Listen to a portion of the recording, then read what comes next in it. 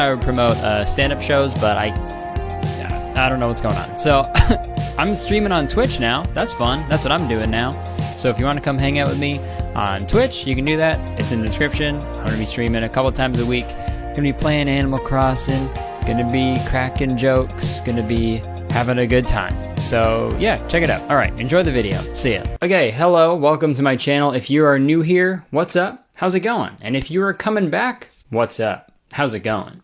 It's really good to see you again. I hope you're doing well. You see what happens when you subscribe to my channel? You get an extra greeting, dude. So press the subscribe button right now. Folks, we got a fun one today, hopefully. A little while back, I did a video where I played the game Episode, and the reception on that video was great, so I was stoked, dude. I was like, nice, now I have a series that I can do on my channel when I'm on tour, because, you know, it's a little easier to film and stuff. I don't have to really script that much, so I was excited. But I don't know the next time I'm gonna be on tour because of the whole thing that's going on, so I'm playing Episode in my usual room. If you haven't watched the first episode of Episode, you should go back and watch that episode. But if you don't feel like doing that, let's do a quick recap. So I am Kurtis, a bisexual girl in high school, and we're doing the baby project where we have to take care of a fake baby for a while. And it's a big deal at the high school, and I made out with Cody Simpson, and I picked him to be my partner, but big fucking twist, I was paired up with a new girl, and something's up. She's saying that she knows me from somewhere, but I don't remember where because I got in an accident and lost my memory, of course. So that's where we're at. Without further ado, let's fucking get back into this shit, all right? Episode 3 for 1 pass. Good, but we got 2 passes, dude. I'm fucking balling out, dude. I got 2 passes, bro. You know how rappers like hold up money to their ear? I'm holding up passes, dude. Like, oh, sorry, can't talk. Married? That's right, you two can't seem to stop butting heads. And this is supposed to help? Your next assignment is due before your wedding tomorrow. Dude, why does that guy pose like, make that one expression the whole time? No matter what happens, he's like... I'm gonna start doing that now. Kurtis, you haven't paid rent in like 6 months. We're kicking you out of your house. Oh man, how am I gonna get out of this one? I don't know, you could just pay your rent that you owe me. It's a pretty easy way. Leah, wait! Why are you being so extra about this? You're right. But all this, between us, it's strictly business, okay? It's not a ticket to pry into places you don't belong. Oh, what should I say, dude? How about your heart? Yeah. Like into your heart, you mean? See, like that, just stop. Sorry, Leah, I guess I'll leave you alone. Shut the hell up, bitch. Go kill yourself. Go sit in the middle of the road and Getting to know you, the building blocks of intimacy. Oh boy. What's your favorite type of music? EDM. Without it, I would never finish an essay in my life. Okay, Leah. I'm starting to double, what does that mean? Was that? Second guess. I was gonna say double guess. I'm starting to double guess. I'm starting to second guess my decision, dude. Writing an essay to EDM has gotta be the most backward shit I've ever heard, dude. Oh, dude. This EDM has got this MLA going wild, dude. Look at all these paragraphs. Hey, former fiance. We need all the donuts you've got. And mine better have pink sprinkles. Come with me while I go get the princess's donut. All right, Gibbs. Jibs? Gibbs, probably, right? What do you look for in an ideal partner? Someone who's hot. That is not what I was expecting you to say. I'm like a cronut, Gibbs. I've got layers. So what about you? Same question. My ideal partner? We might butt heads. We might have butts on our heads. But at the end of the day, we'd be best friends. Because we both have butts on our heads. I think the biggest fights happen when people really care about each other. So Leah really cares about her car. Because if you remember in the last episode, she was beating the fucking shit out of it, so. What do you want to name your baby? Change the baby's name. Yes, dude. Let's name it... How about... Oh, here... Okay, I gotta do one. Chris Fucker. Like Chris Tucker, but Chris Fucker. It looks like you entered inappropriate content. Please try something else. Oh, fuck. Oh, Episode. Oh, Episode is trying to... Hey, look, okay. Those corporate bigwigs over at Episode are trying to censor the little man, all right? They're trying to censor the hardworking, blue-collar working man. And those fascist fucking corporate cucks up there in their ivory towers trying to censor me when I'm trying to speak the truth and name my baby Chris Fucker, dude. Okay, what if we finesse them? Chris Fucker. Hey, episode, you thought you could keep me down, huh? Here with the next question. I'm ready for anything. But she'll answer anything I ask right now. Like, could you see yourself falling in love with your partner? This is my chance to break down her walls and find out exactly how she feels. And here we go, dude. Another fucking episode trying to swindle the little man, huh? Episode's got me by my fucking legs. They're tipping me over and they're shaking me. Alright? Shaking me and catching any coins that fall out of my little tiny pockets. But I'm gonna do it. I'm gonna buy the diamonds because I want the content. That's what I do for you guys. No one asked me to, and I don't have to, but here we go. Could you see yourself falling in love with your partner? Well, you're brilliant, you're hilarious, obviously you're beautiful. There's a lot to fall in love with. Wow, Leah. Wow. Could you see yourself falling in love with your partner? No. No, sorry. As long as you've ever gone without fighting. Should I just told her I don't like her at all, but you know what? Go for it, dude. Nice. Okay. Feels weird watching two cartoon girls kiss in front of a million people, but... Cheers, I'll drink to that, bro. Well, that was unexpected. And right in front of Chris Fucker. Oh yeah, true. You just cucked the baby, dude. Chris Cucker. Alright, I've got the last question. What's your greatest regret? My greatest regret, because of me, my first boyfriend got really hurt. And I can't even apologize because I woke up in the hospital, he was gone. I ruined his life. No wonder he left.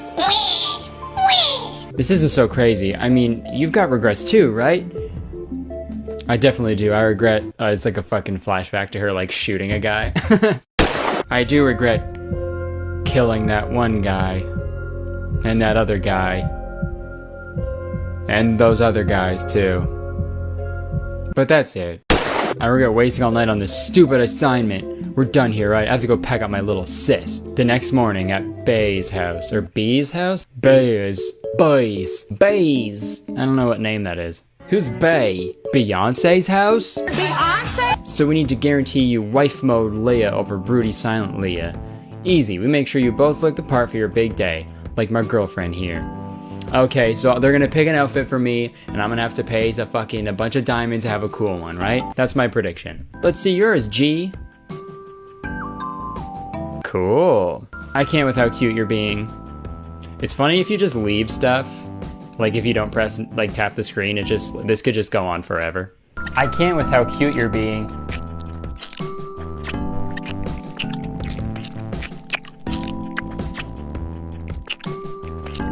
Okay, wow, they're not charging me any diamonds, which is pretty cool. Nice. You so slay in that. I do look pretty hot. I love this jumpsuit. Okay, Leah has to see this. She says, if Kurtis wears that, I'm gonna need to seriously up my game. You've stunned Leah with your look. She's just on the other side of the phone like... She's so slaying in that jumpsuit, I can't move. I can't breathe. You've stunned Leah with your look. If Leah's stepping up her game, let's add a surprise for her. They just shave my fucking head. The perfect accessories will make your wedding look pop. Oh, fuck you, dude. Heat things up in this dazzling look. Heat it up, no accessories required, for 5 diamonds less. Or just go casual. So I can go casual with no accessories for free, or I can go no accessories for 20 diamonds. So it's the same, but I just heat it up, whatever that means. It's, you know, when you're about to go out to the bar, you're like, I'm not ready yet. I gotta heat it up first, and then you're good to go. I'm gonna go casual. No, wait, what? Yo, they tricked me. They tricked the little man, huh? Those corporate bigwigs over at Episode, they tricked me, dude. I thought going casual was like, yeah, no accessory. Okay, dude. I hate this game. I hate it. I hate it so much. Bae, there's nobody else in the world for me. Let's raise our fake baby and someday do all this again. For real. Dude, kissing someone passionately with a closed fist has got to be the weirdest thing I have ever seen in my entire life. In all of my 25 years of being on this planet, that's the weirdest thing. If you kiss anybody while going like that, That's weird as fuck. Kiss me. My face are closed. My face are closed. Kiss me, or I'll punch you. Miss Gibbs, surprise us. Look at my fucking haircut. I've been a jerk. I've punched my car. But I can change. What do you say? What do you say? Make me a part of the movie that's always playing in your head. Whenever someone says, what do you say? I just think they're like a newspaper boy from like the 30s, right? What do you say, huh? You wanna make me part of the movie that's playing in your head? We aced the assignment. Kiss, kiss, kiss. It's Gene Simmons and the rest of the gang walking through. Ah, it's kiss, kiss. Oh my, guys, look, it's kiss. Make it out! Yeah, what kind of weird ass teacher is allowing this shit to happen, bro? I got a gem for it. Cool, good things. It's a good thing that doing stuff costs 25 gems. That teacher gotta be fired, dude. Principal gotta fucking pull him into his office and be like, hey man, why you just letting kids kiss each other in your class and watching it happen and then giving them A+ for it? Well, I got this haircut, so your logic is airtight. And you have just been promoted. Ha! You want a kiss? I'll do one more. I'll do 2 episodes in this episode 2 of the episode series. This is the second one. I'm doing 2 because I did 2 in the first, and I'm doing 2 in the second one. Kiss, kiss, fucking kiss. They're here. They're playing Detroit Rock City, my favorite song of theirs. Ew, what's wrong with your arm, Gina? Get that shit checked out, bro. I'm going to kiss Leah. I guess Kurtis and Leah is happening. Cody Simpson, no. That's when Cody Simpson is sad. Sorry to come to nowhere with that PDA. Penis dick ass. Sorry, I have a phone. I gotta take this call. Wondering if Leah Gibbs will ever leave a room without making her want to scream. You should tell your narrator the girl who bolts after every emotional moment is always hiding something big. Duly noted. They just run everywhere. Duly noted. We gotta run more, dude. Like, jogging, it's lame, dude. We gotta replace just walking with we're running everywhere, dude. It'd be so funny to just like go on a busy street. Everyone's just running all the time at each other all the time. I'm not late or anything. This is just how I move now. Fine, I'll meet you tonight. Uh-oh. Stinky. But this is the last time. You eavesdropping on my calls now? No, I just wanted to ask if you're okay. We need to just focus on our grade. Maybe you can waltz right into your dream school, but no one in my family's even been to college. As if some fucking college recruiter dude is gonna be like, well, how'd they do in the baby project? This is Harvard. We only take people who ace the baby project. I have literally no clue what's with her. Girl, you can't change her. I don't want to change her. I just want to make out with her. I mean, why can't I just kiss someone normal? Right. I hear you're looking for someone normal to kiss. You and Spencer are in a major flirtationship? The fuck, man? That's what I think of that, dude. Great, I'll give you an application for the position. I'll send you all my letters of recommendation. F it, you're overqualified. Come on. Wah! Chris Fucker.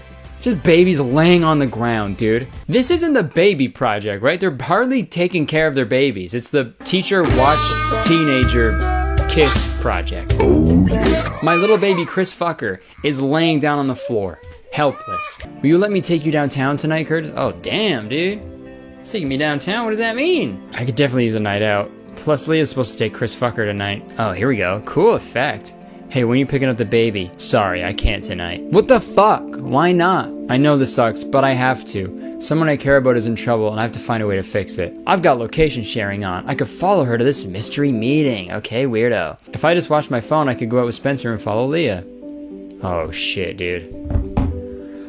Oh, God, what do I do? I feel like we gotta do both. How much is 30? Oh, God. Why do you gotta do... Oh, wait. For 20, I have 8 diamonds right now. I can do 22. That's exactly enough. Maybe there is a god. We're doing both, dude. I'm spending all my diamonds, dude. Oh, sorry, I can't talk. All right, so we're going on a date. Cool. Chris Fucker seriously hasn't been this quiet since we were partners, actually. Guess we have good chemistry. Speaking of which, ready to slay our big scene? I'm kissing everybody, dude. No one's safe. Coo. I know it's like a baby coo sound, but it's very funny if he's like, coo. You're just such an amazing person. You got Spencer to admit his true feelings. Yes! Rock and roll, dude. Coo. I should still be in time to catch the mystery meeting. Oh, I think I hear Leah. Oh my God, I think I hear Leah. Dad, say kid, you wanna go inside and grab a pint? Dad, I'm 18, I don't drink. Well, how about an ice cream sundae? I'm good, just spit it out, Dad. He has ice cream in his mouth. Okay, fine, I wanted it, but alright. Since you asked, could you float me a little cash? Aw, you scumbag. Hey, can you float me a little cash? I spent it all on diamonds. There's this new game called Episode, and it's really awesome. I'll get a job and start making those payments again. Really. Is he related to fucking Spencer? He keeps doing that. And then hand down. And then right back up, and hand down, and right back up again. You know, I thought you walking on us was the worst thing you could do, but now I know it wasn't. Don't give me some speech. What do you know about any of this? I do know, Dad. I know because I fell in love. Love? Oh my god. I mean, Kurtis has gone above and beyond to deal with my crap. Whatever, why am I even trying to explain this to you? Here's all the money I got. Good luck, Dad, and goodbye. Thanks, kid. Later that night. Okay, so I'm having a dream, or a flashback. Kurtis, it's just one night. This is Justin Bieber in 2013. Another nightmare. I wonder if Gina's still up. Kurtis, it's like 2 a.m. You okay? Wah, wah. I was in rush hour. Wah. I had a new nightmare. Tony and I were fighting with something before the crash.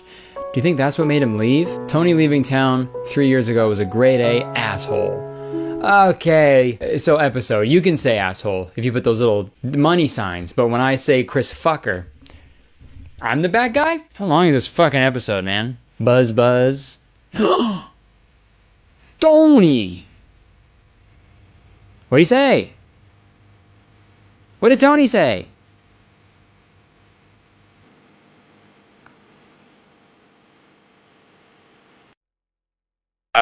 Okay, so Tony texted me and then I died, and then someone stole my baby. Spent more money that I didn't want to for stupid shit that doesn't matter at all, but here we are, dude. It's quarantine. What else am I gonna do? If you like the video, press a button. Just any of the buttons. Leave a comment, let me know if you want to see a part 3, even though it'll happen. I want to get through this whole baby project thing. Description, check it out for all the shit I do. You know, my Twitter, Instagram, podcast, merch, all that bullshit. Oh, I'm also Twitch streaming now, so check out my Twitch. I actually have to go though, because I hear Leah, and I want to listen to what's going on. Hey there, welcome back to my channel. If you're new here, what's up? How's it going? And if you're coming back, what's up? How's it going? It's very good to see you again. See what happens when you subscribe to my channel? You get an extra greeting at the beginning of every single video. So press the subscribe button for an extra greeting, okay? Folks! Been a while. I'll admit it, okay? I was away on vacation. I was in Mexico for a week. I was out of office, you know, hold my calls. Just kidding. And I got the absolute worst sunburn I've ever gotten in my life. And I'm still fucking peeling, dude. Check it out. Oh, look at that, dude. Look at that flake of skin, dude. But I'm back. All right. And while I was on vacation, I saw a lot of people vacationing, obviously. I saw a lot of people living it up, you know, taking a break from their busy lives. And I saw a lot of drinking when I was away. Mostly I saw a lot of dads drinking, you know the drinking dads, the ones with the goatees and the fast sunglasses and the cargo shorts. And they're just pounding back Labatt Blues at 9 a.m. because, you know, finally a break from the wife, you know? Take my wife, please. Where's that divorce I ordered, you know? And I'm not roasting someone for drinking a lot of alcohol. You know, we all do that. If we're over the legal drinking age, of course. Drinking is sick, dude. I'm not saying it's not. Drinking is fucking rad, you know? There's nothing like a good old-fashioned cocktail. You got your Manhattans, you got your Moscow Mules, you got your Negronis, dude. Yeah, that's Negronly thing I'm gonna be drinking. Just kidding, I don't like those. I just thought the joke would be funny, but I was wrong. Okay, so drinking, it's a lot of fun, right? Whoa, hand me that beer. But like literally everything else, it's good in moderation, right? And recently there's been a certain glamorization around consuming copious amounts of alcohol for some reason, and it's not very good. You know, you've got the pages like Barstool Sports, who just fucking suck. And you got Total Frat Move. You guys know those guys, right? Total Frat Move. Dude, you remember back in university when I joined this super misogynistic Greek cult? Oh, dude. That was such a total frat move of you. And you know what? I'm ashamed to say it. I've laughed at these videos before, you know? Someone drinks too much and they fall down. Classic comedy. But you know when you're watching one of those videos and you're like, you know, this is funny, but I'd love to see the content of them drinking all the beer that made them fall down. Look no further. That content fucking exists. People drinking alcohol in front of a camera. And that's it. Wow. I've seen this over the last few months and I've wanted to make a video about it for a while because it's just so fucking baffling to me. And I'd love to take a closer look at it. I don't know, maybe I'll start to understand why these videos are so popular. So there are a bunch of these accounts, but I've narrowed it down to 2, and they're gonna be the subjects of today's video. First up, his name on Instagram is @SteveWillDoIt. And what will Steve do? Let's fucking look, I guess. Love me some vodka Sprite this time of year. It's a little pre-game drinky poo. Get a little drunky poo on pretty quick.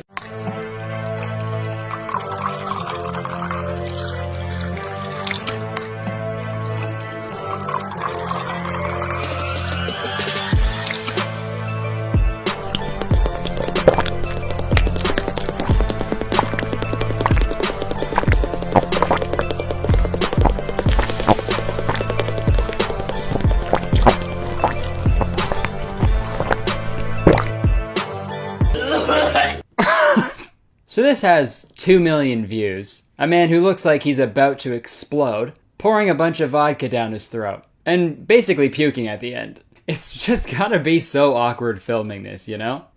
I'm good.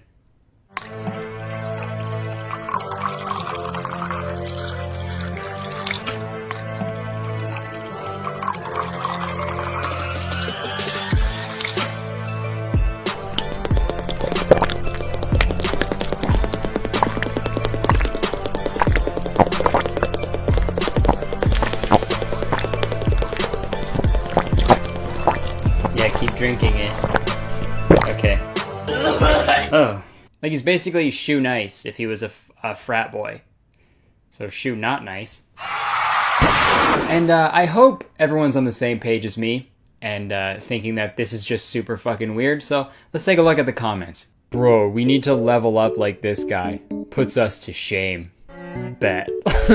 Yeah, dude. You gotta do that. Oh, you wanna be my friend? You better straight up get fucking alcohol poisoning, my guy. Yeah, dude. You gotta have no liver, alright? Liver, I hardly know her, you know? Stupid. Alright. Okay, let's take a look at this one where he drinks, he shotguns a Four Loko with hot sauce in it. This is the shotgun snorkel with hot sauce.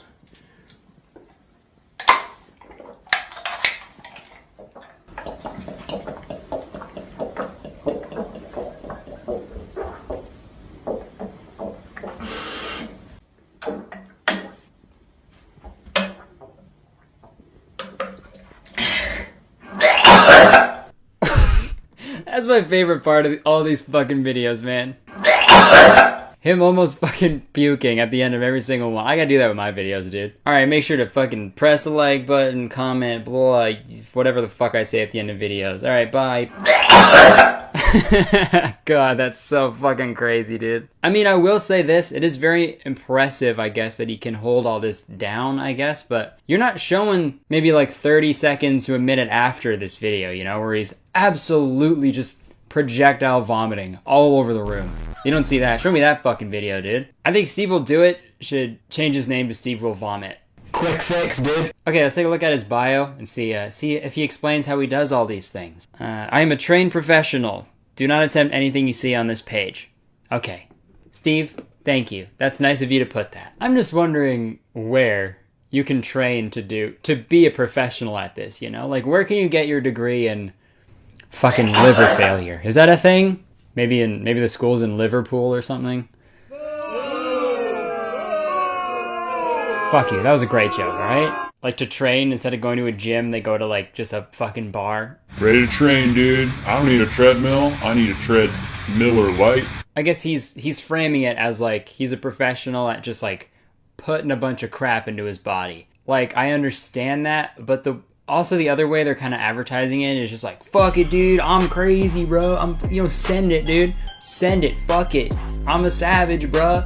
I will do it because I'm Steve. I don't know, maybe I'm thinking too much about it. It probably is just mindless content, but God, it's just so weird, you know? So we all know, Steve will do it, but has anyone ever stopped to ask, should Steve do it? We'll put Steve on the back burner right now, and we'll go to our next subject. This person's name is Jesse Sims Official. Just in case you saw any other Jesse Sims account and you were wondering if it was the official one or not. So she posts similar videos to our good friend Steve, but she also posts other content. She doesn't limit herself to that. I mean, we're gonna focus on the videos, but this fucking picture, dude, sorry.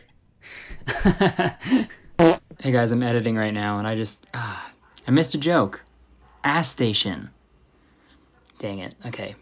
Back to the video. Okay, let's take a look at one of her videos, shall we? This one's called Drinking in Public. Tag a savage.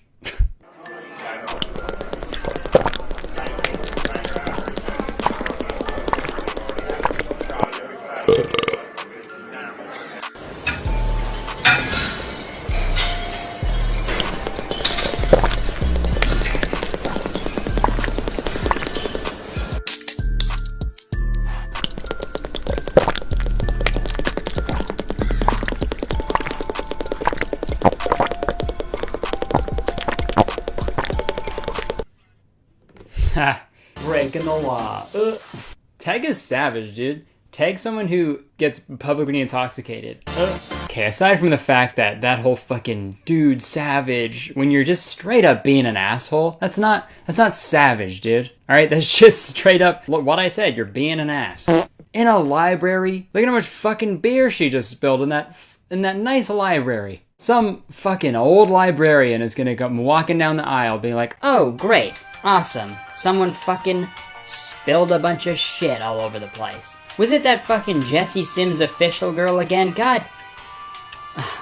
What am I gonna do? She's a savage. like, I feel like she's probably super annoying to bring out to, like, nice dinners, right? Like, everyone is just hanging out, enjoying each other's company. There's a bottle of wine for everybody to share. But nope, not for Jesse Sims Official. This is such a nice night. I'm so happy that we all got to come out and do this. Like, this wine is great. And hey, Jesse, stop! Oh my fuck! Seriously, why do you fucking do this every time? It's not even like it's gross. It's annoying. What are you even doing? Tag a savage. How do we tag someone? This is real life. All right, let's watch another one. In LA, we like organic shit, bitch.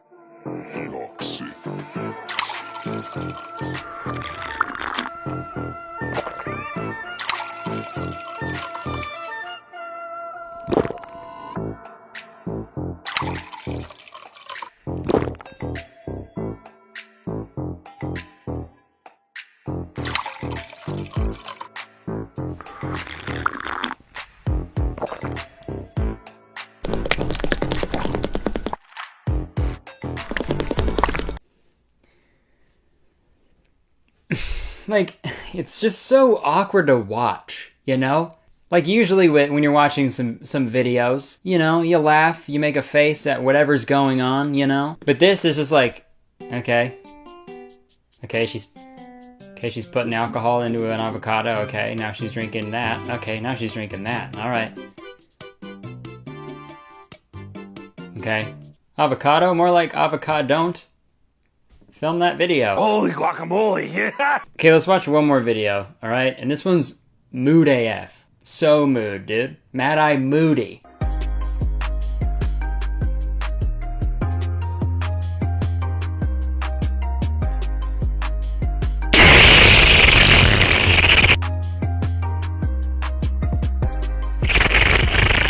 That's too much wine. Hey, that's too big. Oh. A classic comedy, dude. This is the same shit as that fucking pizza video that we talked about on my bonus episode of my podcast, but that's neither here nor there. Drinking a bunch of alcohol is not a personality trait to Jesse and Steve, alright? Both of y'all. Also, there's no real way to prove that these are real, you know? Like they say, I've seen in the comments and stuff, people said like, oh, you heard it crack, so it's new, and there's no way that it could be a fake thing. But you know what? I'm gonna prove to you how easy it is to fake one of these videos. So here's my video from Kurtis Will Do It. What's good, guys? It's me, Kurtis Will Do It. I'm here today doing this wine bottle chug challenge. Pretty nervous, man, but let's see if we can fucking do it, shall we? All right, I'm just gonna open this. Oh, hold up to the mic so you can hear the crack here. Legit. Oh man, all right. Bottoms up.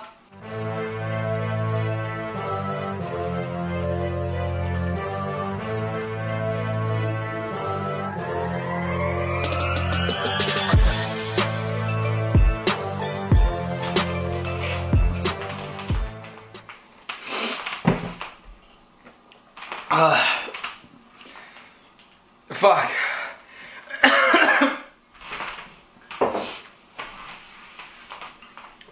Alright, fucking tag a savage. See? Easy as shit, dude. Kurtis will do it. And I'll do it better. Tag a savage, dude. Tag me. Like, I just don't understand this content at all, you know? Like, you're showing the boring, unfunny part of drinking. You know, the funny part is when they're drunk and they're doing stupid stuff like, oh, dude, I'm so drunk, I fell down. Like, watching these videos, it's just, to me, it's the same as watching, like if you're to get ready to watch, like, a basketball game, and then it just showed the locker room. That's the part before all the entertaining shit happens, you know? Or if I showed, like, a full unedited clip of my video when I do the fucking two-person scenes. Nobody wants to see that. I'm character A saying something to character B. All right. I'm character B saying something in response to character A. Nobody wants to see that, dude. It's not funny. I don't want to watch any more of these videos. I think you guys get the gist, and it's just like, I'm bored, you know? I'm bored watching them. It's nothing cool. That's content, dude. I think for the most part, if you're like an adult and you watch this, I think you're on the same page. You're like, what the fuck? This is so weird and gross as shit. But I've made this point before in my other videos about shitty, stupid Instagram content. Like, there are a lot of young, impressionable people on that app right now. And they'll watch this video, they'll see all the views, they'll see all the comments being like, oh, this guy's sick. Whoa, we gotta drink like this guy. And then in their head, they'll be like, oh, okay. Drinking a lot makes me cool. Got it. Nice. All right, got it.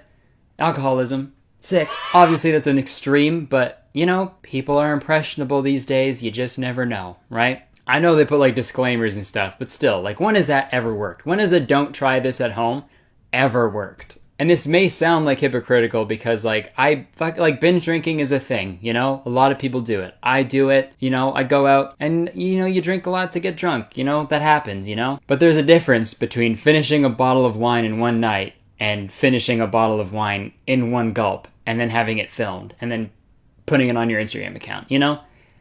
Very different things. And it's just so goddamn awkward, okay? It's so hard to watch. Oh, sure. Young, impressionable minds will be forever ruined by this. Whoa. But it's just so awkward, dude. That's the real problem here. If Steve really will do it, stop making these videos, all right? And if you don't, then your name is wrong. You should change the Steve will do it to Steve will do most things, but not everything. Tag a savage, dude. Me. I'm the savage.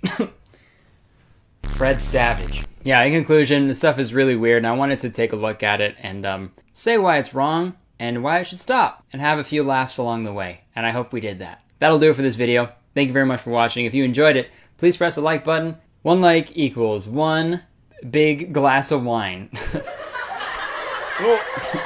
So crazy. Leave a comment, let me know what you thought. Tag a savage if you want to. Might as well. That'd be pretty savage. Be so savage if you tagged a savage. And don't forget to press the subscribe button, because I make a video every single week, and they're so much fun, dude. And you get an extra greeting at the beginning of every single video. So press subscribe button, join Kurtis Town today. Speaking of Kurtis Town, we got some great new Kurtis Town merch down in the description, so you can take a look at it, grab some. It's nice and good, and it's the best merch in the world. So there you go. That's a fact, dude. Also, down in the description, you can find links to my social media, my Instagram, my Twitter, links to my weekly podcast called Very Really Good. It's a lot of fun. If you enjoy my videos, you'll enjoy the podcast as well. You can listen to it for free on Spotify and iTunes, and there's also a Patreon for that podcast where you can hear the episodes a week early, and there's also a bonus monthly video episode. All right, thank you very much for watching. I've been Kurtis Conner. I'll see you next week. I gotta go butt chug some hot sauce. Bye-bye. Hey guys, thank you so much for watching. If you want to see more from me, you can click right on the screen. You can watch more shit from me, and don't forget to press the subscribe button. All right,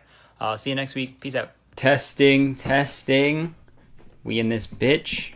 Finna get crunk. Eyebrows on fleek. The fuck. All right. Hey guys, welcome back to my channel. If you're new here, what's up? How's it going? And if you're coming back, what's up? How's it going? It's really good to see you again.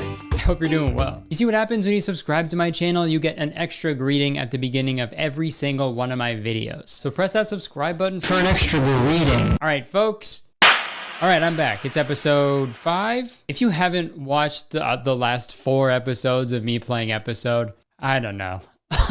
I'll be honest with you, I don't know. I don't know what to tell you. I'll sum it up really quick. I play Kurtis. I'm a bisexual theater kid. I'm doing the baby project right now. I got paired up with Leah, the new girl, and we're taking care of this fake baby. I got in a car accident and lost my memory, apparently. My boyfriend who disappeared, hired Cody Simpson to keep tabs on me. And the last episode ended with my friend Gina finding out a huge secret about Leah. But yeah, that's where we're at. I can't wait till I'm done this series. I get tweets and messages every day telling me to post another episode video. So here we are. So we're on episode 9 of 15. Hopefully I'll do 3 episodes today, and then we'll do a big finale after this video. So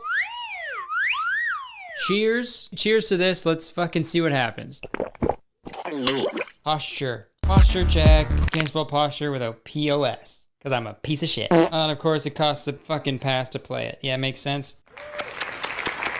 Have you done this before? You already know I've never had a girlfriend, so this would be something serious. To me, very. Kurtis, I know you're the one I want to be with. Do you want the same thing? I want to... Okay, should we start off guns a-blazing? That's the way I've been doing it, so sleep with you. I want to sleep with you, Leah. Yeah. What are you waiting for? What if it just showed it? What if it just showed the whole fucking thing? Wow, now I wish I'd gone underwear shopping. These are weeks old, I haven't washed them. You reek of piss and shit. Are you ready? Are you ready? Yes. Do you still want to do this? Yes, yes, yes. Yes, yes, very nice. Okay.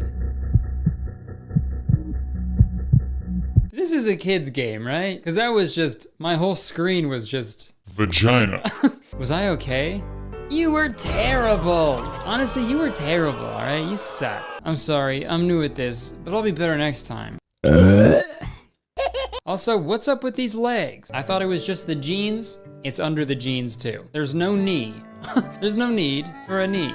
It's thigh, shin, foot. Nothing connecting them. Get it checked out. Did you see where my shirt went? I threw it somewhere. Jesus, okay, chill. Just face in the vagina. I didn't see it. I think it's gone for good, but I've got a clean tee you can wear. Your fave tee? For real? And here we go. Here we go, episode. You're punching me in the balls and taking my fucking cash. Right out of the gate. No foreplay? No? No foreplay episode? You're just gonna fuck me? Just gonna fuck me right off the bat, huh? All right. I'll take it.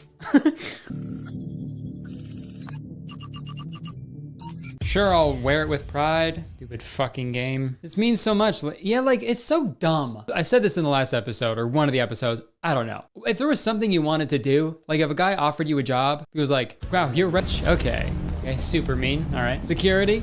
I mean, security. We're just at a coffee shop. I don't think your security would be here. Security. Okay. Security. I think this is the happiest I've ever felt. I've never been this happy. Aww. Trust me. Good night, Leah. Damn, that was quick. Good night. Have you heard from Tony? Not a word. Gina, come on. You think I can't tell when you're lying? Okay. She didn't tell me where she was, but she said her tendon was severed. No, not her tendon. The doctors say she'll never play lacrosse again. No! She said it's all your fault, Kurtis. She's not coming back. It's okay. I'm right here. You're just having a nightmare. A lacrosse nightmare, the worst kind. Oh no, not again. Do you still dream about Tony? Actually, yeah. Let's just try to sleep. If we ignore it, maybe it'll stop. Nice. Kurtis, I feel that. That is how I deal with all my problems. No, Kurtis, as long as you're with me, it'll never stop. It's all because of me. weren't the one who crashed that night. I was. You weren't even in Riverside 3 years ago. You're right. I was on the east side. And I threw the party that night for the lacrosse team. You threw the party Tony was at? Holy shit. Oh my God. You need to tell me everything now. My dad's alimony check didn't come that month and we needed to make rent. I figured rich jocks plus booze equals enough cash for... What? What the fuck does that mean? So you don't have enough money for rent, so you throw a party to pay your rent? I don't think that would work. I thought meatheads would be able to handle their liquor. I was pushing drinks on them. What the fuck was your logic, Leah?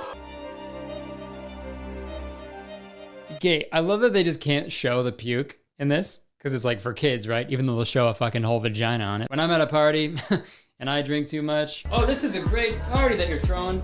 You said to give you money for your rent? Oh, that doesn't make any fucking sense. Oh, I'm so drunk.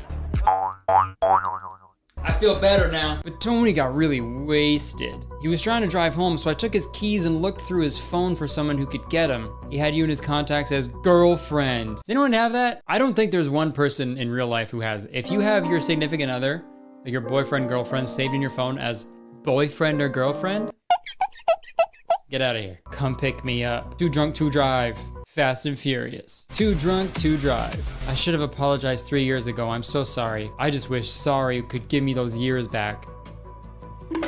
And of course, again, just running all the time. Kurtis, the roads are icy. I just don't want you to get hurt. It's way too late for that. Bitch. Buzz buzz. Must be Gina. Gina. I have like 10 missed calls from her. Let's pull over and then call us be safe. Buzz buzz buzz. What is it, Gina? So regardless, I would have gotten a fucking accident, right? Right, episode? You're just toying with me. You're giving me the illusion of choice. Leah, is that you? Oh, it's fucking Tony. Look at his shoes. Called it. Every guy has the same haircut. All right, next episode. How long was I out? Relax, it was only a few minutes. Actually, should I give him an accent? I should give him maybe like an Italian one, because his name is fucking Tony, you know? Relax, it was only a few minutes. Don't tell me to relax, this is legit crazy. Hey, you should be thanking me. Not yelling at me. I'm the one who called the ambulance. Bada bing, bada boom. So why come back at all? I was on my way to the house when I passed you on the road. Are you seeing anybody? Yeah, I'm seeing someone. Fuck you. I knew it. I never trusted that Spencer Smith. Now I'm Southern? What am I doing? I can't believe he do this to me. What are you talking about? I have to go take care of some loose ends. Swim with the fishes, huh? Just close your eyes. Yep, just sleep, fully clothed. That's normal. Arms at the side, fully clothed. Not a robot. Totally normal. Don't worry about the fact that you're all alone in a big dark house. Crack, crack. Someone outside her window selling crack. Crack, crack, get your crackhead. That's probably nothing, right? Leah just shivering outside someone's house. I knew you'd never be able to fall asleep in the big empty house all alone. I'm not having this conversation in front of the neighbors. You can come in for a minute. Uh-oh, they're gonna fuck. I don't need a babysitter right now. I need... No, I think you do, because you have a baby that you haven't fucking taken care of the last 3 episodes. I need my girlfriend. I know you don't need a babysitter. You're the strongest person I've ever met, and I've punched a car. I'm pretty fucking strong. How can I push away the only person who came when I needed someone? The one who really understands me. Episode. I hate your business model so much. And I hate your character models too. Their legs look so weird. And yet here I am. Do I pay? Do I get them? What's another $2.79? Sure, stay the night. I have no backbone. So sad. Didn't even pick the carpet. Every character in this is insane. Go to sleep, Leia. I would, but now I can't sleep. Maybe it's your guilty conscience. Or the fact that you're lying on a hardwood floor. Thank you. Yeah, get her in. You can sleep in my bed. I guess Leah already left. Oh well, that's probably for the best.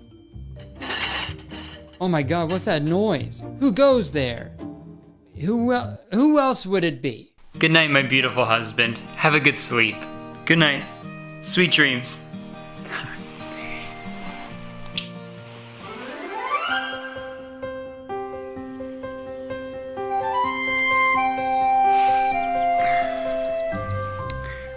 morning. Who the fuck is that?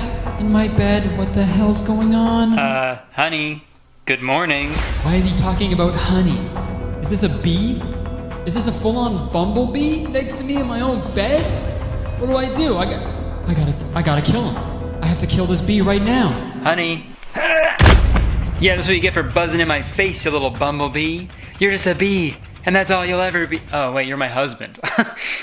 Oh, man, I gotta stop doing this. Hold up, this is a robbery! So you think you can just waltz on in here and take our stuff, huh? You think you could come in here, pull my pants around my ankles, smack my balls around a bit, huh? Not gonna be that easy, sir. Honey, what's going on? There's that bee again! Wait, where's Chris Fucker? Chris Fucker's not here? Oh, big shocker. These are the worst parents. They just forgot the baby at the scene of the car crash. Oh, holy shit. To be continued. I gotta wait 3 hours to play the next one. I gotta pay for more passes. If anyone's gonna make fun of me for buying diamonds, Megan Thee Stallion does it. Real hot girl shit. Oh shit! I got a warning that there's mature themes. I can't believe I forgot Chris Fucker. That's Chris Fucker. It's coming from that building. What if they go into the building, it's just a different baby? They're like, it's like a human baby. They're like, oh wait, never mind. That's not our baby. That's some fucking real baby. Get that out of here. And if that mockingbird don't sing, Earl's gonna buy you a diamond ring. Hello? You guys looking for a towed car? That, and you're singing to our homework assignment. Peanut belongs to you? Yes. I mean, Chris Fucker belongs to us. Bald guy. I guess all guys don't have the same haircut in this game. It's either Cody Simpson hair, shaved on the sides, or bald. That's it. Those are the 3 choices you have. Leah, I want to be together. Do you really think we can make it work? Dude, yes. Every episode, they're just like, I want to date you, but I don't know. And then they fuck, and then they're like, should we do this? I don't know. Let's have sex again, just to make sure. Idiots, man, grow up. Policeman, Earl, I got another one for you. Oh, what an adorable baby. Got your hunk of junk outside? The toe's on me. Your perfect family lifted my spirits. See ya, bye. Leah, where are we going? Just trust me. Uh-oh. Leah, why are we at the lake? Well, that's beautiful. Wow. Well, you said my love probably wasn't even as deep as the lake, so we're gonna test it. Drowser. You can't jump in the lake. You're gonna freeze to death. Are you crazy? Yeah, I am. Crazy for you. Uh-oh. Okay. This is a big red flag. Don't do that. I'm not gonna just walk away from us, okay? And I'm short on rent, so I need to jump in the lake to pay for my rent. I'll do any crazy thing I can think of that might win. Okay. Let's try that again. I'll do any crazy thing I can think of that might win you back. There we go. I'd swim in this toxic swamp for you any day. Dude, that is beautiful. If you're texting like your crush, this is a good line. Send them, I'd swim in this toxic swamp for you any day. Send that exact message to them and they're yours. Tweet me the screenshot if you did it. What is it you wanted to show me? I've been making a video diary since the day I came to Riverside. And it kind of ended up being about you. You've been filming it all year and it's about me? All right, let's see it. Here goes, my best attempt at that famous Kurtis voiceover. You notice I do that? Of course, I notice everything about you. I notice everything. Everything. All right, here goes. First day at Riverside High. Hey, there I am. Remind me why I had to transfer here again, Mom? Honey, you're gonna be the first Gibbs to go to college. Oh, so that cop didn't go to college? Weird. Feel like they should. As long as you promise not to pull your classic police escort trick when you walk me to class. Sure, honey, I promise. I gotta go arrest people for small amounts of marijuana. Bye, honey. Here we have the elusive Curtis Taylor's in her natural habitat, the stage. Curtis, you look amazing in that dress. I hope I can get the courage to tell you how beautiful you are someday. This is fucking so creepy. Oh my God. You look so beautiful. I hope I can tell you one day. If you look behind you, there's a wall, and written in my blood is a poem for you. Let me just say I know how this looks. Oh my God, Leah, what the fuck? Okay, so much has changed since my last history. I can't believe it, we're dating. I just ruined everything. Okay, this is a roller coaster, man. I should have told you the first time we talked, Curtis. I made a huge mistake and I'll never be able to erase that. Will you ever be able to forgive me? I know you love being the star of your own movie and I wanted you to know you're the star of mine too. I want to, I don't know, push her back into the lake? That was fucking weird. Buzz buzz. SOS, play disaster. My place now. Leah, we have to table this. I need to get to Gina's. Happy 18th birthday to my favorite goddess.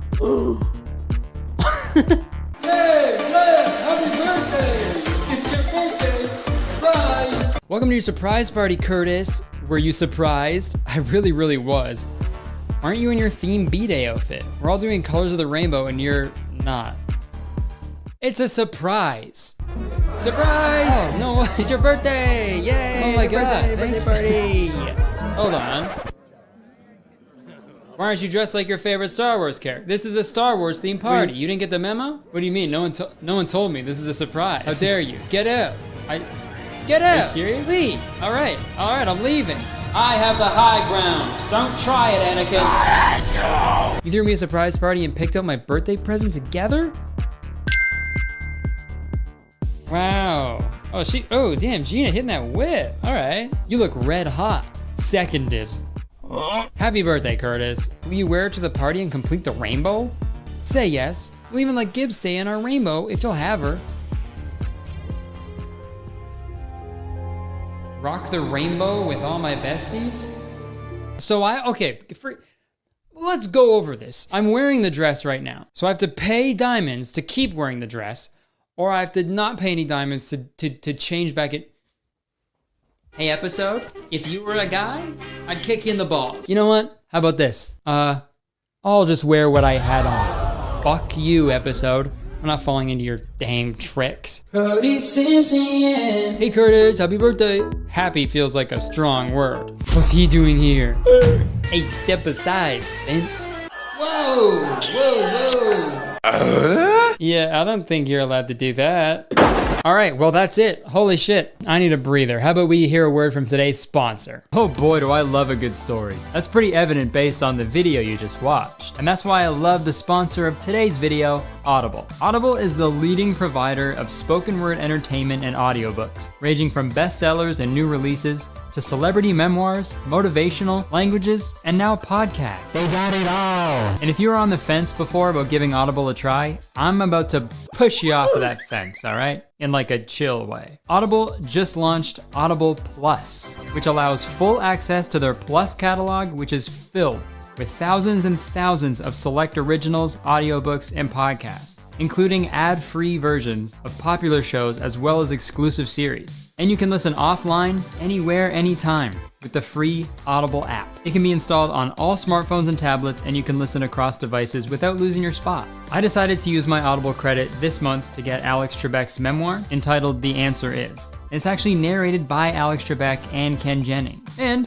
I also realized I had an extra credit from a few months ago that I didn't use. Doof. So I went ahead and got John Cleese's autobiography entitled So Anyway. And I think that's my favorite part about Audible. You know, if you don't use your credit one month, it just carries over to the next one. And folks, now is the best time to give Audible a try. Because with Audible's holiday offer, you are getting their best offer of the year. If you give them a try right now, Audible is only $4.95 a month for your first 6 months. And that price includes the entire immediate access to Audible Plus. And after your first 6 months, it's still only $7.95 a month to download and stream thousands of all-you-can-listen audiobooks, originals, and podcasts, including the Audible Plus plan. And getting started is so easy. Just visit audible.com/KurtisTown or simply text KurtisTown to 500-500. Thank you to Audible for sponsoring yet another one of my videos. Hope you guys checked them out. Like I said, this is literally like the best time to do it if you're gonna do it. And you should, because it also supports me and my channel, so everybody wins. So again, that is audible.com/KurtisTown or just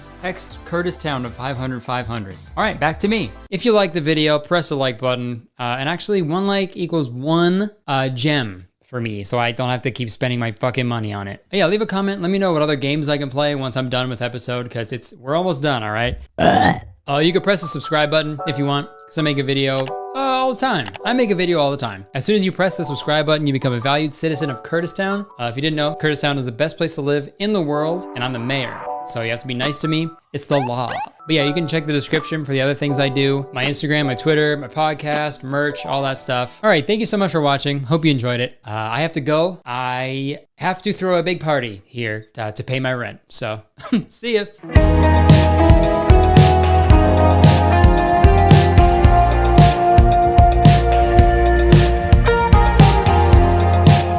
Omicron thing chills out. Omicron, or more like, oh my God. I'm scared. But no, thank you so much, everybody came out. The shows were so much fun. Had a great time. But let me tell you, living out of a suitcase, no fun. Okay, I forget which pile of underwear was clean and which one was dirty. Might as well throw them all in the trash just to be safe.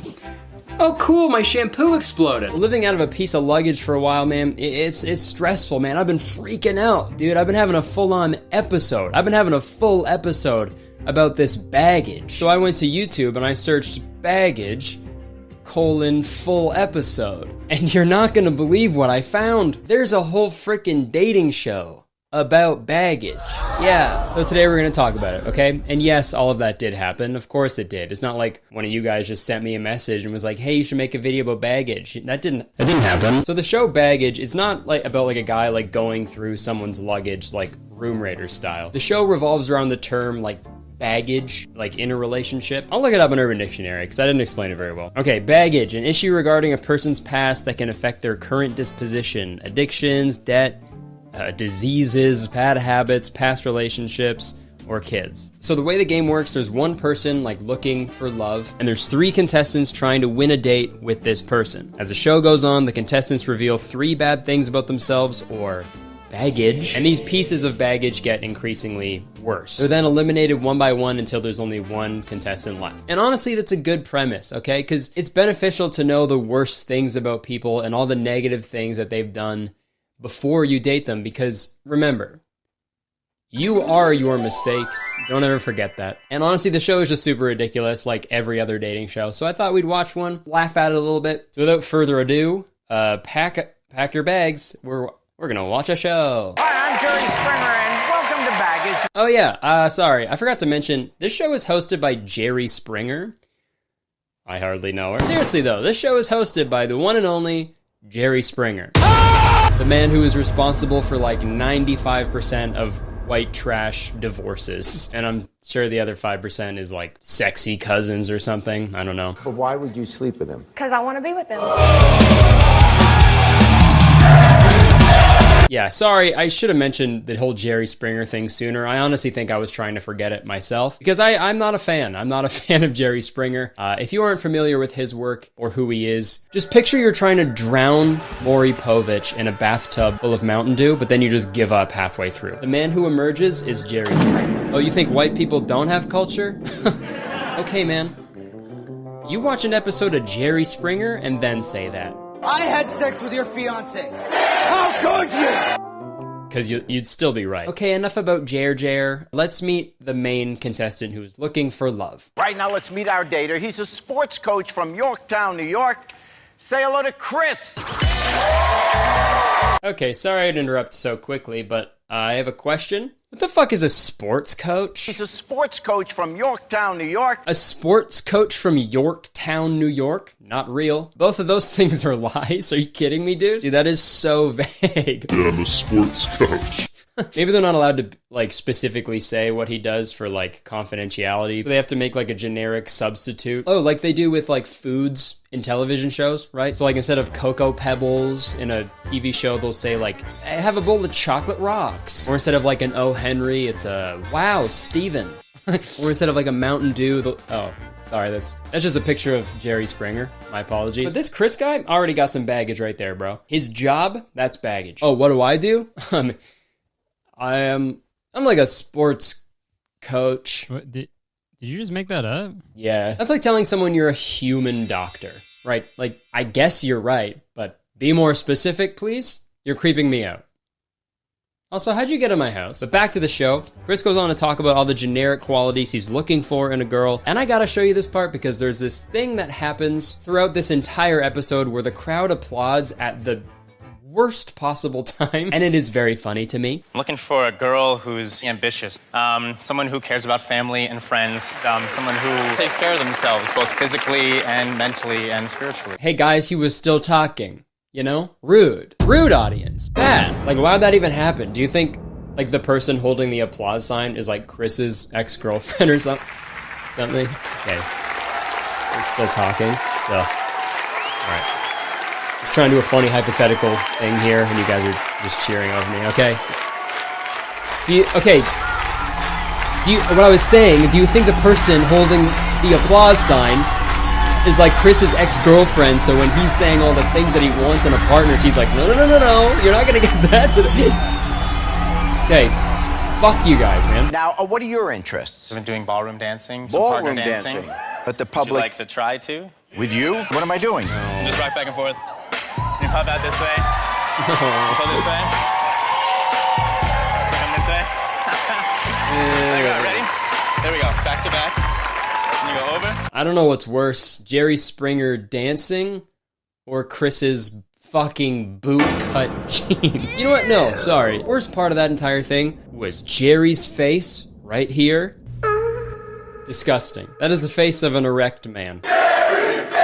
Okay, while we wait for Jerry's Springer to soften, how about we meet the ladies? First up, we got Caitlin. I enjoy dancing, hanging out with my dog, and getting physical with the right man. Maybe you could be him? Next up, we got Holly. Hi, Chris. I love shopping, working out, and spending time with my family.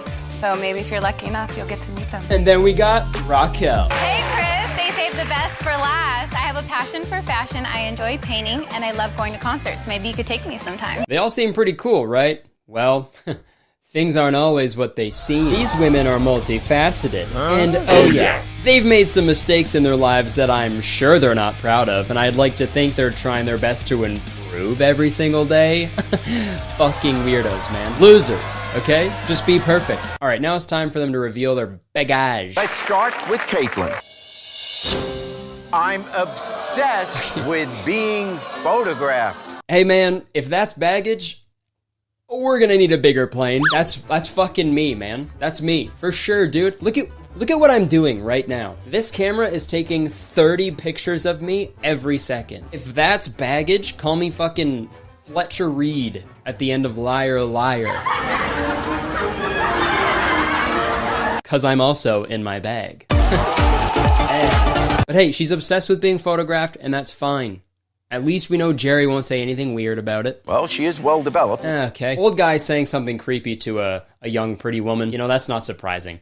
Let's see Chris's response to this, though. Just kind of like a vain thing. I mean, photographs are great to capture the memory and all, but I mean, I don't know, it just seems like it might be all more about you than kind of the moment and going out and about and enjoying life instead of kind of documenting it all the time. Again, audience just cheering way too fucking early. I love to look and feel beautiful. I love when people give me the attention. And wouldn't you take pictures of me all day if I were with you? Damn, all right, that was smooth as hell. Okay, that was a smooth response. And what's great about that is Jerry already did his super creepy thing, so we don't have to worry about him doing that again. No. No, Jerry. Perfect.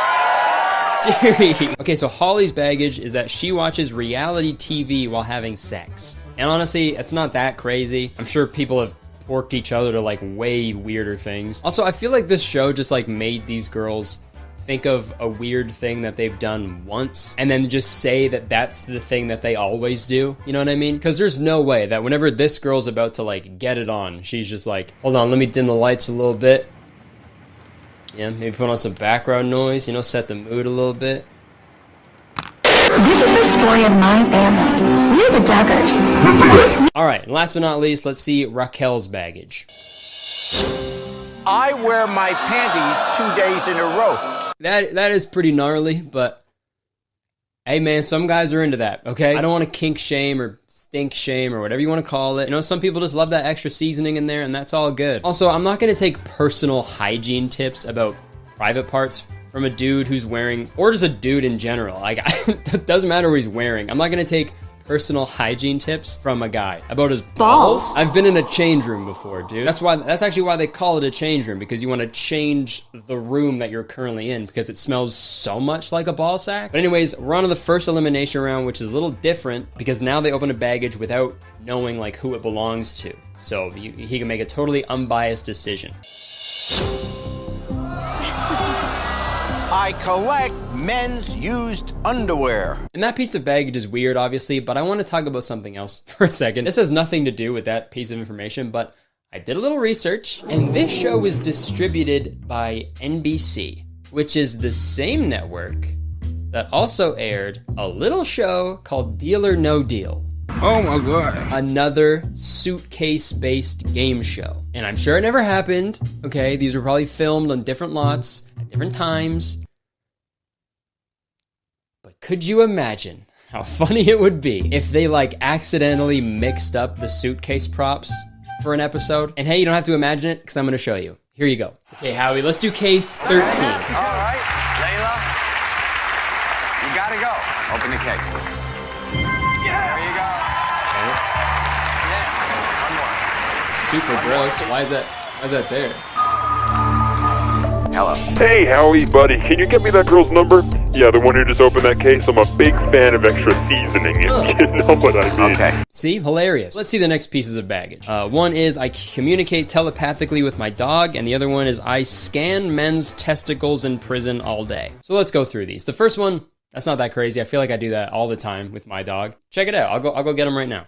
Okay. Kiwi, what's on your mind, huh? November 13th, 2029. The end of days has been foretold and all human scum. He's just joking around. And also about that next piece of baggage, the scanning men's testicles. Chris does not like that. I don't want a girl who's touching other guys' stuff all day long. I want her only touching mine, you know? And like, I thought it was pretty obvious that like, that's like her job. She's obviously like a prison nurse or a prison doctor or something like that. You know what I mean? It's not like she's like breaking into prisons across America and just fucking scanning balls. Scanning balls. Like some little scoundrel like running from prison to prison. Like that's obviously not what's happening, but Chris is like jealous already. I want her only touching mine, you know? Like how insecure do you have to be to like worry about that? Hey man, you're wearing boot-cut jeans, you know? It's a job that someone's got to do, but I'd be concerned about her safety. You should be worried about your safety, Chris. I'm gonna kick your ass. I hate your pants. No. Wait. But anyways, Chris has to send one of these girls home, so let's see who he picks. Chris, which one is your deal breaker? I scan men's testicles in prison all day. Caitlin, if you want to explain. That's not the only thing I scan. I scan hearts, livers, veins, and arteries. I'm sorry, Caitlin, but it is time to pack up and go. I guess your testicles aren't ones that I'll be looking at anytime soon. Gross. We'll skip over the next part because all they really do is like dance for a second, and I still don't know why they do that. Now it's time for the girls to reveal their biggest piece of baggage, okay? So let's see what they are. I dumped my fiance with a text message.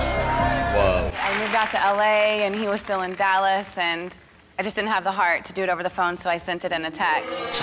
You know, I just didn't have the heart to do it over the phone, so I did it over the phone in like a different way. Terrible, but you know, Chris, if things work out with us, I would do it in person with you. Dude, if you pick me, I'll dump you in person right fucking now, dude. Have you seen your jeans? They're cut for a boot. Okay, now let's see Raquel's biggest piece of baggage. I'm addicted to online shopping and I'm $50,000 in debt. Hey man, aren't we all? An addiction of one thing can lead to addiction of other things, so it's just a concern. Okay, fucking super weird time to cheer again. An addiction of one thing can lead to addiction of other things, so it's just a concern. I'm fucking convinced that these audience members they're all wearing noise-canceling headphones and they don't actually fucking know what's going on stage. Yeah, addiction of one thing can lead to an addiction of another thing, you know, and it's like, you alright, brother? Good stuff out there. Alright, super inappropriate, man. I'm talking about addiction. It's like a really serious thing. Yeah. Alright. Good job. Hey, what are all these suitcases for?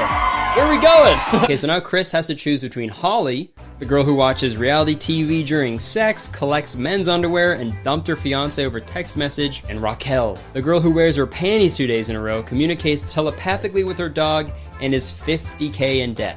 So let's see who he picks. It's time to send one of these ladies packing. Holly, you have too much baggage. But way to go, Raquel and Chris! Alright, so we picked Raquel, but it's not over yet, okay? There's one more thing that has to be done. Chris has to reveal his biggest piece of baggage, and then it's up to Raquel if they're gonna, like, pursue each other. I dumped an ex in the middle of sex. Look, it was a long, volatile relationship. We had been fighting for a while. Here we are being intimate with each other, and she decided to bring it up. It just ruined the mood, and all the reality of it just came to me, and it just ended it right then and there. Also, I'm just now noticing that this guy sounds exactly like Russell Hartley. I keep seeing so much lately that women are living their life on easy mode, and I'm here to tell you that that's absolutely Look, true. It was a long, volatile relationship. We had been fighting for a while. Here we are being intimate with each other, and she decided to bring it up. It just ruined the mood, and all the reality of it just came to me. Creep me out. Can you accept Chris's baggage? Well, Chris. Do it. I'm gonna accept your baggage. Congratulations! Raquel and Chris will enjoy an exhilarating adventure helicopter tour of Los Angeles. We'll see you next. Yeah, and that's the prize? A fucking helicopter tour of Los Angeles? Hopefully Chris's jeans don't get caught in the fucking blades, dude. They're so big. They're so big, I'm gonna throw up. And also, I've got a bone to pick. Okay, I got a bone to pick. That's my baggage. My baggage is I have a bone to pick. If the girls had to show 3 of their worst secrets, how come Chris only had to show 1? I don't think that's fair. Okay, I think we need to reshoot every episode. Bring them all back and have them reshoot every episode so it's fair. Actually, on second thought, I think I know his other 2 pieces of baggage. Number 1, he danced with Jerry Springer until he climaxed. 2, he's wearing boot-cut jeans, okay? I don't even think those fucking things would fit in a piece of baggage. They're so wide at the bottom. Sorry. But all in all, I think the show is very entertaining. If I'm being honest, I don't think these people ever fucking talked to each other once they stopped recording this show, because dating shows aren't real. But at the end of the day, I think the show does a really good job of enforcing the idea that I brought up before. You are your mistakes. If you've done something in the past that you aren't proud of, or you do something currently that you just can't stop, that you're ashamed of, good. Okay? Good. You should feel bad about it, and you should let it just sit inside of you and eat you from the inside out until you are just a shell of a human being. Okay? Oh yeah! Good stuff, man. Can I take these off? All right, that was fun. Now let's hear a word from today's sponsor, Current. Folks, traditional banks are simply outdated. They hide a bunch of information from you, and they make everything so difficult for no reason. Like, you wouldn't use a phone from the 80s, right? Technology has advanced, right? So why are we still using these old, traditional, archaic banks? Well, it turns out we don't have to, because with Current, everything can be done right from your phone. Okay, so you don't even have to get up from your dang couch. Current keeps it simple, authentic, and direct, with no hidden fees, no hidden anything, to be exact. But don't worry, you can still use your Current account wherever you can use a traditional bank account, because you get this cool little Current Visa debit card. Mine says Kurtis Conner on it, but you know, yours will just have your name on it, obviously. And you can use your Current card for whatever you want, you know, and it's the holiday season. I'm feeling generous, so I'm gonna use my Current card to donate to some small Twitch streamers. How about that? Okay, so I found this person streaming Stardew Valley to a couple people, so I was like, screw it. I'll send them $500. And they didn't have notifications on their stream, so I don't know if they'll ever know that they got $500, but it's all good. And then I found another person streaming Stardew Valley to a couple people, and to avoid what happened last time, I just started off with $100, and they saw it this time. What just happened? Oh my gosh, I'm literally gonna cry. Happy holidays, thank you so much. And then I watched their stream for a little bit, and they went on to say that they actually tried to come to my Nashville show a few weeks ago, but couldn't get tickets, so I was like, screw it, might as well send them another $100 so they could come see me at my next show. Thank you so much. It's that easy. And some of you may know this already, but Current has already given away like thousands of dollars to my audience. And guess what? They're doing it again. And all you have to do is click the link in my description and sign up for Current using code CurtisHoliday for your chance to win $500. And it also helps me out when you guys check out the sponsors of my videos, so everybody wins here, man. Thank you so much to Current for sponsoring yet another one of my videos and for giving away so much money to my subscribers. So yeah, check them out. All right, thanks so much. Back to me. Okay, thank you so much for watching this video. Hope you enjoyed it. If you did, please press the like button, because 1 like equals 1 day that I will go without changing my underwear. So smack the button. You can leave a comment. Let me know what you thought. Let me know if there's other dating shows or just weird shows or weird game shows from the early 2000s or 90s that you want me to talk about, because they're always very fun. And you can press the subscribe button, because as soon as you do, you become a valued citizen of Kurtistown. Okay, if you didn't know, Kurtistown is the best place to live in the world. And I'm the mayor of Kurtistown, so you have to be nice to me. It's the law. You can check the description for the things I do my Instagram, Twitter, weekly podcast, all very, really good. My Twitch, my merch, all that crap. All right, that's it. I would stick around, but I have to go. I have to sew every pair of bootcut jeans into just regular cut jeans. So, goodbye.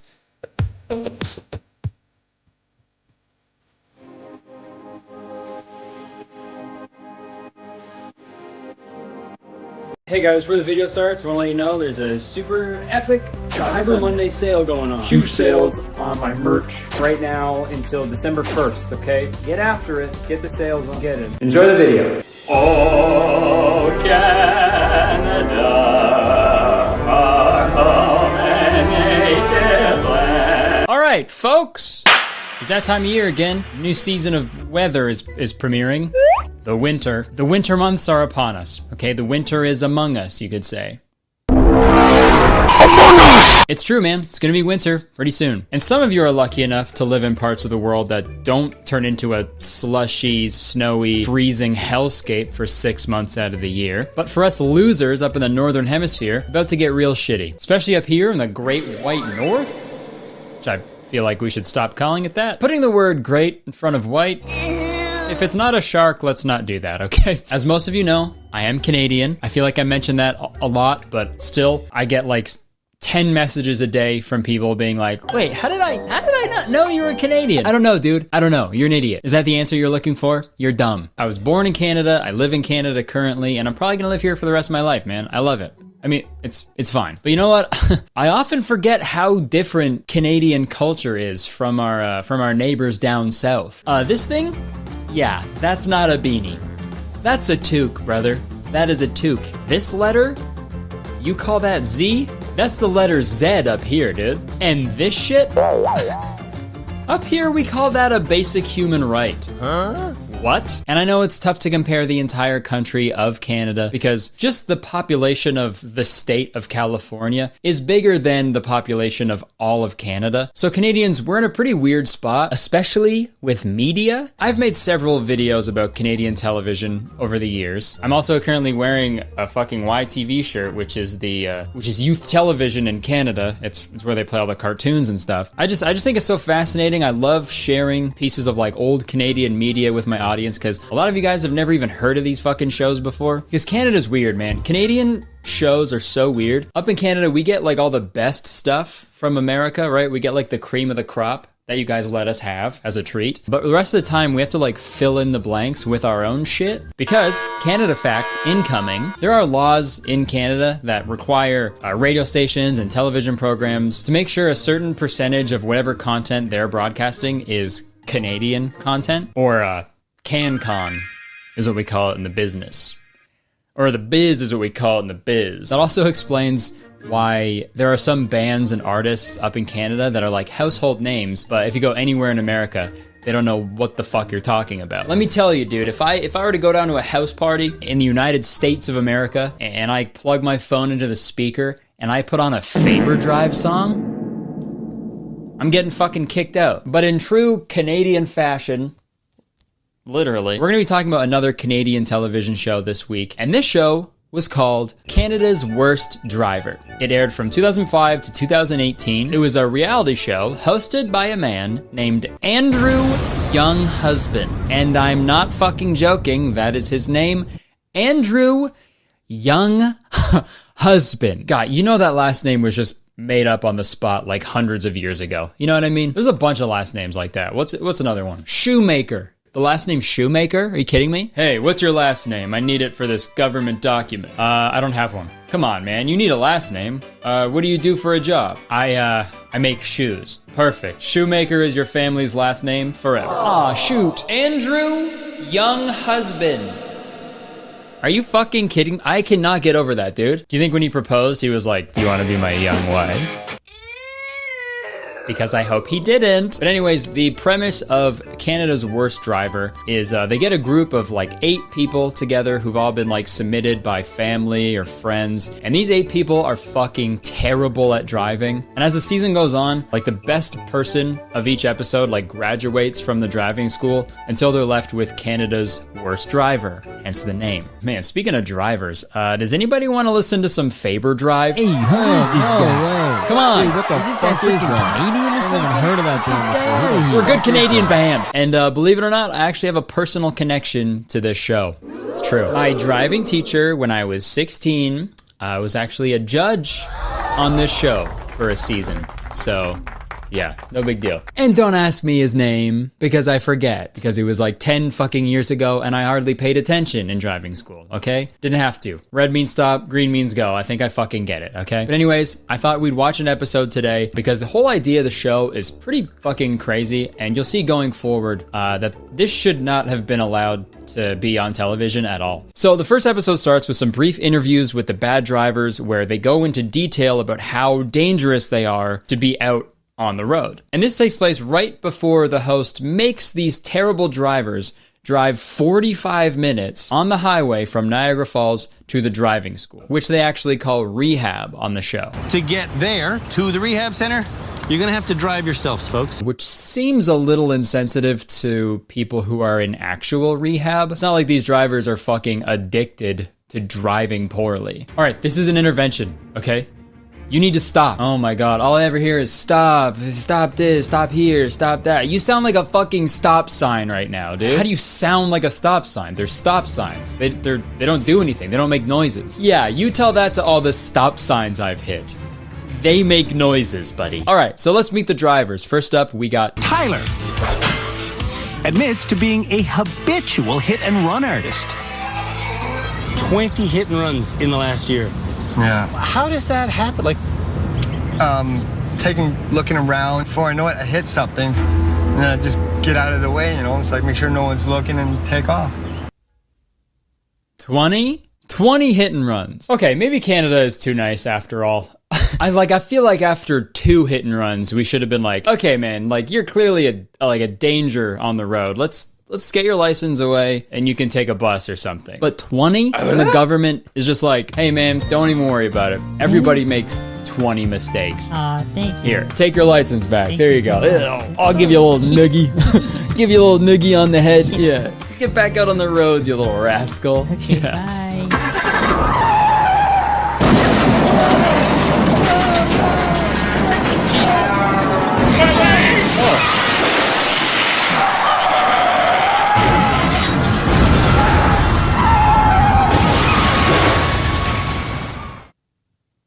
That was awesome. Tyler's wife, Jana, says he has a habit that's worse than hitting and running. Yeah, it's drinking and driving. Yeah. For real? Yeah. You drink and drive? Sometimes I have to have a few beers just to relax and so I can drive, yes. Bro, okay. Canada, we got to get our act together, man. We got to figure it out. This guy's had 20 hit and runs and he drives drunk and he's still allowed to just keep driving? What the fuck? I mean, I understand having like a few beers to like gain courage to like maybe talk to someone that you're trying to court. This is totally different, I think. Unless he's trying to fuck his car, Manser style. Park your car in the garage and then screw it! In that case, love is love, man. You have to have a few beers in order to calm your nerves enough to drive. Sometimes, yes. Be safe, Tyler. Yes, sir. Thanks. Dude, Andrew Younghusband, don't let him leave. What are you doing letting this guy drive? Dude, I didn't edit that at all either. Like, that was the progression. Oh, you need beers to drive? All right, have a good drive. That's a perfect example of like what I'm trying to say here. They say how dangerous all these people are when they're inside a vehicle, and then they send them off in a vehicle. Like, the producers of this show have fucking zero concern for people's safety, as long as it's good television, right? What other shows? What's next? What's the fucking show they're gonna make after this? From the producers of Canada's Worst Driver comes Canada's Stabbiest Little Fella, where we drop 8 serial killers in a remote location with 100 innocent and very slow victims, and we see who can be the stabbiest little fella.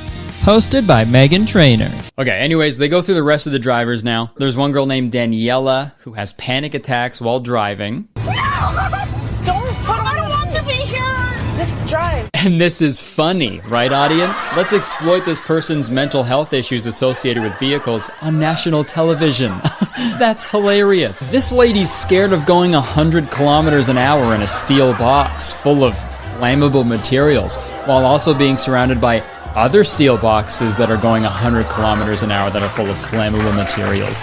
What a pussy. Straight up, Daniela's reaction to driving should be everybody's reaction to driving. It's fucking terrifying, okay? We've been desensitized. We have. Driving is not normal, okay? Humans, we're not supposed to go that fast. And you know what? Maybe that's what this show is really trying to say. Maybe the show is just a big commentary on modern civilization. The show is simply saying driving isn't for everybody, so it shouldn't be for everybody. People shouldn't be forced to drive cars just to live comfortably. Maybe we should be investing more money into safer, better, more accessible public transportation systems. And we really should be paying more attention to city planning and infrastructure that favors the civilian rather than the vehicle. Correct? Is that what the show is saying, dude? This show's a bunch of fucking socialist propaganda, huh? Probably not. Is that what socialism is even? I don't think it is. Socialism is when no car. Sorry, back to the show. So they show the rest of the drivers, and they're all just absolute fucking menaces on the road. Menaces? Menaces? Menaci? I don't... Correct me if I'm wrong. But also don't, because I'll feel stupid. Okay, then we meet this psychic girl named Diana, who can't drive because she's too busy looking at tarot cards. I guess you could say her driving is terrible. Yeah, Diana, I bet you didn't see that fucking epic burn coming. Yeah, must have missed that one in your fucking tarot cards. Didn't read your palm well enough. Suck my crystal balls. Also, this psychic girl reminds me of my high school English teacher, because one time, she bragged to the class that she reads while driving. And not like, you know, reading street signs or like speed limit signs. No. She read books, straight up. She was like boasting about the fact that she reads books while driving. And hey, not a very good example that you're setting for all your impressionable teenage students, Mrs. I should bleep that, huh? I fucking totally forgot about that. Dude, that is so insane, Mrs. Reading books is smart people shit. Okay? Reckless driving is dumb people shit. You can't have smart people and dumb people shit going on at the same time, all right? That's like if a surgeon was like performing surgery and halfway through he just started like kicking a hacky sack around, right? Can't do that. Hey guys, check this out.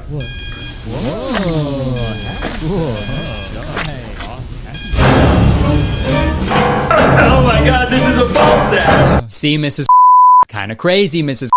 Okay, let's meet the rest of these drivers. There's a guy named Cody who loves doing donuts, obviously because his name is Cody and he looks like that. Then there's Lou, who also cries whenever she drives a car, which is just hilarious. Then there's Amrinder, who loves speeding. I love speeding. And then we get to possibly the worst person, not the worst driver, I think the worst person I've ever seen in my life. And their name is Crystal. Crystal terrified the crew who shot her bio last week so much, no one will ride with her. That really hurts my feelings that nobody wants to get in the car with me. Hey man, I'm not gonna lie. This is me when I rip insane amounts of ass in the front seat so none of my friends want to get in the car with me. That really hurts my feelings that nobody wants to get in the car with me. Dude, it's crazy because I don't even feel bad about laughing at this girl. I don't feel bad at all. Because you're going to see going forward, she sucks. She's the worst. During the first 5 minutes of her drive, Crystal goes 70 in a 40 zone. What's the speed limit here? Steven, directions only. She drives on a sidewalk. It's okay, I'll get off the sidewalk. She sends numerous text messages. Oh, how embarrassing. She bursts into tears. I'm not the worst driver. Yeah, no, I think you are, actually. I think you are the worst driver, Crystal. Bro, like, if you're gonna act like a maniac behind the wheel, like, at least own it. Don't fucking do a bunch of crazy shit and then cry about it. What the fuck? Why are you crying? You were just on a sidewalk. That's where people go. It's okay, I'll get off the sidewalk. I know I drove into that kindergarten class and I fucking floored it through the other wall in the kindergarten class, and I launched off of a hill and I landed in a bird's nest, killing a bunch of baby birds. And then, yeah, sure, maybe I did a donut into a fucking donut shop, and I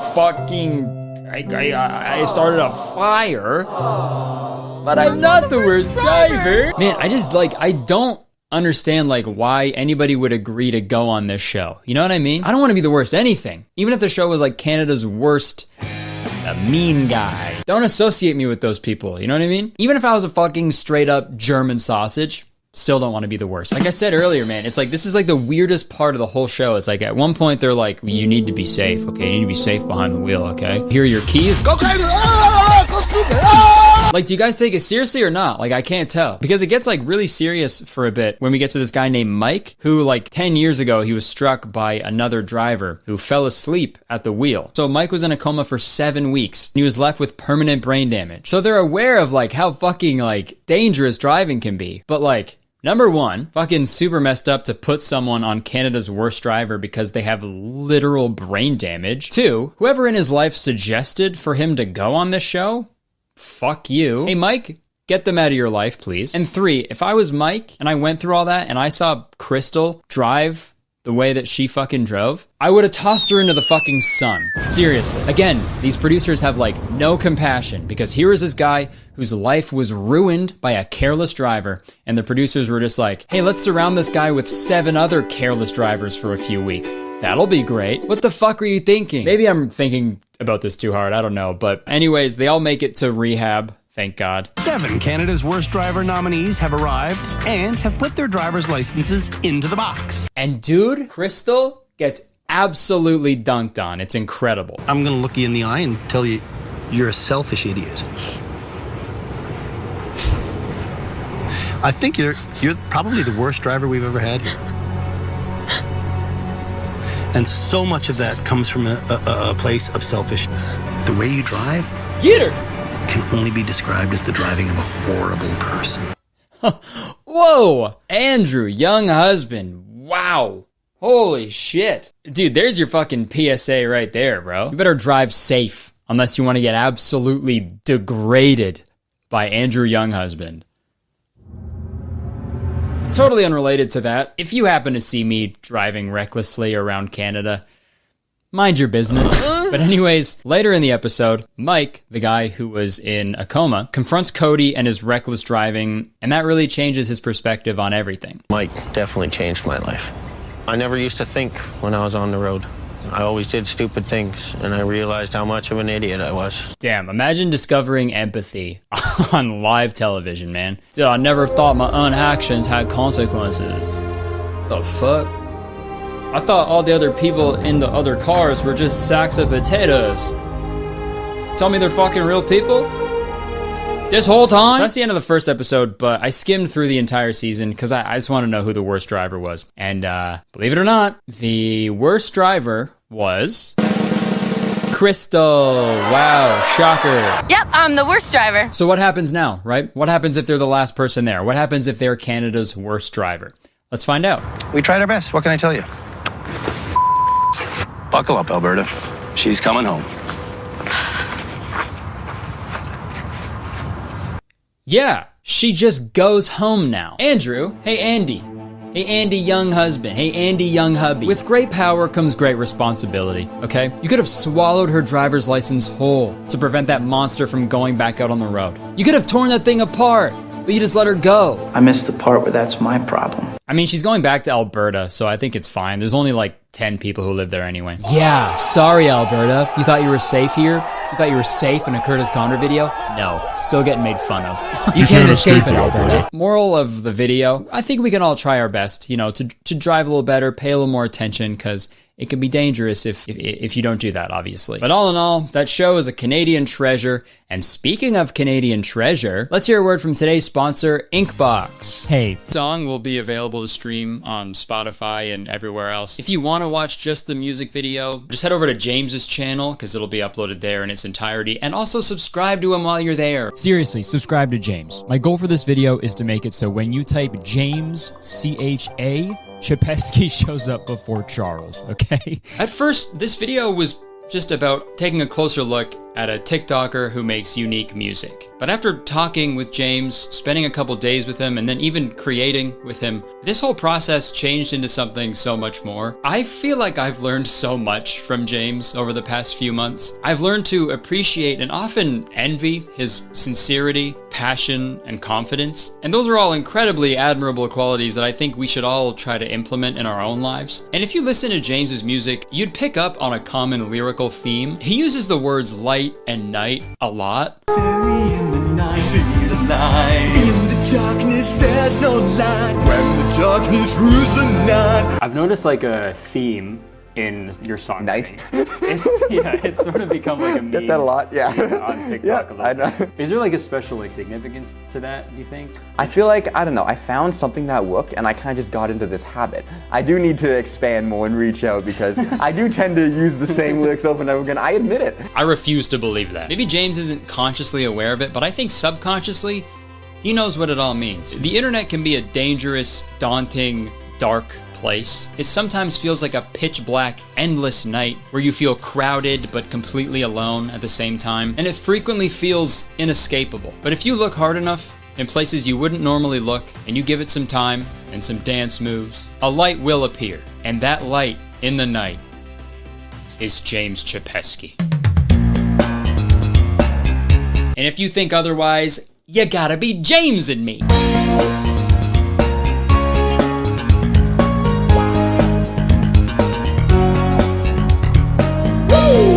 People have all these dreams, all these things they want to do, but something's holding them back. And they feel like, oh, well, what if I'm not good enough? Or what if someone doesn't like it? Well, who cares? You're not going to please everyone, right? Like, just do what you want to do and ignore the haters. I like people to feel something when they're listening to my music. I don't want it to just be background elevator music. I want it to be either powerful, emotional, people to walk away like feeling something after they hear this stuff. How to get anywhere in this world is you got to be unique, you got to be different. If you're doing the same kind of stuff that everyone else is doing, then you're just like, well, why are people going to watch your stuff? You got to stand out. The sky's the limit. You can do whatever you want.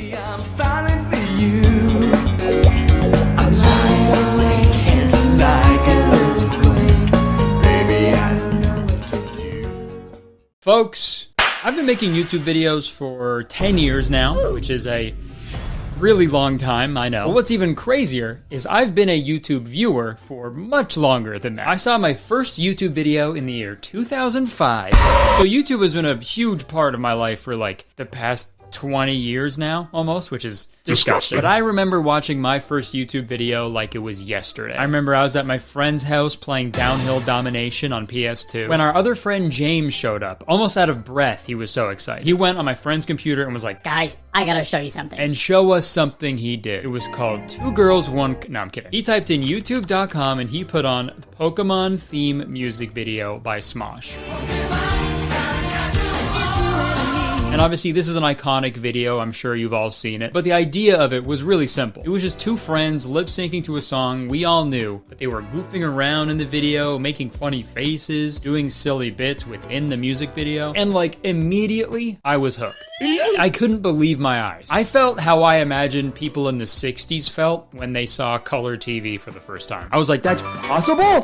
What? That Smosh video and the Smosh channel in general was pretty much a gateway to many more YouTubers for me to watch in my formative years. Dude, I used to watch Charles Trippy's daily vlogs. I used to watch like small Canadian YouTubers like Andrew Ravner and Shimmy Cocoa Puffs. I was a big fan of Vlog Candy. It's a pretty deep cut right there. And dude, this is crazy. I was watching Amazing Phil videos before Dan and Phil ever existed. That's how old I am, dude. I could list off old YouTubers I used to watch for hours, but I'll spare you. Watching all of those videos had a huge impact on me, my personality, my sense of humor, my fucking job. YouTube was just so fascinating to me because it scratched an itch I didn't even know I had. It just felt so different from what I was watching at the time on TV or at the movie theater. Back in my day, we didn't have Netflix. I don't know, YouTube was just like, it was personal, it was honest, it was a little rebellious too. And to me, like, that's the best thing about YouTube. You can talk about whatever you want and make whatever you want to make, and you can find an audience and even make a career. It's crazy. And I'm sorry for this long-winded intro, but I really just love YouTube as an art form. And I think, honestly, some of the best pieces of art I've ever seen have been, like, on this website. And I want you all to know how deep my appreciation is for YouTube before we get into the topic of today's video, because I think knowing that about me will help you understand why I'm so mad. That being said, today, we're gonna be talking about this trend of faceless YouTube channel. And when I first heard that term, I just assumed there was a guy who was born without a face, and he was just making videos. And it's hard to understand him because it's a little muffled because he doesn't have a mouth. But then I was like, no, that's silly. It must be about YouTubers who make videos without showing their faces. Which, by the way, I see no problem with whatsoever. There are several YouTubers I watch regularly, and I don't know what they look like, and I think that's great. But those aren't the faceless YouTubers I want to talk about. Over the past few months, I have seen countless videos and tweets from people bragging about how much money they have made from these low-effort, easy-to-run, automated, faceless YouTube channels. And I wanted to do a little deep dive into it because I thought the whole thing is just a little... fishy, fishy fish, making it stinky. Here's an example of one. 4.1 million views equals $52,750 in ad revenue from just one video uploaded 4 weeks ago. And the beauty of faceless YouTube is that anyone can do it. And then the thumbnail here is just like an AI-generated ugly picture of Elon Musk. Sorry, that's redundant. In front of like a tiny home that's AI generated, and the title is "It Happened! Elon Musk's $10,000 house finally hitting the market." It's almost an hour long too. Holy shit. Okay, let's check it out. So Elon Musk just purchased this foldable home for $50,000. With the Boxable rumor. I do actually have a Boxable, yeah. You do? Some prototype Boxable that's down in South Texas. Yep. It's finally happening. The much anticipated $10,000 house by Elon Musk is officially hitting the market. Okay, so yeah, the intro is just some interviews and news clips about this supposed $10,000 house from a company called Boxable that Elon Musk apparently developed. The $10,000 house developed by none other than Elon Musk's company, Boxable. And for a moment, I thought this actually was a real guy talking, but it is not. Most of the video sounds very real, but there's like a few parts in it where it's just like totally fucks up and does not sound real whatsoever. Chapter 1. The vision behind the $10,000 house. Nice.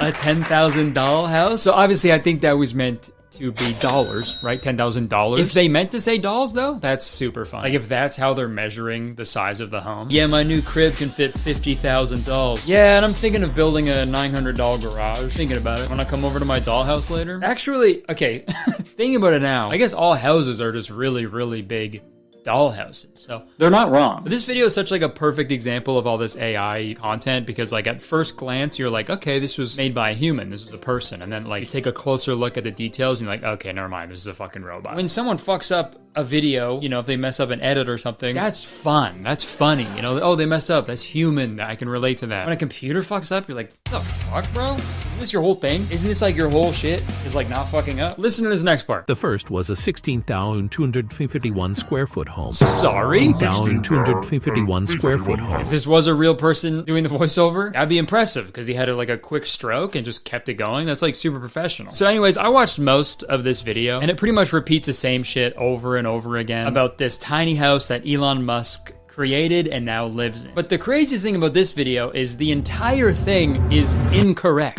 Firstly, this $10,000 tiny home that they're talking about is $60,000. Okay, well actually, it was $60,000 to the person who made this video, and then they made $50K from their revenue, so now it's only 10. Now I get it. But also, dude, Elon Musk doesn't even live in one of these homes. He's had to like come out and make a statement on it and be like, no, I actually don't live in one of these. Like none of this is true. All it takes is like a quick Google search to learn that Elon Musk has no ownership of the company Boxable. So taking everything into consideration, I can only assume that this script was generated by AI when like some guy was just like, hey, can you write an hour-long video about Elon Musk and the tiny house that he owns? This is just essentially an hour of stock footage with an untrue script generated by AI and then narrated by an AI voiceover. And apparently this made $52,000. 52 grand. For putting no effort or facts into the video that you probably didn't even make yourself. Crazy time to be alive, dude. And the cool thing about videos like this is it's only gonna get worse. I can't wait. They're creating these like faceless automated YouTube channels. It's a very popular trend right now in like the side hustle corner of the internet. And this is never advertised as like a creatively fulfilling venture, but instead as like a rapid, easy method of making a ton of money very fast. Kind of like a, I don't know a word for it. Kind of like a get-rich-quick scheme. And you know what people say about those. They work every time. And there's this guy on Twitter, he's like the main guy, he's like the head honcho of all this faceless YouTube channel shit. He's like constantly singing the praises of all of this. And his name is Devin Knupp. He claims to have made 7 figures with his various faceless YouTube channels. And he also runs this thing called the Faceless Channel Academy with over 400 students. Whoa, no way. An online course? Shocker. Every fucking time. No matter how successful these entrepreneurs say they are, no matter how many millions they have, they always have a fucking course they're selling for some reason. What the fuck? It makes no sense, man. I just don't buy it. I don't buy it. If teaching courses is really the way to get rich, why are teachers so criminally underpaid? That's fucked up, man. That is so evil. Teachers out there, you gotta start charging cover. You gotta start charging those fuckers to get, every day they walk into the school, you're like, fuck it over. Also, super funny that this guy's entire identity is like based around how effective it is to make money without showing your face, and his profile picture is that? That couldn't be more of a face. That goes against your whole thing, buddy. That's like if Mothers Against Drunk Driving's profile picture was an ice cold beer next to a pair of car keys. And I looked up this guy's course. I typed in a burner email to access this information, so I can't wait to get his emails for the rest of my life. And you know, from what I've seen from his Twitter, he does give some good resources and tips for free if you actually want to do this, which is good. That is a net positive, I guess. But there are just a few things that trouble me about the things that he is advertising. He does say that this isn't a get-rich-quick scheme. On the site, it says, if anyone tells you making money is easy, they don't give a fuck about your success. And all they care about is selling you a course. Even though a couple days ago, he literally tweeted, 30K a month can be simple. So, which is it, man? If someone tells you it's easy, they don't give a fuck. But if they tell you it's simple, they give a fuck. And there's a video that plays on this website when you enter in your information. And in this video, he claims that he can coach you on how to make a successful faceless YouTube channel completely for free. I would like you to book your free channel and profit planning session by clicking the link down below. And then quite literally immediately after that, he says that you have to spend 4 figures. But please do understand that working with us is not free and does require a 4-figure investment. So again, I asked, which is it?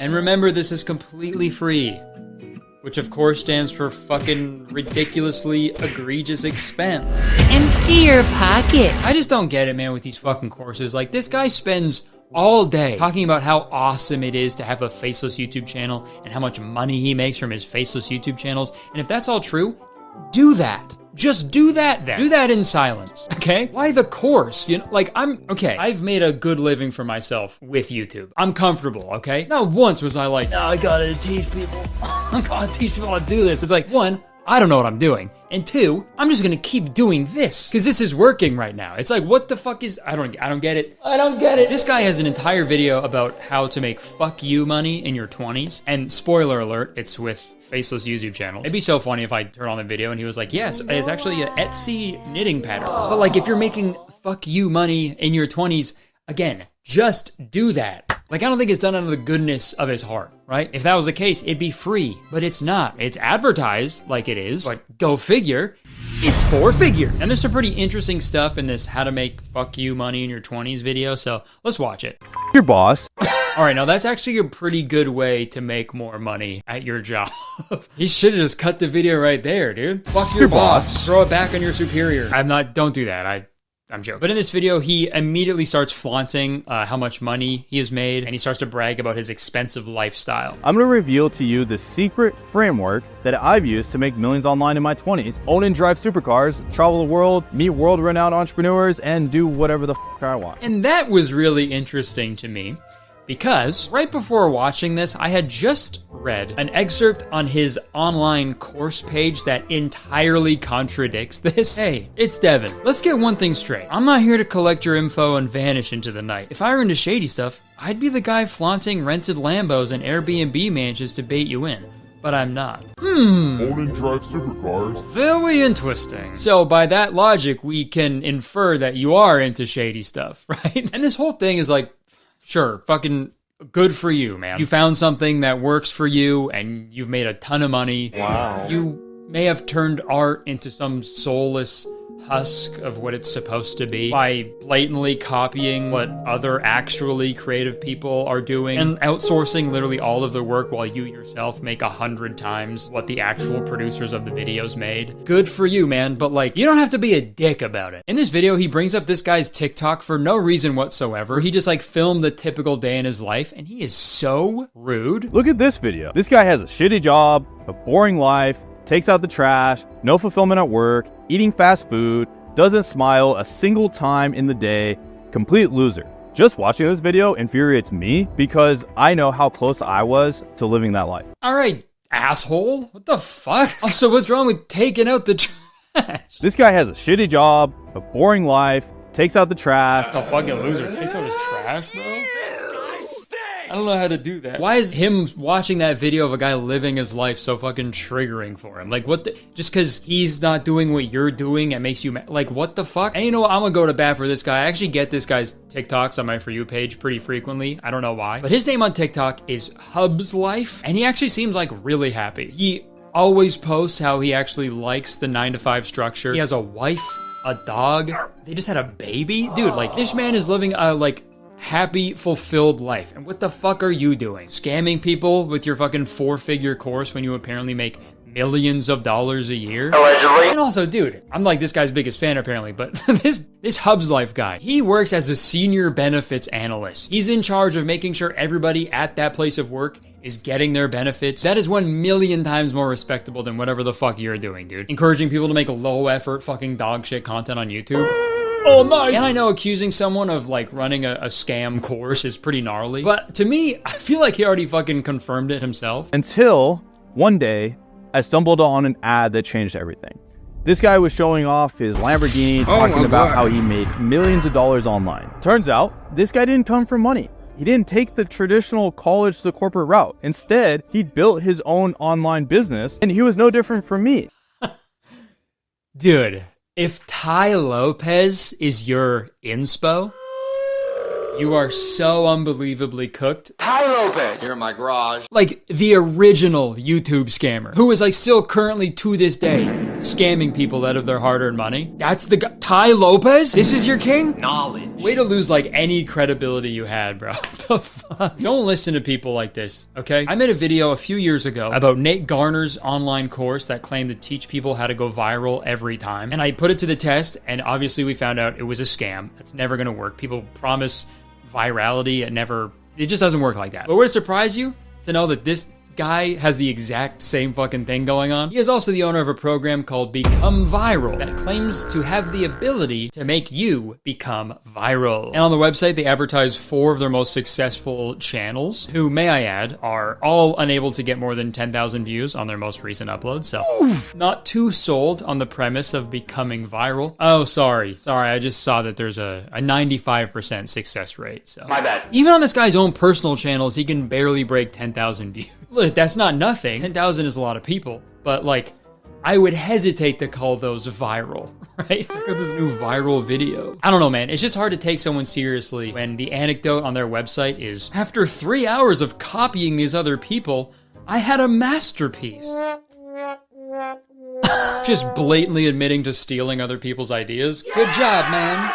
Great job. After looking through this guy's social media, it might be a good thing that he's stealing other people's ideas and opinions, because his own ideas and opinions are very bad. COVID was a scam. School is a scam. College is a scam. Social media censors anyone telling the truth. When will you realize it's all one big game? Wake up. That's also kind of a self-own, because he's not being censored. So if he's censoring people telling the truth, he's lying. Okay, sorry. We're gonna move on from this guy because fuck it, there's a lot to cover with this video, but yeah, sorry. I really did not anticipate talking about this scam artist for this long, but actually, you know what? I'm gonna go back. Sorry, I think scam artist was a little too harsh.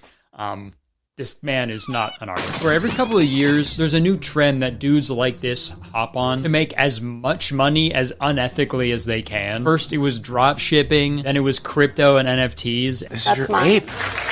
And now it's moved on to this faceless YouTube channel / YouTube automation shit. It's weird. These people are encouraging others to spend hours creating hundreds of shitty, lazy content with various AI tools, and then just hope that one of them gets into the algorithm so they can make some money. What the fuck is happening? Imagine if spending those hours making hundreds of shitty videos, you spent that same amount of time making one shitty video. It might still be bad, but at least it's like, at least you made it. That is much more rewarding, I promise you. I'd rather watch a bad video from a real person than like a half decent video made by a robot. But sadly, a lot of people don't look at content that way. They see one person become successful with this and then they their eyes turn into dollar signs like they're fucking Mr. Krabs. You got this guy on Twitter, Chems. He's flexing his gold play buttons that are awarded to channels who surpass 1 million subscribers. And, okay, it says here he only has 105. And that's not even him. Never mind. Scroll down a little bit. Okay, Faceless Chems, 409 subscribers. Okay, so just a little shy of 1 million. Sorry, I just claimed a silver play button for my second channel, Kurtis Conner. And in his defense, when you redeem a play button, it asks you like what name you want engraved on the play button. So like he could have just claimed 1 million sub play button for one of the Faceless channel he owns and then put his own personal name on it. But like still, I don't know, a little weird to not show us the actual proof of the real channels that you do own. They never show them ever, which is crazy coincidence, I guess. What is his tweet? Listen, bro, make the move. Start that YouTube business. Ask the girl out. Travel the world. Take risk. Enjoy life. Yes. That's like a speech at the end of a coming-of-age movie. And in this moment, I swear. Start that YouTube business. It's also so funny how these alpha male entrepreneurs have like hijacked being a YouTuber. Dude, back in my day, dudes like this used to make fun of YouTubers, man. What the hell's going on? What does this world come to? And Twitter seems like the main place where these weirdos congregate. Shocking, I know. But I've seen like so many weird things go on within this faceless YouTube channel community. For example, these 4 different Twitter accounts posting the exact same tweet, word for word. A tutorial on how to make 700 YouTube shorts in 15 minutes with AI. Just too many, obviously. Another tutorial from a channel called AI Guy, where it's a fake guy telling me how to make money with making YouTube videos. This tweet, faceless YouTube channels can make you $3,000 a month. Well, if Batman's doing it, then I don't know.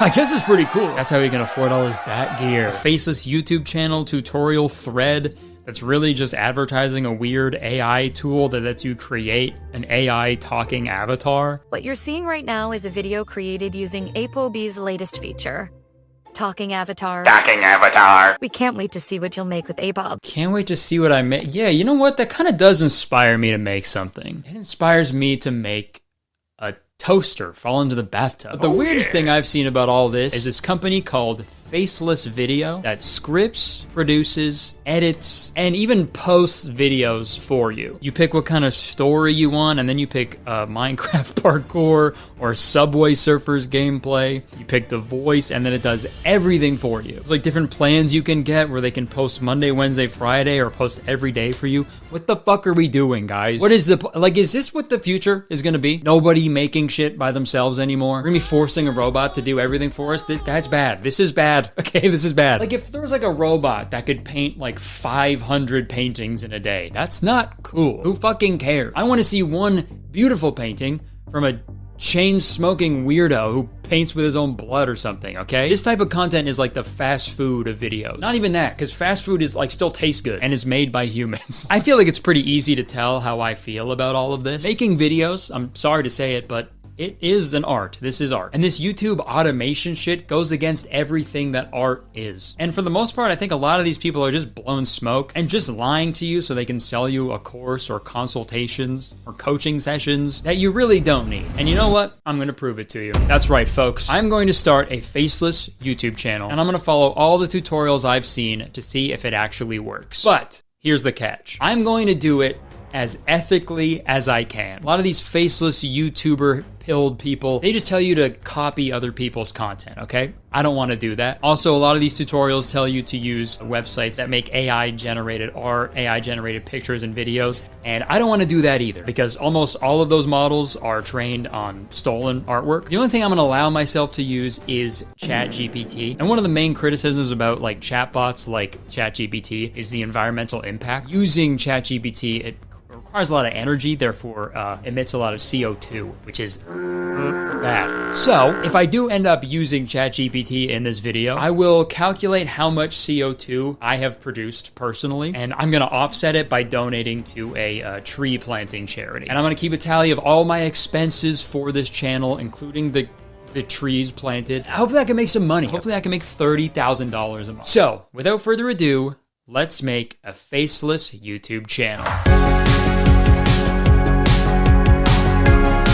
All right, so I have watched and read countless tutorials on how to start a faceless YouTube channel. And for every single one, the first step is finding a niche. Like, I can't just be making videos about just a bunch of random stuff. It doesn't make sense. It needs a concise, cohesive theme. So I could do videos about like food or scary stories or history or science or like a pop culture thing like Pokemon. Speaking of Pokemon, this video is sponsored by the Pokemon Company International. I've got exciting news. I would like to introduce you to Pokemon TCG Pocket, your newest free-to-start mobile adventure. I don't know if you can tell, but I've been a massive fan of Pokemon and the Pokemon trading card game for like 25 years. I also have a huge collection of Pokemon cards as well, so I am incredibly excited to talk to you about Pokemon TCG Pocket. With Pokemon TCG Pocket, you get all the fun excitement of the Pokemon trading card game, but now you can play it anytime, anywhere, right on your mobile device. In Pokemon TCG Pocket, you can unlock 2 free packs daily to expand your collection and collect them all. And whether you're a collector or a casual fan or the super competitive type, you can personalize your deck with unique customizations,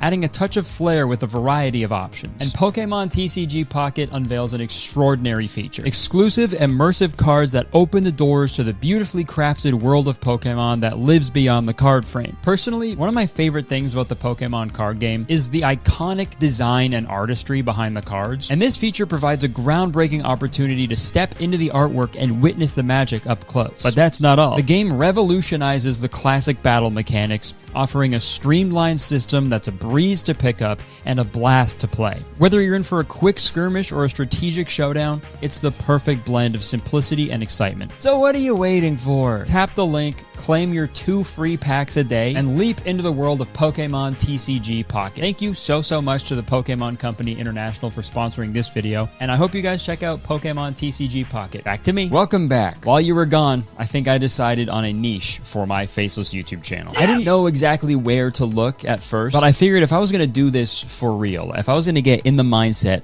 of a faceless YouTube channel owner, I was thinking, like, why do they do this? Why do they get into this? And obviously the answer is money, cash. Okay, so if I'm gonna do this, I want to try to make as much money as I possibly can. Okay, that's why we all make videos. This is what this is all about. Money. Okay, so I looked up the most profitable niches on YouTube in terms of like ad revenue, and according to this little diagram from a random website that could very well be just lying to me, apparently real estate is the most profitable by like a landslide. I don't have a choice. That's what I'm gonna do. Okay, I'm gonna talk about real estate. I'm gonna talk about houses. So now that I have my profitable niche, I need an actual YouTube channel. For my channel, I need like a good name. I feel like when people start a business and they don't know what to call it, they just put the word of the thing they do and then Lee at the end of it. Openly, Grammarly, Talently, Brainly, Scopely, Leafly, Lunchly. Like, it clearly works. So maybe I'll do Housely. Housely, does it exist? Shocker! Of course it fucking exists, dude. Homely. Homely. Oh, that's the fucking business too. Okay, so I'm trying to make money here, right? So I feel like the people that I want watching my videos, I want their deep pockets. I want their fucking cash. So I feel like I should have a channel where people go to find like really high-end, luxurious stuff. Rich realtors, rich realty, luxury listings. This probably exists already. Luscious listings. That sounds good. Luscious listings. It sounds luxurious. It sounds rich. People love alliteration. Let me make a YouTube channel. Okay, I need a profile picture. Shit. Okay, let's go to Photoshop. Let's make a logo real quick. I gotta make it look like luxurious, you know? So maybe I'll do like black. God, I wish I had Microsoft Paint. I feel like I'm so much better at that. I'm thinking like black and yellow. I'm thinking of just doing a house. Dude, I'm so bad at this shit. I cleaned up the design and played around for a few minutes with some different fonts, and I think I landed on a pretty good one. This kind of looks like the Home Alone logo. I played around with the idea of adding a door, but it looked a little silly, so I ended up just adding a green $sign, but that looked really cheesy, so I just went with a black one. Dude, I would subscribe to this in a second. Luscious listings. Comment below if I should make some Luscious listings merch, if y'all would rock that shit. I then spent the next few minutes customizing the Luscious Listings YouTube channel's profile picture and banner, and then I needed to write a nice bio that described my brand new channel. The most prestigious location on the internet to learn about the beautiful and expensive homes of the amazing 1%. Subscribe to get a house. You know, a little call to action. Mr. Beast does it, and it's not illegal because I doubt that he's ever given out a fucking bunch of cookies to kids, right? He's giving chocolate bars. which is cool. All right, the channel is complete. It is ready to upload videos. Now the next thing I have to do is actually like plan out and create the content. For this little test, I'm gonna do 1 week of videos. So I'm gonna do daily uploads for 7 days. I just need to think of like 7 good titles for videos, and then I assume I'll be rich enough to just hire a whole team by then. So, and in my many years on YouTube, I have learned that hyperbole works really well. If something is like the best or the most or the worst, then people are probably going to want to watch it a little more, you know, even if it isn't the most, right? You just have to go to those extremes if you want people to click on your videos, which sucks, you know. I feel like we should switch up that meta, you know? And I'm going to start, okay? I think the next movie commentary I do, I'm going to title it, "This movie is bad, but I've probably seen worse. This movie was just all right." Okay, real estate videos. Easy. First off, we could do top 10 most expensive houses in the world. That's easy, right? Maybe like the most interesting houses in the world. If we did like the most beautiful apartments in the world. You know, there's that trend on YouTube of like secret rooms, you know, unexpected stuff. So if we did like the most unexpected interiors. And then we can do a goofy one, right? The most like ridiculous houses. Maybe like coolest basements. And then maybe we'll switch it up. Maybe we'll do like an educational one. Maybe we could do like the best way to save money to buy your first home, you know, because that's like a little different from the other videos we could compare and contrast. Okay, perfect. That's 7 ideas. Okay, folks, we've got the channel. We've got some planned out video ideas. Now for the most important part, making the videos. First off, I need to script these videos. This Devin guy, he says to outsource literally everything, but also at the same time, most of the other titans of this industry, they tell you to just do everything yourself, but use AI to make the videos. But I am curious to see which method works best, like completely outsourcing everything or just like doing it yourself. So I think for one of these videos, I'm going to completely outsource all of the work, and then we can compare that one to the ones that I make to see how they perform, if there's any difference. So I'm going to outsource the first idea I thought of, which was the top 10 most expensive houses. I found this guy on Fiverr. I hardly know her. He has some good reviews, so I asked him to write the script for that video. I also don't have that much time for this experiment, so I ordered a rush 1-day delivery. Yeah, that was a little extra. So pretty much just to write the script alone, I'm already like $500 in the hole. And that's not even including the cost of a voiceover actor and a video editor. So sick. But I'm not worried about it, all right? Because I'm gonna make $30K a month with this channel, easy. Sorry, simple. And for the rest of these videos, I'm gonna get a ChatGPT to write them, and then I'll calculate how much CO2 I produced, and I'll make a donation to offset it. So regardless of each one, I'm gonna be in the hole. You know, you gotta spend money to make money, man. And the more trees we plant, the more that can be cut down to make some fucking paper, dude. All right, let's go grab a robot by the neck and force it to write some scripts.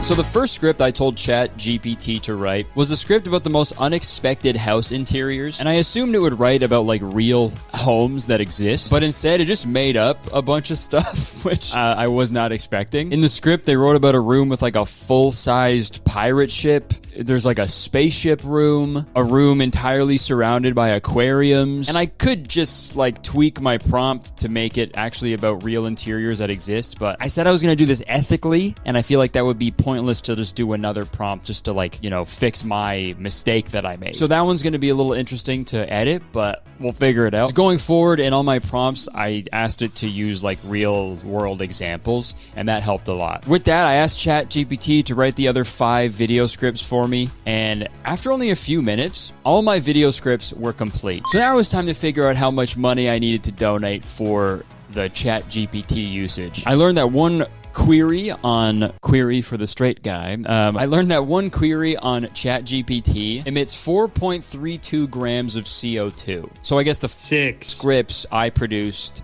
emitted 25.92 grams of CO2. And these are pretty big pieces of text I had to generate, so I don't know, I guess let's go ahead and like double that for good measure. So we'll say around 51.84 grams of CO2 emitted, okay? I don't know if that's accurate, but I'm gonna guess that. And sure, let's round up. 52 grams, okay? 52 grams of CO2. To make all these scripts. And just for comparison, boiling an electric kettle emits 70 grams of CO2 into the atmosphere. So this is pretty crazy that it's that close. After I found that out, I then had to find out how much CO2 a tree absorbs in its lifetime. And apparently it's 25 kilograms a year, which is a lot. That's pretty crazy. So realistically, I just have to plant one tree and I'm chilling. But that felt a little wrong. Like, it didn't feel like enough. So I planted 20 trees, okay? Because I don't want to just offset it. I want to make sure that's like I'm doing more for the environment, right? So yeah, read and weep, 20 trees planted. Now I don't feel so bad, but I'm gonna feel bad if I ever use an electric kettle from now on, so that's cool. Thanks to ChatGPT, I now have 6 of the 7 scripts completed. My other one is currently being written by the nice man on Fiverr, which I will then hire a voice actor to read it out. And speaking of voiceovers, I need voiceovers for my other 6 ChatGPT scripts. Text-to-speech has been around for years, so I don't really feel that weird if I use it, right? Like, do you think Microsoft Sam still exists? Can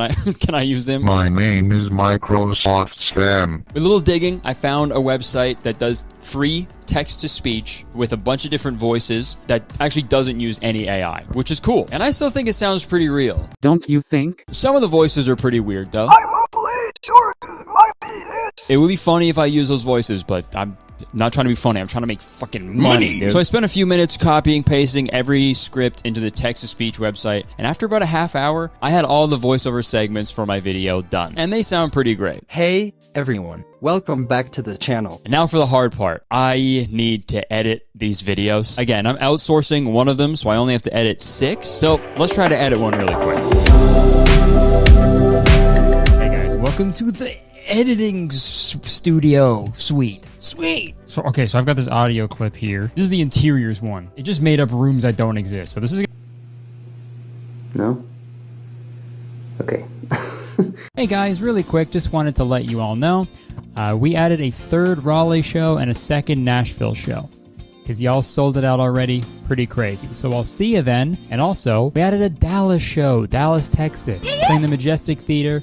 That's crazy. Tickets in the description. Please come see me. It's gonna be a blast. But yeah, if not, enjoy the video. What's up guys? Today we're gonna do something pretty crazy. Whatever my friends can fit in my ass, I will pay for. Let's go. Sorry. Sorry to trick you like that. It was me. I was going undercover like a boss. All right, folks.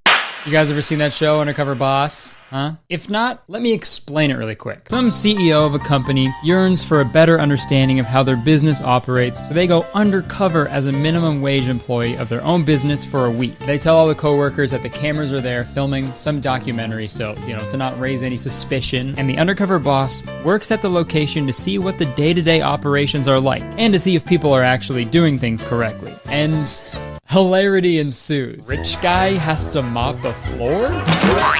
Come on, he's too rich for that. And that's funny. You could probably tell by the overly sarcastic tone in my voice that I think the show's premise is a little stupid. Also, there's only like a handful of jobs you could really do this for, Like, I don't think a CEO of a hospital... Do those exist? Is there a CEO of hospitals? Yes, there is. This joke works. I don't think a CEO of a hospital could go undercover as like a surgeon, A lot of people would die. But, on one hand, I can appreciate a CEO actually working as hard as the people who are responsible for his millions of dollars for once. But then I think about it for more than 1 second and I don't feel that way anymore. Because if Undercover Boss wasn't a show, these CEOs wouldn't do this. You know what I mean? They only do it so they can look like real human beings to the general public, and it also allows them to advertise their business on a prime-time national television show essentially for free. And when the week of undercover work is done, they get to just go back to their mansions and forget about everything that they just learned. But dude, the worst part of it all, the show is so entertaining. Oh my god.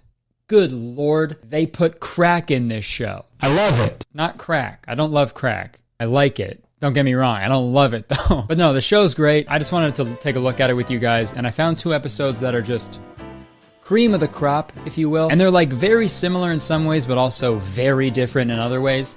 And you'll understand what I mean later. But hey, maybe by the end of it, we will empathize with these billionaires. So let's go. The economy is going through tough times. Many hardworking Americans blame wealthy CEOs out of touch with what's going on in their own companies. Really quick, I just want to say that this episode aired in 2010, so it's a good thing nothing has changed. This week, the president and CEO of Hooters, a $1 billion a year business. That's right, fellas.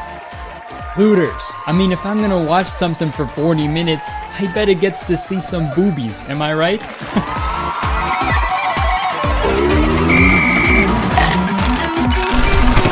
Okay, so the episode starts with a nice introduction to the CEO of Hooters America, and his name is Kobe, and it's spelled C-O-B-Y, and that's how my grandparents spelt their old cat's name. So do with that what you will. I don't think they named the cat after the Hooters CEO. That'd be wicked. Well, let's see what Kobe's like. No, not that Kobe. Also, she's dead. The CEO.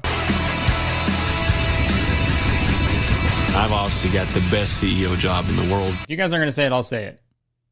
This guy fucks his ex-wife at least twice because he has 2 kids. And we go to openings and the limo's waiting for us and the red carpet for the new store openings and the girls are always around. This man is what every divorced dad wants to be. A boat, goatee, a motorcycle with the Hooters logo, and the bluest jeans in the world. And if I didn't just summon your dad after saying all those things, I'm sorry for your loss, I guess, because that's how you summon every dad.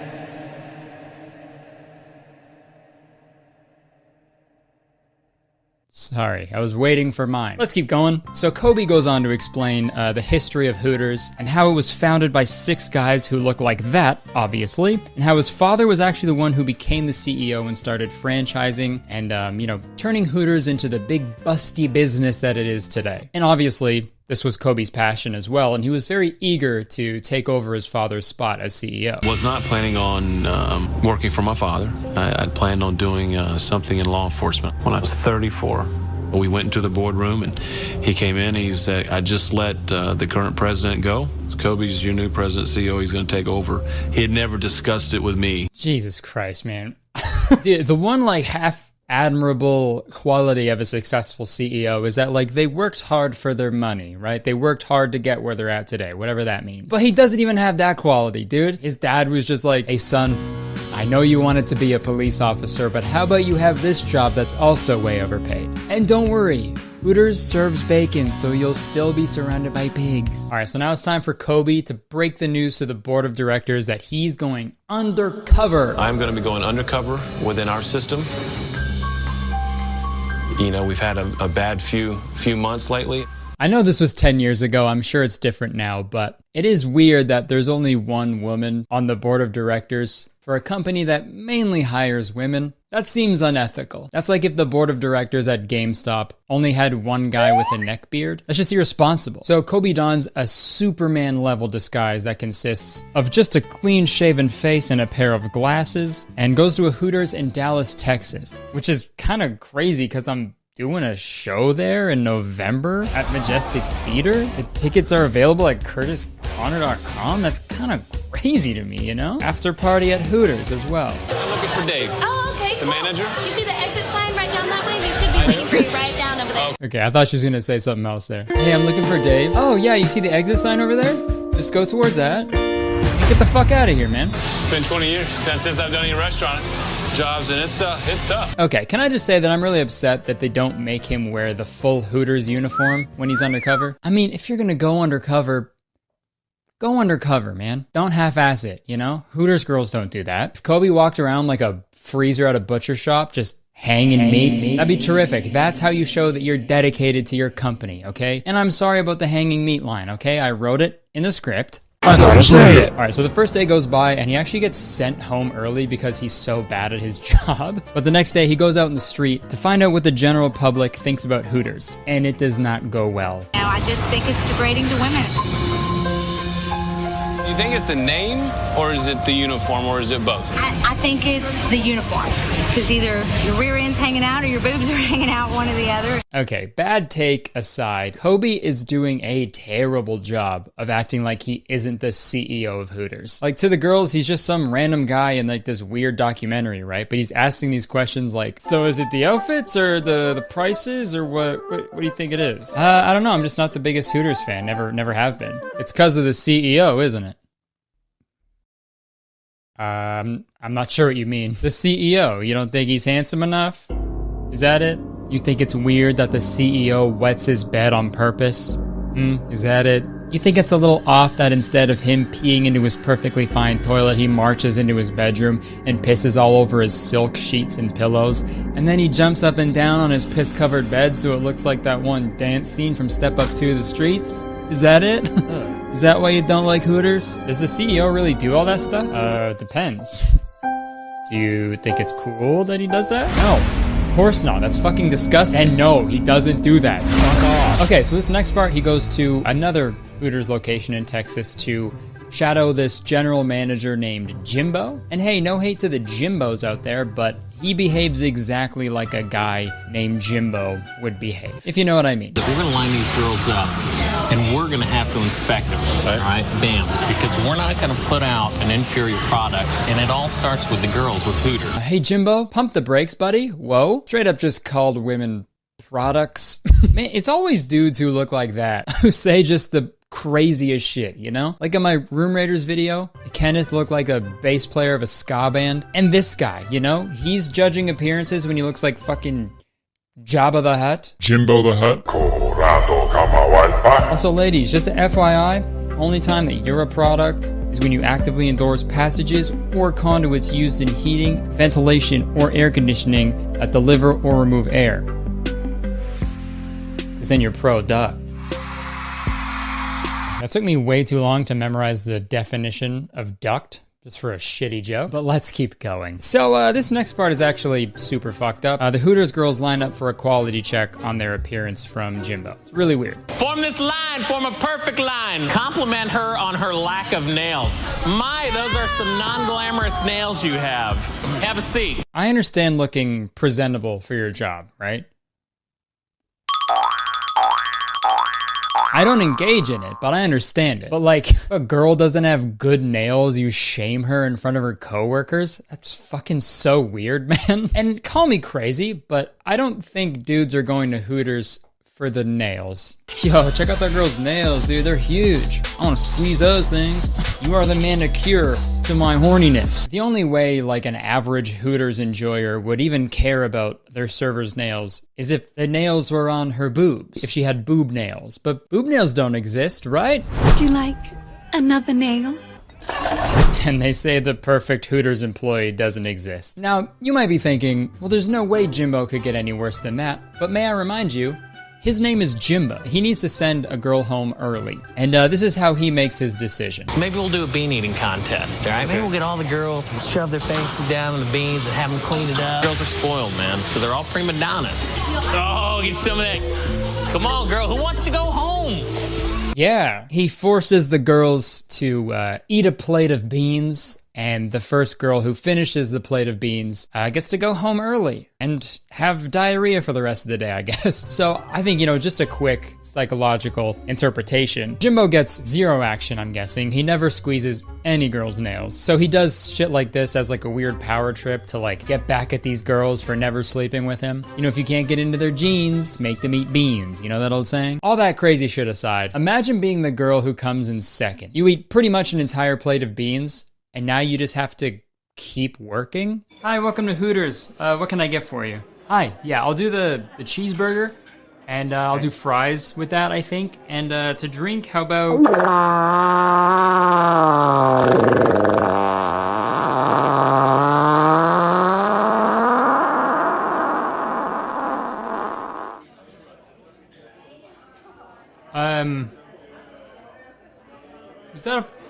Is that a fart? Yeah, I'm really sorry. My manager made me eat a bunch of beans. I'll go get you another server. No, that's fine. Please do it again. So Kobe's had enough, so he leaves and goes to another Hooters. He meets another manager named Marcy, and she's fucking sick at her job.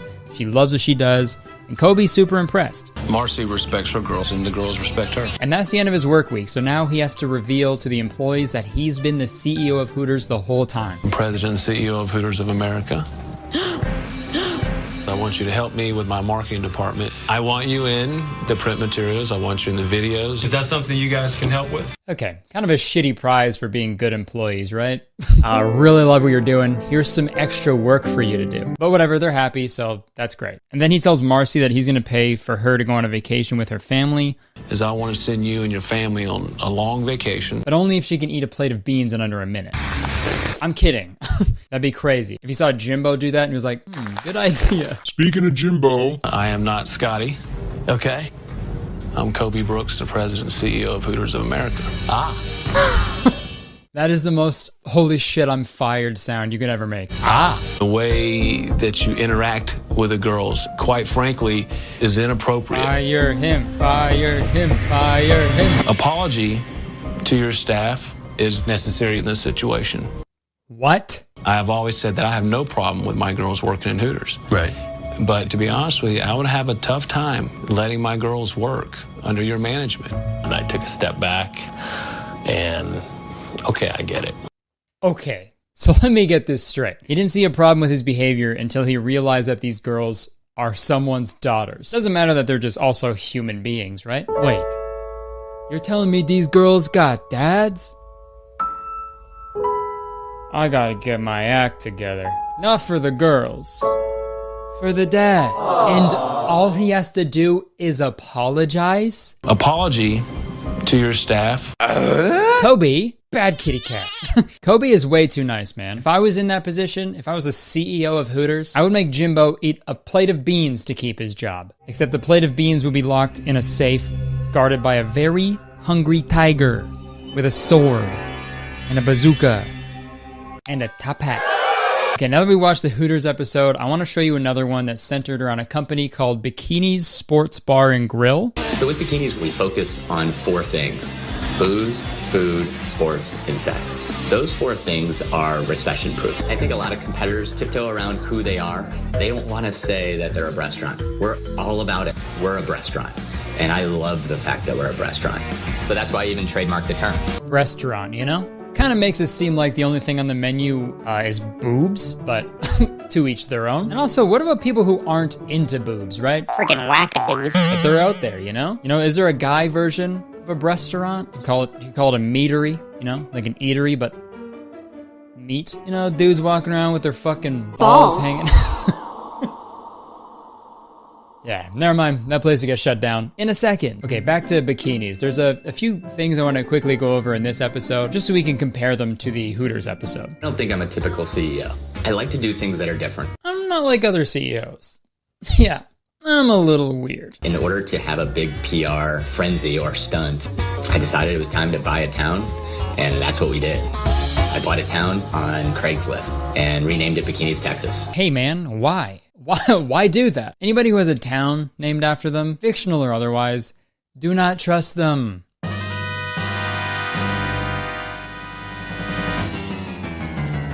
Should still buy their merch though. Okay, let's see if this Bikinis town is real, because that's fucking crazy. Okay, Central Texas ghost town, previously known as Bikinis, is selling for $1.5 million. Holy fuck.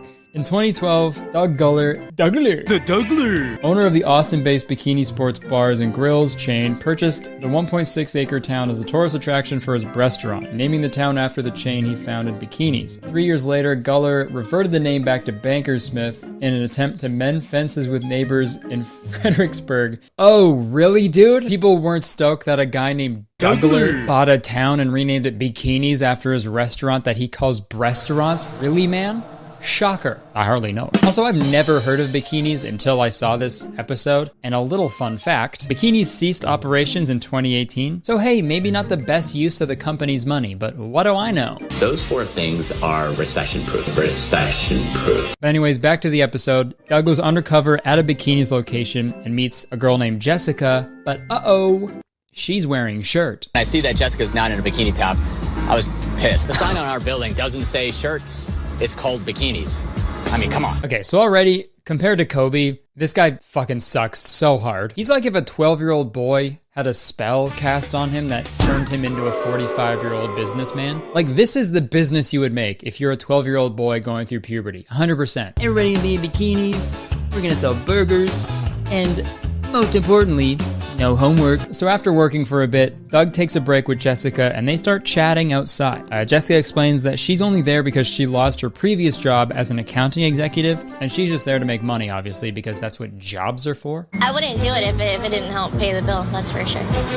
The more I talk to Jessica, the more I'm not happy having her on board with the lack of passion that she has in our company. And that's bullshit, man. You don't have to love every job you have, obviously. And for some fucking weird CEO named Dougler to be like, the fact that she isn't devoting her life to this restaurant like me is unacceptable. Also, on another note, sorry, with every job that I've ever had, if anybody even gave me the slightest opportunity to complain about it, oh my God, I'm taking it. I'm talking your fucking ear off. Also, when I had to like train new people when I worked at McDonald's or Starbucks, within minutes of meeting them, I would tell them how awful it is to work there. And I don't think that's a bad thing. You find me one person who has never complained about their job, and I will eat a plate of beans off of the floor of a subway car. And not that subway car, this subway car. But anyways, Doug goes to another bikinis location and meets this girl named Grace, and he's immediately obsessed with her. I thought Grace had so much passion about working at bikinis. So at the end of the week, he reveals to the employees that he's the CEO, and it does not go so well with Jessica. I think you're a great person, but you're not right for bikinis. It was clear to me that day.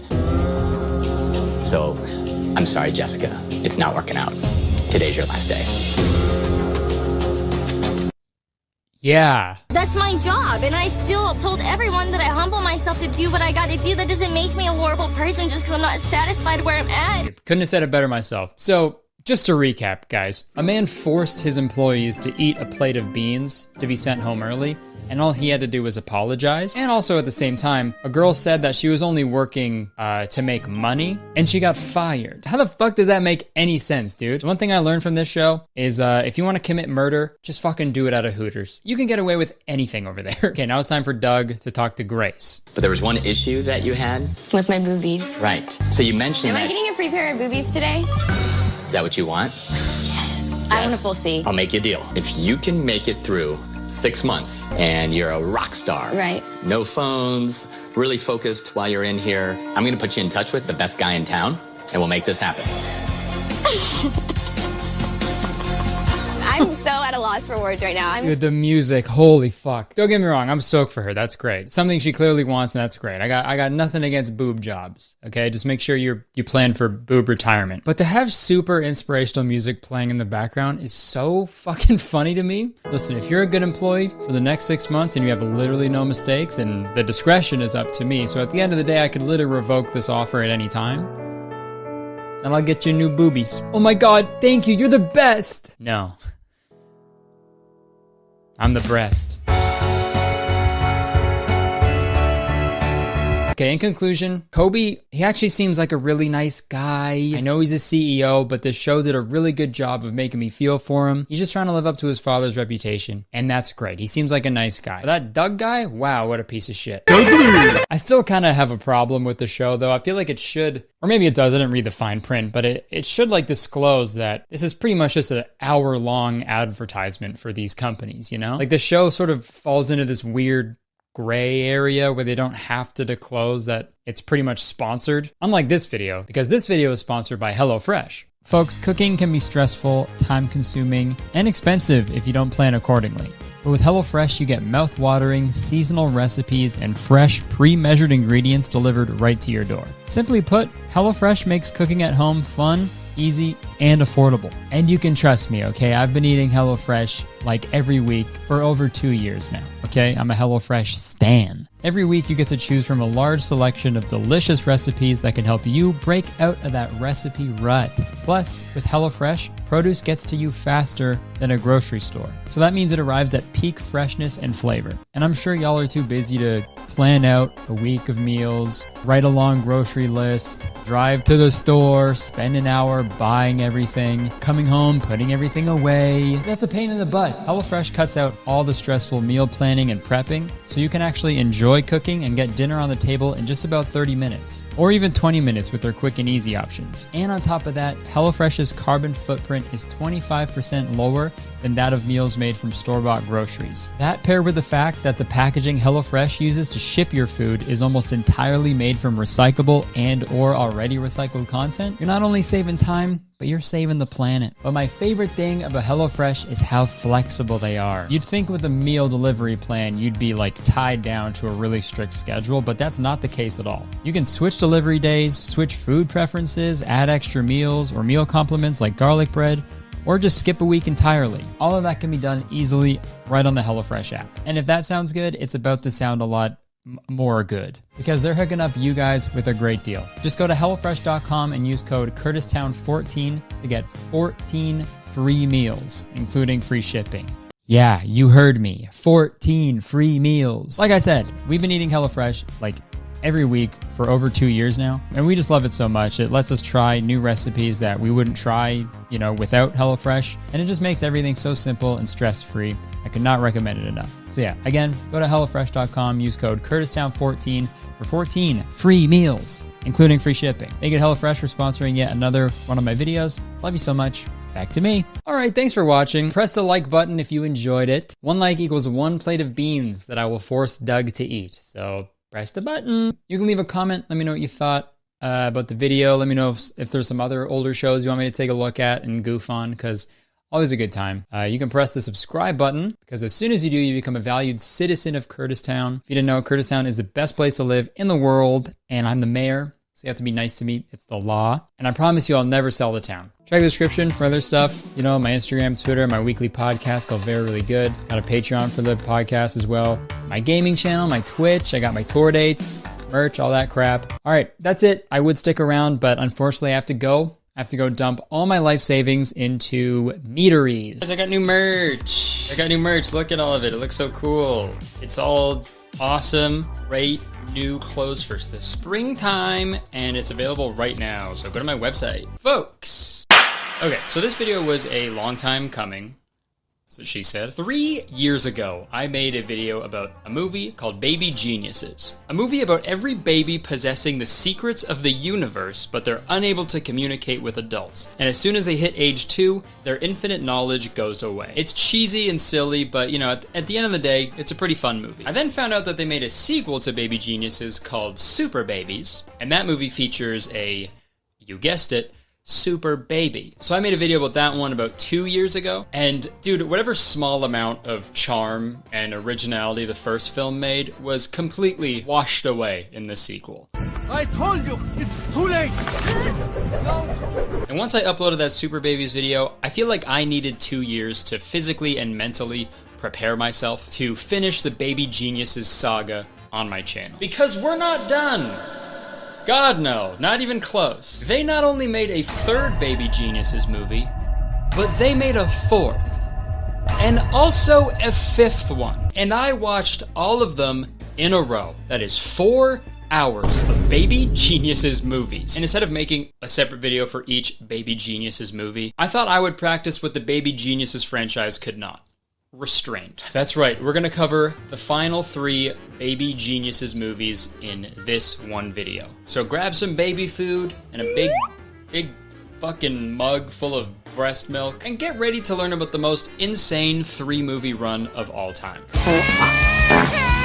The 3rd Baby Geniuses movie came out in 2013, and it is called Baby Geniuses and the Mystery of the Crown Jewels. This is obviously a jump forward in time from Super Babies, the 2nd movie, because in the previous movies, they were geniuses, but they were still babies. They did baby stuff, like they hung out at a daycare, they shit their pants. But this movie has accelerated the story so much that the Baby Geniuses are now like a secret spy team that fucking travels the world and solves crime. This particular movie follows the ragtag team of baby geniuses trying to track down who stole the Queen's crown jewels.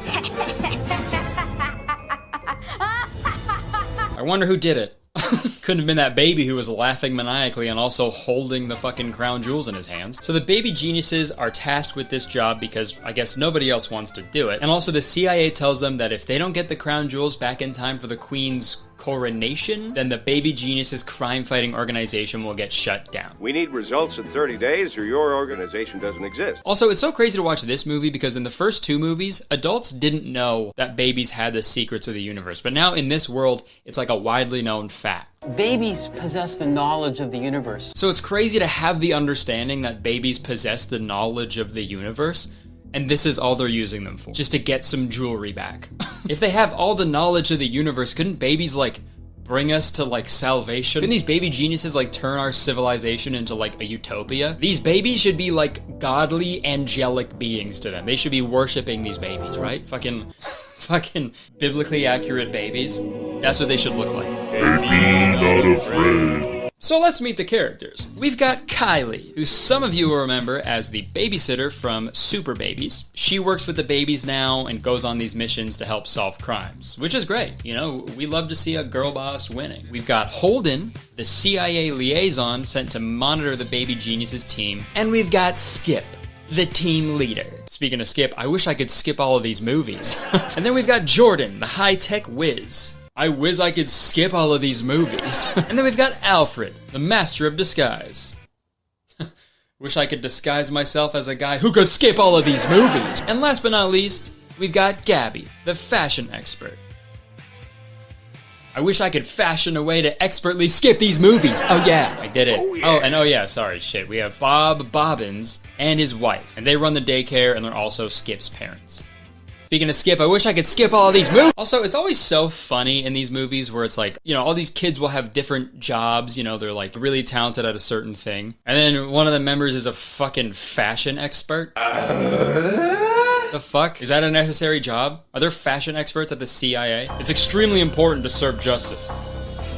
But it's even more important to serve. Yes, queen. Okay, so they're getting briefed on their big mission from Baby Agent Bureau of International Espionage and Safety, or baby. And yo, look, it's a holy shit, dude! It's a biblically accurate baby. It's real. This is also where the movie drops a pretty big lore bomb on us. In this movie, they say that if you're a member of the Bobbins family, then you have the ability to understand what babies are saying. But that was not the case in the first two films. There were Bobbins in the movies, but they couldn't understand what the fucking kids were saying. Can't really be talking to each other. Yes, really, but when it comes to an adult, only a Bobbins can understand baby talk. I guess the Bobbins have never really grown up. Okay. Yeah, they just never grew up. They still shit in diapers and cry on planes. It's annoying. So they send the babies to London to search for clues at the scene of the crime. How do they get there, you ask? By a teleportation device that they clearly have not used before. It worked! It actually worked! It worked! Worst parents of all time. It worked! Holy shit, I thought we just killed our kids over some jewelry. God. Dang, dang it. So the babies accidentally get teleported into a taxi cab in London, and the taxi driver is played by Oscar-winning actor and Angelina Jolie's father, John Voight. If you remember, he played Biscayne in Super Babies, but he plays a different character in these movies, I think. I don't know. I actually don't know if he's the same guy, and it's fucking annoying. Maybe William and Katie's in the window there. Do you know who lives there? The Queen.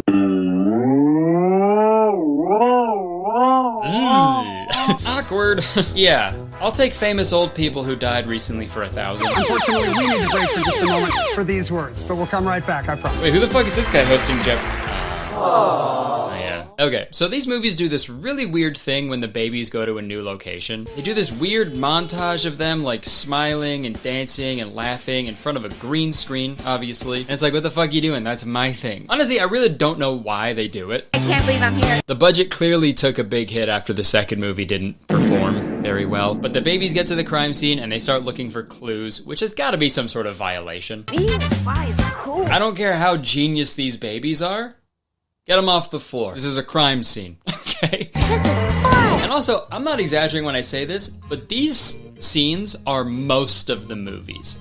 And yes, I said movies. They find a bunch of clues like a half-eaten hamburger, a footprint, and a hat. And only the babies were able to find these things. The adults couldn't find these things at the crime scene, which is very troubling. I don't think the babies are geniuses. I think the adults are just fucking idiots, and they're geniuses by comparison. That's what these movies should have been called. Baby geniuses by comparison. So they come to the conclusion that the person who stole the crown jewels is this evil baby named Big Baby, whose dad owns a burger chain. And that's his son, Beauregard Baby Jr. We also call him Big Baby. Big Baby! A criminal baby! I literally have no idea how they arrived at this conclusion, but here we are. So this little kid is like the main bad guy of the movies. His name is Big Baby, and his big plan is...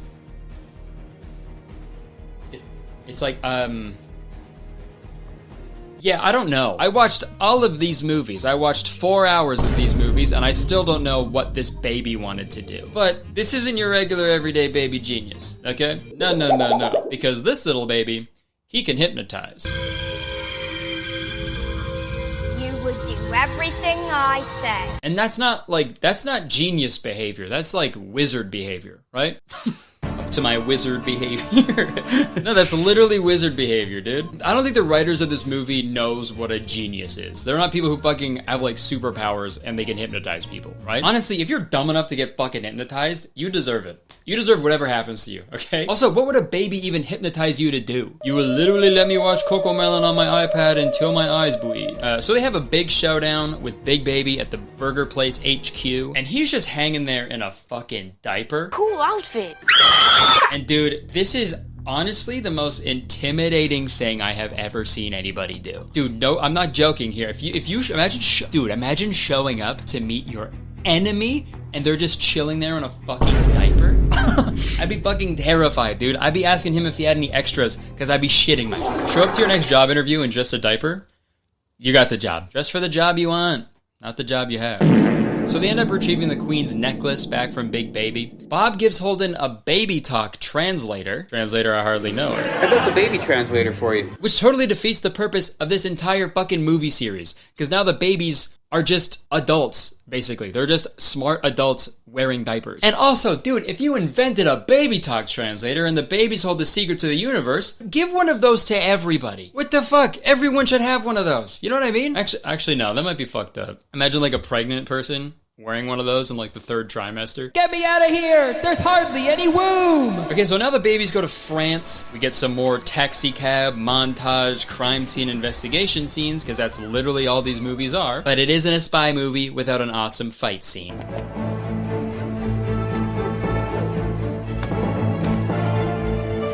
Oh wait, sorry, did I say awesome fight scene? Sorry, I meant fight scene. Good job. You know what? This is what pisses me off the most about these baby geniuses movies. Whenever the babies fight, they have adult level strength. Geniuses aren't like fucking superheroes. Most geniuses, when I think of a genius, they're not strong, right? Albert Einstein? Pussy. You could fuck that guy up. Stephen Hawking, dude? Come on. It's just frustrating, you know? I wish one of these fight scenes were realistic. Listen, if you want to get those crown jewels, first, you gotta go through me. And let me tell you right now, that's not gonna be easy, for I am a baby G. Whoa. Did you just punch that baby? He was coming right for me. I had to defend myself. Hey, he's waking up! Get him!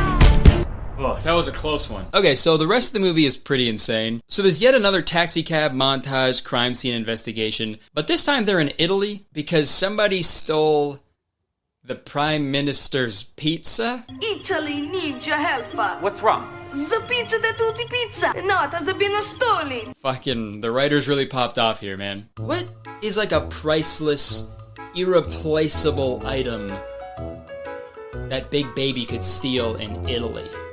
Something that there's like, you can't make another one of.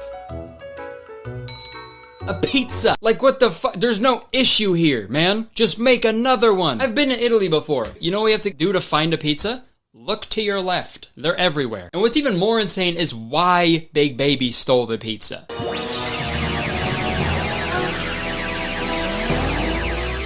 Why did you disintegrate the Prime Minister's pizza? Man, if I had a dime for every time I heard that question. Disintegrate. Look again, closer. I shrank the pizza. But why? Because if I can make it smaller, I can also make it bigger. So they stole this important pizza just to test if their new growth/shrink ray worked? My prototype is a success! Again, just go buy a pizza somewhere, man. That's so difficult. Why'd you have to go through all the fucking heist to get a pizza to do that, right? What the dude, that's like stealing the Declaration of Independence to like test if your pen is working. Like so much work for no reason. I'm not actually doing it. Okay. Ciao, baby squad! They're getting away again? So their final stop of the film is in Germany. And in this scene, I think the writers like forgot the rules of the film because the taxi driver just fully responds to the baby. Haven't we seen him before? Oh, me? Good job, guys. But now it's time for the final showdown. This is where we find out Big Baby's master plan. And his plan is to make himself huge because he hates being little. You don't know what it's like to be a baby. Take a nap. Go to bed. Eat your vegetables. Have you ever tried mashed broccoli? I know what he means. Just immediately radicalized. I know what he means. So this is where we find out that he stole the crown jewels because they're the only things that will power his big device. I don't know. So a bunch of bullshit happens and the baby geniuses end up saving the day by shrinking Big Baby. And now he's Lil Baby, the rapper. What's up? It's Lil Baby here. And they return the crown jewels to the queen just in time. Yay, she got them back! For the queen. And the queen lived happily ever after. For about 10 years, and then she fucking died. We then get this like post-credits type scene where the taxi cab driver shows up and he's revealed to be the actual bad guy because the movie literally spells it out for us. The taxi cab driver's real name is Moriarty, and he's the real bad guy of the trilogy. We'll find out more about him shortly. And the movie ends with all the baby geniuses celebrating because they proved to the CIA that they do really great work. I love you, Mom. I love you, Dad. We love us.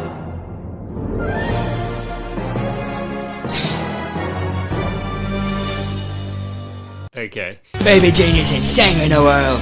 Baby Geniuses 4 coming soon. And they were right about that, because a year after, they released Baby Geniuses 4, The Treasures of Egypt. I'll say right now, I think it's going to be a lot quicker to go through these last two movies, because I shit you not, Baby Geniuses 4 is pretty much the exact same movie as Baby Geniuses 3. They just go to different locations. The first place they go to is Beijing to investigate a museum where a bunch of artifacts were stolen, and they don't see Moriarty disguised in a taxi cab this time. They see him disguised in a museum.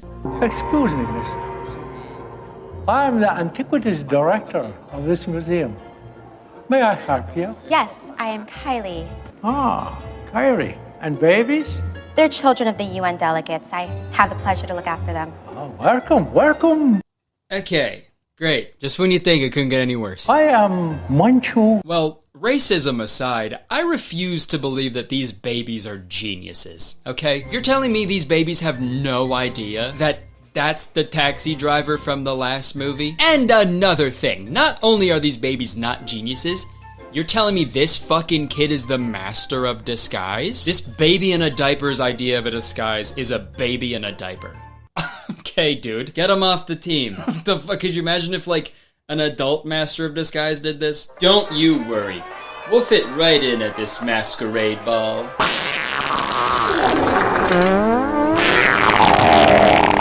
Oh my god! It's also so funny that these babies are geniuses. Geniuses. Yet they all still wear diapers. You guys know computer science and fucking astrophysics, but you can't figure out a fucking toilet? You know, that's the thing that stumps you. And I'm not exaggerating when I say that this movie is exactly like the other movie. All it is Big Baby stealing something, the baby's going to look for clues, chasing down Big Baby until he gets away, rinse and repeat until Big Baby reveals his big plan. So they go to India at one point in this movie, and I know, after the incident in China, that's worrisome. But don't worry, he doesn't do brown face, which is nice, okay? They go to India because Big Baby stole some more bullshit. And I really love this scene because they're showing when Big Baby and his dad were, like, stealing the artifacts. And they just totally messed up the edit of this part, and I thought I'd highlight it. The prize.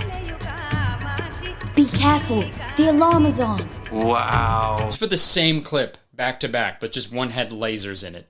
You know? But honestly, if I was stuck editing this fucking movie, I'd do the same thing. Also, man, dude, sorry. I hate these movies so much. There's one part in this movie when they're in a cab in India, and the cab driver says that she had, like, a religious experience at the Taj Mahal, and she saw things that she cannot explain. I saw the equation pi equals to 3.141 and do not know what it means. What? That was her religious experience? She saw the equation for pi? And it gets even sillier because Jordan, the tech whiz, the high-tech whiz, remember? The genius high-tech whiz? Throughout this whole movie, she's working on a device to communicate with aliens, and she can't get it to work. But she overhears this taxi cab conversation and freaks out because she says that the equation for pi could be the thing that makes her machine work. Pi equals 3.141? That just might be the equation I need to make the cosmonauter work. You're telling me a genius with the knowledge of the universe doesn't know what pi is? That's like the first thing you learn in fucking 3rd grade math. How do they, well, okay, well, yeah, I guess they haven't gone to 3rd grade yet, so that. Also, pi isn't even a fucking equation. These babies are not geniuses, okay? Don't fall for it. They don't know their bodily functions or the ratio of a circle's circumference to its diameter, okay? They don't know pee, poo, or pi. God damn it, dude, this movie makes me wanna... So, later in the movie, they're celebrating Bobbin's birthday, and as a gift, they give him a really high-tech GPS system. By using DNA signatures, we're able to track suspects in real time all over the world. Okay, so one, that's just ethically fucked up, but I mean, at the same time, they're also putting babies in the workforce, so I mean, ethics are awash in these movies, I guess. But what's especially stupid is a big chunk of this movie is Moriarty and Big Baby working together to make sure they can't use this GPS system because they don't want the baby geniuses to have the ability to track them down. But this new GPS system doesn't fucking matter because they already tracked someone down using GPS in the first movie. So we need to find that vendor who was selling those berets. I'm already tracking his movement. He's taking a break at Big Daddy's Burgers. So I'm not even gonna waste time on this subplot at all. We're just gonna skip over that, okay? Speaking of skip, I wish I could skip all of these movies. And to remind you, this movie is called Baby Geniuses and the Treasures of Egypt. The runtime is about 1 hour and 10 minutes, and it takes them 53 minutes to even mention Egypt. Dude, that's like if the Titanic movie was called Here Come Dat Iceberg. This is also the movie where they find out that Moriarty is behind everything. Moriarty. Maury, who? Bob goes on to explain that he's a super criminal and he's behind history's biggest heist, and he's like the most dangerous guy on earth. Responsible for over 500 unsolved cases in over 200 countries. And what a criminal mastermind he is. Look at him. He's the most dangerous man in the world. I'm shaking in my boots just watching this shit. Okay, so now they're finally in Egypt. And honestly, the fact that they don't do brownface in this movie is astonishing. I fully thought that they were gonna... No! Okay, never mind. Pleasure to meet you. This is unbelievable. This man has an Oscar, and his daughter is Angelina Jolie. Like, man, I feel bad for her, man. She got the shit end of the stick. Anytime someone asks her what her father is up to, she has to just be like, yeah, just nothing really. Nothing at all, actually. Yeah, nothing. He's actually dead. He died. He's a dead guy. So just like the last movie, Big Baby's plan isn't revealed till right now, the very end. And his plan this time is to harness the energy of these old artifacts to give him the ability to fly. With the press of this button, Big Baby, take to the sky! But hey man, if you want to see a flying baby, just get on any airplane. Why is there always so many fucking babies on airplanes, man? Get them off. If you have a baby, drive. Okay? Don't go on a plane with your kid. I'm sorry. I feel like after watching all these movies, like just the thought of a baby is making me blood red mad. Dude, if you want to convert a pro-lifer to pro-choice, show them these movies, okay? They will not want any more babies on this planet. I promise you that. This movie's climax features Big Baby's plan getting foiled once again. It's a bird! It's a plane!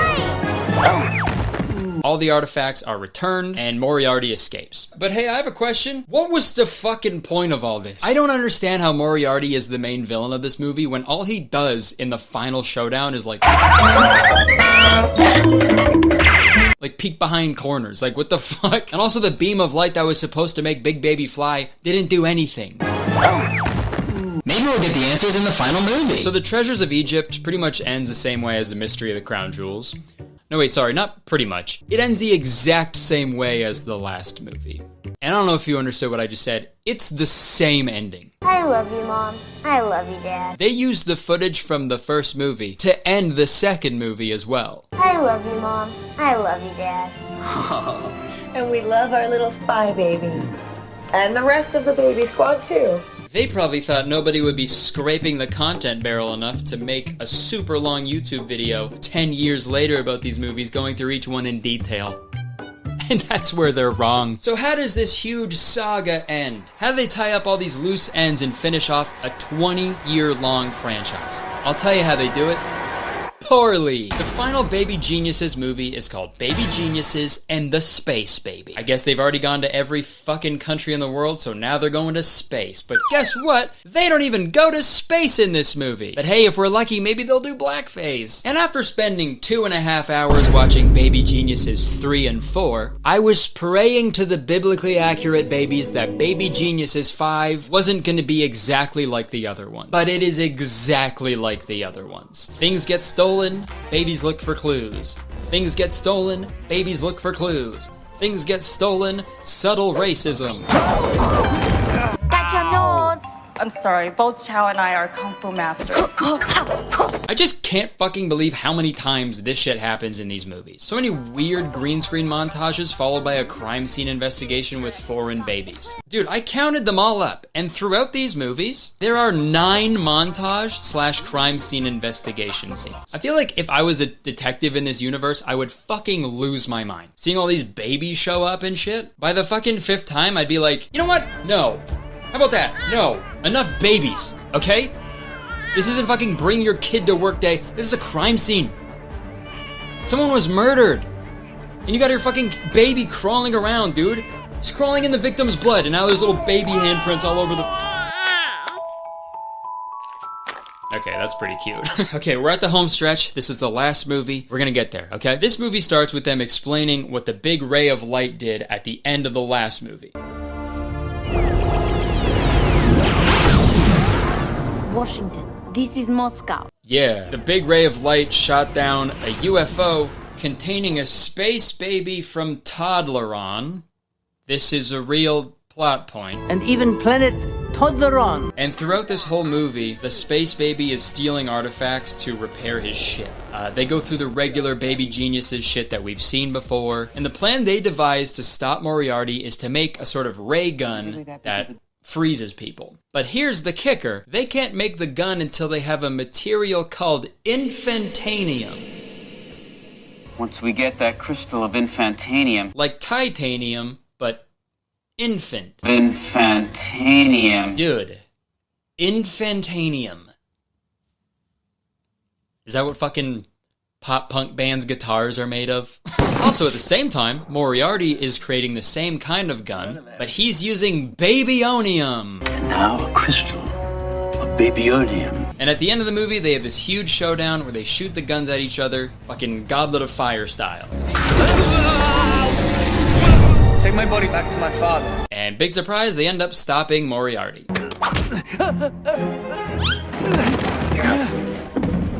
That's what you get for betraying me. Get him, Daddy. Whoa! Whoa! What the fuck? Yeah, we got you. Now we got a 69. So yeah, the Baby Geniuses save the day. The space baby fucks off back to his own planet. But sorry, there's one more thing I want to complain about. Throughout this whole movie, the space baby is talking in this like weird space baby language. Ba-wee-ba-wee-ba? But like, babies are born with the secrets of the universe, or the knowledge of the universe, and they all communicate with their own baby language. That's what they say at the beginning of all of these movies. Every baby in the world is born with the secret of the universe. So wouldn't the baby language be the same? Like, no matter what planet you're from, because it's in the universe? Like, no matter where the other baby geniuses are in the world, like India, Beijing, France, Italy, they can all understand each other with the same baby language, right? So why is the fucking space baby speaking some other space language? Okay. Sorry. Obviously none of this makes fucking sense, but here's what I gotta say to the writers of these movies, okay? Goo goo gaga. So the movie series ends with everybody celebrating their victory, and the mom says how excited they are for their next adventure. And I can't wait for our next adventure. And that was 10 years ago. So it's safe to say that their next adventure never happened, and honestly, that's the best way this series could have ended. In conclusion, I know these movies are ridiculous and the plot makes no sense, but it's obvious that these movies were made for children, where I feel like the original Baby Geniuses that came out in '99 was for children and adults, like it was a family movie. These movies feel like a movie that they would just throw on their kids' iPad so they could have some fucking peace and quiet for an hour and a half. The Baby Geniuses sequels are just another classic case of people using the name of an IP that made a good amount of money at one time to just absolutely fart out shitty movies that have nothing to do with the original film, just in the hopes that the name alone can bring them in a bunch of money, even though they lost millions on Super Babies. So again, I don't know how these movies were made. Or do I? I do. Upon further research, I found out that these movies aren't really movies at all. In 2011, an original series called, and get ready for this one, it's called Baby Geniuses BSI Baby Squad Investigators. Just a fucking vomit pile of a title, Jesus Christ. And that series aired in Italy. That series was then chopped up into 3 separate movies, the ones we watched today, which explains why it was so repetitive, but it unfortunately doesn't explain the racism. So that sucks. Mancho. But you know what? This was a long time coming. It feels really good to say goodbye to the Baby Geniuses franchise, but it feels even better to say hello, Fresh, the sponsor of this video. That's right, this video is sponsored by HelloFresh. Folks, I don't know if this is universal. Thank you, that was my impression of a guy at Disneyland. Okay, sorry. I don't know if this is universal, but I feel like every group of siblings at some point in their lives wanted to start a band together. Right? Wasn't just me and my sisters. Because it's been done successfully many times before. You've got great all-siblings bands like Hanson, the Jonas Brothers, Jackson 5, and then you also have bad ones like AJR, But it makes sense, right? As a kid, you already spend so much time with your siblings and you understand each other really well. So who better to start a band with if you all like music? And it's not like the band can break up. You guys fucking live in the same house, right? The Jonas Brothers tried it. It didn't work. This is a vivid memory for me for some reason, but there was one weekend where me, my sister, and my half-sister were all visiting our dad. Yeah, that's right, bro was dealing with 2 divorces. We were all up there visiting our shared father, and for some reason, we decided to start a pop group called KC3. All our initials were KC, and there were 3 of us, if you couldn't pick up on that. Also, pop groups having numbers in the name was like really big in the 90s. We never actually wrote any songs or anything, probably because most pop songs are about being in love, and our dad was experiencing 2 divorces, so tough to find inspo, I guess. But it's a dream many siblings have, I'm sure. Start a group or a band, you know, become rich and famous, and slowly start hating each other until the most talented one goes solo, or all end up broke because our parents pissed away all our money. It's a dream. And dude, when I was a kid, there was only like one way to become famous. But in the modern age with YouTube and TikTok, there's a plethora of different ways to gain a fan base. So how are modern, aspiring sibling stars adapting? Well, to answer that question, we need to travel to Australia to learn about a group of brothers called the Aussie Bro Squad. So right off the bat, their name is missing a number or 2, but that's neither here nor there. The Aussie Bro Squad is a group of 4 brothers from Australia, and I found out about them through this TikTok. So I was really confused by that video at first, so I searched up hashtag Aussie Bro Squad on TikTok, and I fell down quite the rabbit hole, or fucking kangaroo hole or whatever. Quite the kangaroo hole of Australian TikTokers talking about the Aussie Bro Squad. I can only assume TikTok is showing me Australian TikToks because I look like every single fucking Australian dude ever. And the Aussie Bro Squad is tough to describe, so I feel like we should just watch a short clip from one of their live streams. Hey, Daniel. Abby's in Germany. Whoa. That's so exciting. Dom sent you guys some little TikTok logos, and Sienna sent you a bunch of little logos too. Thanks, Dom and Sienna. Thank you so much. Thank you so much. That's so sweet. Cooper sent you guys some stars. Thanks, Cooper. Yeah, seems harmless enough, right? Well, I'm not so sure, and we'll get into the nitty-gritty in a second. I'll hit the nitty-gritty in a second. I'm gonna be 30 this year. And before we get into the bulk of this video, I just want to say, like, no hate towards these guys at all. They all seem very nice. I'm just making a silly YouTube video, so don't go to their page and spread any negative bullshit. That's not what this is about. Got it? Good. Okay, so the Aussie Bro Squad will go live on TikTok and they'll perform a bunch of like choreographed dances to short clips of songs while their mother, that's who you heard in that video, she'll film them and read off the comments in the live stream. Alice said, yeah, you ate. Thank you, Alice. Not all the comments, obviously. Their mom does a pretty good job of filtering the comments live because they frequently get comments like, this is so cringe. Do they have friends? Do they get bullied? Do they suffer bullying? Which is a fucking gnarly way to phrase that question, dude. I suffer from chronic bullying. But hey man, good on the mom for filtering out those comments because if she read all of them, holy shit, that would take the wind out of someone's sails real quick. Oh wow, Gooch84 says, I've been sober for 10 years. Well, seeing your dancing is making me want to start drinking again. I didn't tell you to stop. Oh, Gooch84 says, just downed a bottle of vodka. Cheers, that's terrific, mate. Mom, I think I should stop dancing. Oh, got another comment. He says, just found my car keys. Good luck, everybody else. Wow, cheers, terrific, mate. That's awesome. Mom, are you even listening to what you're reading? Whoa! He says, sorry. In the grand scheme of the things happening on TikTok Live, I feel like this is pretty harmless because TikTok live streams in general are literal fucking brain rot. There's like a billion fucking logos and emojis and numbers dancing around. There's a fucking lion farting out a galaxy or some shit. I swear to God, every time I see a TikTok live stream, I feel like Steve Rogers at the end of Captain America when he wakes up in the future and he goes into Times Square and it's bright and loud and confusing. I'm fucking scared. The Aussie Bro Squad is relatively tame in terms of, you know, weird TikTok live streams, but I don't know, something about it, it just rubs me the wrong way. Probably because they're Australian and everything over there is like the wrong way. It's opposite, I guess. And I'm not the only one, okay? There's so many Australian TikTokers making videos about these bros. Or sorry, brawers. If you didn't think the Aussie Bro Squad could get any better, think again. Because they're fucking synchronized swimmers now. The Aussie Bro Squad documentary is going to come out and you're going to go, I remember where I was. These Aussie Bro Squads just come across my fucking For You page and I've just found out tonight. Aussie Bro Squad, this morning when I woke up, they were live dancing. Tonight, I'm going to bed. They're still live dancing. I just don't know what to say. What the fuck is going on? Just the other day, I was keeping an eye on their account, just see if I could catch a live stream while it was happening. And I did not have to wait long. They went live at 8 p.m. Eastern, and they danced for a little bit, and then they ended the live stream. We are Aussie Bro Squad. So I was like, okay, cool. They're already out and about. They decided to do a quick live stream, and that's it. Totally normal. And then 10 minutes later, they went live again. This time it was just the mom, like, reading out all the comments while they just, like, walked around the streets of Australia. Hi, Mum, said Cass. I'm more of a fan of Mum. Oh, Cass, you're such a sweetheart. And when I was watching this, I assumed this one had to be the last live stream of the day. But then the mom said this. We are going to jump back in our car now and we may head over to the water or we may just go home and set up for the food live because I'm getting hungry. Go home and set up for the food live. I beg your pardon, the food live?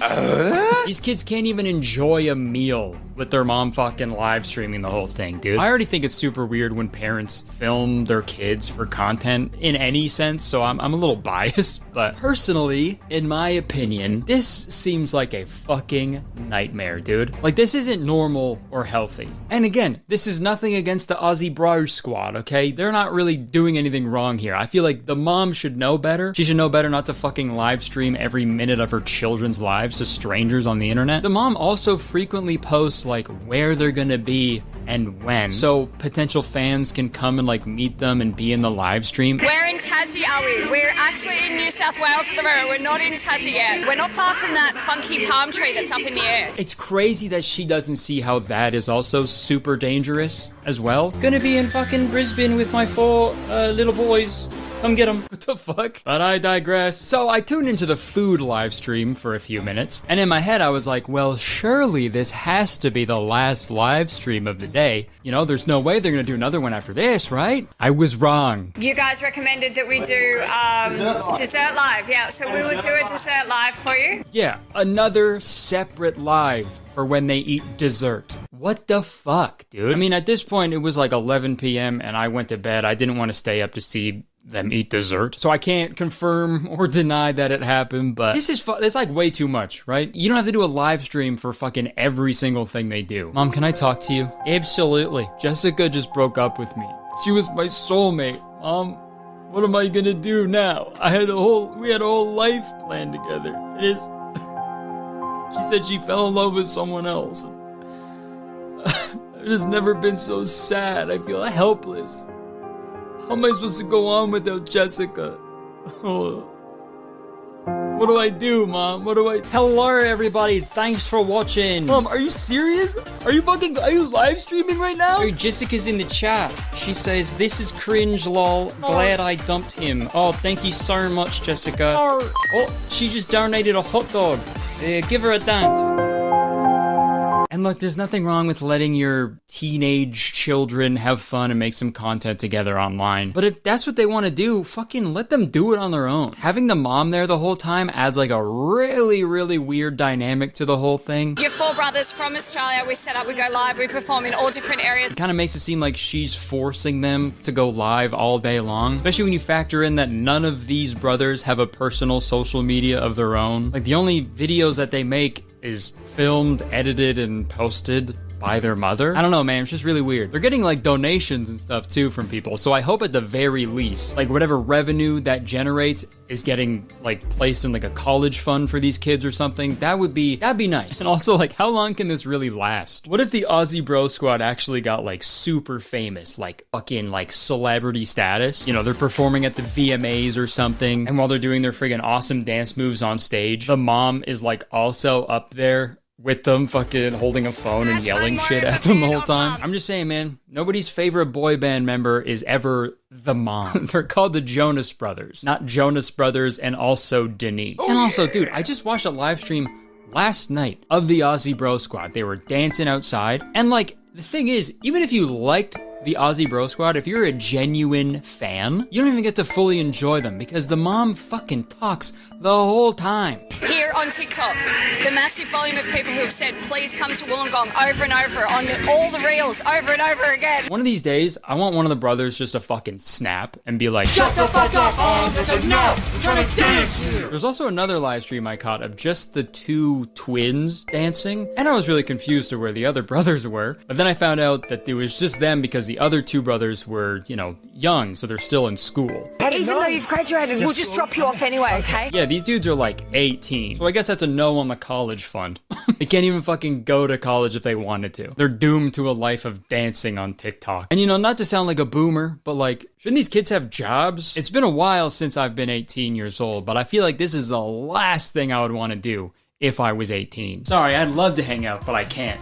My mom's filming me and my brothers dancing for a live stream. Okay, well, what about when you're done? Done.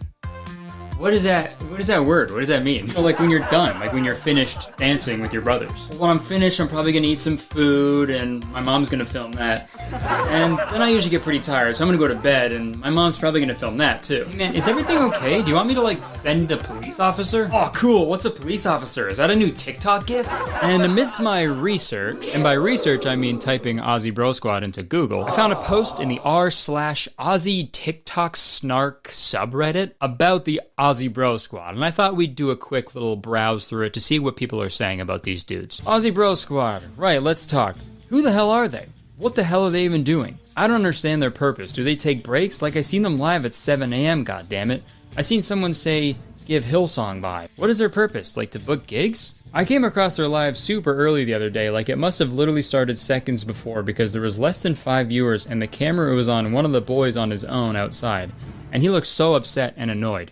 Totally out of character to how they usually look. But then the camera ran across the grass and went to the other three happily dancing. It was so weird, it made me uncomfortable to see him like that. I have a feeling she might not have realized she was live at that moment. No one mentioned anything in the live comments, so I'm not sure anyone else noticed. It's a group of boys being exploited by their mom. They seem pretty conservative, probably were homeschooled or attended a conservative church, etc. because they seem really out of touch with their age group. Usually an 18-year-old wouldn't be interested in being in Mummy's pop group. I would say Mom has been wanting them to be famous for many years. It also looks like to me they are copying K-pop styling. Ultimately, I think ABS is a group... Oh, Aussie Bro Squad. ABS.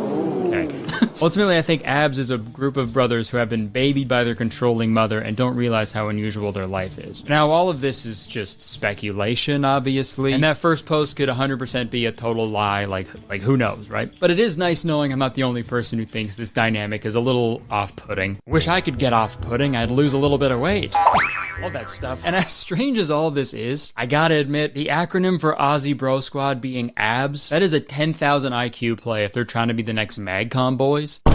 Also, the 7 a.m. thing is crazy if that's true. Popping and locking before the fucking sun rises is wild. I heard the term rise and grind and completely misunderstood. Yeah, dude. Rise and grind in me. And again, this is the last thing I would want to do before going to school in the morning, dude. But the mom has a strict schedule, I guess. This is how I imagine the mom wakes up the Aussie Bro Squad every morning. Dance. I just have so many questions, man. Like, where's the dad during all of this? Never see him, dude. Is he the choreographer? Or maybe he's off working fucking 4 jobs to support the abs? Who knows, dude? Maybe their dad is Jason Nash. That would actually make a lot of sense, you know? Keep the business in the family. Mirror with the sunglasses, yes! He can never be in their videos because he's too busy stacking bread in his own live streams. You're 4 brothers from Australia. We set up, we go live, we perform. Another question, are there any other brothers? Ones that didn't make the cut? Because that's pretty common with famous groups of brothers. The Jonas Brothers have that bonus Jonas they never talk about. The Property Brothers have that emo brother that they never talk about. I wish they would talk about that emo brother though, dude. I'm sorry to get off topic here, but could you imagine a Property Brothers show with an emo Property Brother, like leading it? He's the emo property brother. He's the emo property brother. Only on HGTV. Welcome back to Emo Property Brother. Today I have Aaron with me. He wants to buy this fucking house. Fuck! So here's the living room. It's fucking stupid. I don't know why you like it. You know, I actually think it's kind of nice. Well, you're wrong. It's dumb. That's why the price is at an all-time low. Hey, why are you even a realtor? You seem like really sad. I am sad. I only became a realtor because I listened to Sunny Day Real Estate and I thought this job was just gonna be me listening to their music. Okay, well, whatever. I'll take it. Okay? What do you need from me? Well, I'll need from first to last month's rent by Thursday. But it's okay if you're a day late. I won't say anything. Okay, are those actually things you need from me, or are you just saying the names of emo bands? Taking back London. Okay. I'm worried about the Aussie Bro Squad though, guys. I really am. And as an honorary Australian man, I have a mullet and a mustache and I drank beer out of a shoe when I was there. Okay, I think I can vouch for that. As an honorary Australian, I feel like I need to step in and save these boys. I need to rescue the Aussie Bro Squad, okay? I think I need to infiltrate the Aussie Bro Squad and rescue them from within. But the Aussie Bro Squad isn't just gonna take some random guy into their group of brothers, right? I have to prove myself. I need to show them that I have what it takes to be a member of the group. I'm gonna do a TikTok live stream in the same style as theirs to show them I've got what it takes to be a member of ABS, the 5th ab. Almost a 6-pack, dude. Okay, bye. I'm gonna go do the live stream. Chris just joined. Chris. Hi, Chris. Hi, Monkey Bucket. All right. Do another spin, Kurt. Nice. One more spin, yeah! Guys, throw some likes in the chat for when Kurt spins. Yeah, give him a smile, Kurt! Give a little heart, maybe. Jump up and down. Yeah! Oh, lots of likes in the chat. Yeah! Guys, stay tuned for later. We're gonna have Kurtis eating his weight in cereal on the cereal live later tonight. When is that? When is that? Oh, we're doing it later, babe. Don't worry, we're gonna do it like around like 10, 11 at night. So you're just gonna have to wait till then and... 8 in the morning. It's fine. No, it's okay, guys. Kurtis is alright. Do another spin. Do it. Mom. What? We have to go to the bathroom. You're gonna have to wait. Enough. Keep dancing. You're gonna have to wait till later when we go to the bathroom live tonight. Kurtis going to the bathroom after cereal time. At 11. At 11. Better be a pee. No. It's a poo. You're gonna have to wait till next week, Kurt. That's when the poo live is happening. Kurtis is going poo next week. You're gonna have to hold it. Next, do your little poo dance. You're excited to poo next week, Kurt. Wow, some thumbs up in the chat, some roses for the poo dance. Say, I love you, mummy. I love you, mummy. Yeah. Thank you so much. Signing off.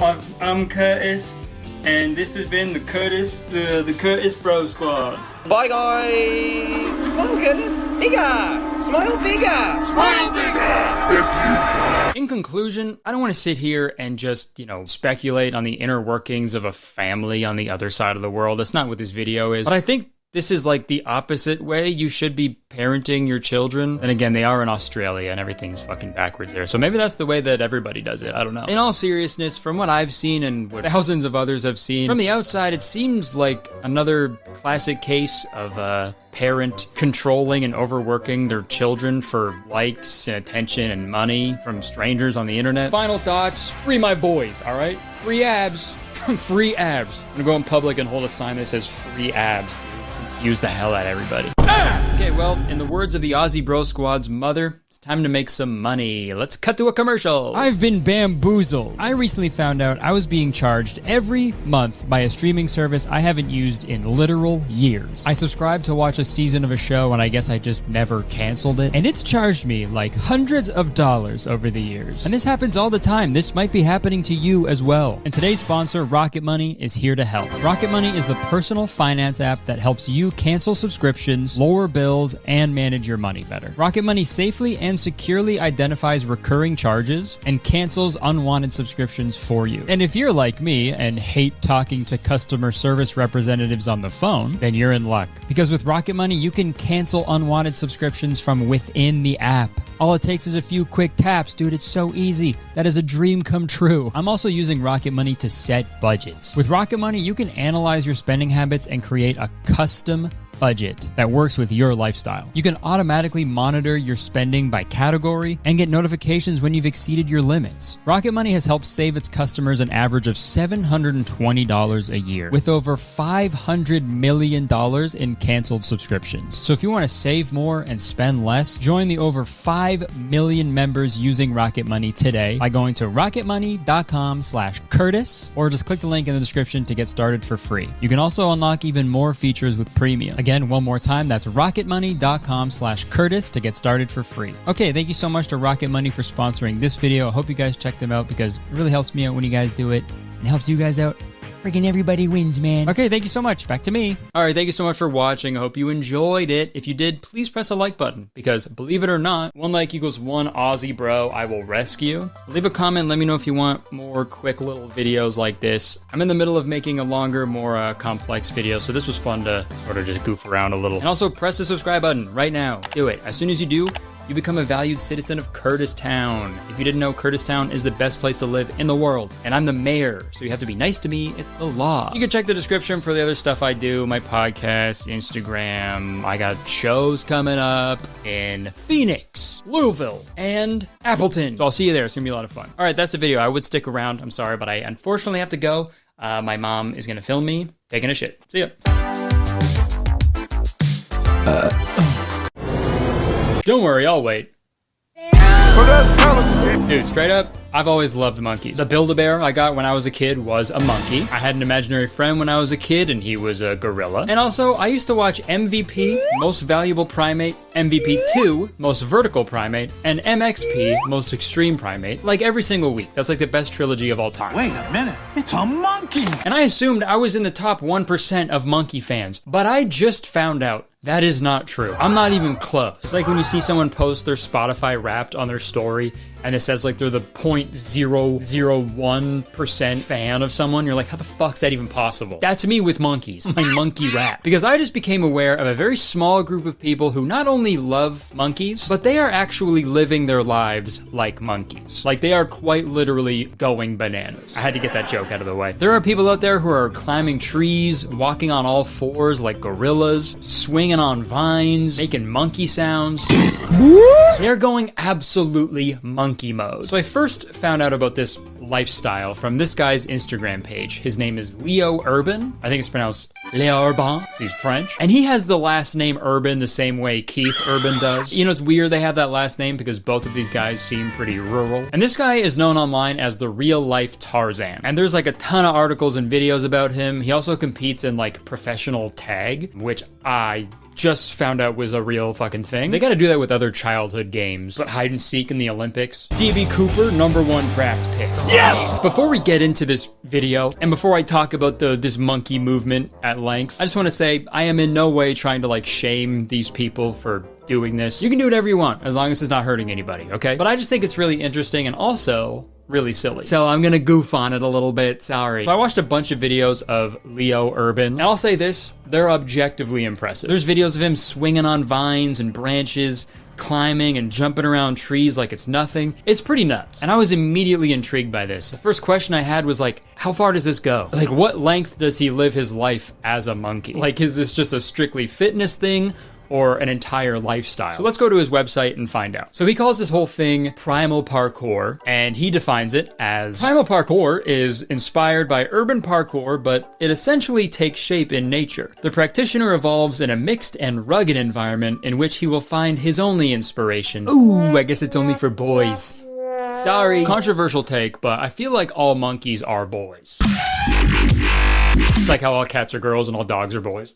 They will find their only inspiration, the power of the elements, animals, and the genetic heritage of our ancestors. And on his website, he actually sells a booklet called The Introduction to Primal Parkour, where you get the origins of primal parkour, a warm-up program, introductory exercises in tree and rock climbing, and get this, a glossary. I don't know how fucking monkey-like it is to read a booklet, you know? Like, I feel like if there was a booklet on how to be a monkey, the first page would be like, fucking rip this out and eat it. Fucking chew on it, I don't care. Wipe your ass with it. But if we scroll down a little further, he goes into more detail. The origins. Primal has always existed. Throughout history, humans have had to use their physical and instinctive abilities to move, hunt, and defend themselves. In the 90s, David Bell founded parkour. He was inspired by it and adapted it mainly to the urban environment. In 2006, I discovered this sport, and living at an altitude of 1,600 meters, I adapted these techniques in this environment. Quickly, I achieved great barefoot performances, which made me known in the discipline. Values. Playing outdoors all year round while bare-chested requires discipline and perseverance. Respect for nature is essential because it is the condition of our evolution. Through this practice, you will strengthen values such as courage, perseverance, humility, and respect. Alright, I don't know about you guys, but I'm hooked. This seems super awesome and productive and not weird at all. So let's find out what the next main aspect of this way of life is.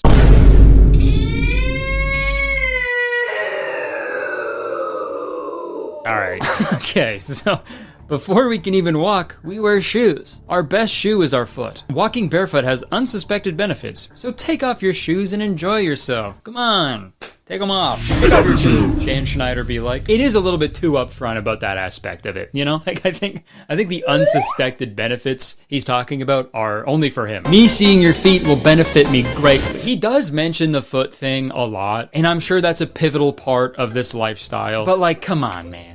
For free? Really, dude? At least put it behind a paywall and make that paywall high enough that you can't fucking parkour over. But, you know, I guess it makes sense because monkeys are usually bare feet. You know, they always got their dogs out. Sometimes they wear shoes and it's awesome. And all jokes aside, from watching a lot of Leo's content, he seems like a really cool, genuine, nice guy. So I don't think like the bare feet thing is coming from a place of like perversion or anything, obviously, but I think just like a general rule of thumb or a rule of toe, if a fitness influencer wants to see your feet like right off the bat, that's a pretty big red flag. All right, thank you so much for joining the Monkey Madness fitness class. Now this is a pretty exclusive program, so I need to do a quick screening process. Yeah, for sure. All right, first off, let me see your feet. Yeah, sure, makes sense. You know, monkeys, I guess monkeys didn't wear shoes. Okay, makes sense. Okay, my shoes are off. Great.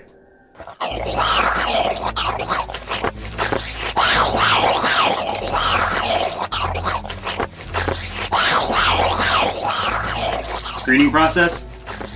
Yeah. Good luck, man. Thanks, man. Thank you so much for meeting with me. I have a lot to think about here. I'll report back to my team and we'll be in touch, okay? And don't worry, my current erection is completely unrelated to me sucking on your toes. See you later. Great, thanks. Wow. I hope I get in. Hey, you must be David. I'm the real-life Tarzan. Are you ready for your screening process? Wait, if you're the real-life Tarzan, who the fuck just sucked my toes? In theaters this summer, The Toe Sucker 2. Trouble is afoot. I seen a lot of comments over the years saying that my cutaway sketches go on for a little bit too long. And to that, I say...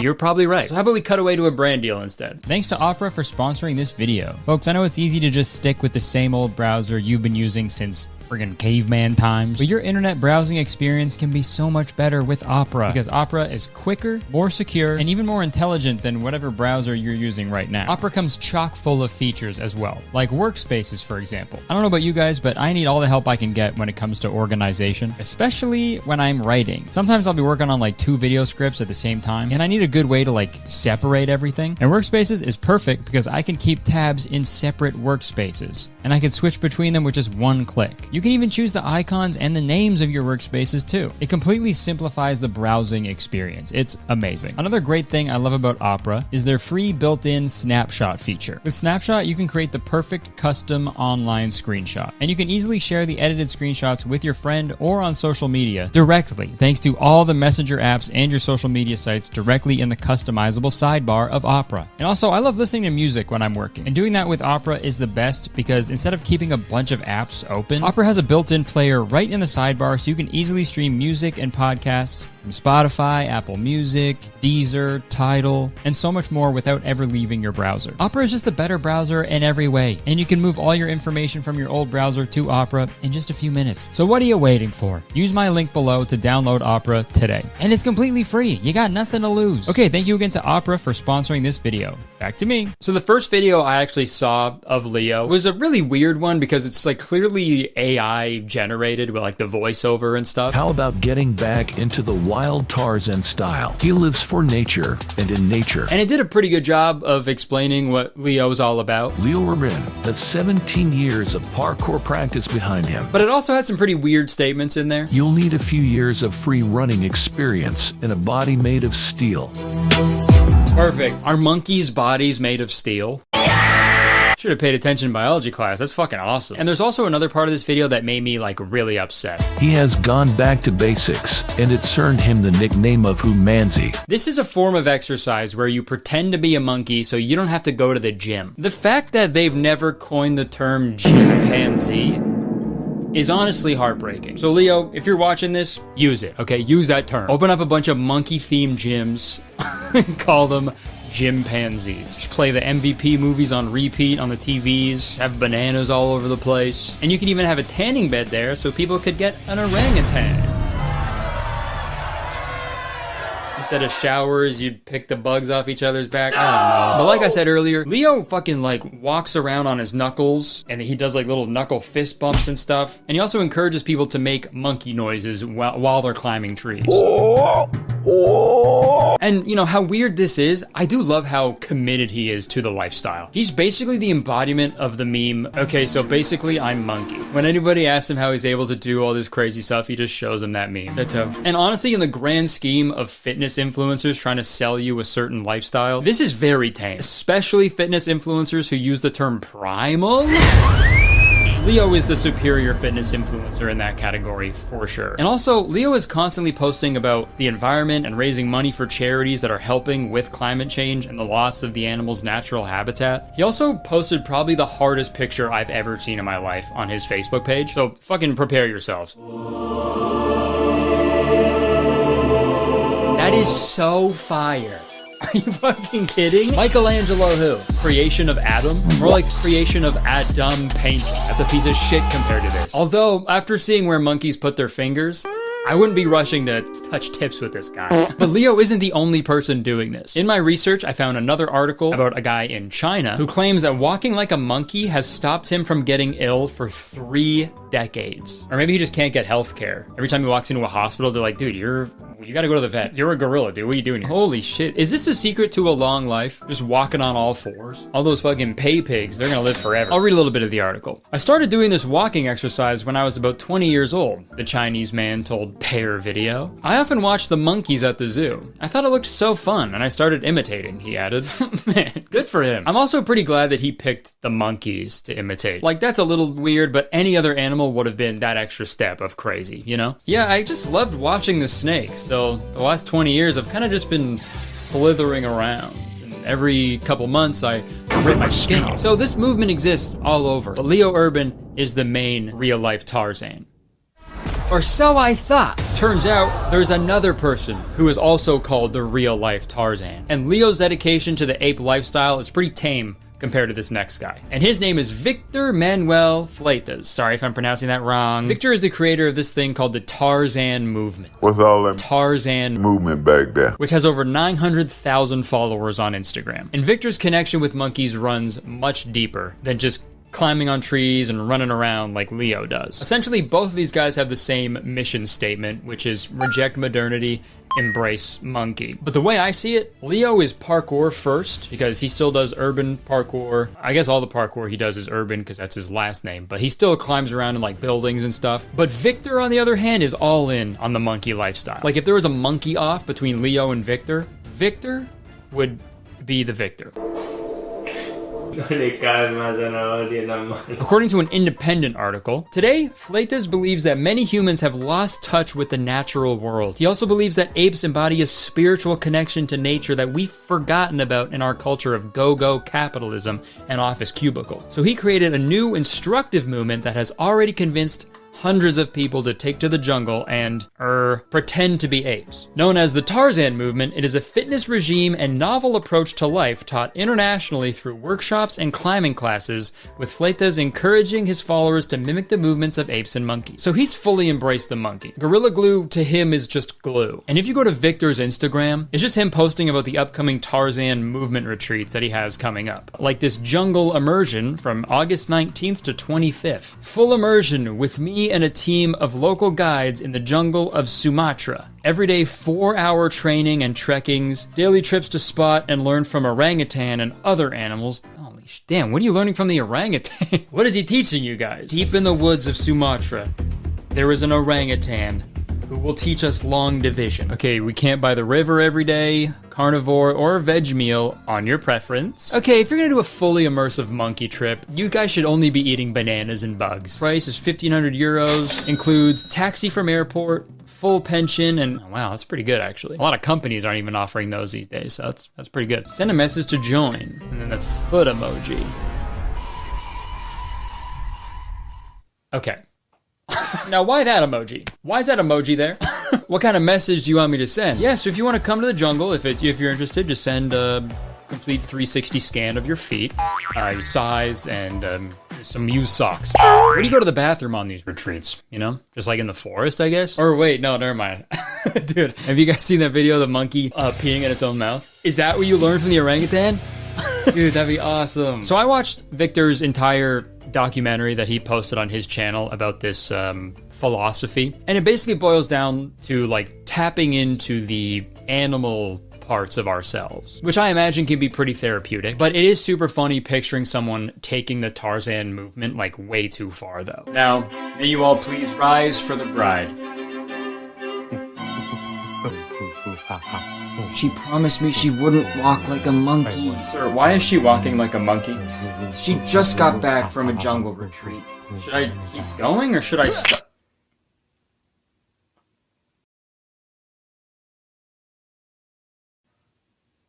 Oh my god. She promised me she wouldn't throw her poop like a monkey. I'm not gonna do a recap of the whole documentary because it's pretty long and it's in another language also. But the rest of the documentary showcases him teaching people the ways of the Tarzan movement. And everybody seems to be having like a blast while they're doing it. And you know what? The more I think about this, the more it makes sense. I walk by so many climbable trees when I'm walking my dog, and in my head I'm just like, God, that'd be such a fun one to climb. I could just go up and just chill. But I'd get yelled at if I climbed one of my neighbor's trees. So all the power to these people if it's working for them. But there's one part of the documentary that made me laugh pretty hard though. It shows him like training one of his students in the art of Tarzan movement. And at the one part, he's just straight up throwing apples at the guy. Más capacidades, pues al final se vuelve como un juego. I don't know what that's supposed to do. How did you even come up with that, right? I imagine he's just like, no, I do this all the time with the monkeys at the zoo. I go in there with a big basket of apples, and I just fucking chuck them at them. I throw apples at these monkeys for hours, dude. No curveball, no changeup.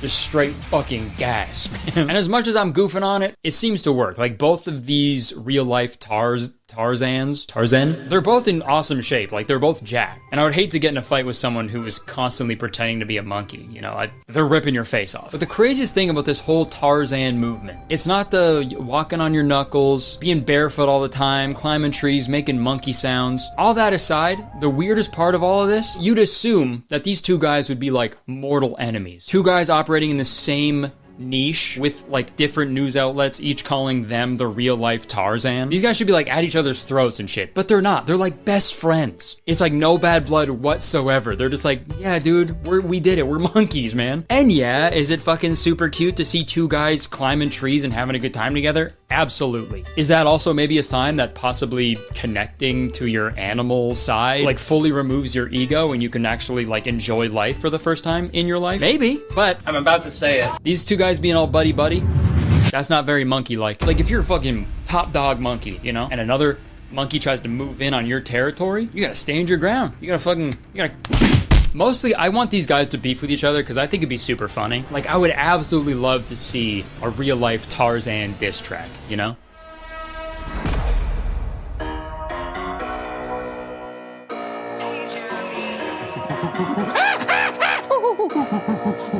Who the fuck is claiming to be the real Tarzan? I'm the real Tarzan, bitch. My dad is a monkey. I'm Tarzan. You're Lil Xan. One time I killed a leopard with a spear. It was the best day of my life. Listen up. I can throw my shit a quarter mile. You got no balls, infertile. Quit saying you're the real Tarzan, or you'll live to regret it. Like what? Starman. Hey. You're a bipedal bitch. What? Rocket running shoes, I reckon. Stupid bitch. And I'm swinging on vines. Jane said you last 6 seconds. Now I got your girl and she all on my tree. She wants to get her belt unbuckled. I don't wear belts. She calling me the MVP. She drew the walk of shame on her knuckles. I'm the real thing, you an imitation. I'm chilling with some apes in a river basin. We all yelling, ain't no conversation. Cause we're monkeys and we're masturbating. Now I may not be a monkey genetically. Homo sapiens technically. True. I be climbing trees in Yosemite. You're monkeying around pathetically. Bitch. Call me Key, I'm surrounded by peel. Legit raised by monkeys, it's not a big deal. Like a baboon, yeah, my ass is out. You smell on my finger, you're passing out. See ya. Suck my dick, no homo erectus. Deforestation, someone protect us. Hunted for sport like they trying to eject us. When monkeys smile, it's just so infectious. Sorry about that, got carried away. My bad. Just like the lady in King Kong. Yeah. I'm banging on my chest all day. Pee in my mouth with my ding dong. What the fuck, dude? No, have you seen that video of the monkey peeing in his own mouth? I actually filmed that video. I know that guy pretty well. He did it. He doesn't always do that. He just had too much banana liqueur, but it's whatever. I'm the real Tarzan, so. Yeah, I'm now realizing that this is the second time that I've written and recorded a diss track from the perspective of a Disney character. You either die a hero or live long enough to see yourself become the villain. I don't know. In conclusion, I don't really see anything wrong with this lifestyle. It's not hurting anybody. I just thought it was really funny to pretend to be a monkey. And I wanted to goof on it for a little bit, but who knows? Maybe pretending to be a monkey is a secret. Maybe that's the secret to happiness and a long life. And there's really only one way to find out. So how about you guys leave a comment? Let me know if you want to see me do a video where I try to live like a friggin' monkey and see how it affects my life. And Leo or Victor, if you guys are watching this video, friggin' pick up that banana phone. Hit me up, dude. All right, that's it. Thank you so much for watching the video. If you enjoyed it, please press the like button, because believe it or not, every time someone likes this video, I will watch the MVP original trilogy. Also, guys, press the subscribe button right now. If you're not subscribed, just do it, okay? What are you waiting for? We're so close to 5 million, and as soon as you press the subscribe button, you become a valued citizen of Kurtistown. And if you didn't know, Kurtistown is the best place to live in the whole world, and I'm the mayor of Kurtistown, so you have to be nice to me. It's a law. Also, again, if you live in Irvine or close to Irvine, if you're in California, come to my shows in June, okay? It's gonna be a lot of fun. My shows are happening the same weekend as VidCon. Total mistake on my end. I didn't mean to do that at all. So who knows? There might be some special guests that show up. That's it. Thank you so much for watching. I would stick around, but unfortunately, I have to go. I gotta go pee in my own mouth.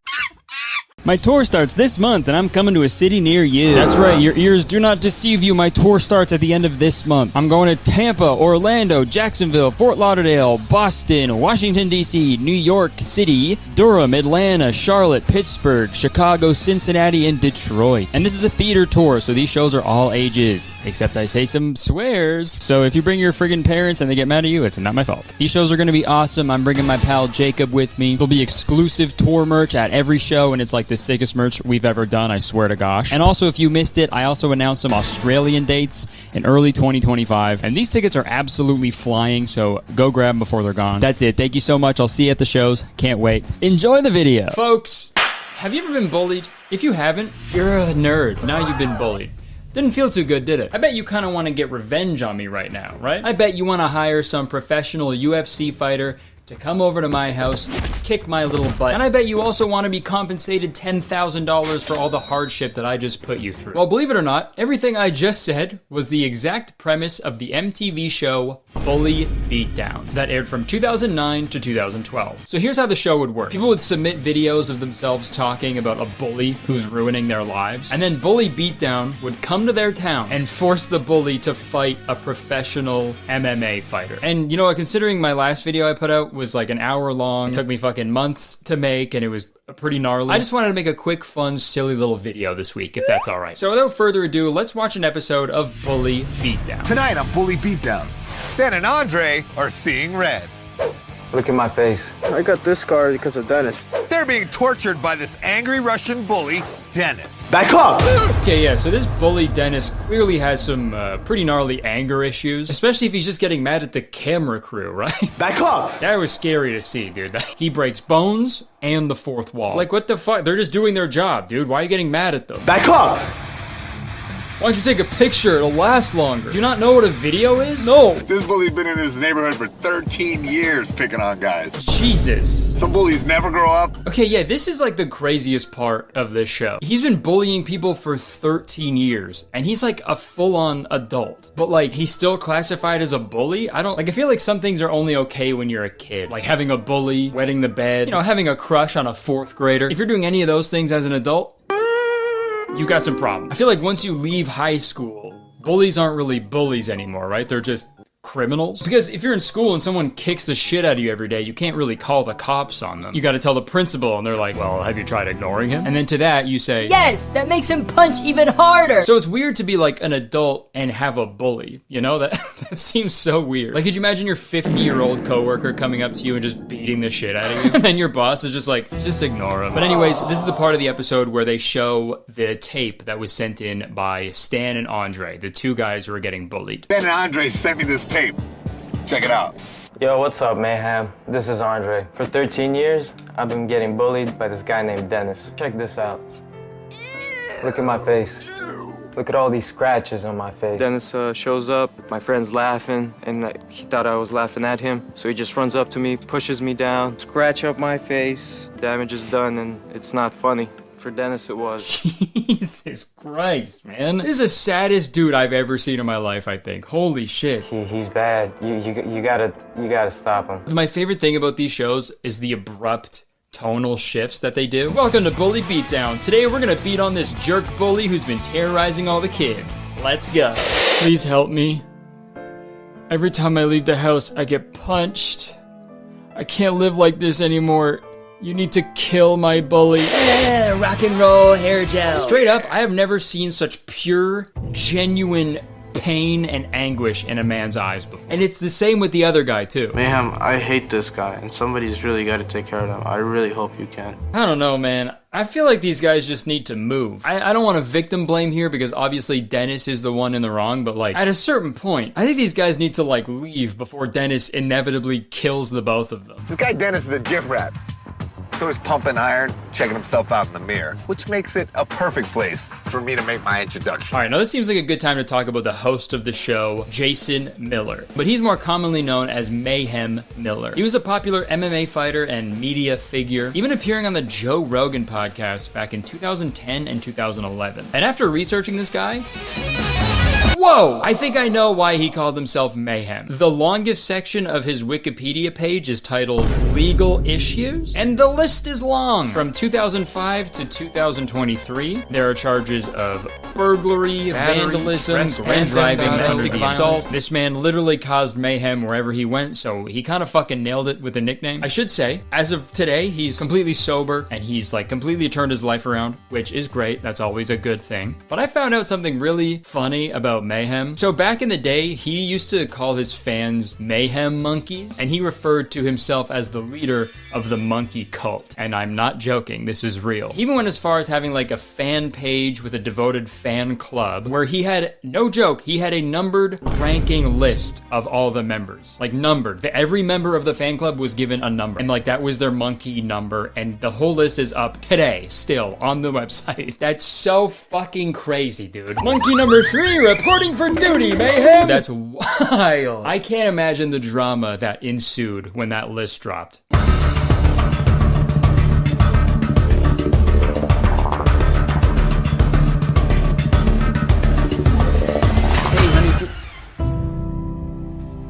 What's wrong? Wouldn't get it. Come on, you can tell me anything. The Mayhem Monkey list was just published. What? And I bent over backwards for Mayhem Miller. Literally. Literally? Yes, literally. I sent him a video of me eating my own ass. I'm sorry, you ate your own ass? And what do I get for it? Number 106. I'm sorry, I'm confused. Did he ask you to eat your own ass?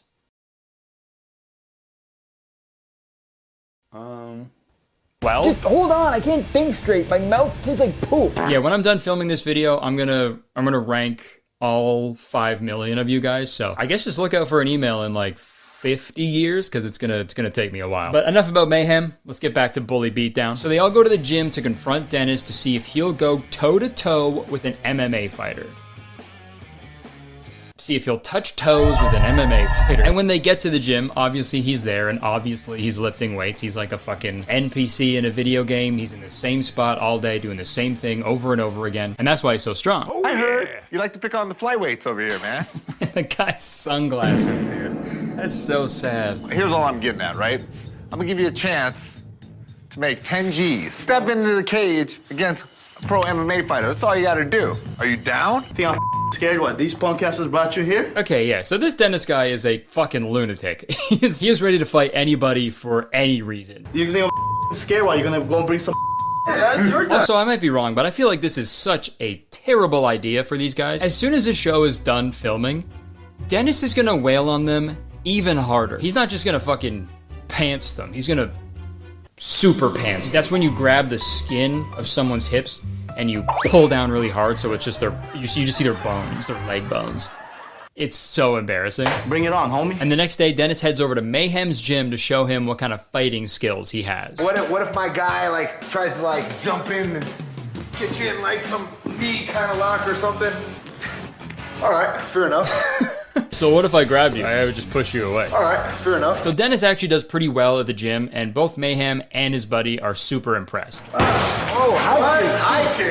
Hi, kid. Yeah, man, you seem like you're pretty confident with this. I imagine the interview with Mayhem after this is like, yeah, he's a pretty tough guy, I'll give him that. And this part's weird because Dennis goes into this like big emotional speech about how he's so confident and strong because he's Russian. The Russian people have been through a lot. We had to fight all our life. We never surrender. We always fight till the end. We always prevail. But like, this is a wild thing to say because it's not like he's strong and fearless to like defend himself, right? He's a bull. Like this fucking Russian dude started all of this conflict that's happening right now. A coward dies 1,000 deaths. A soldier dies but once. All right, there is nothing funnier than someone stuttering while trying to sound like super tough. A soldier dies but once. I've always thought that was always like really unbelievable in movies. Like when there's a big emotional speech / monologue and they just nail every word first try, like no problem. I don't believe that. Real human beings are not that eloquent. And I think it'd be nice if movies like incorporated that more often. It'll be like, I'm not a part of Facebook. It won't be like you're not a part of Facebook. You're not a part of Facebook. My name's on the masthead. You might want to check again. Is this because I froze the account? You think we're gonna let you parade around in your ridiculous suits pretending like you were running the company? Sorry! My Prada's at the cleaners, I mean. Fuck. Damn it. Sorry, I was gonna say along with my hoodie and my fuck you flip-flops. Mark, God, you're not even looking at me. Maybe throw some Sweet Baby Rays on the ribs and take it from there. Yeah, never mind. That was a bad idea. But anyways, now is the day of the big fight. Who's the guy you bully? The guys you bully? Stan and Andre. Stan and Andre. You punk them? Yep. Yeah, they let you, eh? He's so bashful about it. Wow. There might be something deeper to this story. I don't know. I think you might be in love with both of them. So Stan and Andre, you beat on them? Sometimes. Yeah, when you asked that question, I was really expecting them to have like a emotionally intelligent conversation about why he's beating on Stan and Andre all the time, but obviously that didn't happen. Stan and Andre had to get somebody to beat me up. They don't have the killer instinct like I do. I stand up for myself, no matter what the situation is. Yeah, dude, you're not standing up for yourself, man. You're a bully. I had to protect myself. But anyways, Dennis is warming up for the fight now, and honestly, he is truly fearless. I gotta give him that. The MMA fighter, he's not bulletproof. He's a human being. They're not perfect. All right, I don't think they told Dennis that he's not allowed to use a gun. He's not bulletproof. Can you guys come fight Dennis? He's always shooting us. Okay, now this is the point of the episode where we meet the MMA fighter who's going to be fighting Dennis. His name is Thomas Wildman Denny. Dude, all about, man. I heard he's likes lifting weights, man, but weights don't hit back. That's all he does, man. He lifts weights all day. You can pick up on people. On little guys, man, that ain't lifting. Yeah, nice. Had to throw in that little dig. Picks on little guys like you who don't lift. Little weak fucking pussies. Fucking loser-ass nerds. Starts beating them up, too. All right, folks, it's finally time for the fight to begin. Both the fighters make their entrances, and they start the first round. In this round, they're only allowed to grapple each other, which is a cool, manly way of saying hug. Pretty much the only rule is they're not allowed to punch or kick each other. And Dennis starts off with $5,000, and every time he taps out, he loses $1,000, and it goes directly to Stan and Andre. And then he keeps whatever's left. Not too much to watch here. They play the entire 3 minutes, pretty much, and it's just two guys rolling around. And some people are into that, and that's cool, but I'll summarize it. They roll around on the ground for a while. Dennis is pretty much pinned down for the entirety of the round, but he refuses to tap out. All the while, Stan and Andre are cheering on the MMA fighter. Hey, so tough now, Oh my god, they're so happy. Kill him! It's either him or me! So they roll around for a few more minutes, and the first round ends without Dennis tapping out once. So yeah, that means Dennis, the Menace, just won $5,000. And this is the first time this has ever happened on this show up to this point. Like, this is unprecedented. Nobody's made it outside of round one with all the money. So that sucks for Stan and Andre for obvious reasons. They just watched their bully make $5,000 in 3 minutes. He ain't gonna survive this round. No chance. But in round 2, it's a kickboxing match. So now they can punch and kick each other. But if at any point Dennis quits, gets knocked out, or if the ref stops the fight for any reason, the remaining $5,000 gets paid out to Stan and Andre. The bell rings and the second round starts, and immediately Dennis gets the absolute shit kicked out of him. The MMA fighter kicks him in the stomach like fucking 40 times in a row.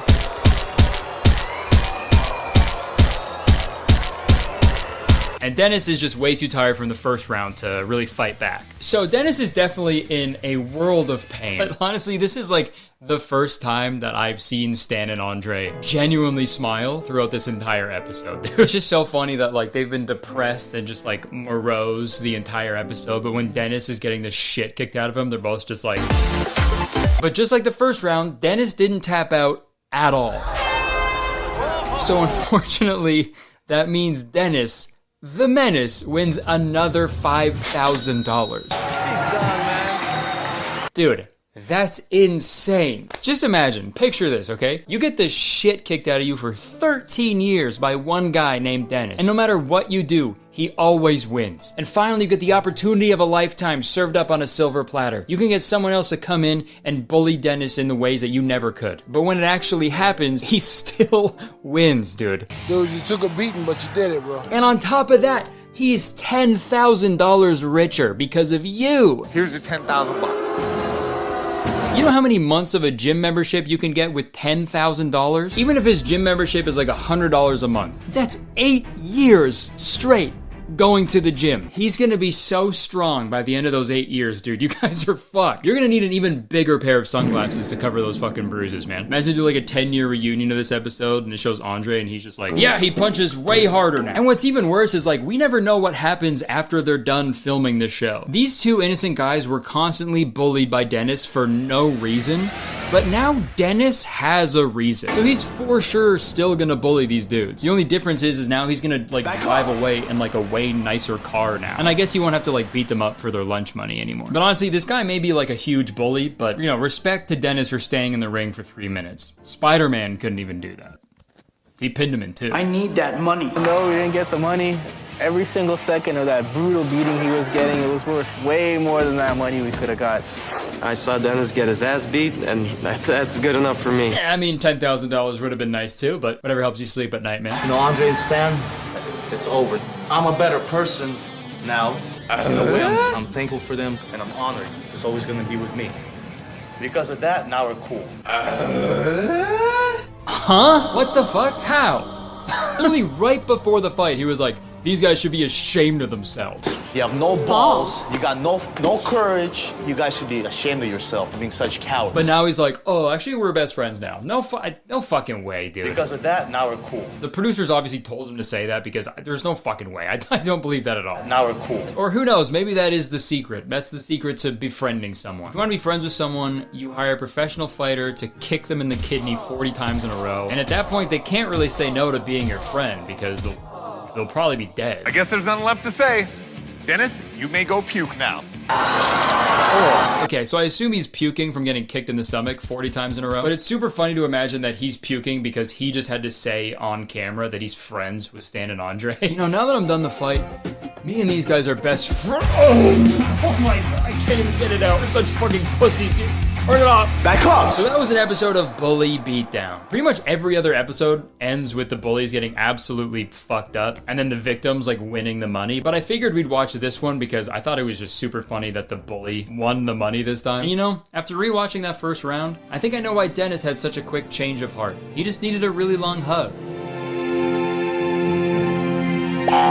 Or grapple, sorry. All right, that's it. Thank you so much for watching this little silly video. Hope you enjoyed it. If you did, please press the like button because believe it or not, 1 like equals 1 therapy session for Andre because he really needs it. And press the subscribe button, obviously, because as soon as you do, you become a valued citizen of Kurtistown. If you didn't know, Kurtistown is the best place to live in the world, and I'm the mayor of Kurtistown, so you have to be nice to me. It's the law. Also, the first leg of the Goodfellow World Tour starts this month, so get your tickets. And also, tickets are available right now for the Australia and New Zealand shows. Tickets are already going crazy for that one, so thank you so much. Can't wait to be back there. But yeah, thanks so much for tuning in. I appreciate it. I would stick around, but unfortunately, I have to go. I have to go check if my ranking went down in the monkey cult.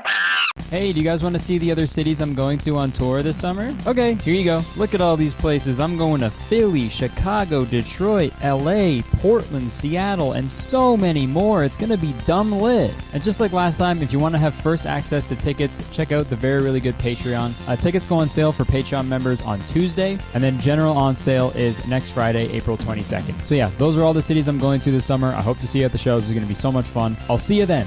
Enjoy the video. All right, folks.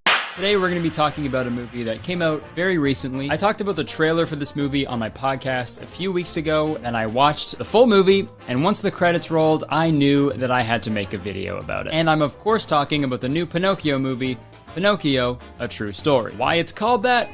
Your guess is as good as mine, because it's a pretty bold claim if they're trying to say that this actually happened. So for those of you who don't know, this movie is originally a Russian film that was supposed to come out in the year 2020, but didn't come out until just last month. I guess they weren't Russian to release the film. So it released in Russia in February, but then also received an English dub and was released in North America by Lionsgate last month. And I'm sure you're all familiar with the story of Pinocchio, right? A wood carver, he carves a little boy, the little wooden puppet comes to life, and he wants to become a real boy, and his nose grows when he tells a lie. But there's been a lot of different renditions of this story over the years. There was a weird live action one with Jonathan Taylor Thomas. That was called The Adventures of Pinocchio. There was Pinocchio, Pinocchio, Pinocchio, Pinocchio, and who can forget Pinocchio in outer space. And you'd think there's no new way to reinvent this story, right? Yeah. Well, you'd be wrong. What? There's still a lot you can do with Pinocchio, especially in the voice acting department. The English dub of Pinocchio, A True Story features John Heder as Tybalt, Pinocchio's trusty steed. It also features Tom Kenny as Geppetto. So far, not so bad, right? Napoleon Dynamite and SpongeBob SquarePants. 2 great voice actors. But Pinocchio, the main character of Pinocchio, A True Story, is voiced by Pauly Shore. And look, I don't have anything against Pauly Shore. You know, he's been in some great movies. But I don't know if like the casting director owed a favor or something, but this was a bad idea, and you'll see why going forward. So let's talk about Pinocchio, A True Story. So it starts off with Tybalt giving a little intro about the movie we're about to watch, and he says all those other Pinocchio movies we've seen, they got the story all wrong, and this is the real story. Whatnot. Have you ever seen a nose grow right in front of you? I mean, no, but I don't think the growing nose is the most unbelievable part of the story, right? I'd say the sentient wooden boy is the weirdest part, is it not? Also, you're a talking horse, so I feel like it's weird to draw the line at a nose growing, right? But hey, what do I know? I also think it's really funny that the line is, have you ever seen a nose grow right in front of you? Implying that, you know, we're all aware that noses can just grow, but it never happens right in front of us. I mean, I guess noses grow over time. Again, what do I know? And don't worry, that's the last time I'm gonna make that joke. Okay, so we cut to Geppetto finishing up Pinocchio and bringing his lifeless body to the dinner table. You can sit at the table. I won't feel so lonely. Jesus Christ, so sad. I mean, okay, I know Geppetto is supposed to be like this, you know, this nice old man, and he's just making this wooden boy to, you know, just to keep him company, right? Because he's lonely. But if someone did this shit today, they'd be on a fucking watch list. Imagine you walk past your neighbor's house, they're an old man, and you look into their window, which isn't a creepy thing to do, but then you see them eating dinner with a wooden little boy. You have to move, I think. You have to fucking move. That's a serial killer. What do I know? I should say that after everything I say. What do I know? So anyways, Geppetto. He's now trying to figure out what he's gonna call Pinocchio. Spoiler, it's Pinocchio. Then this fairy named Lucilda shows up to receive her magic wand that Geppetto was repairing. And I'm still confused as to why. Like, I don't think it's illegal to be a wooden boy. It absolutely should be, but I don't think it is. Maybe it's not the wooden boy aspect of Pinocchio that they're worried about, right? Hey, sorry. We've been getting some reports of hearing the voice of Pauly Shore. Oh, what? Do you know anything about that? No, God, no. What? Okay. I would never do. Okay, no. good, because that's punishable by death. I hope you know that. Right. Okay, that I am Pauly Shore of. That's a good one. If I'm serious, though, you will be killed. While the cops are about to stumble upon Pinocchio, they hear gunshots off in the distance, and they run off to go investigate. Did you hear that? Follow me. And this is where we get the iconic line. Holy shit. How baller would it be if they just straight up ended the movie right here? You killed him! Now that would take balls. That'd be the best fucking Pinocchio movie ever made if they did that. But no, there's still another hour of this movie because guess what? Pinocchio's fucking bulletproof, apparently. I think I'm okay. Also, it's so crazy for a talking, like, humanoid cat to be like, ah, a wooden boy! He's a talking wooden puppet. You're a cat, man. I'm not saying this cat should be shot as well, but, you know, if those who live in glass houses should get curtains or I don't know the saying. Who's the real monster here? What? Maybe I'll talk about this now. It's another weird part of this film. Since it's an English dub, I feel like they tried to match the words and like cadence and timing to the characters' lips, but like since it's a Russian movie and it's in Russian, which is not English, the dialogue is just so weird and unnatural. But then again, so is Pinocchio, so I guess it makes sense. Alive! Once Pinocchio recovers from the gunshot, Mangiafoco offers him and Tybalt a spot in their circus because they're super impressed by the gymnastics from Wood and Cody Simpson. So Pinocchio rushes back home to ask Geppetto if he can leave to join the circus. And obviously nothing happened in the story to motivate Geppetto to change his mind at all, so obviously he's gonna say no, right? You can go. Okay. Thank you, Daddy. Never mind. What the hell was that? Pinocchio came to life and was immediately the most annoying thing of all time. I'm a boy and I'm alive! Bye, Dad! Like, Jesus Christ, man, shut up, you know? Also, there's no way that was in the script. There's no way some guy typed skitty, skitty, skitty. You know when people were like, yo, that line in Endgame, that line that Thanos says in Endgame was actually improv. You know when the Titanic hit the iceberg? That was actually improv. That wasn't actually supposed to happen. I swear to God, film bros are gonna start saying this movie is like sick and Pauly Shore is a genius. Yeah, the skitty, skitty, skitty line is actually like improv.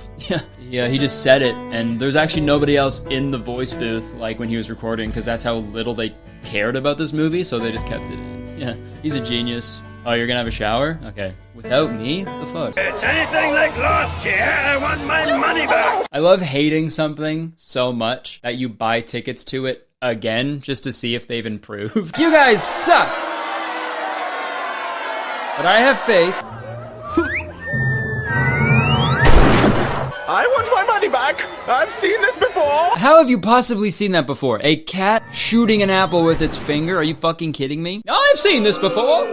Show me a nose growing right in front of me, then I'll be impressed. Okay, so the crowd is freaking out. They're fucking going crazy. They hate it. They hate the circus. And then Pinocchio shows up. Because who would possibly save a circus show out of the kindness of their non-existent heart? Pinocchio would. And also Pinocchio would. Eating them up. Not literally eating them up, you know, they're not beavers. You know what I mean? Beaver I hardly know. And this is where we find out that Pinocchio has a crush on Bella, obviously. I say obviously, not like obviously he does, because she's so fucking hot. I say obviously because she's the only girl in this movie. But it's weird because we haven't seen them in like a scene together that would give the impression that he likes her, you know? It was just a montage of them performing in a bunch of circuses, and then Pinocchio was just like, yeah, I actually I'm in love with Bella, and that's the movie now. But anyways, Tybalt is being one hell of a wing horse, and he tells Pinocchio what he should do to win Bella's heart. Invite her for a walk on the beach. Just look how beautiful it is out there. Yeah, look at that beach, dude. I love going to the beach, man. I love it. I'm a beach rat. I am. Laying down on the hot cobblestone, getting run over by a fucking horse-drawn carriage, dude. Fucking beach vibes, man. So right before Pinocchio goes into Bella's room to profess his love for her, Bella overhears Mangiafoco talk about some shady business, and she doesn't want Pinocchio to get hurt, so she does this. Who's there? It's just me. Get out, leave! I don't even like you! Now the cat and because Bella needs a man's wood, you know, not a wood man. So now the movie is based around Pinocchio becoming hellbent on becoming a real boy so Bella will fall in love with him. I want to be like everyone else. And that's a huge issue I have with this film. The original Pinocchio wanted to become a real boy for himself. If anything, if he was doing it for another person, it'd be for Geppetto. He didn't want to become a human just so he could, you know, get with some girl that he just met. But hey, what do I? Right after Pinocchio has this realization, some circus clown comes out of nowhere and tells them about Lucilda. She's been living a secluded life as she grew tired of people who only seek love and wealth. I'm sure she could turn you into a real boy. Okay, so if Pinocchio goes and finds Lucilda, he can become a real boy. Sure, whatever. But this next part is super interesting because I think they messed up during the voice recording and they just like missed it while they were editing. Listen to this next line and let me know what you think. Pinocchio, I'm the one who burdened you with the curse of existence because I thought it'd be a good story. So they end up asking if Lucilda can turn Pinocchio into a real boy, but she says, I'm sorry, my sweet boy. I'm afraid there is nothing I can do to help. And they're super bummed, but literally, I don't fucking care because there's another fuck up with the voiceover that I thought was really funny. I don't know if they like forgot to get the voice actor to like re-record a line, but I'll just play it. It sounds really weird. Remember this, the best miracles in this life always happen without any help from us, fairies. Without any help from us, fairies. Like, she doesn't sound like that at any other part of the movie. Don't get discouraged just yet. Without any help from us, fairies. I don't know what is wrong with it, but it sounds like they went to, like, text-to-speech MP3 downloader and, like, used the Borat voice. Now we cut back to Mangiafoco. He's screaming at the fox and the cat because he's upset that Pinocchio will find Lucilda and become a real boy, and that'll be bad. Because who gives a fuck about a regular acrobat? That's not impressive. They need to be made of wood. Do you really believe in magic, boss? Dude, I hate how skeptical people are in this movie. Like, okay, never mind. Let me rephrase that. I hate how skeptical cats are in this movie. It's almost like he's constantly saying how weird and unbelievable everything else around him is, just so he can, like, deflect any attention away from the fact that he's a talking cat with a gun. Pinocchio's so weird. He's a talking wooden puppet, and that's the weirdest thing any of us have ever seen. And come on, do you really believe in magic? Everything around us is totally normal. Well, if you'll excuse me, I gotta go shit in a box and then put my leg over my head while I lick my asshole.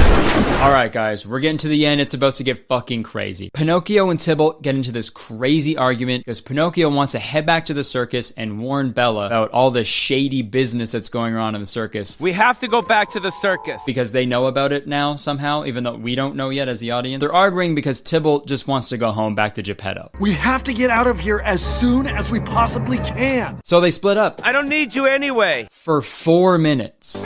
That's it. And then Pinocchio gets captured by the cops from before and Tybalt comes to the rescue.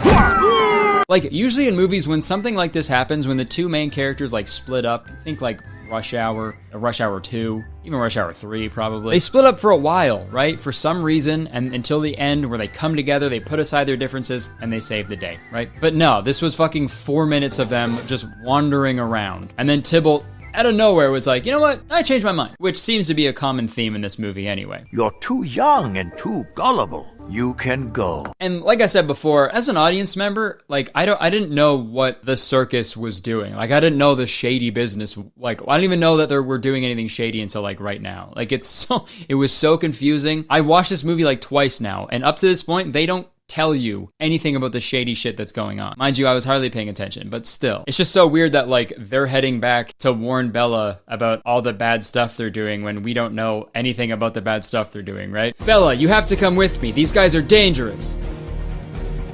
I think. I'll tell the whole truth about what you're really doing. What do they do? Every one of you will go to jail. What do they do? Fucking tell me. Okay, so they end up throwing Pinocchio in a jail cell made of wood, which is honestly kind of fucked up now that I think about it. He's in a prison made out of his own flesh. But hey, aren't we all? But it turns out they also captured Geppetto too somehow. My son. But don't worry, Tybalt saves the day. They're only locked up for like 30 seconds. Tybalt, you found us! And now it's time for the big finale. Pinocchio and Tybalt do their awesome show at the circus, but now they end the show a little differently, okay? They break out into this big song and dance, and this is how they reveal Magifoco's plan to the audience. Me and my friends have prepared a little song for you to enjoy. So now we get to find out what they've been doing at the very end of the movie. Apparently while the show is going on, the members of the circus go off into the town and steal from the empty houses of the audience members. But how the fuck do they do that if they're also... She fucked off because she was sick of people... I'm sweating so much. Look at how fucking worked up I am about this movie. Fucking Jesus Christ. Ew, man. Pinocchio can't do that shit though. Lucilda had all those evil spirits build that road for her, and then she moved off like far away because she wanted to be secluded because she was mad that everybody just wanted like money or love. But Pinocchio did this for love, and now he's rewarded for it. Now he gets the thing that he wants. That doesn't make any fucking sense. I'm really human? But anyways, now there's a weird plot point where we find out that Bella's real dad is the police officer from before. You are my father. Yes. And now the movie ends with the new circus show, free of crime. And honestly, dude, I don't know how they did it, but the real version of Pinocchio, like the human version, is way fucking creepier than the wooden version. So honestly, that is a technical feat, I think. Genuinely impressed. So there's Pinocchio, a true story. I get, you know, remakes are gonna happen. I feel like at a certain point, just make a new story. You know what I mean? This isn't a new film to me. This is just a weird version of a movie I've already seen. And to be honest, this isn't the Pinocchio that I know and love. I know I said it already, but the original Pinocchio is so much better. He didn't want to become a human for someone else. He did that for himself. Like, what does this movie teach us? You should just change who you are as a person to get with the person that you like? Oh, good message. Good job. You know what? The original Pinocchio would fucking hate this new Pinocchio. He would hate his guts. I think he would hate him enough to write a whole diss track about him. And it'd probably sound something like this. Oh, you think you're the real Pinocchio? That's a fucking lie, dude. Here's a true story. Hey, look. I'm sick and tired of these bitches thinking they the ones. My body's made of paper. You know I got the funds. You got nothing, boy. I'll smoke you like a chimney.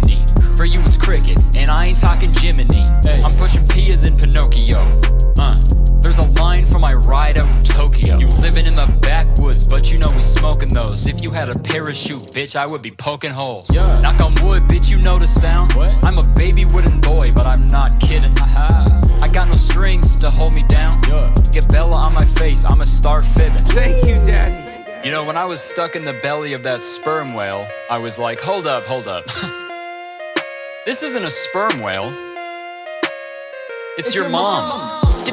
Get these nuts, motherfucker. There's only room for one, you must die, John Tucker. I say you need to calm down, just like Taylor Swift would. I'm a Trojan horse, bitch, you just some driftwood. You think I'm done, bitch, I'm going round two. I'm bound to pound you under the ground, dude. Sound cool, not to you, but everyone around you. Call you waterlogged, cause I just fucked around and drowned you. Hey, let me ask you, equestrian. You're holding all these L's, bro, you're probably sore.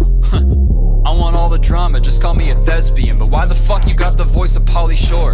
I'm gonna spray you like that cat, you ain't never coming back. Getting splinters while you're sucking on my wooden ball sack. You an acrobat good cause you about to get jumped. Why you thought you had a shot? I'm stumped.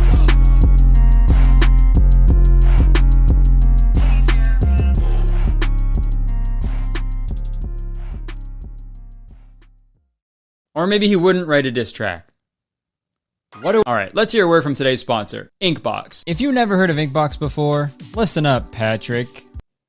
Because you're probably living under a rock. Inkbox tattoos with 4Now ink last 1 to 2 weeks and fade away as your skin naturally regenerates. They're applied easily, right at home, no needles required. All you have to do is wipe your skin with the included primer wipe, stick the tattoo on your skin, leave it on for 1 hour, and the tattoo fully develops over the next 24 hours. It's that easy, man. And unlike other temporary tattoos, Inkbox tattoos actually look like permanent tattoos, as you can see, and they also don't wash away when you're having a shower. And folks, when it comes to what you can get tattooed, the possibilities are endless. You can shop thousands of designs from their global artist community, or simply create your own. Or if you're feeling extra creative, you can use their tattoo marker and draw your own tattoo on your skin yourself. And listen, I don't know about you guys, but I am so excited for prom this year. I'm really nervous, but I'm excited. I mean, I'm not going because I'm 27, but if this was 10 years ago, dude, I think I would use Inkbox to make prom even more exciting. You want to stand out and make your friends jealous of how badass you look? Get a bunch of Inkbox tattoos, man. Or hey, if you got your eye on that special someone, but you don't know how to ask them to be your prom date, Inkbox has you covered with an entire promposal kit and corsage tattoos. Yeah, I doubt they'd say no to that promposal. If they do, it's their loss. Folks, Inkbox is so great for so many reasons. But for me personally, I just love being able to test out a tattoo in a certain place on my body before I go and get it done permanently. You know, as I get older, I'm becoming more selective with the artwork that I put on my body forever. And I should have been like that from the start, but all good. But yeah, Inkbox has been a huge help on that front. So if you're thinking of getting a tattoo, but you don't know what it'll look like, Inkbox is the best bet. Also, a lot of you know this, but before I was a YouTuber, I used to work at Inkbox full time. I've seen what they do firsthand, and I can honestly and genuinely say that they're an amazing company that really cares about artists and just self-expression in general. So, you know what? Click the dang link in my description and go try Inkbox for yourself, okay? You will not regret it. And tell them I sent you, okay? They'll know what that means. Okay, thank you so much to Inkbox for sponsoring this video. Back to me. All right, that's it. Thank you so much for watching. Hope you enjoyed it. Please press the like button if you enjoyed the video, because believe it or not, 1 like equals 1 wooden boy that I will carve. Yeah, leave a comment. Let me know what you thought of the video. Let me know if, what you thought about the movie, if you've seen it. And also, you can press the subscribe button, because as soon as you do, you become a valued citizen of Kurtistown. If you didn't know, Kurtistown is the best place to live in the world, and I'm the mayor. So you have to be nice to me. It's the law. You can check the description for other things I do. You can get tickets to my tour. Fucking check out my podcast, my Instagram, Twitter, all that bullcrap. Thank you so much for watching. I would stick around, but I have to go. I'm gonna go run away and join the circus. Skiddy, skiddy, skiddy, skiddy. You're lying. Guys, thank you so much for watching this video. If you enjoyed it and you want to see more from me, you can click right on the screen there. Watch some other videos of mine. And there's also a subscribe button there, so don't forget to press that. Come on, what are you still doing here? Press one of those buttons. Okay, thanks. Bye-bye. There's a ginger ale burp. Oh, actually stinks. Hey, what do you call someone who forgets to get tickets to come to my show? A goofball. Just a little preview of what you can expect at my shows. Except better, way better. So, come to my shows. There are very few tickets left. A lot of shows are sold out, but there are very few tickets left, and they got your name on them. So come grab them. Come see me do some stand-up. It's going to be a good time. Yeah, all right, see you there. Enjoy the video. Peace out. Hey guys, welcome back to my channel. If you're new here, what's up? How's it going? And if you're coming back, what's up? How's it going? It's so good to see you again, dude. I hope you're doing well. You see what happens when you subscribe to my channel? You get an extra greeting at the beginning of every single one of my videos, okay? So just press the button. Okay, before we get into this really quick, as I'm filming this, it is currently Thursday, January 23rd. I have 1,994,812 subscribers. So by the time this video comes out, I might have 2 million subscribers, which is insane. So thank you for 2 million subscribers. Literally all I've ever wanted to do is just make people laugh, and the fact that that's my job now, and there's so many amazing people watching my videos every week and coming to my shows, I seriously cannot thank you enough. This is literally a dream come true, so thank you. Okay, enough of the sappy stuff.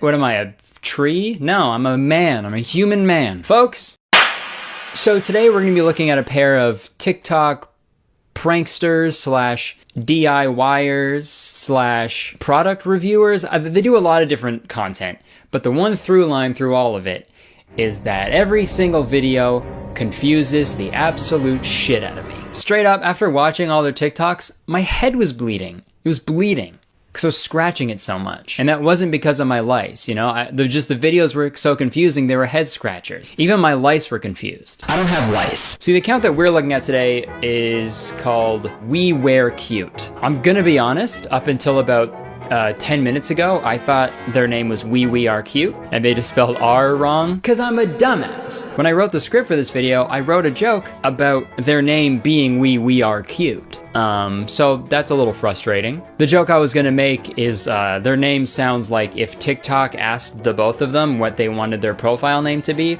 and they both wanted to say We Are Cute at the same time, but then one talked over them. All right, so what do you guys want to call your TikTok account? We Are Cute. Perfect. We Are Cute it is. Oh, fuck! Yeah, I still filmed the joke, even though it doesn't make sense anymore. But going forward, I'm gonna call them We Are Cute. And there's nothing you can do to stop me. Okay, I could try to describe the type of content they do, but I can't. So let's watch one. You won't believe what my Starbucks sells. Hey, baristas! Can I get 1 holiday bagged air, please? Coming up. Got it.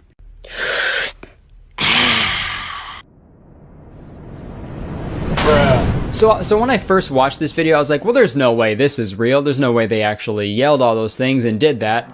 But when I watched it a second time, I realized that I was right. They didn't actually do this. Obviously. Dude, she's walking into the Starbucks yelling at the top of her lungs, "Hey, baristas! Can I give me one holiday bagged air, please?" And no one even bats a fucking eye. No one even acknowledges her, dude.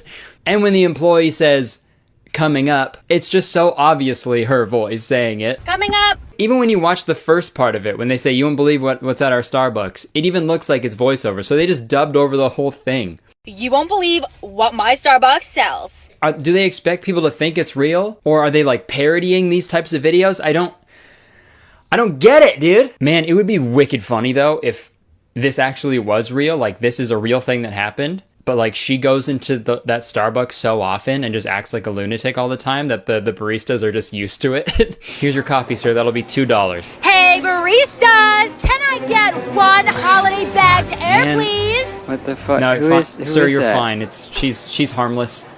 Okay. You know, she just kind of yells, and then we give her an empty bag. It's really weird. And she goes away. I don't know. Coming up. Got it. So yeah, there's an example of the type of content that they make on TikTok. Just truly one of a kind. That's all I can really say about it. And if you're thinking to yourself, these gals look kind of familiar. It's because they are. Okay, these are the girls who were in the first episode of the Bessie Picks Bay series that I did on my channel like last year. So I've already made a video about them basically. And I remember in that video when they mentioned like that they like made videos on social media. So me and my sister are Instagrammers and influencers, and we make content for apps. Never in a million years would I have guessed that these are the videos that they make. So aside from these weird like secret menu items videos they do, they also have this common thing where they make ramen. They just have videos where they make ramen in different ways. And they never make ramen the way you're intended to. Just like they never make videos the way you're intended to. It's just all wrong. Ramen mac and cheese, it's a thing. Add milk, add flour, add your cheddar, mix it. It should look like this. Add your ramen and mix. Take your mini blowtorch and make it brown. And enjoy. Grab your mini blowtorch and make it brown. Go on, go get it. Go get your mini blowtorch. Why aren't you go getting your mini blowtorch? You don't have a mini blowtorch?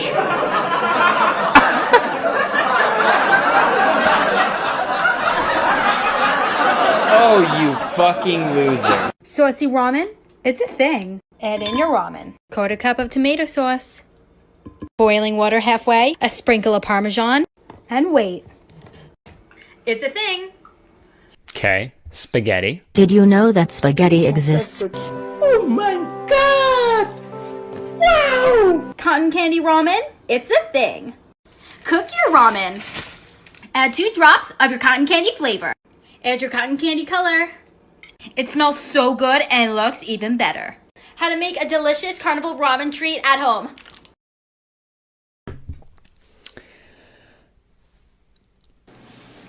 I might fucking throw up all over my microphone, and it's gonna sound real nice. I also love the 2 drops of cotton candy flavor and pours the whole fucking bottle in. Their mom must be that girl in that one video who's like, I had 2 shots of vodka, and she pours like half the bottle. 2 shots of vodka? Those got the same energy. Yo, this has like that video energy. Okay, I can't think about that anymore or else I'll yarp on cam. So let's watch one of their pranks. Their other content is weird, but you can't mess up a prank, you know? Setup, punchline. Ashton Kutcher. Fake cola prank on my mom. This brown powder will make it look like cola, fizz like cola, but taste exactly like water. Time to tease her taste buds.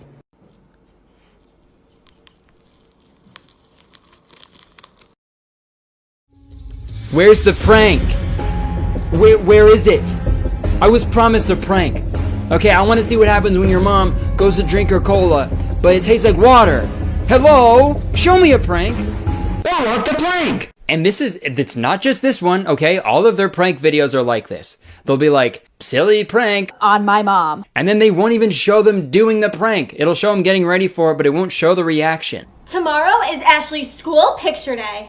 She likes having blue hair. Well, let's see how she likes having a blue mouth. Putting this in her lunch bag. She is gonna have a blue Monday. Like where is the prank? Show us the prank, right? Unless... No. We were the ones getting pranked? Wow. The perfect prank. They did it. They pulled it off. Us. But if you're gonna show a prank video, show the reaction, dude. That's the best part. That's like if they did an episode of Extreme Makeover Home Edition, but then they just never showed the extremely made over home, right? Yeah! Good job. You know what to say? Say it with me. Bus driver! Move that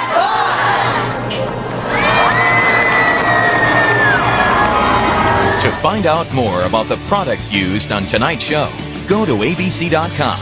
Keyword home makeover. How about that fake cola prank TikTok? I got to give a quick shout out to Kadri on TikTok because they duetted this and it is my favorite TikTok ever. Fake cola prank on my mom. Dude, it's like she fucking short-circuited or glitched or something, dude. Fake cola prank on my mom. They do have this really weird style of talking in their TikToks though. You've probably noticed it. It's weird because I watched some of their YouTube videos and also in the Bestie Picks Bay episode they were in, like they talk normal. Yeah, it's more of Jello than a drink. All right, are you ready to pick my dream guy? Totally. But whenever they film a TikTok, they go into this weird way of speaking where they like emphasize the wrong parts of words. It's so weird. It's just like, glitter prank on my mom. She's gonna kick me out of the house. Wiener prank on my mom. This jumbo push pop might look like a push pop, but it's gonna taste so beefy. That's one meaty lolly. Mom, I just filled up my spitting llama hat, picking up my sister and giving her a little bit of spit. If you can't see it, here is a little spit hole. You like my hat? Gee, thanks. Oh. Bro, I hope you don't have the fucking volume turned up too loud on this video right now, because if someone overheard you listening to that, yikes, dude. Hey, how's it going? Spit.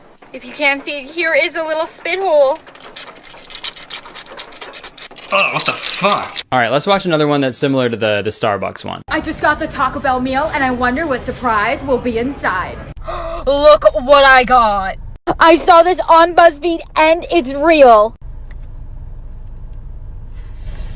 So beefy. Dude, what's going on? Dude. God, like my brain doesn't know what to do when I watch these videos. Like they're so like all over the place. That camera angle too. Whoa. Oh my God. What did I get? I just don't understand why they talk like that, right? Do you think this is like how they actually talk? And the YouTube videos are just like them putting on a character, but in everyday life they talk like they're TikToks. Hey, what's up? What did you want to talk to me about? Well, I think you're great and all, but I think we should see other people. Wait, what are you saying? I'm sorry, I can't keep lying to you. This breaks my heart, and I'm sad. But I never want to see you again. Wow. I cannot believe you.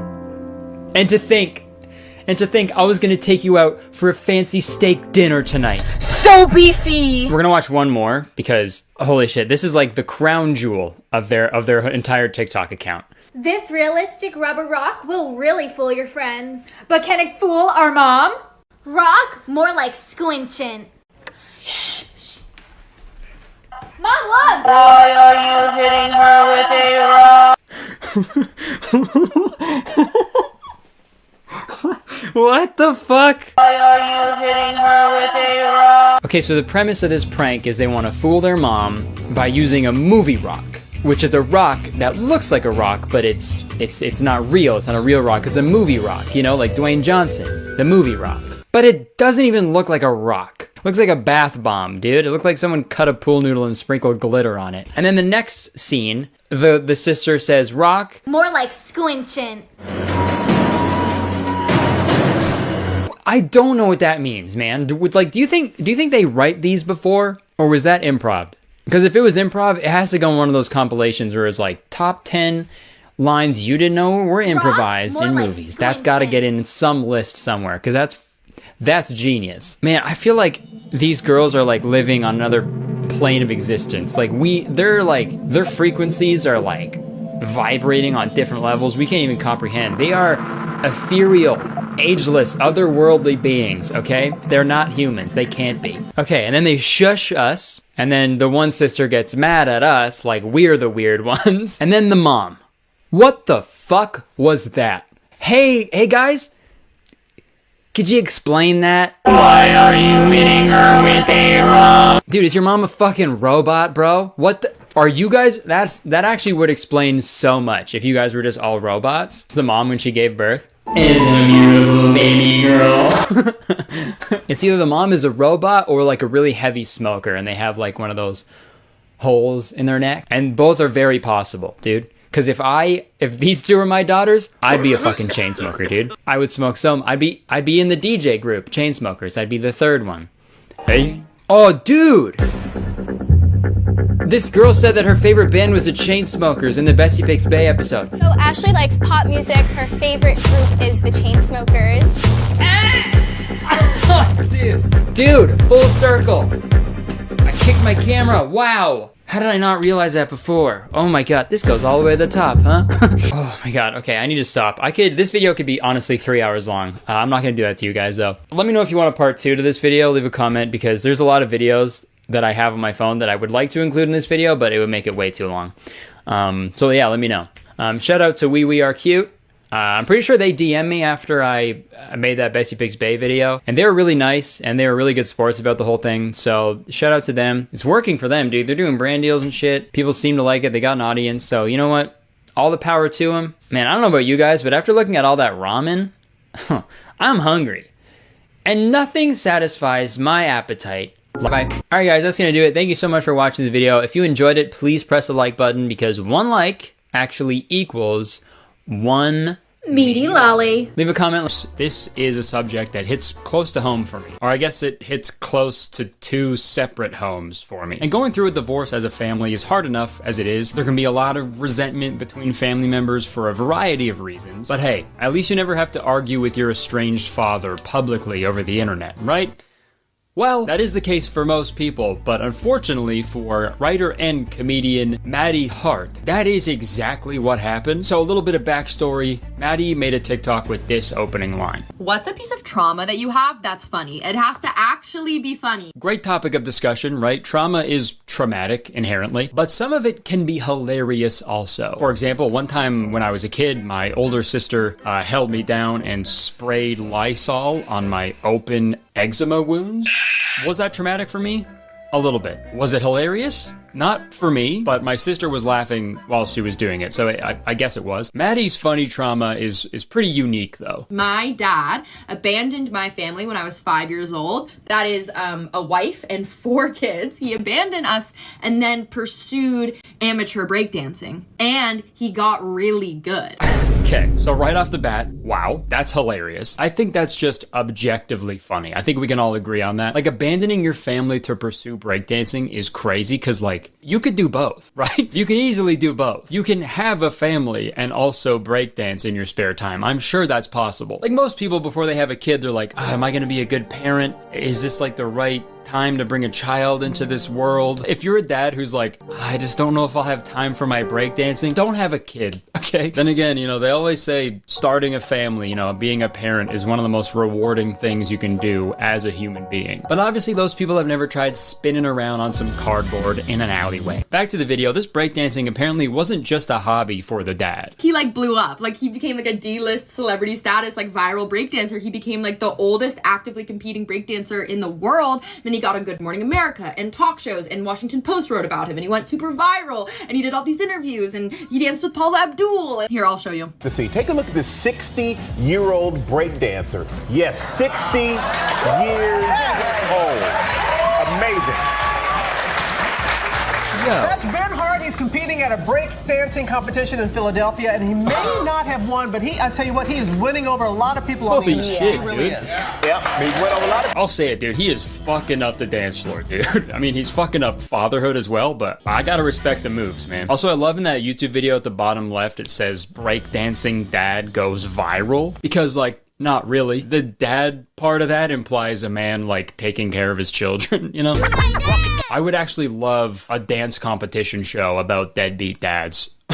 And they all fucking have dance-offs with each other, and they call it So You Think You Can Dad. Okay, let's keep watching the video. This guy wouldn't pay my medical bills. Yeah, I mean, tough to pay for your sick daughter's medical bills when you're already fucking sick, you know what I mean? Worst part, damn it, he's good. I should not be able to move his body like that. It could have been anything else, man. The fact that the dad chose breakdancing would send me over the edge. Like, honestly, I think a dad abandoning your family to, like, play professional Fortnite would be better than this. For some reason, though, the image of a breakdancing father is so funny to me, dude. Probably because dads are usually, like, dorky, right? They're not, like, fucking busting moves, right? I just can't get the image of a breakdancing father out of my head. Dad, can you just please make me dinner? I'm starving. Just take care of me. Okay, let's keep watching. He may not have paid for some of my medical bills growing up, but he did give me this breakdancing merchandise. So that's Sick. him. He's on his head. Benihana is his b-boy name. You know, I'll get texts like this. Happy birthday, question mark. Yo. And then like links to his breakdancing videos.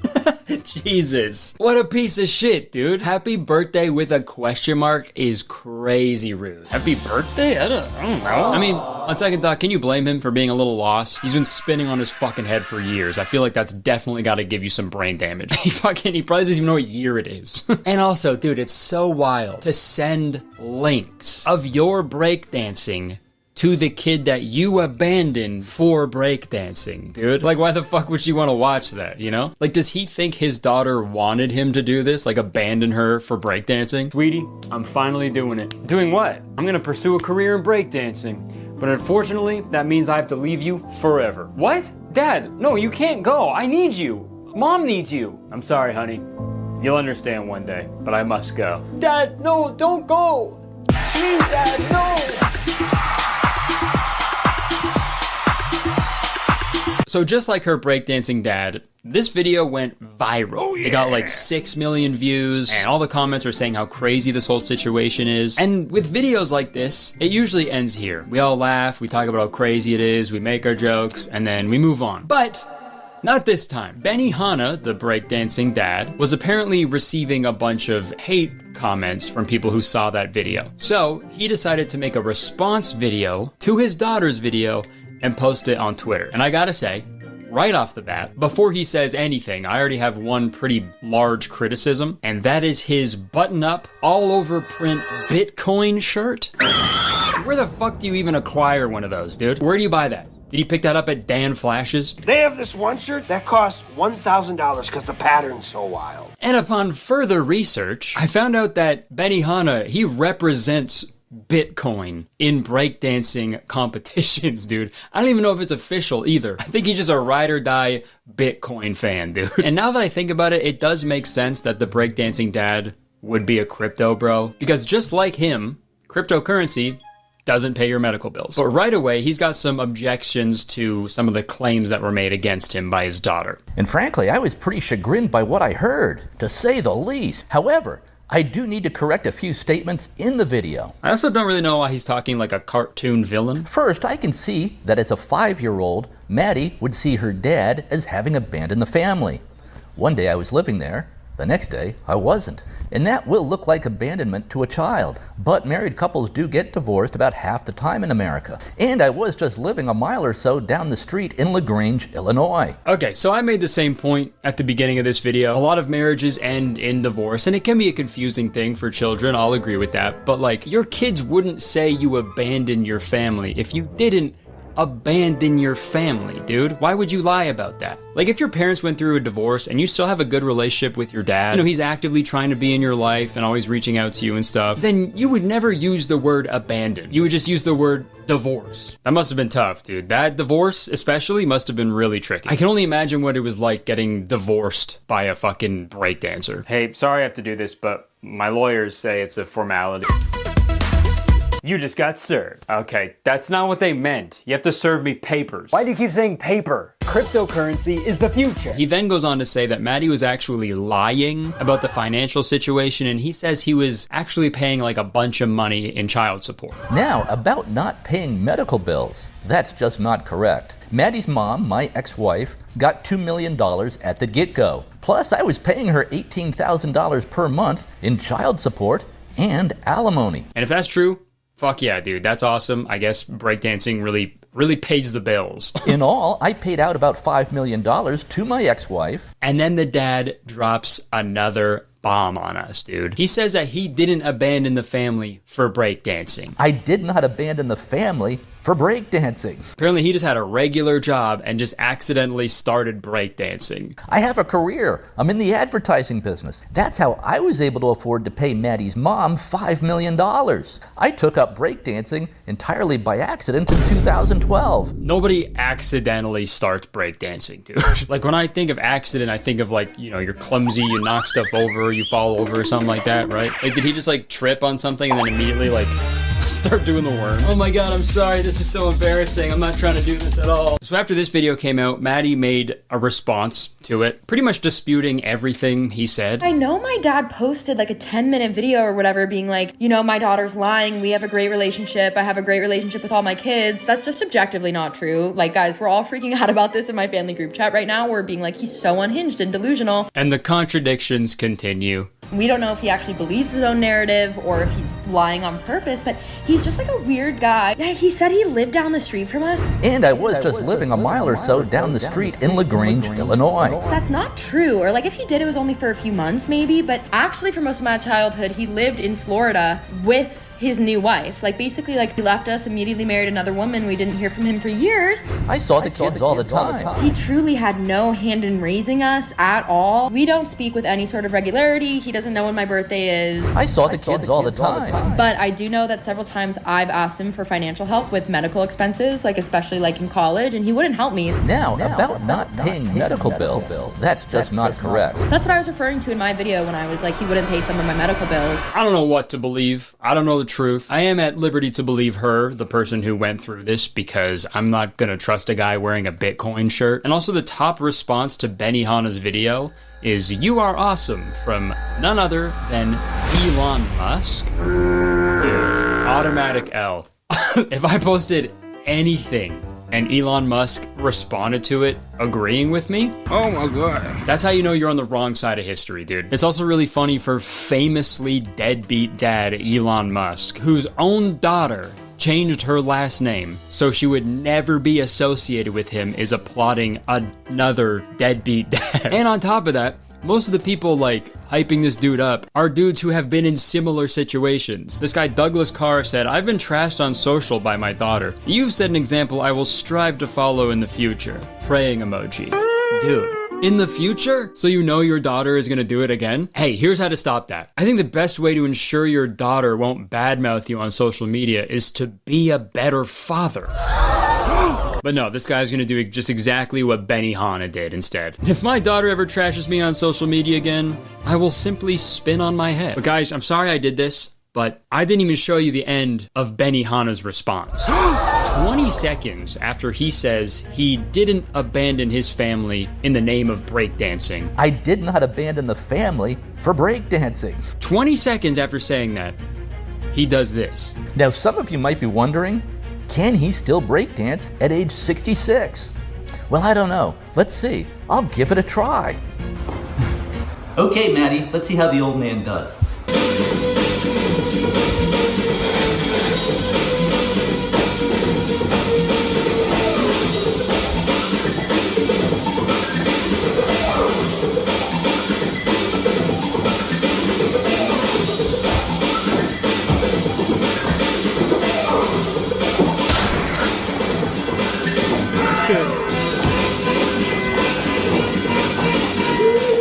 The main point is that it's never too late to start breakdancing. Oh, dude, the Bitcoin flag in the back is taking me out, dude. What are you doing, bro?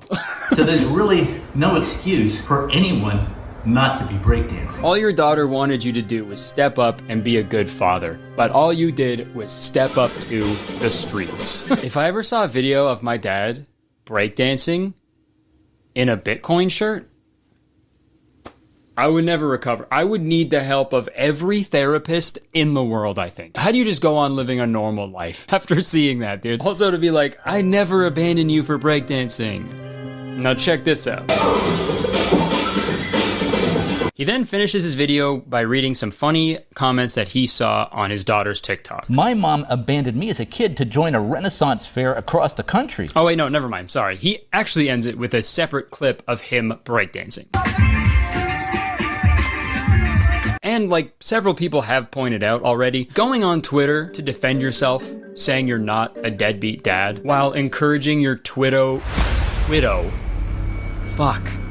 Getting your Twitter friends? Oh my god. But going on Twitter to say you aren't a deadbeat dad to convince your fucking Twitter crypto bros to go and dunk on your daughter, that's probably the most deadbeat thing a dad could do. I'm not a deadbeat dad, my daughter's lying for attention.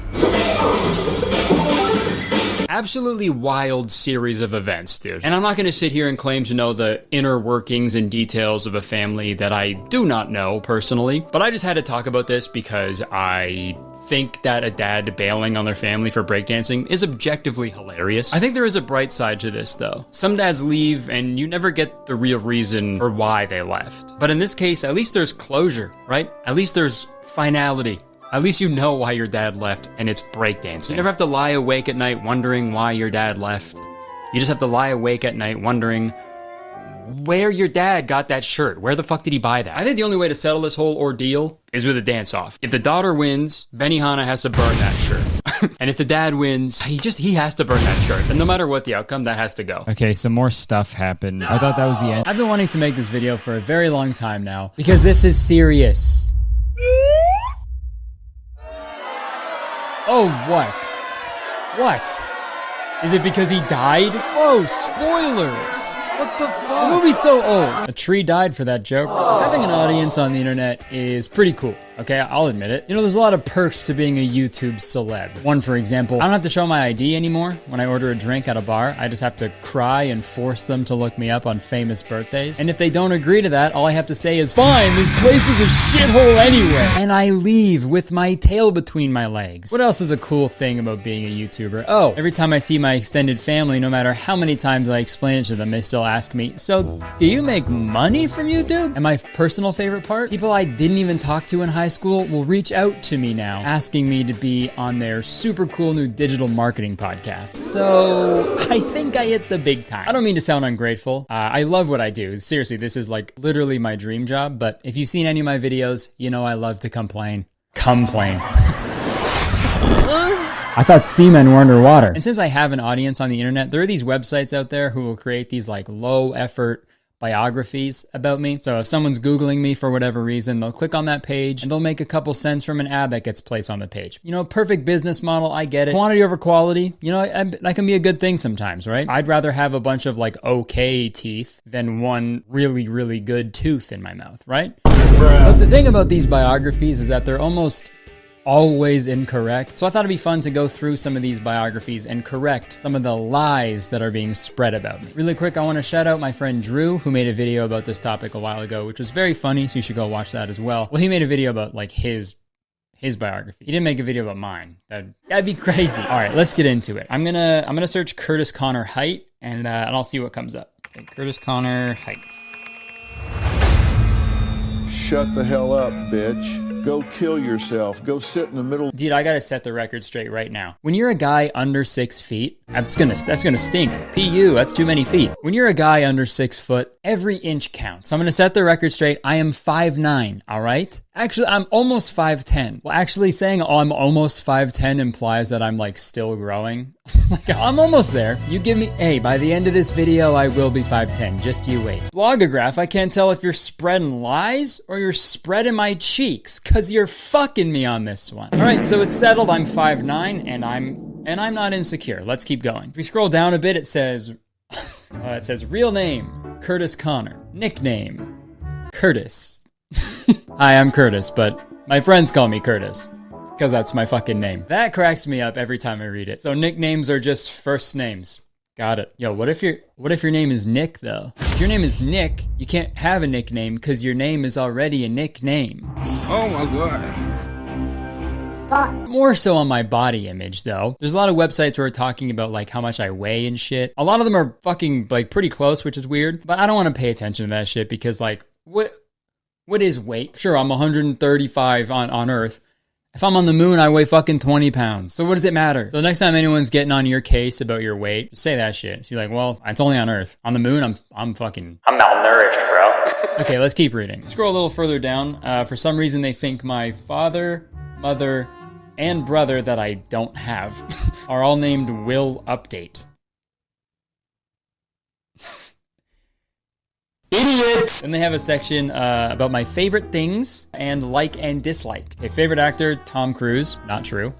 It's Brendan Fraser. Favorite actress, Sofia Boutella. I don't know who that is. My favorite actress is Rachel Weisz, because she's opposite of Brendan Fraser in The Mummy. Favorite color, red.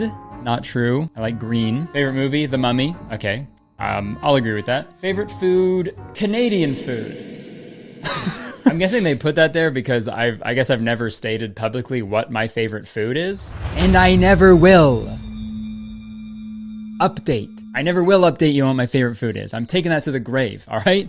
Literally. When they bury me in my coffin, I'm gonna have a big bowl of cacio e pepe. Oh, dang it! Now you know my secret. Fuck. The only thing the website really knew about me is that I'm a Canadian YouTuber. So when they had to put my favorite food, they were probably just like, I mean, I can't put YouTuber food, so Canadian food? I don't know. Because Canadian food, like, isn't really a thing, you know? Like, poutine is like the only Canadian food that really exists. So why not just put that if you're gonna put Canadian food? Or if you don't know my favorite food, just don't put it on the website, right? Just guess. But on second thought, I do have a Canadian mouth. So any food I put in my Canadian mouth is inadvertently Canadian food, so I guess they're right. One on the board for them. Okay, I was scrolling through other websites and like, I don't know what it is, but a lot of them are like kind of mean. Like, look at this thing that someone wrote about me. Sadly, Connor has a lot of mental health problems.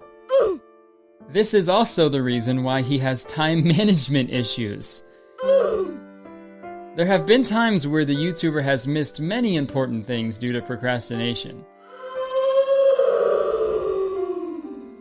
What the fuck? I mean, I guess I'm learning a lot about myself, unfortunately. Didn't want to. This is just so out of pocket. I don't even think I said anything that would even hint at this publicly, right? I guess my fucking therapist is moonlighting as a shitty biography author. I'm just kidding. I don't have a therapist. I have a podcast. I don't need one. But honestly, after reading that mean thing about me, I think I do need a therapist. So thanks for that. Okay, let's move on to another website called Biography Mask before I start fucking crying. They wrote a nice little blurb about my relationship with my beautiful girlfriend, Jenna. Is Kurtis Conner in a relationship? Reflecting on Kurtis Conner's love life.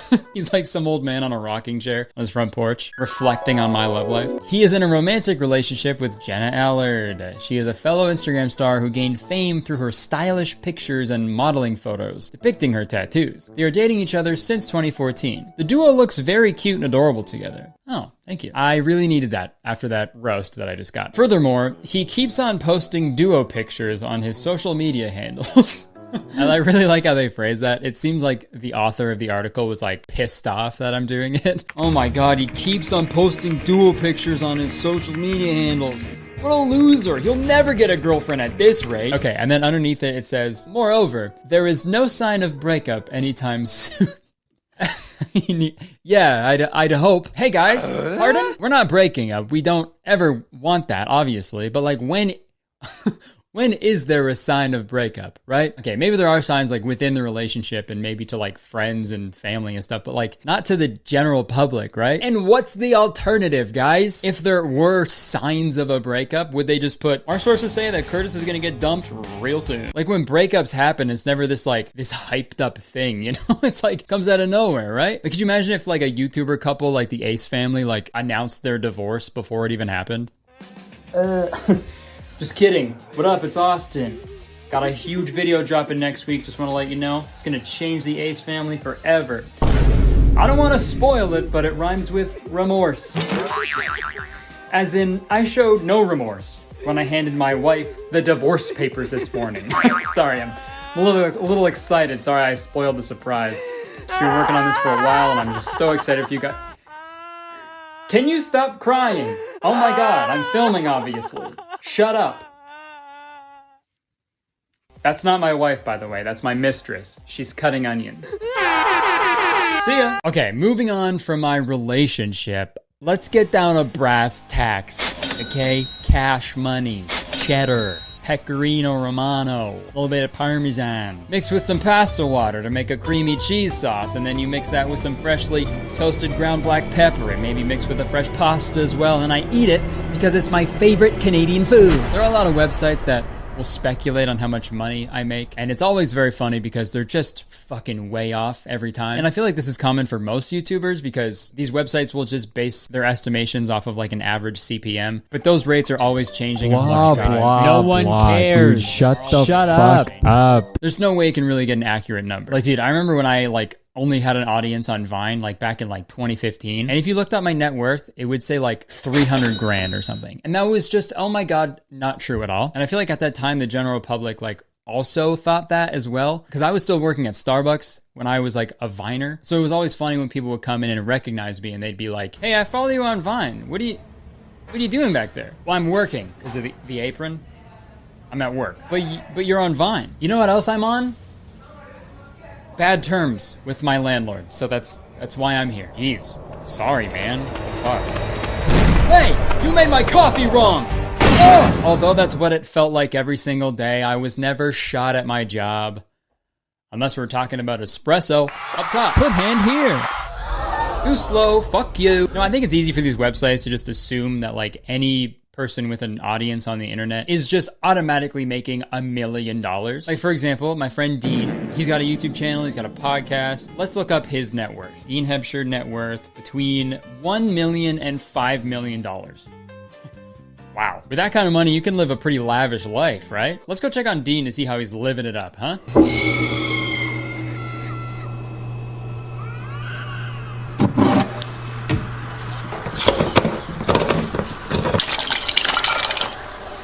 Let's go check on Dean to see how he's living it up, huh? $5 million. With that kind of money, you can live a pretty lavish life, right? Right? $5 million. Happy Halloween. Right?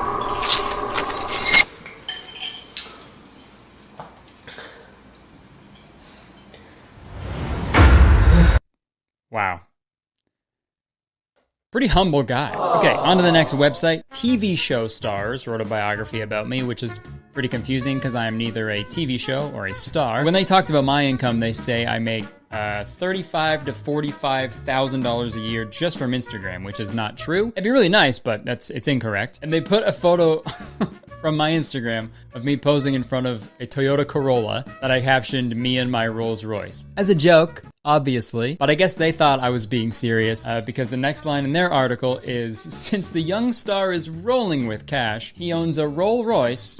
Just one roll. He owns a Rolls Royce worth $500,000 to go in style. Yep. Oh, you know how Rolls Royces have the fucking Toyota logo on the rims? Yeah, that's kind of their trademark. You can always tell if it's a Rolls Royce if it's a Toyota. Holy shit, dude, this photo is so funny to me. Kurtis Conner with his Rolls Royce. You know what? I want to help this website out. They're trying their best, and I respect that. So I want to give them some more photos that they can put on their website.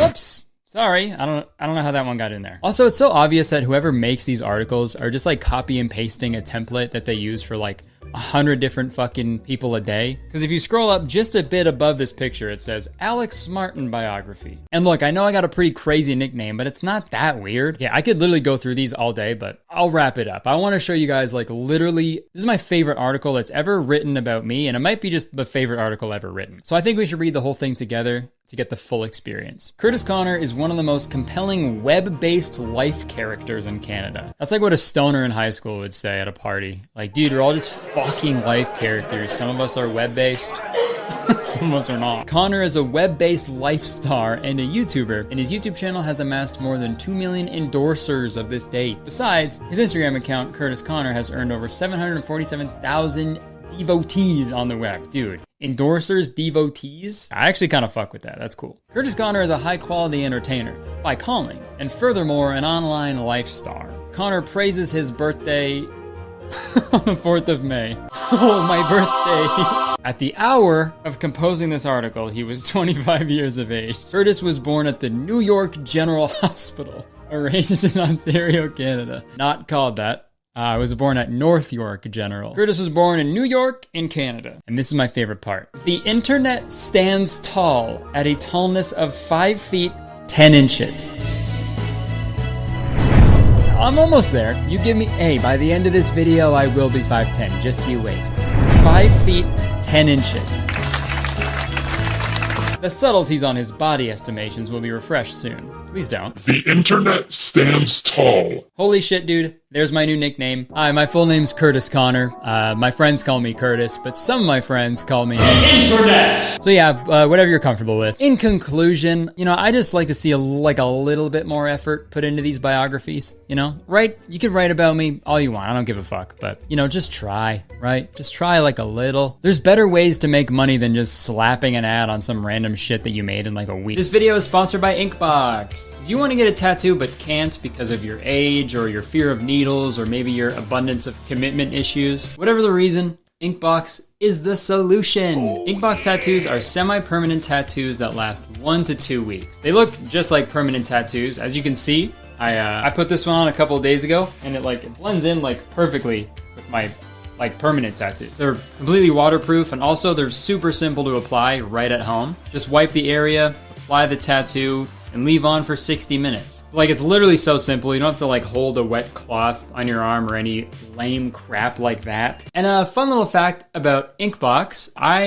used to work there full time. I worked there for like 1.5 years before I did this whole YouTube thing. So I can say like firsthand that they're a great company run by really great people. Personally, I use Inkbox to test out tattoos in certain areas before I actually get them done permanently, because it's nice to see what it would look like, you know? Even if you don't plan on ever getting a permanent tattoo, Inkbox tattoos are a terrific medium for self-expression and to just switch things up for a bit, you know? In terms of what you can get as an Inkbox tattoo, the possibilities are endless. They have thousands of pre-made designs by their curated community of artists that you can browse, or you can choose designs from their various collaborations, like their recent collab with BTS, or their themed collections like their Pride collection, for example, that features tattoos designed by queer artists. But if that ain't enough and you want something super specific, you can create a custom tattoo by uploading your own design right on the Inkbox website, and they'll ship your one-of-a-kind tattoo right to your door. And now's the perfect time to give them a try, because Inkbox is hooking you guys up with an amazing deal. Just click the link in my description and use code Curtis for 20% off all products from now until July 31st, 2021. Whoa. All right, thank you so much to Inkbox for employing me for a year and a half, and also thank you for sponsoring this video.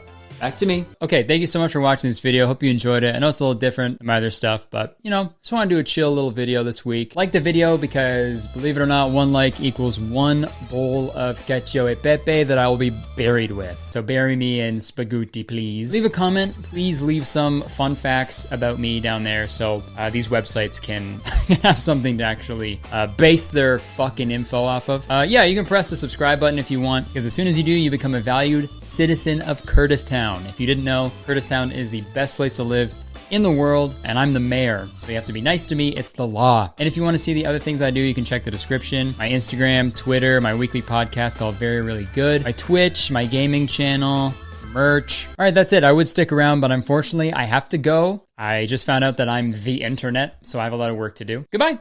Back to my channel. If you're new here, what's up? How's it going? And if you're coming back, what's up? How's it going? It's so good to see you again. I hope you're doing well. You see what happens when you subscribe to my channel? You get an extra greeting at the beginning of every single one of my videos. So press the subscribe button for an extra greeting. Folks, new year, same intro. I'm not changing for shit. So I've talked a lot about TikTok on my channel, okay? I've TikToked a lot about TikTok on my channel, okay? I've also made that pun way too many times, and I'm not gonna stop. Seriously though, I've made a lot. I've made a lot of videos about TikTok, and every time I make one, I'm like, okay, this is it. That's the last one. This is it. That's the nail in the coffin. And I don't know why I keep lying to myself. I know it's not gonna be the last one. The app is full of shit. Filled to the brim, okay? It's overflowing with poo-poo, and I can't not make videos about it, okay? I'm gonna be making videos about TikTok until I'm dead, basically. I'm gonna come back as a ghost and still make videos about TikTok, dude. I can't escape it. But before we watch stupid TikTok videos, a quick history lesson, an internet history lesson. So we all remember Team 10, right? How could you forget? They're the internet's favorite rascals, the little YouTube rascals. Yeah, you know, you got Chad, the Martinez twins, the Dobre brothers at one point, Tristan, Anthony, and of course, the creator, Jake Paul. The videos were good, they were nice, it just everybody loved them so much. I'm kidding, obviously, everybody fucking hated Team 10. Team 1 out of 10. Is what they should have been called. But to recap everything, there were like a group of YouTubers who lived in a house. Jake Paul like took percentages of all the creators, and they just all like collaborated and made videos together. But they were in the news for just like being really disruptive to their neighbors. Say that he's been filming dangerous stunts and he's putting people in danger. Jake Paul jumped on top of like a news van. Jake, I wouldn't do that. And then a bunch of people like left Team 10 and it's like hardly anyone in it now. I don't even know. I looked it up and like it's very vague. I don't know. But after that whole debacle, you would think that people would be like, oh, okay, that was a bad move. Maybe putting a bunch of young internet stars in the house with each other is a bad idea. There's ego and, you know, jealousy and all that. But we never learn anything, so obviously it's happening again. Just like how they made MagCon 2 with the Lights Out tour. They're making a Team 10 2. Team 12. Team 102. I don't, a Team 10 2. They're making a sequel, another Team 10 called The Hype House. Cause nothing says hype like a fucking 15-year mortgage, dude. Yo, dude, I paid my property taxes last week. Shit was fire. Check out those new shingles, they're lit, huh? So the Hype House is basically TikTok's Team 10. Alliteration. Wow. It's a big, big house where all of TikTok's most talented creators can dance with each other and grow their followings together. And that's great, you know, on paper that seems like a great idea, but in practice, when you see it, it's so weird. So the way they announced this whole like Hype House thing was happening was on the official Hype House TikTok. Let's just watch it. I'm going to show you guys how they introduced the Hype House to the world. Let me get this straight.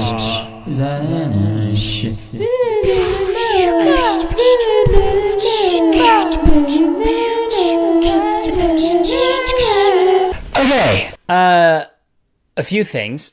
One, it's such a cult. Dude, if I walked into a room and I saw that, like a bunch of fucking random people in like wearing the same outfit, same white shirt and blue jeans, and like,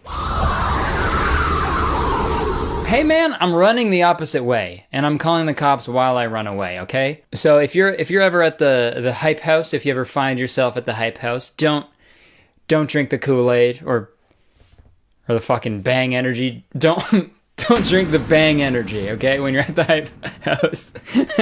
And also, two, would it kill you to get at least one person of color in there? Just one. That's like, you couldn't even just do one? Really, guys? Like, I honestly can't tell if this is the Hype House TikTok page or an avalanche on a ski hill. I cannot tell the difference. Okay? It's so white.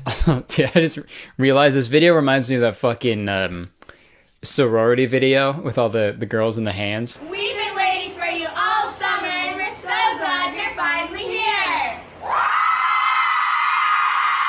Okay, so if you're not in the TikTok world, you're probably thinking, who are these people? Let's figure them out. What do they do? Well, here you go. Here are all the members. We got white boy in middle part, white boy with, trust me, they're all the same. So this is very weird, obviously, and it's gonna pain me to say this, but dude, I think Team 10 was better than this. I know. Team 10's content was very bad. Just terrible. Some of the worst content ever.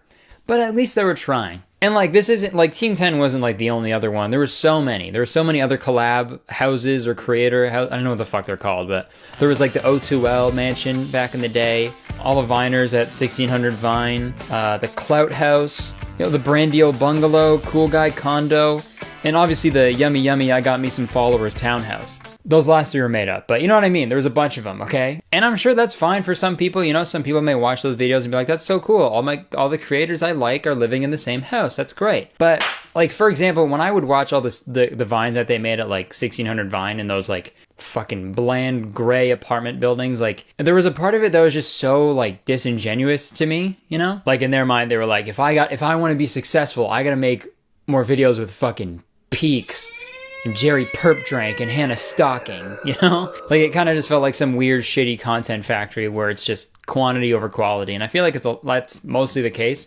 for these types of houses. And don't get me wrong, dude, I understand I'm not gonna fucking sit here and act like I've never made videos with other people, right? Like, I understand the idea of collaborating, obviously. And I understand, like, putting, like, you know, popular people together, right? Like, for example, when I saw that John Mulaney was on a segment of Patriot Act with Hassan Minhaj, I was fucking stoked, dude, because those are two comedians who I like really, really like. And I was like, oh great, they're together? You know, like two comedians like joking and riffing with each other.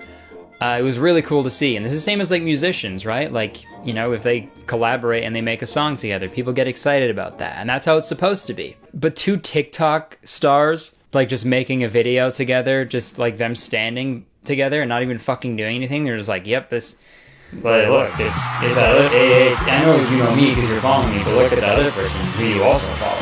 They're there too. Yeah. And we're there, and we're both here, so if you just like the video, that'd be great. Okay, bye, fuck you. It's just weird, right? Like, that would not be allowed in any other field, right? Like, picture like two musicians collaborating, and they just didn't fucking make anything. People would be pissed off. Yo, I've been waiting for this Frank Ocean song featuring Enrique Iglesias for so long, dude. I've been waiting on this collab. Finally. Hey Frank, it's me, Enrique. Good to see you. Wow, so good to see you, man. So glad we finally got to meet up. Me too. The fuck? Oh my god. Hey, is that popcorn almost ready? I'm starving. You're starving? Yeah, me too. Is audio of them making popcorn? Yeah, I think the popcorn's done. Yeah, nice. I'm excited. It is. Popcorn. This is gonna be some good popcorn. So what good the fuck? To see you. Man, whoever thought we were making a song together is a fucking dumbass. Dumbass, yeah. Aw, dang it. Let's watch another one.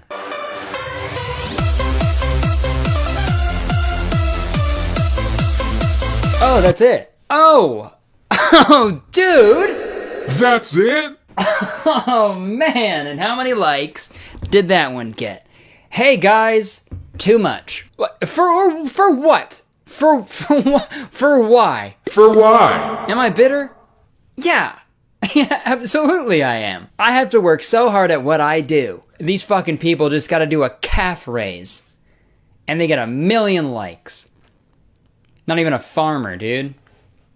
Those are the real calf raisers. Because like a calf, you raise it to become a cow. TikTok, it's just little dances. That's all it is. I've accepted it. That's fine. Whatever. But you know what? I'm about to say it. Most of these fucking people aren't even good at dancing. And listen, I'm no groove connoisseur, okay? But I know a good dance when I see it. I've seen Step Up 2, The Streets. I know enough. But a lot of these dances like aren't even real dances, right? Because like the phone, they gotta put the phone, they gotta like prop it up, portrait mode, and it's like static. So most of the dances they can do are just like, they don't move their feet. They're just like moving their arms a bit. You know, straight up, like all TikTok dances like look like you're like stuck in quicksand and you gotta like dance your way out of it. You can't move your fucking leg because they're sinking. But just like imagine like if those dances replaced like other dances, it'd be weird, right? Just imagine. I'm not gonna give you any examples. Just kidding, I will. Here you go.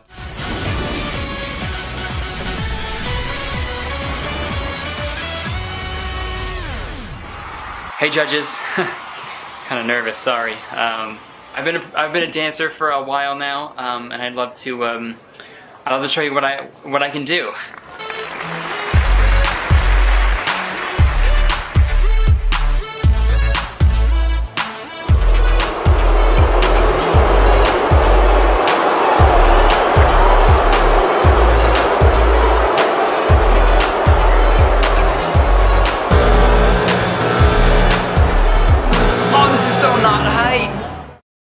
Alright, everyone make some noise for the bride and groom.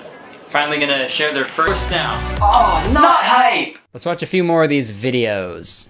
Who are you? Who are we? We are that bitch. Do that. Okay. Who are you? Who are we? We are that bitch. Okay. You listen, I know you guys might not get it, but it's funny because like that's not their voices. Who are you? And they're moving their lips to make you think that it is. And they smile and laugh at the end. So that's what we do. And that's 1 million likes, bro. I don't get all the videos, man. All the videos are just people doing the exact same dances to the same songs, but they're just like swapping people out. Like, doesn't it get old? I don't get it, man. Maybe I'm getting old.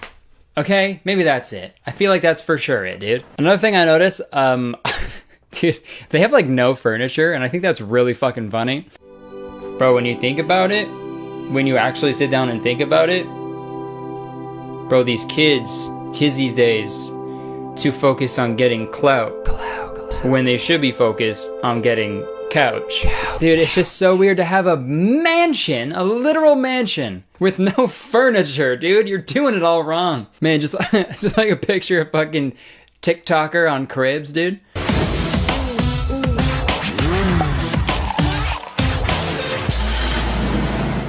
What's up, MTV? It's me. Welcome to my fucking pad. Come check it out.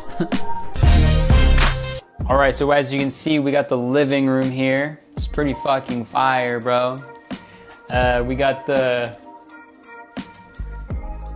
We have a carpet. So right here is the laundry room. We don't have a washer and dryer. So this is the bathroom. As you can see, we don't have a toilet because we don't fuck with that. We kind of just head out into our garden in our backyard. We just kind of crouch down and pinch loaves out there. It's actually working out kind of well. Alright, so guys, this is the backyard. It's pretty nice. Sorry, can we cut? I'm sorry. Huh? This backyard smells like shit, dude. Yeah, no what did I just tell you? We all shit out here. Yeah, why though? Ugh. Alright, thank you MTV for checking out my fucking crib. It was hype. What are you doing? You guys can fucking leave now. Okay, Hey guys, I'm editing right now. When I filmed that thing, it was like a joke saying that they don't have a washer and dryer. But then I watched a vlog of theirs where they say they don't have a washer and dryer, dude. And then there's our laundry room, but we don't have washer and dryers yet, so we're gonna figure it out. It's too perfect. Okay, when I was going through these Hype House TikToks, I got to thinking, you know, how did this all come to be? How did this happen? Who orchestrated this whole thing? So I decided to do a little research. It really helped me, so I had to watch some vlogs from TikTokers, and that's what I found out. Also, that was the worst research I've ever had to do. Dude, I had to watch a vlog from a guy named Hootie. And his brother fucking Blowfish, I'm sure. I know it's not his fault that that's his name. So it's the parents, dude. If I was named Kurtis Conner, well, I'm gone. I would not talk to my parents anymore, dude. Like, okay, fuck you guys. Ruined my life. I'm gone. Oh my god, imagine introducing yourself as Hootie. Oh, hey man, what's your name? Oh, hi, my name's Hootie. Oh, he's running away.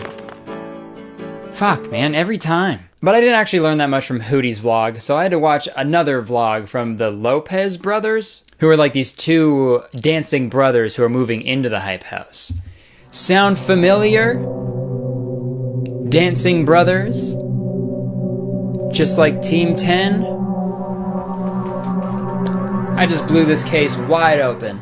But in their vlog, they're talking to some guy and he starts talking about the house. So this is the guy who founded the house. So let's cut to that clip. It took me 13 days to make this house possible. How many? 13 days. From the idea to calling places, touring places, and making it happen. That's gas. That's gas indeed. So this guy, Thomas Petru. So I guess one day he was like, all right, I'm gonna get a mansion, fill it with famous white kids, and they're gonna dance. Genius, right? Not weird at all. Just to be like, hey everyone, I'm 21. Do you kids wanna come live in my house? So I did some more research on this guy, and guys, he used to work for Team 10. I thought I blew the case wide open before, but now it's... the case can never be closed. He made a video like last May talking about how he's working at Team 10 and what he does there. Currently at the Team 10 house, about to get in for work. He says that he produces and edits videos like for the people in Team 10. I help others create and develop content, and then I help edit content, and I'm going to be producing content. And that video is sponsored by none other than Bang Energy, dude. How perfect is that? I don't even have to make a callback joke. He did it for me. Thank you, Tommy. One of the greatest drinks ever. So a few months go by and he makes another video in August, 3 months later, saying that he got fired from Team 10. And that video is also sponsored by Bang Energy, which is very funny to have a fucking I was fired video, a really heartfelt video being sponsored by a fucking pina colada energy drink. Sipping on one of their delicious pina coladas. I need all the energy I can get for all the resumes I have to hand out now, and that's where Bang comes in. As of yesterday, I was fired for no reason. So I guess after that happened, after he got fired from Team 10, he was like, I'll make my own house. Yeah, I'll get a house and I'll fill it with a bunch of white people, and I'll find my own pair of dancing brothers. You'll be sorry, Jake. You'll be sorry. You'll rue the day you ever wronged Tommy. Man, this Thomas guy is like Syndrome from The Incredibles. You know, he was wronged by Mr. Incredible, Jake Paul, in this situation. So he's setting off to, you know, to create his own thing and get back and destroy Jake Paul. Damn. So if a story breaks with a bunch of big robots destroying Jake Paul's house, I think we know who did it. But I mean, I read an article about this whole thing, about the Hype House. Someone wrote an article about it. And apparently, this Thomas guy isn't taking a percentage from any of these TikTokers, which is good. I admire that. I think that's a good idea. You know, once you get money involved, people start, you know, getting greedy and stuff and think they deserve it more and everything, you know, and I think that's why a lot of people left Team 10. I don't know, man. It's working for them. People seem to like it. The fucking Hype House TikTok has 4 million followers already, which is frustrating because there's so many really funny TikTokers I've found in the last few months.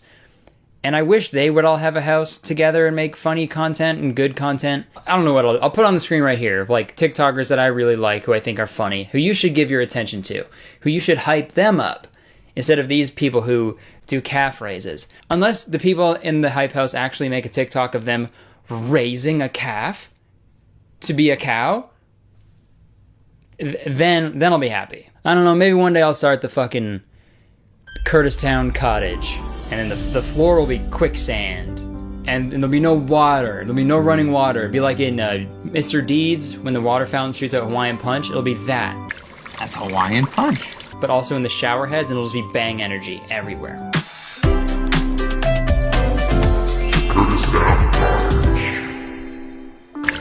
That's bang energy. Alright, that's gonna do it for this video. I hope you enjoyed me complaining about TikTok again. If you did enjoy the video, please press the like button, because 1 like equals 1 little baby calf to be raised by a TikToker. Also, leave a comment, let me know what you think about this whole hype house shit. Let me know your predictions, how long it's gonna last, what's gonna happen, who knows? So yeah, leave a comment, let me know. Also, don't forget to press that subscribe button, because I make a video every week, mostly, and they're a lot of fun. And as soon as you press that subscribe button, you become a valued member of Kurtis Town. If you don't know, Kurtis Town is the best place to live in the world, and I'm the mayor, so you have to be nice to me. It's the law. If you want to check out the other stuff I do, you can check the description. If you like my Instagram, my Twitter, my weekly podcast called Very Really Good. If you enjoy my videos, you'll enjoy the podcast as well. Also, I got some shows coming up on the West Coast. So yeah, come on out to those. It's gonna be a fucking good time. Merch down there too. All that good shit. Check it out. Alright, that's it. Hope you enjoyed it. See you later. I've been Kurtis. I gotta go though. I gotta go fucking throw out all my furniture so I can be a famous TikTokie. Bye.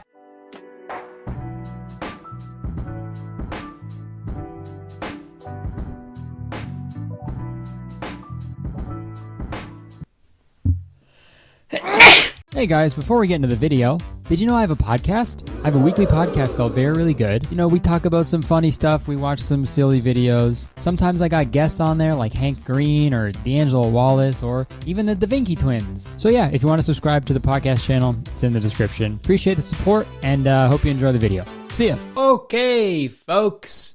Over the years, I've made 3 videos about people lying on the internet for attention, and they're a lot of fun. I don't know if they're fun for you, but I have a lot of fun when I look at these posts of people lying because they're always so obvious. It's amazing. And whenever I see a long text post of someone lying, I picture them typing it like this.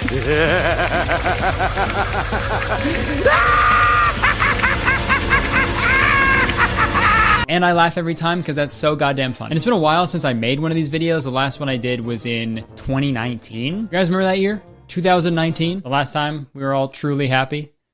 Crazy. And with so many huge historical, cultural events that have taken place since the year 2019, there's been a lot of misinformation and propaganda that has been spread on the internet. And those are just big fancy words for lies. So I thought now was a great time to revisit this topic of people lying on the internet, because we gotta put an end to this, man. People are lying all the time. I'm fucking lying to you right now. Look. Yeah, none of this is real. We don't exist. Attention, all Sussy gamers. What did you do with Big Jungle? We know you're the sus imposter, and I saw you. Okay, this is real now, I think. This is real background, okay? All right, without further ado, let's look at some lies. Oh my god, dude, are you kidding me with that? This is a certified lie, dude. You gotta be kidding me with this. Okay, now this? You expect me to believe this? This is a pure lie. Oh my god, bro. Stop lying, you know? Okay, sorry. I'm lying. Video starting now. The first internet lie that we're gonna look at today comes from the rejected Batman villain of YouTube, Jake Paul. I was eating eggs for breakfast this morning, scrolling through Twitter, when a small piece of an egg came out of my mouth and landed upon my iPhone screen, favoriting a tweet on my timeline. I'm sat here wondering if the egg really liked the tweet, or if this was just an accident. Dude, it'd be so funny if he wasn't even eating eggs for breakfast, you know? Yeah, so I was eating Fruit Loops this morning, a piece of an egg came out of my mouth. I'm really scared. But back to this tweet. I highly doubt this happened. I mean, I don't doubt that a piece of an egg came out of his mouth and fell onto his phone. Because for sure, this guy eats with his mouth wide open. Look at him. I think Jake Paul actually grew a beard because so much food was falling out of his mouth and he needed something to catch it. Has food ever fallen out of my mouth before? Absolutely. I'm only human. But when that happens to Jake Paul, it's bad and gross, and I hate him for it. You know what? Just to prove Jake wrong, let's go test this out.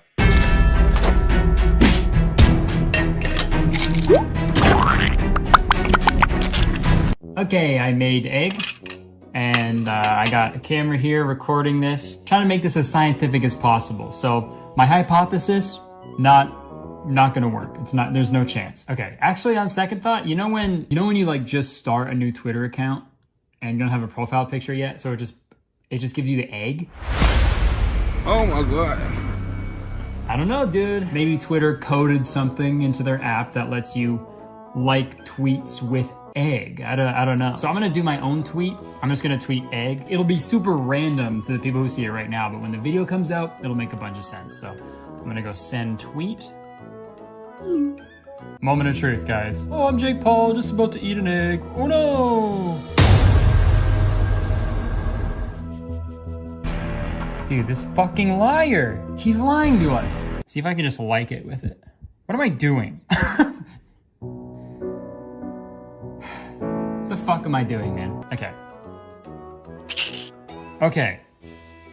Okay, that's weird. So you can like a tweet with an egg.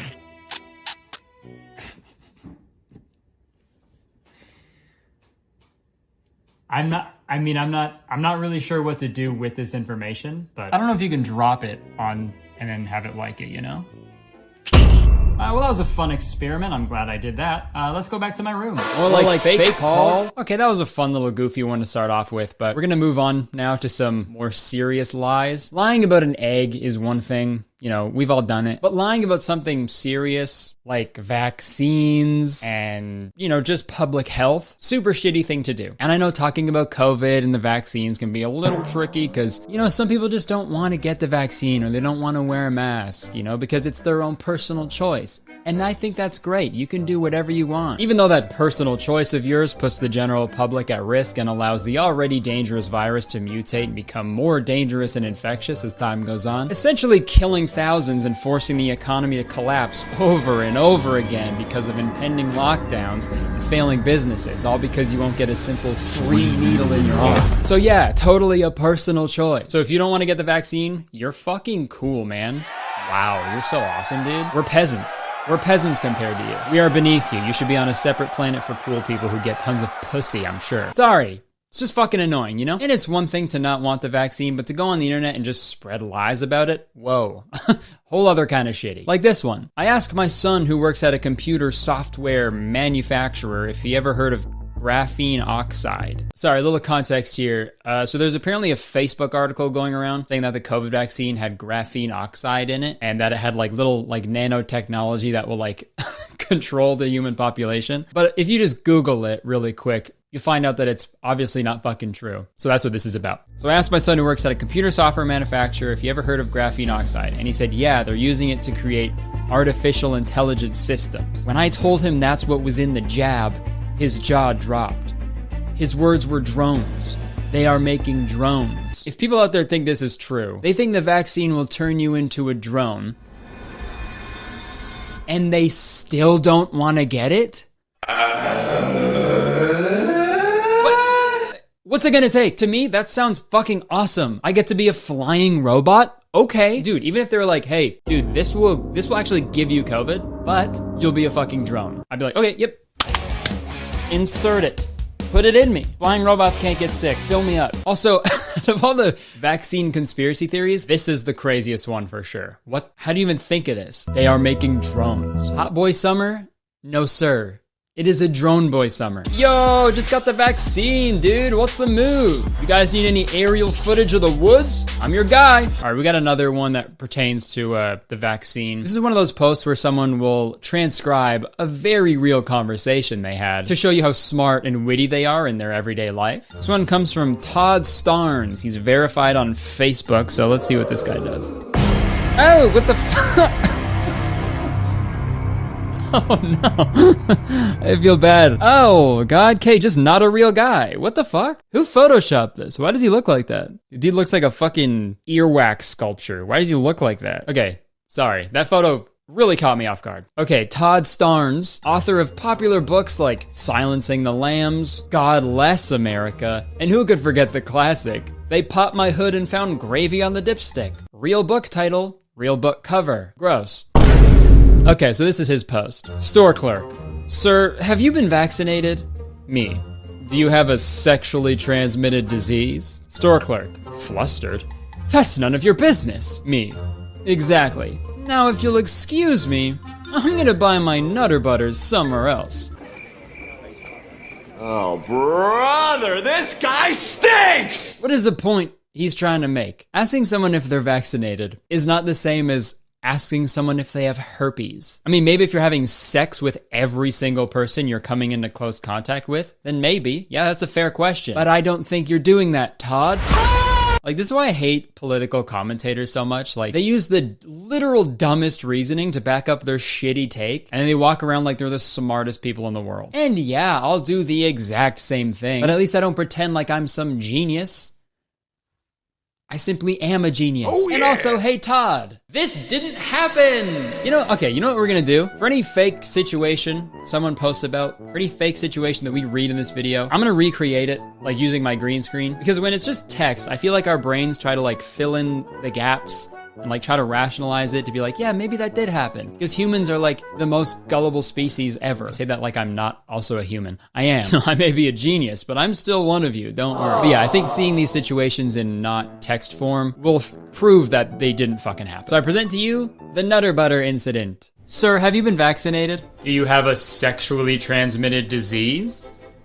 That's none of your business. Exactly. Now, if you'll excuse me, I'm going to buy my Nutter Butters somewhere else. And based on my logic, since we've come into close contact with each other, we have to have sex now. Okay, yeah, that's fair. There's about to be a bunch of gravy on my dipstick. Okay, never mind. I actually think that sentence just gave me herpes. Not again. Okay, enough of the vaccine stuff. Let's move on. What I'm trying to make here, if you're eligible, please get the vaccine. It's the responsible thing to do. I have shows coming up and I want to do them. Yeah, okay, that's the real reason. Forget about all the immunocompromised people you're gonna save and all the medical staff that you're helping out. Not important. Get vaccinated so I can tell jokes on stage. For money. I'm kidding, obviously. It's a good thing to do. Go get it. All right, next lie. This young man was praying before his meal when a group of liberal atheists mocked him, chanting, "Prove your God is real. Prove your God is real." It was then his salt shaker fell, and the image of Christ the Savior appeared. The group of non-believers fell to their knees and prayed for forgiveness.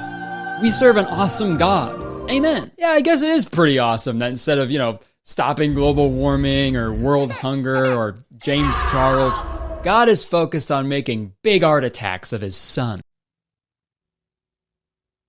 Is that Jesus? Yeah. He's my son, No, I know that. Oh. Ow! Assault! Did you say salt? What? No, that's my son, Oh yeah, also I made a quick art attack reference before that sketch, and I really hope you guys know what I'm talking about. Remember that show, Art Attack? If you didn't watch Art Attack, the host, Neil Buchanan, he would teach you how to make a bunch of crafts, and like halfway through the episode, he'd be like, it's time for a art attack. And he'd make this huge design out of like salt or something, and he was tight as fuck. So, okay, the host of Art Attack is God, is what I'm saying. It even confirms it in the Lord's Prayer. Our Father who art attack in heaven. Okay, so this next one is a doozy. I have a feeling it might be fake, but I'll let you guys be the judge of that. Okay, so we got a Snapchat picture here. Babe, don't get mad. I gotta show you something. I told my dad yesterday I was gonna see you today, and he thought it would be funny to jump on me to wake me up, and he gave me a hickey. I was like, really? This bitch is huge. My mom said I look like white trash. Alex, you got me fucked up. Okay, so there's like 3 possibilities that like explain this picture. 1, this was like a funny idea that someone had, so they staged this whole thing for some likes and retweets. That's what I think it is, or that's what I hope it is at least. Possibility 2, this is real, and this Alex person cheated on his girlfriend and this was like the best lie that he could come up with. Possibility 3, this is real and Alex's dad actually gave him a hickey as a prank. And look, obviously it's weird as fuck when people sexualize like parent-child relationships. It's like when everybody was freaking out about Tom Brady like kissing his son. It's his son who he loves. He's giving him a kiss. I don't think that's that big of a deal. But yeah, maybe don't give your son a hickey, right? I think we can all agree on that. I think as a society, we can draw the line there. I also like in the message it says, my mom said I look like white trash. Yeah, if your dad's giving you hickeys, I feel like you are white trash. Also, bro, it's so funny to imagine this kid, Alex, going to school the next day if this is true. Yo, Alex, what's good, man? Yo, bro, what's good? Right there. Good to see you, buddy. Oh, yeah, bro. Wait, hold up. What's that on your neck, dude? Come on, bro. Knock it off. It's nothing. Oh, come on, man. Let me see it. Oh, that's a big one, dude. Nice. I know, man. It's crazy. Yeah, that's my man. Yeah, bro. Hell my dad's hilarious. Yeah, bro. Totally. Wait. What? The hickey. It's obviously a fucking prank, an epic prank by my dad. He woke me up this morning. Lashed onto my neck like a fucking vampire, dude. He got me good. I don't know, dude. That's not normal. Really? I feel like you need to confront him about this. Okay, yeah, now that I think about it, that is a little weird. Okay, thanks, man. I'm gonna go talk to him. All right, good luck. What's up, pranksters? Today, we're gonna gentrify our neighborhood as a goof. Hey, Stay tuned. hey, Dad. Oh, hey, son. Hey, what did your girlfriend have to say about that thing, huh? Nothing. She actually broke up with me last night over Snapchat. Hey, why'd you do this? My friend said it's not normal. You know, I always can't believe that you fucking fell for that, dude. Idiot. What? That's 2 pranks in one day. What the fuck is wrong with you? Hey, you look like white trash. Mom, what the fuck? All right, we've got another real story that totally happened, so I'll read it first and then I'll reenact it on the green screen. When I was 8, I found my mom a really nice present, earrings, for her birthday while we were at the store. I was gonna pay separately with some pocket money so that it was a surprise for her. Some Karen said, "You don't need those, you little rat. You ain't a girl," and took them off me. So at this point, 8-year-old me was furious. So while she was away from her shopping cart getting something, I put glue from a nearby shelf on the wheels. It was quick drying stuff, and when she got back, she pushed her cart and it didn't go anywhere. Suddenly the glue snapped or something and she went flying into 3 people. I don't know what was better, the noise she made or the fact that she was banned forever. All right, now you're familiar with the story. Now I present to you the snapping glue incident. Perfect. Earrings. This would be great for my mom. You don't need those, you little rat. You ain't a girl. What? That was mean. Oh, what's going on here? Oh, glue. Yeah, put the glue on the wheels. That'll teach her. Whatever. Stupid bitch. Real. What's going on here? What the heck? My cart won't move. What? Oh, something's wrong. Whoa! Whoa! Hey, you're banned forever. You see? Ridiculous. Pretty obvious without the reenactment, but I thought it'd be funny. If they ended the story with "then everybody clapped," then I would have believed it, but you didn't. Sorry. All right, folks, I want to talk about one more thing in this video. There's like a new-ish trend going around on TikTok called shifting. Quick warning before I talk about shifting. If you're into it, if that's your thing, great. Good job. But I learned the hard way from talking about shifting on my podcast that if you say anything even remotely negative about shifting, a lot of people get very mad at you. So if you don't want to hear me poke fun at it, this is your opportunity to click away. All right, fucking idiots, right? I'm kidding. So there's a trend on TikTok where I feel like it's mostly like younger people, you know, teenagers, will use guided meditation to transport themselves to their desired reality. Not their physical self, obviously, like their consciousness, I guess. You know, they'll shift to their favorite anime universe or Riverdale or something. They'll shift to a reality where, you know, everybody is a drone, you know? But the most popular reality that people shift to is Hogwarts, like Harry Potter. And when I first heard about this, obviously I was like, but apparently this is a thing you can do. I will say that it's very weird that out of every possible reality that you could travel to, you choose to just go to school? Fuck's up with that? You could shift to a reality where you could fly, or a reality where you're over 6 feet, but you're just like, you know what would be awesome? Magic homework. And I know a lot of people have talked about this already, but I'm including shifting in this video in particular because, I don't know, I feel like people are just straight up lying about it. You know what I mean? Call me crazy, but I don't think you went to a secret magic castle in Scotland that trains you to become a magician. And if you're upset with me, just shift to a reality where I didn't say this, and we're all good. Fuck, man, you can tell how careful I'm being talking about this shit. I'm terrified of some people from the Harry Potter reality shifting over here, being like, hey, I heard you called us magicians, muggle. I don't want that. If this is a thing you can do, if you can go to other realities, cool, dude. You should be in the MCU. But if you're using it as a form of like escapism or as like a coping mechanism, just be careful. Because if you make a video of yourself hysterically crying because you want to go back to Hogwarts so bad, maybe stop doing that. But hey, what do I know? I've never even been to a damn potions class. Maybe I'm just getting old. But every time I see a TikTok of someone being like, I went to Hogwarts, my first thought is, no, you didn't. No, you fucking didn't. It's like when I made that video about subliminals a few years ago. Like when people would claim that like just positive affirmations over and over again would make you look like Ariana Grande. No, it won't. Back to shifting, all the TikToks about it are just people with their hands over their mouths or something, and that flashing colors effect with a bunch of text explaining what happened when they shifted. Like no one actually ever like vocally says what happened, which is kind of a red flag for me. For example, this TikTok. Hi, just got back from shifting realities and I was literally a Slytherin prefect and had all the fucking Hogwarts tea. Cedric Diggory, if you're reading this, you're a hoe. Hit Hagrid up for that premium weed. Yeah? And I can confirm George and Fred were packing. Okay? Weird details to return with. The point I'm trying to make is literally anybody could make a TikTok like this and pass it off as the truth. Watch. I shifted to Hogwarts last night, and the craziest thing happened. I walked into potions class, and Dobby was twerking his tiny cheeks. He for real popped his fat smelly elf bussy.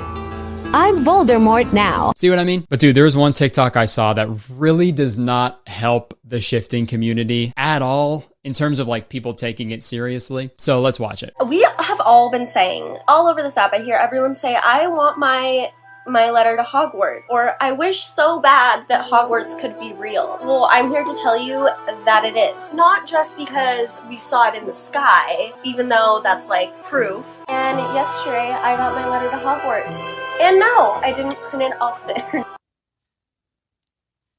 Bro.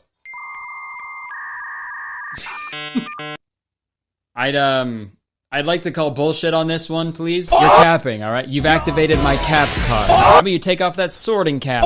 That's another joke. We're like Harry Potter and the Goblet of Liar. I feel like I'm just being mean, but you didn't get a letter from Hogwarts. You know why? Not real. Hasn't J.K. Rowling done enough damage? We don't need people getting on the internet being like, look what I got, I'm going to magic school. Okay, this is what I think happened. I think she probably told someone that she shifted to Hogwarts, so that person 100% went to the internet, printed off some fake Hogwarts letter, put it in her mailbox to like mess with her, like epic prank style. That's for sure what happened. But who could pull off such an awesome prank?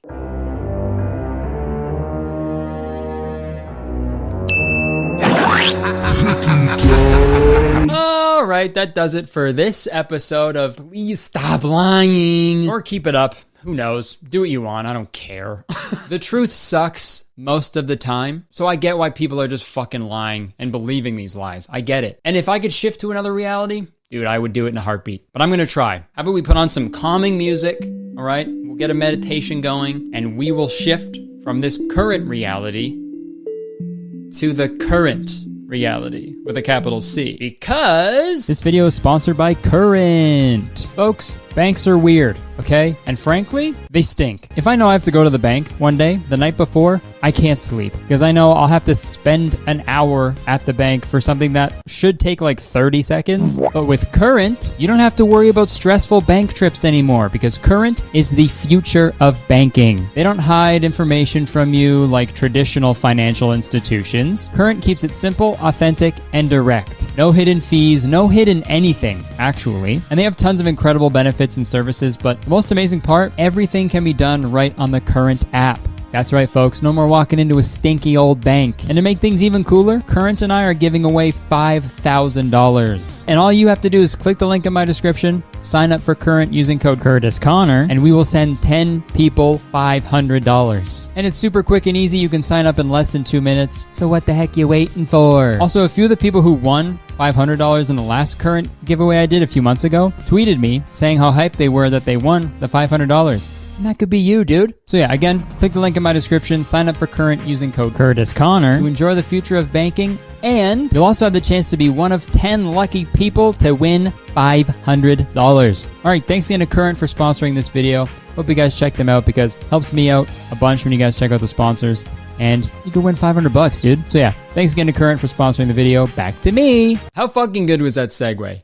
The current? I'm insane for that. All right, that does it. Hope you guys enjoyed this video. Like the video if you enjoyed it, but only like it with a piece of an egg falling out of your mouth. Leave a comment. Let me know if you've ever shifted. I'd love to learn more. Again, it's all in good fun. We're just fucking poking fun out here and having a good time. You can press the subscribe button if you want, because as soon as you press the subscribe button, you become a valued citizen of Kurtistown. If you didn't know, Kurtistown is the best place to live in the world, and I'm the mayor, so you have to be nice to me. It's the law. Yeah, you can check the description for the other things I do. My Instagram, my Twitter, my weekly podcast called Very Really Good. We got a Patreon for the podcast with weekly bonus episodes now, a gaming channel, my Twitch, merch, all that crap. But yeah, that's it. Thank you so much for watching. Hope you enjoyed it. I would stick around, but unfortunately I have to go. I have fucking defense against the dark arts now. So bye-bye. It's Christmas time, and that's Christmas with a K. An entirely new, non-denominational holiday for us to celebrate together. Get in the Christmas with a K spirit by heading over to kurtisconner.com to grab the new merch. We got a long sleeve, a Christmas sweater, and a new Christmas beanie. And a bunch of other items are restocked as well. Check it out. Hey there, welcome back to my channel. If you're new here, what's up? How's it going? And if you're coming back, what's up? How's it going? It's really good to see you again. I hope you're doing well. You see what happens when you subscribe to my channel? You get an extra greeting at the beginning of every single one of my videos except for that one time. So press that subscribe button for an extra greeting. I know I said last video that I put my plaques on the wall, but sorry. All right, folks. I'll admit it, okay? I'm a 90s baby. Change my 90s diaper. I'm a 90s baby. I grew up in the golden age of fashion, technology, and entertainment. You kids don't know. you kids don't know nothing. Well, I was born in 94, so I don't really remember too much of the 90s, but the early 2000s were the best. I'd come home from school, I'd have some Dunkaroos, I'd nudge my crush on MSN, I'd draw one of those S's, I'd listen to Simple Plan on my Walkman, and I'd watch television. Just so much television. I'd watch a huge TV. TVs were so big, and not that way, like that way. I don't mean to body shame old TVs, but they were double cheeked up for no reason. Double cheeked up! And if you've been subscribed to me for a while, you're aware of my obsession with early 2000s television. I made several videos about shows that were produced at that time, like Keys to the VIP, Mansers, Man Tracker, Prank Patrol. There's a bunch, but there's something about them that's just so fascinating to me. I don't know why. Maybe it's nostalgia. Maybe it's just because they're all just so goddamn insane. Which brings us to the topic of today's video. Dating shows. They were absolutely huge in the early 2000s. They were bigger than the backs of TVs. You had shows like Blind Date, Next, A Shot at Love with Tila Tequila, Parental Control, Room Raiders, and many more. And Mandy more. And they were all sort of these weird like competition slash game slash dating shows. And they all had some sort of weird gimmick that went along with it. But at the end of the day, the shows were just about two people falling in love with each other. Even though I don't think any long-term relationship was ever formed on Next, you know? Wow, your husband is great. How did you know he was the one? You know, it's funny you asked me that. We were on the set of Next, and I heard him say, Curvy girls make my junk twitch. And I just had to have him. That's beautiful. But when I mentioned those shows, those are like the heavy hitters, you know? Those are the big popular ones. But of course, there were other shows that were trying to be as popular as that one, right? For example, there was one show that aired for 6 episodes in 2001, and I only found out about the show recently. It wasn't very popular when I was younger, and that's the show we're gonna be looking at today. And this show was called Chains of Love. I wanted to make a video about this show because the premise is just fucking bonkers, and misery loves company, so I'm bringing you along. So let's see how this show works. The new series Chains of Love shatters that calm as one gutsy woman or man is chained to 4 members of the opposite sex. Witness, The anger. Well, get off the damn thing. The honesty. Is sex your main interest in me? No. Oh my God. The competition. And the connection.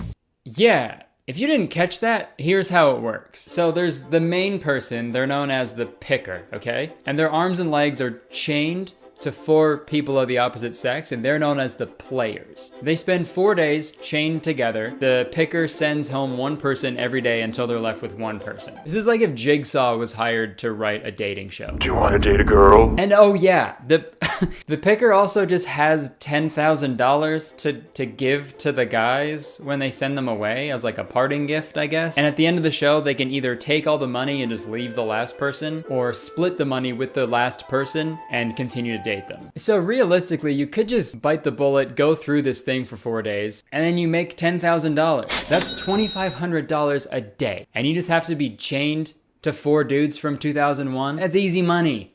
I'd do that for free. But whatever, now we know how the game works. Let's meet the picker. This week, Stephanie, a beautiful writer and model, will be moving into this glamorous house. I am also designing. I just have this like innate ability to design clothes. Man, come on. I used to get those shirts at like theme parks, like the little booth where they airbrush shirts. You know what I'm talking about? You go up to the guy and he's like, what do you want the shirt to say? And then you go, Beyblade. And then he goes, I hate my life. Maybe that's what she means, since she's the one telling the airbrush guy at the theme park what she wants the shirt to say, then she's the one designing it, even though he's doing all the work. I ordered a delicious steak at Applebee's last night. I guess you could say I have an innate ability to cook delicious steak. All right, now we know what Steph is all about. She's a model, she's adventurous, she's fun, she's super good at designing clothes. Innate ability to design clothes. So now it's time we meet the fellas. All right, we got Jason, the strong silent type. He's smart, handsome, and charming. And then we got Alan, the nice guy. I'm not gonna treat you like a princess if you're being a bitch. Oh, did I say nice guy? Fuck, I meant total asshole. Damn it, sorry. Cause wow, dude, what a crazy thing to not only say, but lead with. Holy shit, man. You think the director was just like, Alan, what do you, say one cool thing about yourself. I'm not gonna treat someone like a princess if they're being a bitch. Okay, most people say they like going to the beach or something. No, I said bitch, not beach. No, I know, Alan. You're a bitch. And you're a bitch. Mean. And I'm a bitch. All right, next fella, we got Pete. He's athletic, fun, and kind of a goofball. And when I say kind of a goofball, I mean borderline functioning alcoholic. He drinks so much, he's on the piss as soon as he gets to the house. Why would I give her the 6-pack? And last but not least, we got Jack. Okay, and he's advertised as the passionate guy, but let's watch this clip. I love passionate men. Passions? Oh, God. I'm the guy that you want to see. Spoken like a guy with no passion. Oh, passion? Yeah, I'm the guy you want to see.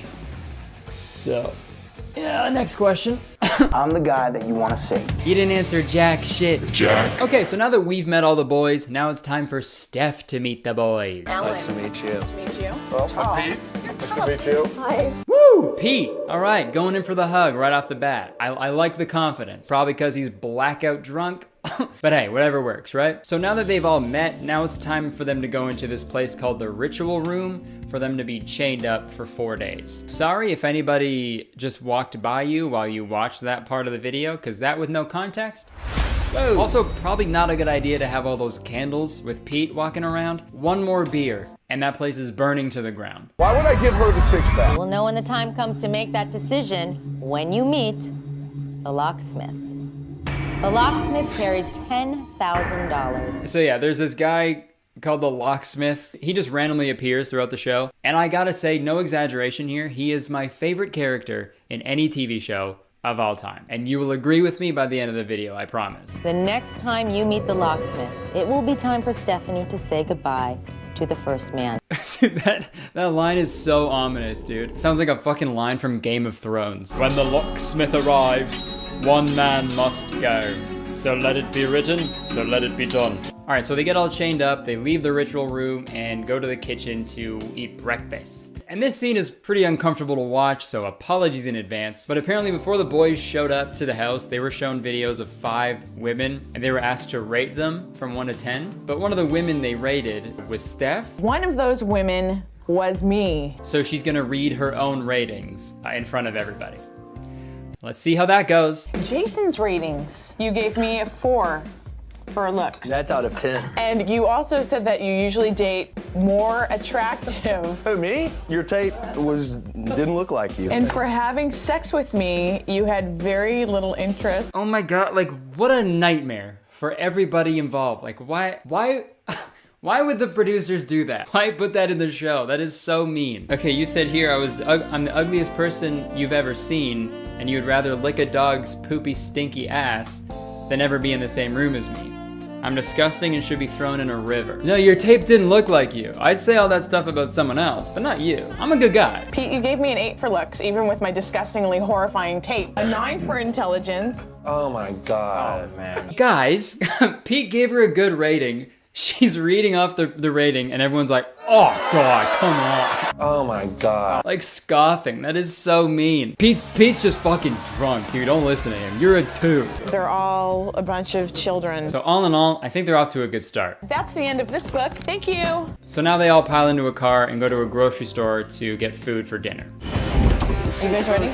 Smoke sideways. Okay, come on guys. I wonder which grocery store chain they went to. I'm innocent! Let me out, I'm innocent! Like, is this supposed to be like symbolic of something? Like, is this supposed to represent like, oh, the old ball and chain, you know? You know that thing that middle-aged men say when they hate their wives? Yeah, sorry fellas, I can't go golfing today. Gotta spend time with the old ball and chain. Yeah, next time. See ya. Okay, bye.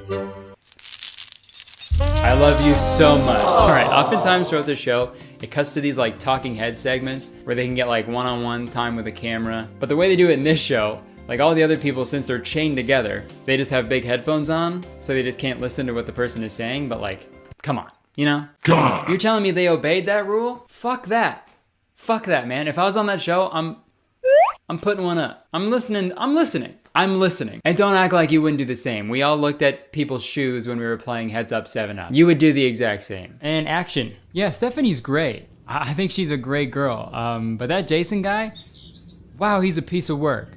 I fucking hate that guy. He's a quivering pussy and a fraud, okay? Mark my words. I'm going to kill Jason tonight. When everyone's sleeping, I'm gonna put a pillow over his head and shoot him in the heart. All right, perfect. All good? Okay, great. Thanks. Hi, yeah, sorry. I heard all of that. You guys gotta call the cops or something. He's gonna kill me tonight. You heard that, right? I'm sorry, man, my hands are tied. What do you mean your hands are tied? We're filming a spin-off called Ropes of Love, Cameraman Edition. My hands are literally tied. Well, what do? I don't wanna get shot. Hey, it's me, Pete. Did somebody say shots? So later that night, they're all hanging out, they're in the hot tub, having a good time. But then, the guys make a joke that kinda kills the whole vibe. What's bubbling there? It's not a joke. There's bubbles coming out of your crotch. This is like so bathroom humor. Why is that so funny to guys? Flatulence? But it's not humor. It's about you guys feeling good about yourself by putting people down. Holy moly. Well, what did you expect, Steph? You put 4 guys in a room, they're gonna be laughing about farts most of the time. If not all the time. Toilet humor is not funny. All right, you saying you don't fart, Steph? Is that what you're saying, Steph? Fuck off. You fart. All Steph's fart. That shit pisses me off, man. Farting is music to my ears. It's poetry in motion. Watch. You're telling me you didn't laugh at that? Okay, sure. Your butt makes a noise that stinks. That is so funny, and whoever doesn't think so, you're a Steph. That's the new term. Someone who doesn't laugh at farts, you're a Steph. But anyways, the first day is over, so they all go to bed. I thought about this the first time I watched this, like, what if they play the time lapse of overnight of them sleeping, and really quick it cut to 2 dudes who are just fucking making out with each other, super quick, and they just didn't mention it after it. Holy fuck, that'd be so good. If all the guys just fell in love with each other and left Steph all alone, the guys are making out with each other and just farting and making out, and she's in the middle just all bummed. But anyways, the next day they're brought to this big field to do an obstacle course for some reason. But when they get to the end of it, this is probably my favorite shot in any show ever. Oh, snap. Whoa. Somebody's gone. Okay, dude. Oh, snap. Oh, snap. It's the locksmith. This man is everywhere, dude. Holy shit. How long was he behind that tarp? Poor guy was behind that tarp just all night long, in the rain, freezing cold, just waiting. But like the old scripture says, when the locksmith arrives, One man must go. This person's rating changed when we started drinking, and that person is you, Pete. No! All right, pour one out. Pour one out for Pete. And he'll catch it in his mouth, I'm sure, because he loves booze. Gone too soon. Rest in Pete. All right, so they're down to 3 guys now, and later that night they take a super awkward car ride. I hate this scene so much, but we're gonna watch it. I didn't kiss you. But see, this one's better. I could do that. Yeah, man, I'm sure you can. It's a kiss. I could do that. This is why I hate shows like this, man. It is so uncomfortable to watch dudes like fight for attention. Cause when it works for one guy and he gets like kiss, like I feel weird watching that. And when it doesn't work for the other guy and he has to watch the other guy get a kiss, I feel even worse watching that. Look at that, he's got it in a headlock. Alternative title for this show, The Mighty Cuts. You're like a big sweaty horny dude. I hate it, I hate it, I hate it, I hate it. Ah! Okay, so now they're all at a skating rink, cause why not? The ice rink instructions say, welcome to the world's first game of strip hockey. Let's get it on. Nah, not really good instructions. The instructions say, welcome to strip hockey. Let's get it on. I'm sure this clip was just edited down for time, but those weren't instructions at all. Imagine if you bought Monopoly and you brought it home and you're super excited to play it, you never played it before, you open the box, you take out the instructions and it says, welcome to Monopoly. That's bullshit, man. I would burn all those little greenhouses to the ground. Why would I give her the 6-pack? But anyways, they play a game of strip hockey. I'll blur it because it gets pretty raunchy. But I will play this one part because it's another amazing scene with the locksmith. So let's watch.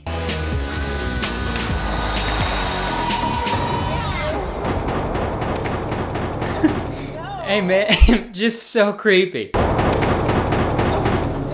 Nice car. Creepiness aside, the locksmith is here, so we know what that means. Say it with me. One man must go. This person had come between me and somebody else, so I've decided the person I'm going to release is Jack. Wow.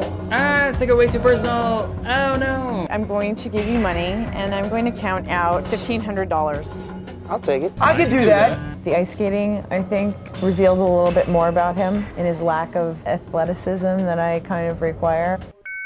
Hold on, let's not, okay, whoa, backtrack. Hold on, okay, whoa, let's bring that back. Steph already doesn't like farts, so she's on my shit list. But what she just said, that puts her on my diarrhea list. Even worse than a shit list. Lack of athleticism.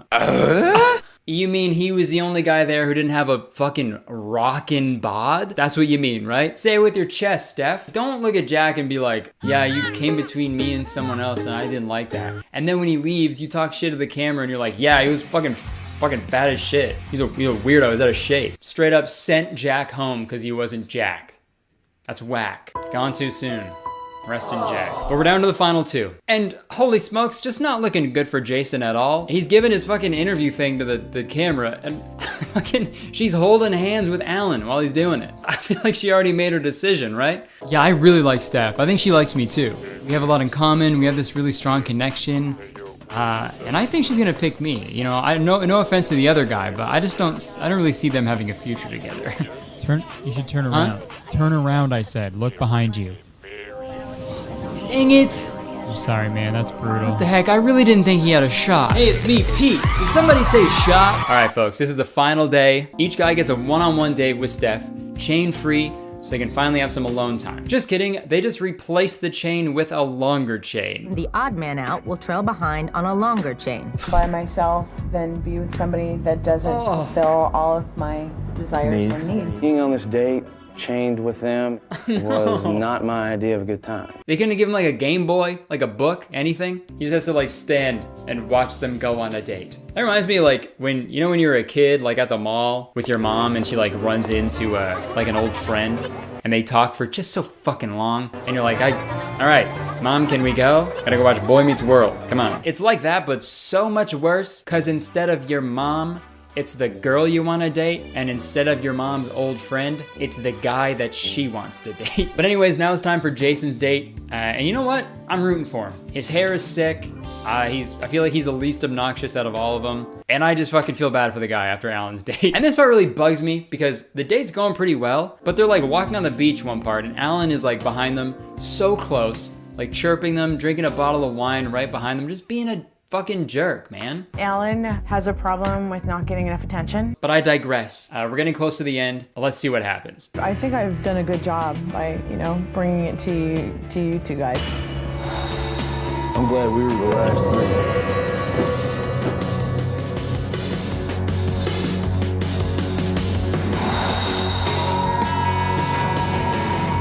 Somebody say something. Why was that so fucking awkward? All right, it's the locksmith. So we all know what that means. Say it with me. One man must go. This person who I've decided to let go was unable to really understand me. And this person is you, Jason. I have to release you.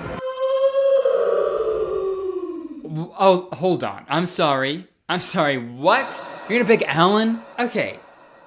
Alan's the one who started the fart joke that you got so fucking pissed about. It's not a joke. There's bubbles coming out of your crotch. He was drinking obnoxiously right behind your date with Jason, which is precisely the reason you sent Pete home. It's completely the biggest turnoff. And Alan gave you a 5 for looks and 3 for class and elegance. Alan, you gave me a 5 Yes. for looks and a 3 for class and elegance. It was the dress. And you pick that spiky-haired fuck over Jason? Okay, Steph, for someone who hates farts so much, you sure are one. Damn, gone too soon. Rest in Jason. Okay, well, fuck me. I wish this was the ending, but there's a bit more. Now they share one night together, and the next morning, Steph needs to decide if she wants to keep all the money and just say fuck off to Alan, or split the money with Alan and proceed to have a relationship with him. So let's see what this fart does. Yes, I'd like to pursue a relationship with you. Wow, cool. Must split the remaining money, $6,433. Okay. So now we see if Alan wants to do the same. Oh, thank God. Scared. Wow, yay. That should be Jason, dude. Actually, no, fuck, no, Jason deserves way better. Well, regardless of my feelings towards the outcome, I'm happy for him, okay? I'm sure they went on to have a long, fruitful relationship with each other. Nice. Oh, fuck. Well, I mean, I could have told you that, because the thing about dating shows, it's a silly way to meet someone, and most of the time, they're not even real. So that's Chains of Love. I feel like I've already said what I wanted to say about this TV show. Dating shows are weird. I don't like them, and I especially don't like this one. I'm just glad TV moved away from, one, like being really big in the back, and two, I'm glad TV moved away from these like dating game shows, because now we just have singing game shows, and those are so much better. All right, well, I think it's time to hear a word from today's sponsor, Audible. Hey, it's me, the locksmith. When I'm standing behind a tarp or standing in a tunnel above a skating rink, it gets pretty boring. And for me, the best way to pass the time is with Audible. As I'm kidding, it's me, it's Kurtis. But I agree, Audible is great. Audible is a leading provider of spoken word entertainment and audiobooks, ranging from bestsellers and new releases to celebrity memoirs, languages, and now podcasts. And if you've never given Audible a shot, now is the perfect time. They just launched Audible Plus, which allows full access to their Plus catalog, which is filled with thousands and thousands of select originals, audiobooks, and podcasts, including ad-free versions of popular shows, as well as exclusive series. So on top of your regular Audible subscription, you have literally thousands of other titles available to you to stream, download, and listen to wherever you want, as much as you want. The limit does not exist. I've personally decided that over the winter, I want to work out more. And I've never really been a fan of going to the gym anyways, and since they're closed now, I need to work out from home. So I've downloaded this audiobook called Quick Home Workouts that I'm really looking forward to trying out. That's just one example of what Audible has to offer. You like true crime? Audible's got it. Fantasy or sci-fi? Audible's got it. Literally any other genre? Audible's got it. And folks, I know I said now is the best time to try it out, and I really mean that. Because with Audible's holiday offer, you're getting the best offer of the year. If you give them a try right now, Audible is only $4.95 a month for your first 6 months. And that price includes the full immediate access to Audible Plus. After your first 6 months, it's still only $7.95 a month to download and stream all you can listen audiobooks, originals, and podcasts included in the Audible Plus plan. And getting started is so easy. Just go to audible.com/CurtisTown or just text CurtisTown to 500-500. All right, thank you to Audible for sponsoring this video. I hope you guys check them out. You're getting the best deal of the year, and it also helps me out when you guys check out my sponsors, so everybody wins. So yeah, again, that's audible.com/CurtisTown or text CurtisTown to 500-500. It's that easy. All right, thanks Audible, back to me. All right, thanks so much for watching this video. If you enjoyed it, please press that like button because believe it or not, one like actually equals one beer that I will ship to Pete. I will give him one like equals one beer for Pete. And he's thirsty. Let me know if you've seen the show before, and I always love reading your guys' comments. You guys are way funnier than I am. And I'm excited to see what you guys think about this one. If you guys want me to do another video about this, all the episodes are on YouTube, so maybe I'll do another one, or maybe I'll do a video about a different dating show. I don't know. Just let me know. You can press the subscribe button if you want, because as soon as you press the subscribe button, you become a valued citizen of Kurtistown. If you didn't know, Kurtistown is the best place to live in the world, and I'm the mayor, so you have to be nice to me.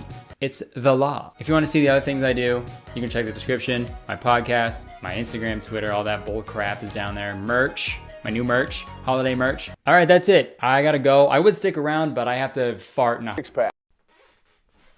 All right, the rumors are true. I got a haircut because I was sick and tired of all of the ruthless bullying taking place in my YouTube comment section, okay? Just take a look at these. Walk out the door, you see someone that you know and they ask you how you are, and you just have to say that you're fine when you're not really fine, but you just can't get into it because they would never understand. Ouch.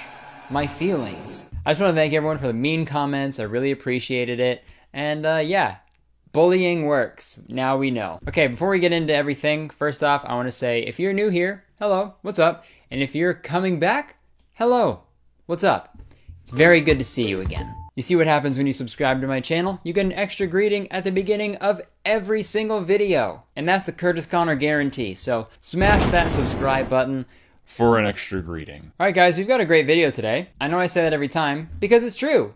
All my videos are great. Boys, let's talk about them, okay? You got the tall boys, the short boys, good boys, bad boys, Fallout boys, American boys, you name any sort of boy, you can find them on the internet. In recent years, there has been a growing obsession with a certain kind of boy. We see it in memes all the time, you know, when Twitter crowns its its new white boy of the month, you know? Whether it's Timothy Chalamet or Ross Lynch or Alex Wolff or...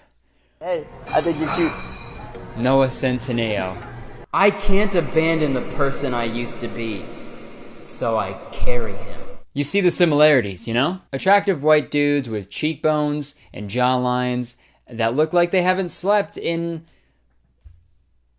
ever. It looks like they've never slept. I want to say something. I don't have a problem with most of these boys, okay? I only brought them up because they relate to the type of person that we're going to be talking about in this video. The internet has many names for this type of boy, but the most commonly used term is soft boy. What is a soft boy? Is that someone who just moisturizes every day? No. Urban Dictionary defines soft boy as similar to a boy, but without the cocky attitude. The soft boy will butter a girl up by appealing to her emotions and showing a sensitive side long enough for her to sleep with him, whether or not he actually cares about her or not. Then, like the boy, he can't/won't commit. Differs from the boy because he goes for the heart and emotions rather than just the body. Couldn't have said it better myself. I brought up the Twitter boys before because I feel like these soft boys, very weird saying that so many times, I feel like these soft boys, they look at these, you know, they look at the Ross Lynches and the Noah Centineos and they're like, all these girls love these guys. I should just pretend to be them. And when they get what they want, they'll just totally abandon it. Or just keep doing it until they get another thing they want, you know? Just textbook manipulation. Uh-oh. If you guys still don't know the type of dude I'm talking about, it's like the guy from 500 Days of Summer. I was about to say 500 Shades of Grey. Oh my god, that's not a movie. 500 Days of Summer, you know? He's like, oh, dude, I listen to the Smiths, and I'm an architect, dude. I'm like sick. Why don't you just fucking marry me, you know? What's the issue, dude? You know, they got like disheveled hair, you know? Maybe they're They're wearing Vans or Birkenstocks. Hey guys, I'm editing right now, and I just realized I said Birkenstocks, which is just not what I meant to say at all. I meant to say Doc Martens. I don't know why I said that. Birkenstocks are those sandals that your weird uncle wears, and I meant to say Docs. Okay, I'm very dumb, I'm sorry. Here's the rest of the video. They cuff their pants, of course. Oh, you know they cuff their pants, dude. The most cuffed pants you've ever seen. Every season is cuffing season for a soft boy, okay? The only thing they can cuff are pants. Why did I have trouble saying a one-syllable word? Oh, you know pants, how it's one syllable? Well, I made it two. You know, they look like they play the guitar, but they probably can't, and they carry around like an empty moleskin forever, and they never write anything in it. And I know, I literally probably just described what I look like, but I'm not a soft boy, okay? I'm a hard boy. That's weird, I'm not that either. You can usually pretty easily spot a soft boy just from their clothing and what they look like and stuff, but the best way to really find out if someone is a soft boy is looking at how they communicate with people on the internet, especially people they're trying to court. All right, it's the year 1552. I don't know why I said court. That brings us to what our main focus is today. An amazing Instagram account that goes by the name of Beam Me Up Soft Boy. This page shares some great screenshots and text conversations from all sorts of soft boys from all around the globe, worldwide.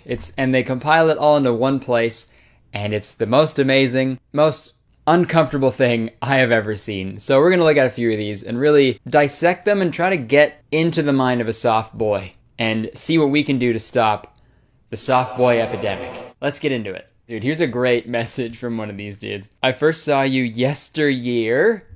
Oh! And have sensed that you might have the same intrigues as me, and was wondering whether you wanted to roam meadows past vicariously through literature and pontificate on our fascination with the way McEwen utilizes the implicit to demonstrate the wonders of life. Come over?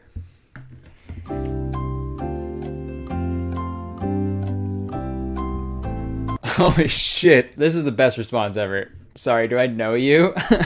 I'd like to think that this guy is just messaging random girls and being like, what? I mean, like if I message 1,000, one of them's gotta be like, okay, yeah, sure. Man, like if anyone ever said yesteryear to me, and like not as a joke or anything, I'm on a train. I'm leaving town, dude. Yeah, so yesteryear I was Oh, sorry. Wait, where are you going? Oh, sorry. You said yesteryear, so I gotta catch this train really quick and never see you again. I gotta start a new life now because I never want to see you ever again. Dude, say yesteryear, I'm on a train. Oh, cool. Whereabouts you live then? My parents live in Hoxton, but I live in the moment. Yeah? If your like apartment complex or your condo building is called the moment, then that's fine. I don't think that's the case though. Yeah, where do you live? I live in the moment. No, I mean like geographically, like where are you? So like I'm trying to pick you up so we can go on this date that you want to go on, you know? Where do you live? Dude, life's not about locations, dude. It's about being in the moment and just appreciating it and talking about the yesteryears that we've experienced and just just being in the moment, dude, you know? There's nothing better than being in the moment, you know? Here's a Tinder bio from one of these soft boys because obviously they're on Tinder. I'm not trying to shade anyone on Tinder, but you know what? Obviously they're on there, you know? Got to be indie because that's the only way forward.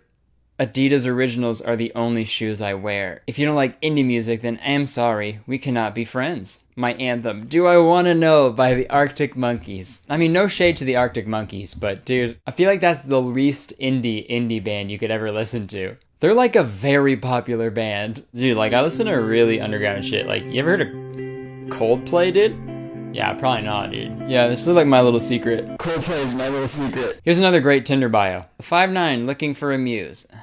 Okay. Things I don't care about. Climate change, Brexit, voting, Palestine, being nice, Adele, etc. Swipe right if you're cool and real. Dude, you gotta have a lot of balls to put things I don't care about. And number one on your list is climate change. Dude, that's so edgy, you know? Dude, fuck the planet, bro. And voting. change this whole thing. 5'9", looking for a muse, and then add 2 letters. Add a U and an M. 5'9", looking for a museum. Because then you're like, oh, he likes museums, so I'm looking for one too. Let's go find a museum together. Okay, this next one is my favorite. I feel like I need to do a dramatic reenactment to fully show it to you, and I feel like this is how it went down. So let's go. Man, this girl is so cool. I think I have a huge crush on her. She seems really artsy. Yeah, I need to let her know that. You're artsy, huh? Oh, autocorrect, dude. I meant to say artsy, but arty. What does that even mean? Okay, still no response. Maybe she just like needs a reminder, you know, of the text that I just sent. You're artsy, huh? All right, that'll do it. Now she'll respond. Dude, why isn't she responding, dude? I texted her twice. This girl won't fucking text me back. We're perfect for each other. I'm artsy. She's artsy. I'm artsy. I'm artsy. Thank you. That's the play that I'm working on called I'm Artsy. I want the Doc Martens to last for years. They're an investment. I've worn them the whole time at Amsterdam, so every crease is a memory and has a history.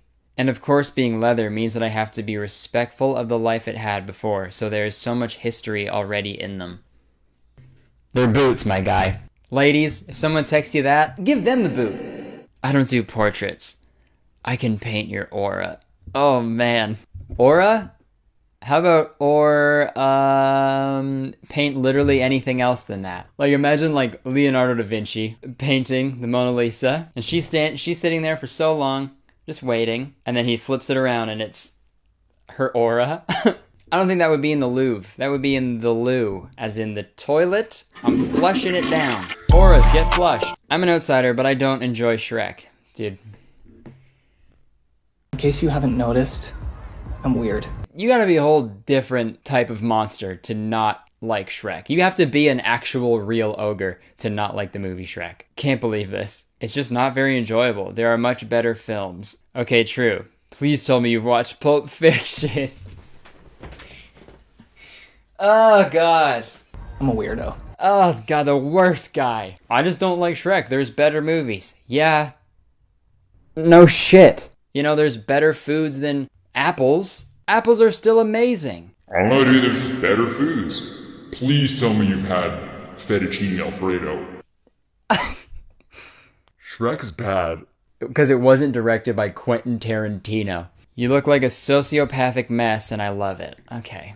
This is a remix of the Kanye and Lil Pump song, you know? You look like a sociopathic mess. I love it. And this person super liked them. And I had to look it up because I didn't know what that meant. But apparently when you super like someone on Tinder, it like shows up and it's like a big thing. Like, oh, this person super liked you. So this dude did that to make sure that this person saw this message. Oh, you have mental health problems. You know, I love it, dude. I love that for you. That is a legit like health problem. You look like you have mesothelioma. And I just love that. Oh man. Dude, I go nuts for girls who have mesothelioma. Like, dude, don't say that. It's the same thing. Don't do that. I want to decorate your beauty in red and purple berries, and with you seek lightning. I don't know why, but something was astounded in me. Not particularly a physicality. I just got this electricity from you that made me feel I must pursue, and the pity is to be obstructed by screens and superficiality. Hey, what the fuck are you saying? Like, I feel like this guy was just like, he opened his keyboard and was like, yeah, that makes sense, kinda. Time for the kisses. Oh, what's that? What time is it? It's time to get kissed. A good piece of art should make you want to yourself. Well, that's just not true at all. A real film fan would know that a movie is only good if it makes you sad. There is a part in Shrek where I got really sad, you know? So I think Shrek is better than Pulp Fiction, okay? I think that's what we learned today. Shrek is better than Pulp Fiction. I don't think my brain can handle it anymore. I think it'll just leak out of my ears. I will cease to exist, and I don't want that to happen. So I'm going to stop reading these. I honestly feel so bad for just everyone that has to deal with these types of people, you know? I think there's something genuinely wrong if you have to pretend to be emotional to get a girl to like you, or to get anyone to like you, because you should just have emotions like a regular human being. I don't know, just a thought. Again, you can be an artistic fella, you can be emotional, you can be all of that, you know? But you still have to be a genuine human being first before that, okay? If you're behaving a way that is not genuine to get girls or to get to gain something, it's gonna hurt you in the long run. You know, being yourself is a lot easier and you'll attract the right people. And if you're a soft boy watching this, please, I urge you to change your ways. Call 1-800-BOY-SOFT. We have people standing by, waiting for your calls to let you know how you can change and become a better person, okay? We wanna help. I'm just kidding. Please don't call that number. It is not real, and it might be registered to something completely different. All right, that's gonna do it for this video. If you enjoyed it, please press the like button. Leave a comment. Let me know what you thought, and let me know if you've ever encountered one of these guys, and let me know the weird stuff they've said, because it's very fascinating, and I laugh a lot every time I see it. Yeah, check out the account, beam me up, soft boy. Also, don't forget to press the subscribe button, because I make a video every week, and they're all so much good, so much good. You'll also get an extra greeting at the beginning of every video. So press the subscribe button to join Kurtis Town today. Other than that, check the description for my Twitter, my Instagram, my links for my weekly podcast that I do called Very Really Good, and it's a lot of fun. You should check it out. And there's also a Patreon for that podcast where you can get early access to episodes and a bonus monthly video episode. Okay, bye. I'm gonna go watch Shrek now. See ya. I don't fit in. What's up, my soft boys? If you enjoyed this video, click the other videos on my screen and watch those, because they're great. And also, don't forget to press the subscribe button. Alright, see ya. Hey guys, welcome back to my channel. If you're new here, what's up? How's it going? And if you're coming back, what's up? How's it going? Very good to see you again. Real quick, I want to say thank you for 1 million subscribers. That's honestly very nuts. I never thought that this would ever happen, and I'm very, very lucky and appreciative of all of you. So thank you for everything. I mean, I don't think it's because of the content or anything, or me really. I owe it all to the extra greeting, I think. So thank you for appreciating it every time I give one. So it really means a lot. So seriously, thank you so much. Kurtis Town, we're like a Kurtis country now, dude. But that's never happening, all right? Kurtis Town forever, for the eternal town. Another quick announcement. You may notice a little... Ye squared. Which equals yee, you know, mathematically. So, new merch, dude. What's up? We got the Ye squared in pink and green. Also, if you want to show some pride for where you graduated, we got some YYU crew necks, Yee University, in gray and black. Those are really sick. I think those are my favorites. We got a certified hard boy hoodie if you want to let everyone know that you're not a soft boy, because they're the worst. And we also got the Kurtis Town extra greeting shirts. So sick. KurtisConner.com. Check them out. Grab them. Wear them. Folks. Holy shit. Today's video is going to be fucking... It's gonna be fucking. The other day, I didn't really know what to film. I had a lot of ideas, but I didn't know what to pick. So I went to my Instagram story and asked you guys for some suggestions about what to make a video about. And I got a few about this specific topic that we're gonna talk about today. A lot of you guys asked me to talk about subliminal messaging YouTube channels. And when I first saw that, I'm like, oh, I know what subliminal messages are. That's last year's news. That's so 2010, dude. You know, it's the McDonald's flashing up on a screen really quick. It's the money sign in that KFC sandwich. But holy shit, was I wrong. Oh my god, I was wrong. There's a whole other type of subliminal messaging going on YouTube right now. There's an entire community around it. It's very strange. It's even weirder than Disney putting sex in the stars or whatever. So we're going to be taking a deep dive into the strange world of YouTube subliminals. But before we do that, I want to talk about something that is not subliminal at all. This is right in your face, all right? Today's video is sponsored by HelloFresh. So stay tuned to find out how you can get started with 8 free meals. That's $80 off of your first month with HelloFresh. Yeah, dude. But more on that later. So we all know what subliminal messages are. Pictures, words, themes that are not initially perceived consciously. Only your subconscious will receive them and put them somewhere in your noggin. For example, what I just said. I subliminally wanted you to think that I knew what I was talking about, but I don't. I Googled it. Usually subliminal messaging is like used, or apparently used to like sell shit. you know?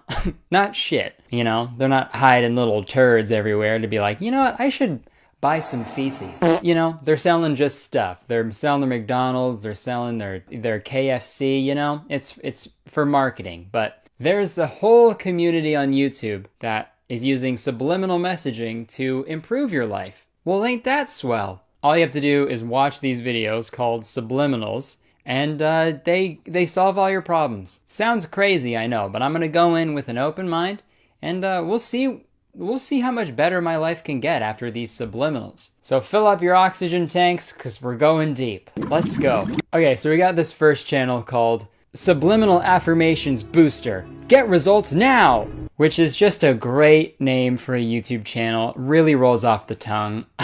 I gotta add that to my name. Kurtis Conner. Get results now! Okay, so we got ones like attract positive energy in 10 minutes. Who knows if that works? Maybe it does. Attract money and wealth in 10 minutes. A little more far-fetched, but you never know. I don't know how money works. Maybe that's a secret, dude. But then we get into ones that just straight up make no goddamn sense at all. Like, grow golden blonde hair in 10 minutes. Subliminal affirmations booster. Real results daily. Dude. So they're saying, with positive affirmations, you can watch a video, and then no matter what kind of hair you have, you'll start growing blonde hair on your head. Holy shit. Yo, you still going to the fucking hairdresser, dude? Y'all still using hair dye? Fuck hair dye, dude. All I need is vibes. Before we watch this video, I'm gonna say something that everybody's thinking. What the fuck? There's no goddamn way that works. Holy shit, there's no way. Like, I'm no scientist, believe it or not, but I don't think a YouTube video will change your physical attributes, you know? That is one foolproof way to get views, though. At the end of all my videos, I'm just gonna put, watching this will make you taller, and then everyone will be like, oh shit, yeah, well, I could use a few inches. Then it'll be T-Series versus old Kurt Boy, you know? Okay, let's just watch this blonde hair one and see if it works, shall we?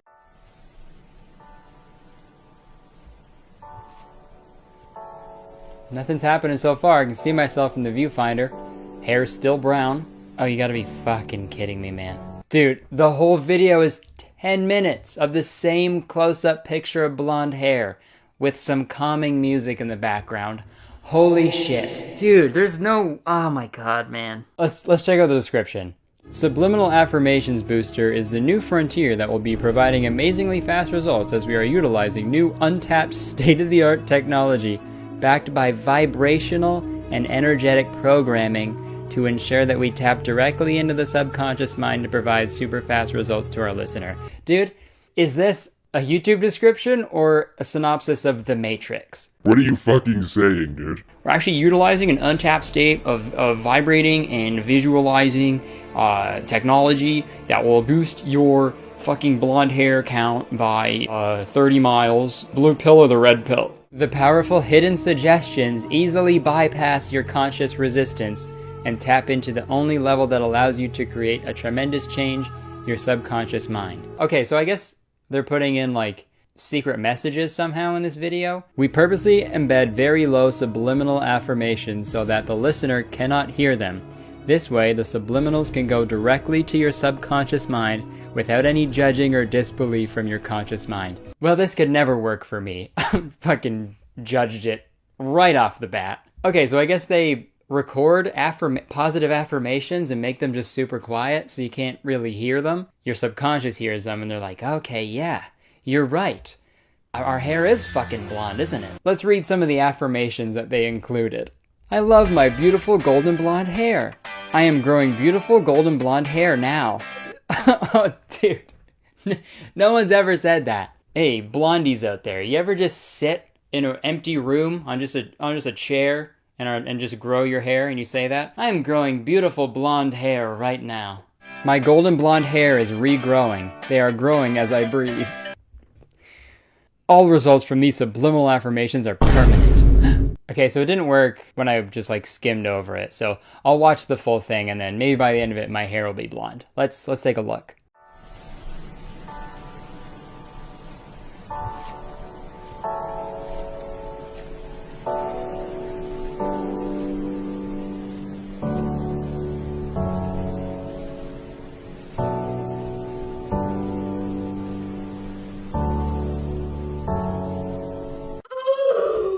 Okay, now I'm gonna look in the viewfinder, see what happens, see the results that I worked so hard on. All right. Fuck. Didn't work. Dude, there's one called Get Superhuman Strength in 10 minutes.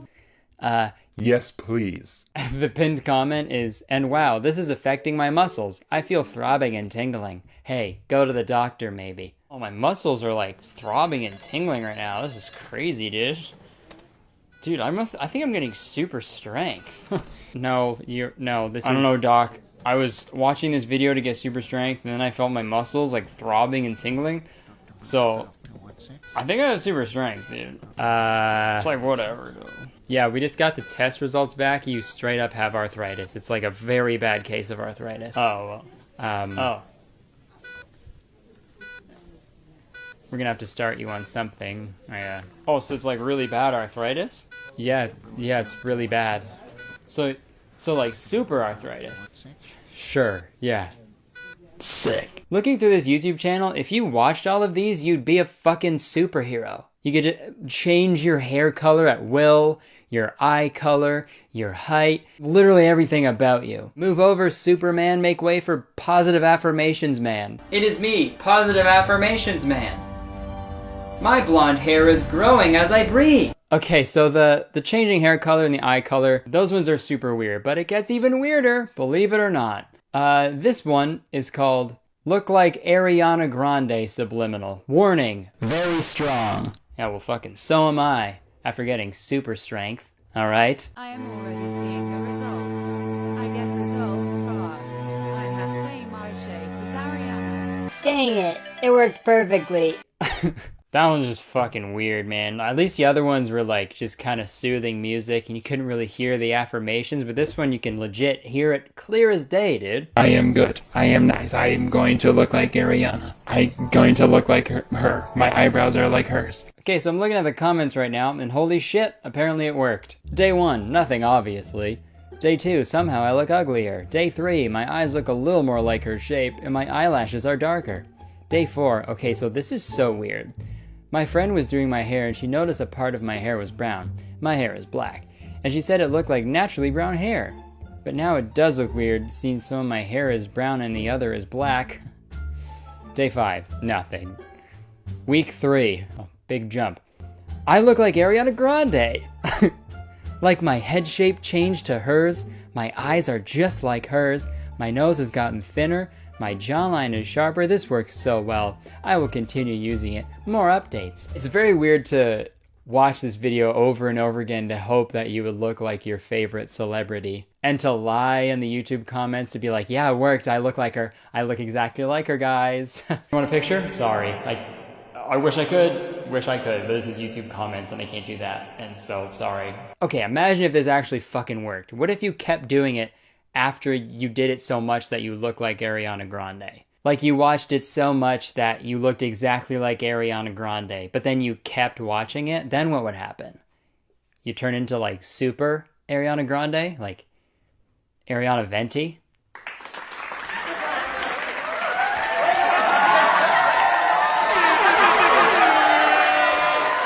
Like it's so weird to think that like there's just kids out there that are just staring at these creepy videos and just like hoping that they'll change their physical attributes. It's so strange, dude. Good. I am nice. I am going to look like Ariana.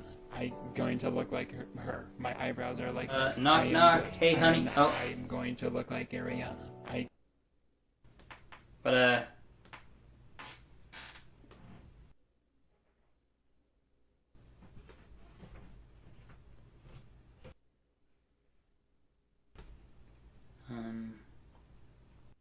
I am good. I am nice. I am going to look like what are you going to look like her. What are you doing over there, huh? My eyebrows are like I'm so fucking grateful for my positive affirmations. Going to look like her. Alright. If this was real, this would be a crazy fucking torture tactic, you know? Like just strap someone to a chair and tape their eyes open and then play a fucking get dimples in 10 minutes video. Oh, dude. I don't want dimples, dude. Whoa. Like, the only realistic one would be like, turn your eyes red subliminal, because you're staring at a screen for so fucking long that your eyes are gonna start to dry out and fucking go red. So that would be the only one that made sense. Dude, like, there's so many of them for so many different things. Okay, here's what I'm gonna do. I'm gonna play all of them at the same time on different tabs, and I'm gonna let them all play at the same time, and it's gonna just fuck me up. I'm gonna have blue eyes, green eyes, blonde hair, brown hair. I'm gonna get taller, shorter. I'm gonna get stronger, weaker, everything. I'm gonna get so fucked up, dude. I'm gonna look like one of fucking Floops Fooglies from Spy Kids. That's gonna be me. Just a bunch of shit thrown together. Okay, I'm not a very spiritual person, as you can probably see. And I obviously don't want to make fun of anyone for believing in this type of stuff. You know, it's a free country, dude. You can believe in what you want. But yeah, I just think this whole thing is a little gross, you know? It's kind of, it just seems a little off. Like, the people who own these channels are literally profiting off of people's insecurities and hardships, you know? Super weird. Oh, everything is wrong in your life? You don't have the right hair color, you don't look like Ariana Grande, your boyfriend left you? Well, come watch my videos. They'll solve everything, dude.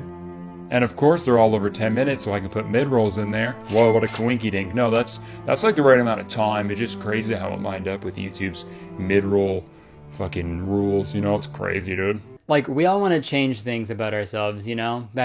I get it, okay? We all have our insecurities. Like me, sometimes I wish I was just less funny, dude. It's honestly too much sometimes. Seriously though, we all get sad about ourselves. We wish things were better about ourselves. But like, I think having a positive outlook on life, you know, loving the good vibes, I think that's great. I think that will bring a lot of positivity and great things in your life. I believe that to an extent, you know? But there's no goddamn way that watching a video with a picture of blonde hair and quiet voices saying that you're gonna have blonde hair is gonna give you blonde hair, dude. That's so weird, dude. No goddamn way. You don't believe me? You think these work? Well, alright. To prove to you that these actually don't work, I put subliminals throughout this whole video. Yeah, you didn't hear them, but your subconscious did. I'll raise the audio of them right now in editing. Turning into a bottlenose dolphin. You're straight up becoming a dolphin. You're a dolphin. You are becoming a dolphin. Go. That was playing for the entire video. Dolphin, so, if you legit turned into a bottlenose dolphin, a fin as you breathe. There's proof. There's proof that it works, dude. So I'd love to hear feedback. Let me know in the comments if you actually turned into a bottlenose dolphin. In conclusion, I just wanted to talk about this topic because it was very interesting to me and just so fucking mind-boggling, dude. So weird. You know, just a big yikes. And if you want to change how you look physically, you know, I don't see a problem with that. You know, fucking get a nose job, get a boob job. Who cares? You know, dye your hair. Fuck it, you know? Do it in a way that actually does something and is safe and stuff. I don't know. Like I said, I don't know anything, but maybe I need to watch positive affirmations on how to, you know, be smarter. These subliminals won't make your life better. I think we've come to that conclusion. But you want to know something that will make your life better? It's a little something called HelloFresh. Yep, it's that time, all right? I've worked with HelloFresh in the past before, and I'm very excited to be working with them again because, straight up, I eat HelloFresh every single week. Food's amazing, and it's a lot of fun cooking it. If you've never heard of them before, HelloFresh sends you seasonal, simple recipes and pre-measured ingredients right to your door every week.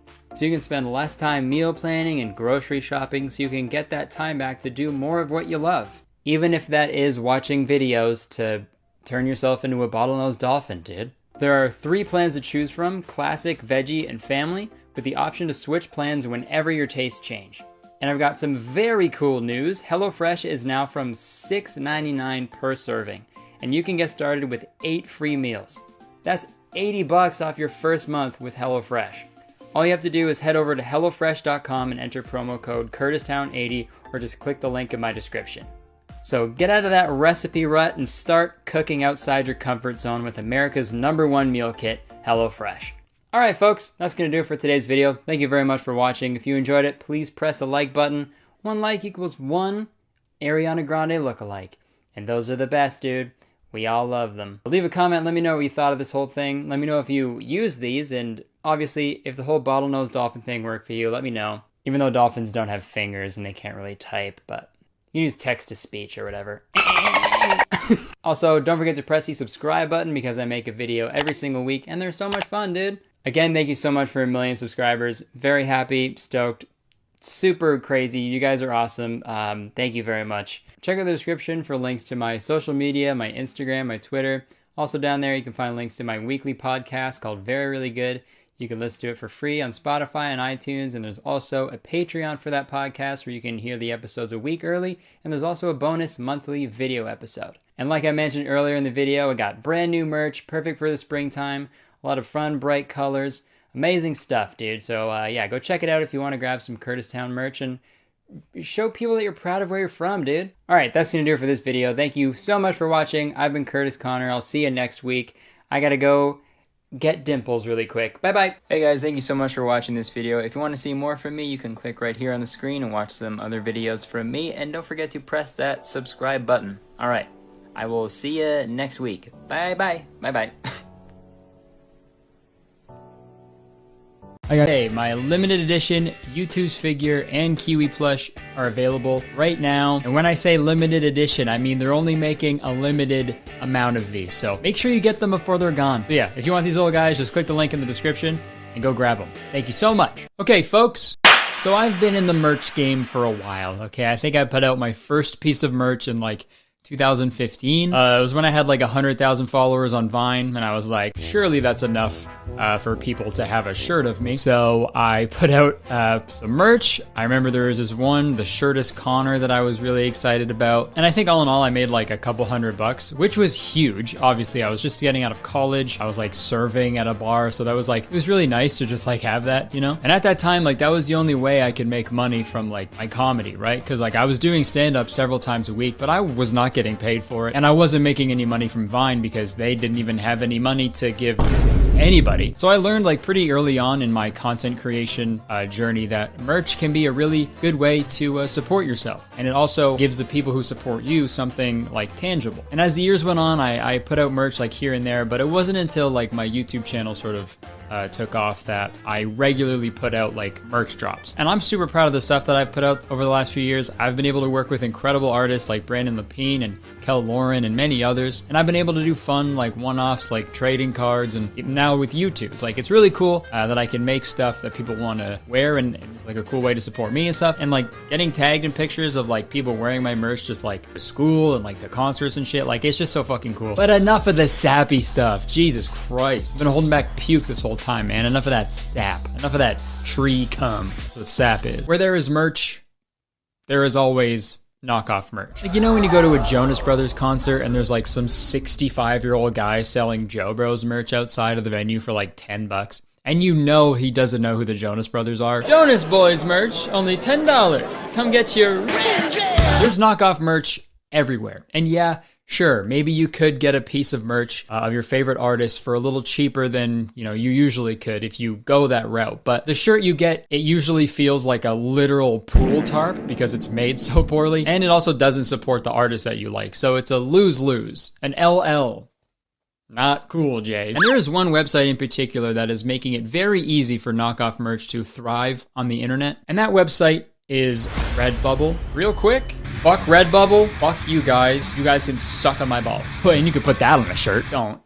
They fucking probably will. Please don't, okay? I know Drew and Eddie like touched on Redbubble a bit in a video that they made a while back, but I also want to touch on it. So Redbubble is a website where you can upload just any design you want onto a wide variety of merchandise like t-shirts, sweatshirts, all the way to like shower curtains and notebooks. Like they cover it all. They print it for you, they ship it out and everything, so you can just collect a little bit of money from that transaction because it's your art that you're selling, right? Obviously, with a website like that, it is very easy for people to just upload artwork or a photo that is not theirs and still make money off of it, which is not allowed. And as far as I'm concerned, they do not give a shit about copyright infringement at all. And it sucks for like small artists especially because like if their art is on the website, the only thing they can do is like email Redbubble and just fucking hope that they take it down. And if they don't, they're kind of shit out of luck because they don't have their own lawyer to like draft up and send a cease and desist on their behalf. And before we go any further,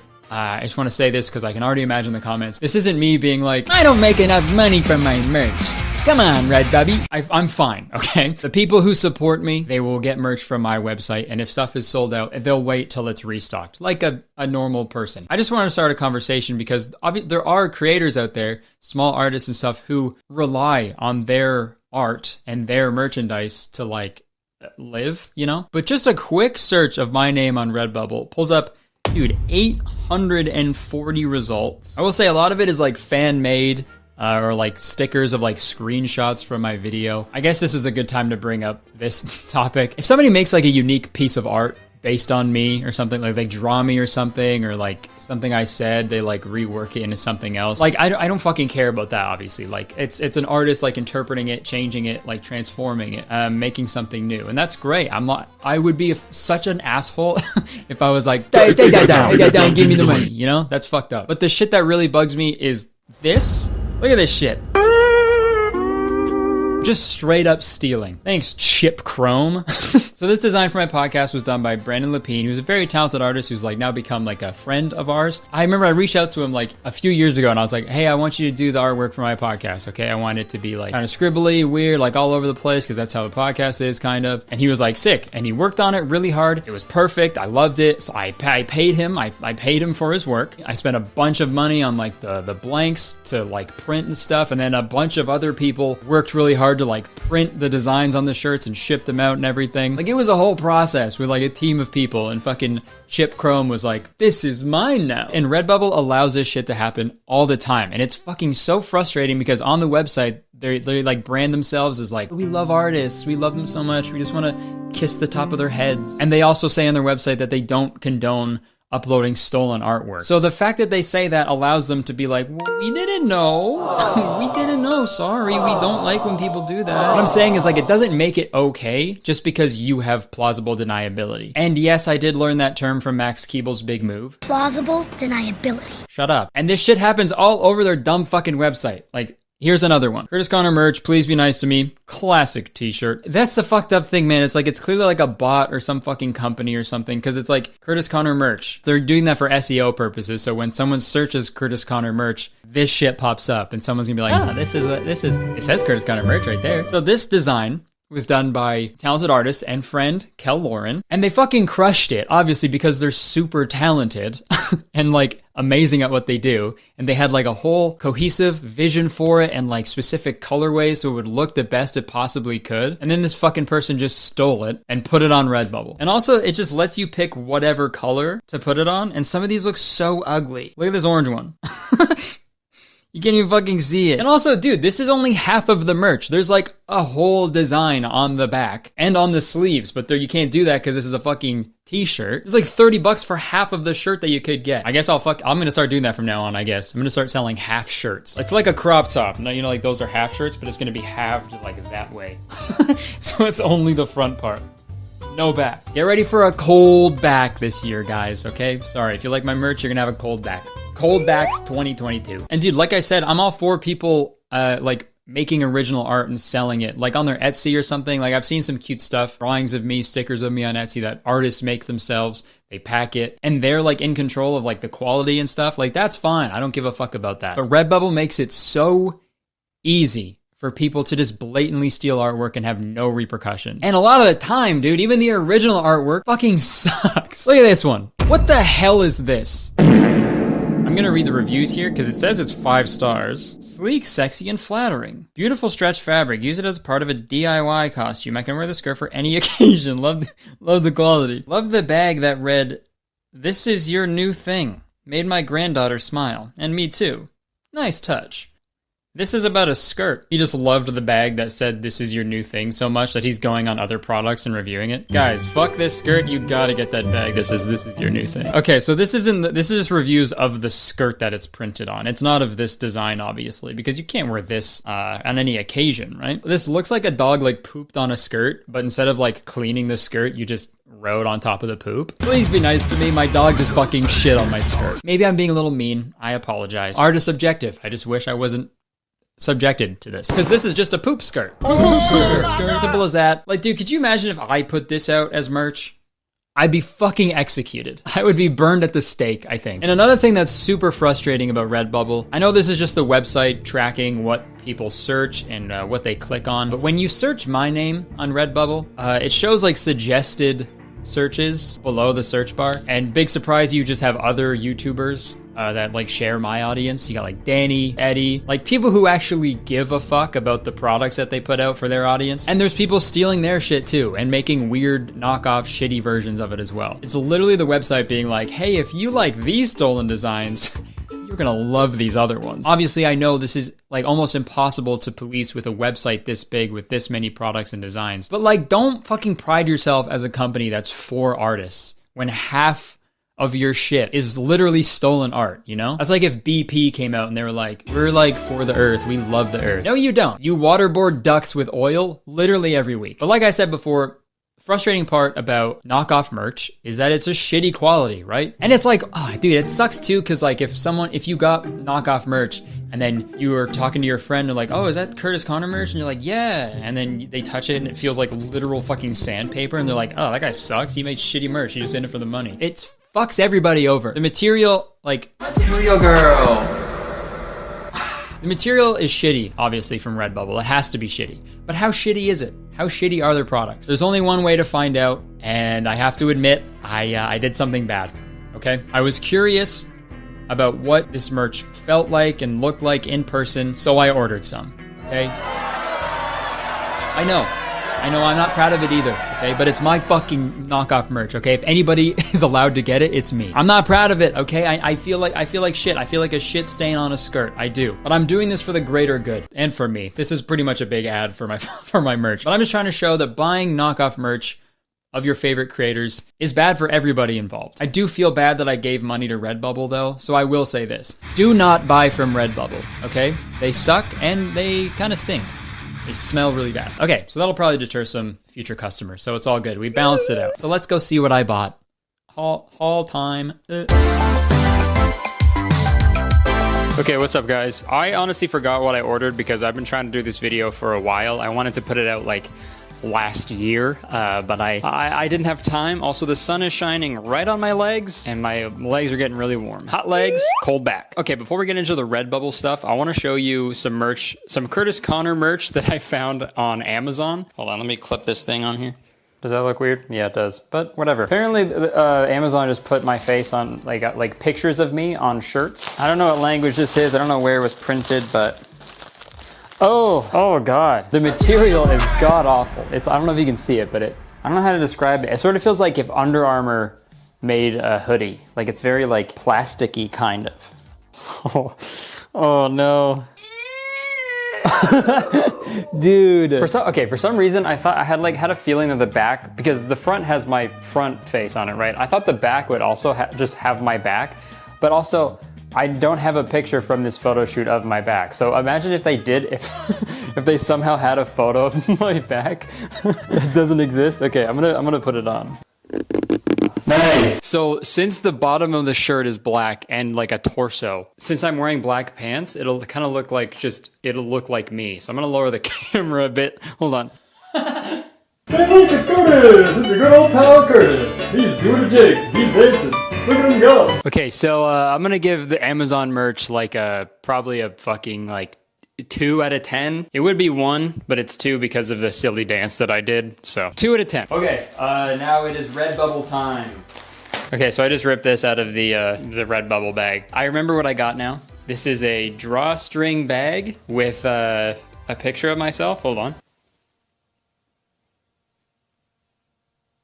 Looks pretty good. Also, the shitty part about having like faces on merch is like, if you like move a little, like the whole thing gets distorted and I look like a fucking Harry Potter PS1 character, dude. As soon as I heard, I rushed down from my hut to give you a big congratulations. Okay, I'm gonna put something in this bag. I'm trying to, with all the things that I got from Redbubble, I'm trying to make like a full fit. Okay, so I'm gonna stuff this with some stuff so it just gets big and puffy, you know? All right, next one. So this is a face mask. It's me and little me on there. And just by looking at the fabric, I don't think this stops COVID. This does not look like it stops any germs from coming in. It is, dude, it is so thin and weird. And it's for babies too, because it is so little. You think darkness is your ally? You merely adopted the dark. God, it's, okay, fucking smells, dude. Oh, why does it stink? What did I say? Roll the clip. They suck and they kind of stink. They smell really bad. And I was just lying before. Now it's the truth, dude. Oh, now I get it. This is your new thing. I thought the person bought a bag that said, this is your new thing. This is the worst feeling fabric I've ever felt in my life. This is a shirt, I think. Dude, okay. This is a fucking Sephora uniform, I think. You know those shirts that they wear at Sephora? And it's too small, I can already tell. But this is and it feels just like the shitty one from Amazon. And we got one more thing here. Dude, I wish I checked what I ordered because I totally forget. Here we go. What the fuck is this? What is this? This is a scarf? I think it's a scarf. If it is a scarf, this is the thinnest material because you can fucking see myself through it. That's a sleigh for sure. Slay what you need to slay. All right, this fit is gonna be atrocious. Okay, and I think this is the last one. Let's see what we got. Oh, it's a skirt. Okay.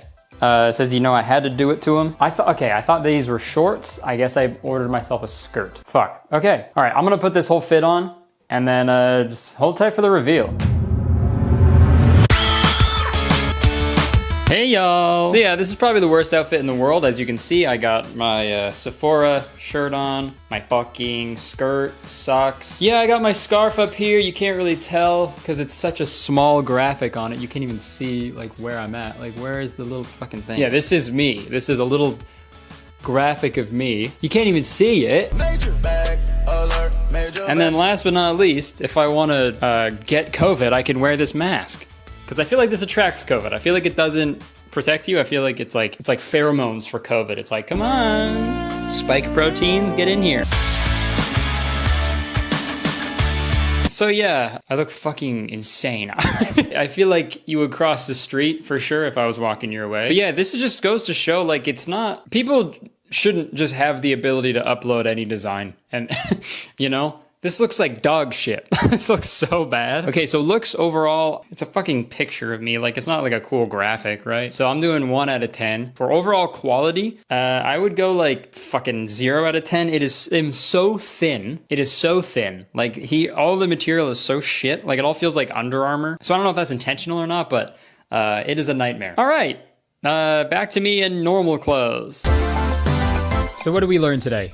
We learned that Redbubble sucks. Amazon merch sucks. We also learned that, you know, boys in skirts, that's all good, but a boy in that skirt, not good. I want to say, like, I know my merch and other YouTubers' merch can be a little pricey sometimes, but that's only because, like, I try really hard to put out good stuff and like pay like talented artists and like buy the best like blanks and stuff. So it's just going to be more expensive to sell, you know? So I understand why like the knockoff stuff can be appealing to people because like that's what they can afford, right? And I can't stop people from doing that. I can send as many emails as I want or as many cease and desists as I want, but like it's gonna happen, okay? And you just have to roll with it, right? But I think companies can like try to do a little better, right? Like Redbubble, you could totally make it so it's like not so easy. If you're for artists, you should put the artists first. You should vet your artists, right? You should take pride in the artists that you do have on your platform, right? For example, Inkbox, the company that I used to work for and now that I like promote on my channel sometimes, they have like a whole department focused on their artists to make sure their artists are happy and stuff. When an artist applies to be an artist, they like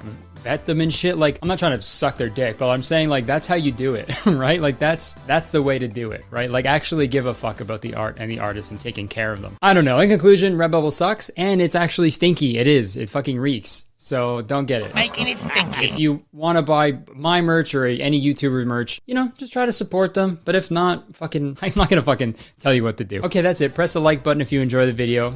Because believe it or not, 1 like actually equals 1 shit-stained skirt that I will scrub clean. You can leave a comment. Let me know what you thought. Let me know if you've ever seen any weird knockoff merch or anything. Or if you ever bought knockoff merch. I don't know. Just let's talk about it. Press the subscribe button. And as soon as you press the subscribe button, you become a valued citizen of Kurtistown. If you didn't know, Kurtistown is the best place to live in the world, and I'm the mayor of Kurtistown, so you have to be nice to me. It's the law. Check out my YouTubes, okay? Check the description, press the button, grab my YouTube's figure in the Kiwi plush. Like I said, only a limited amount, so fucking get them before they're gone, dude. Also in the description, you can check my Instagram, Twitter, my podcast, Twitch, gaming channel, all that shit. Okay, that's it. I would stick around, but unfortunately, I have to burn all of this awful, awful clothing. See ya.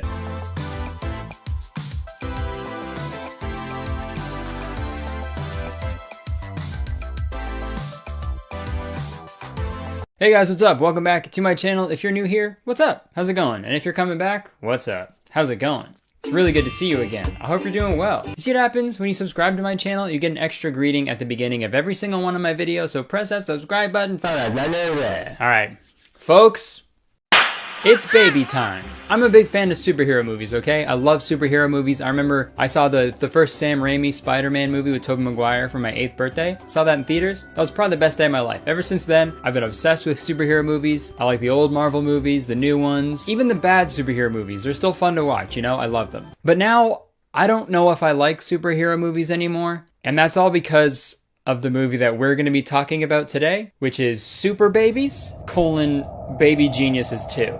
Emphasis on the colon because this movie is shit. It has 0% on Rotten Tomatoes, with reviews like, it was the worst movie I had ever sat through, and it is perhaps the most incompetent and least funny comic film ever made. Yep, the movie we all know and love, 1999's Baby Geniuses, got a sequel. And then another sequel. And then another sequel. And then one more sequel. But don't worry, we're only going to be talking about Baby Geniuses 2 today, because honestly, after watching that, I don't think I'd be able to sit through another one, let alone 3 more. For those of you who don't know, I made a video about the first Baby Geniuses movie back in November, so if you want an in-depth look at that movie, you can watch that video, but if you don't feel like watching the whole video, I get it, it's all good. Luckily, you don't have to know what happened in the first Baby Geniuses movie to understand the second one, because I know exactly what happened in the first Baby Geniuses movie. I watched it like 6 times, okay? I know everything that happened in it. And even I don't understand the plot of the sequel. So you'll be fine. Regardless, I'll do a quick recap of all the important information, okay? So in the Baby Geniuses world, babies know all the secrets of the universe, and their baby talk is actually their own ancient language. But once they turn 3, they forget all the secrets of the universe and they just become like a regular person. So there was this whole thing where this evil corporation was trying to obtain the knowledge from these babies. There was a big fight scene, a giant robot baby that still haunts me to this day. And in the end, they stopped the bad guys. So I had like a few movies that I wanted to talk about and make videos about, but I feel like Super Babies was the perfect one to talk about right now, because recently there's been a lot of like baby hatred on the internet. There's been a lot of baby hate for some reason, whether it's the Ice Age baby, that Jeff Bezos baby with a bunch of crap on its face, or the Mega baby. People really hate babies right now on like a deep level, which is really weird. When you think about like child stars, right? Like widely loved and respected, beloved child stars, they grow up to be like, you know, really sad and depressed and they have like a really tough time, you know? And that's when everyone loves them. When you're a baby and everyone hates you, Honey, you've got a big storm coming. all I'm saying is when the Ice Age baby ice ages a little bit, just look out. But enough about those dumb, ugly, stupid pooper babies. Let's talk about some super babies. So the movie starts off at the daycare where the first movie took place, and the babies are crying, screaming, making nonsense noises, you know, baby stuff. So this is where we meet the daycare owners, Gene and Stan Bobbins. The daycare owners of the first movie, his name was Dan Bobbins, so his brother Stan runs the daycare now. And I'm sure that was a choice by the writers. I'm sure the regular actor wasn't just like, nah, fuck that, I'm not doing a sequel. So now we cut to the main babies communicating with each other. And I forgot how scary it is watching them talk to each other because their mouths don't move, they CG their mouths moving. So here's that. What kind of milk you drinking? Baby who can perform superhuman feats, communicate to both babies and adults. God, that shit activates my fight or flight, dude. Or fight and flight, dude. I'm gonna fight these babies and fly away. Okay, since these are the main characters, let's meet them. Okay, we got Archie. He's the main baby of the group. He's ambitious and he shits in his diaper. And then we got Finkelman. He's the smart one, and he also shits in his diaper. Then we got Alex. He's energetic and fun, and he also, you guessed it, shits in his diaper. And last but not least, we got Rosita. She's spunky and she doesn't take any shit. except in her diaper. Or at least I think her name is Rosita. My girlfriend actually noticed this when I forced her to watch this movie. They call her Rosita throughout this whole movie. Rosita? The IMDb page says that's the character's name is Rosita, but then the credits says that her name is Haley. Who's that? Like, that's not just like some typo, you know? That name is really different from Rosita. I cannot get over that, dude. Like, imagine if you were watching the credits for John Wick, and then it just said, Keanu Reeves as Two Gun Gary. And you're like, okay, hold on. Okay. Thought he was John. I just honestly think that like they just gave up halfway through making this movie, and you'll see that going forward, but let's move on. So Archie starts talking about this baby superhero that he heard about named Kahuna. Sit back and let me tell you another story about the legendary Kahuna. Then we cut to this flashback to 1962 when the superhero baby Kahuna saved a bunch of babies in Berlin.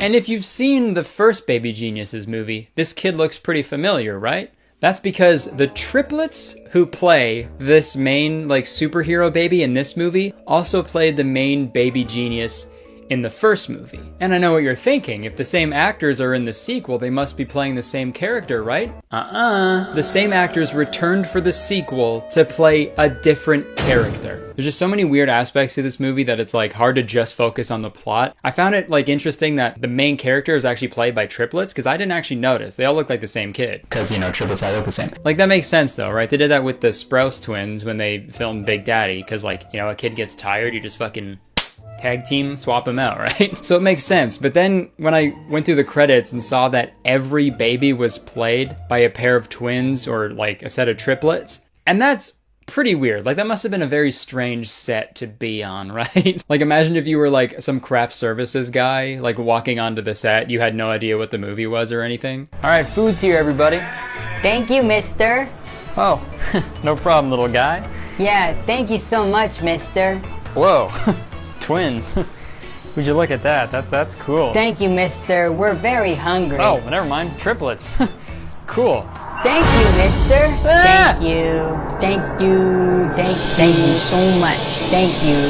Boo boo gaga. Thank you. What kind of movie is this? A really bad one. So yeah, I had to order this DVD on Amazon because it's not on any streaming service anywhere. Like, every streaming service is like, nah, fuck, we don't want that shit. The cover, first off, it says Family Edition on the top, which is odd, you know, because that just makes me think there's like an R-rated version of it somewhere out there, which I would actually really like to see. But the part that I don't like is at the bottom here, there's like these really weird looking babies. Like, they don't look normal. Like, they look like CG, just fake babies. And also, none of these babies are in the movie. And it says America's favorite talking babies are back. No, they're not. They're not in it. And all the other promotional photos that they used for this movie featured these babies. And they're not in the movie. But when I looked at it closely, this one baby, they took a screenshot from the first movie of the main baby and just put it on this baby. But what's weird about that is that baby is this baby. They're the same actor. You can't do that. Okay, let's get back into the plot. Sorry. So this is where we meet the movie's villain, Captain Kane, played by Academy Award-winning actor and Angelina Jolie's father, Jon Voight. His character, big surprise, wants to take over the world, so he does all kinds of bad things. And so he did all kinds of bad things. If you think the Kahuna was about to let Kane get away with that, think again. Mini blowtorch! Mini blowtorch! Take your mini blowtorch. Who are you? Name's Kahuna, and I'm busting you kids out of here. Damn, that's a smooth ass baby, dude. That's a smooth baby. Not like smooth, I don't know, but that kid got game is what I'm saying. Okay, so Kahuna saves all these babies, and now it's time for a big epic fight scene. And you're gonna hate it. No! Too late! I told you, it's too late! Now it's over! It's playtime. 1 potato, 2 potato, 3 potato, 4, 5 potato, 6 potato, 7 potato, more!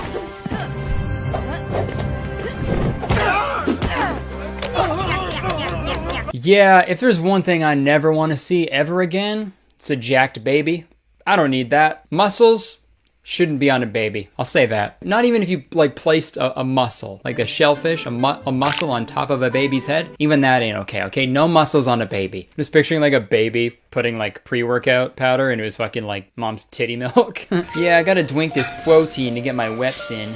Yeah, I also don't know how to count, so you'll have to tell me how much weight I'm lifting. Also, I just shitted on the bench press. Sorry. That's a new character I'm working on called Strong Baby.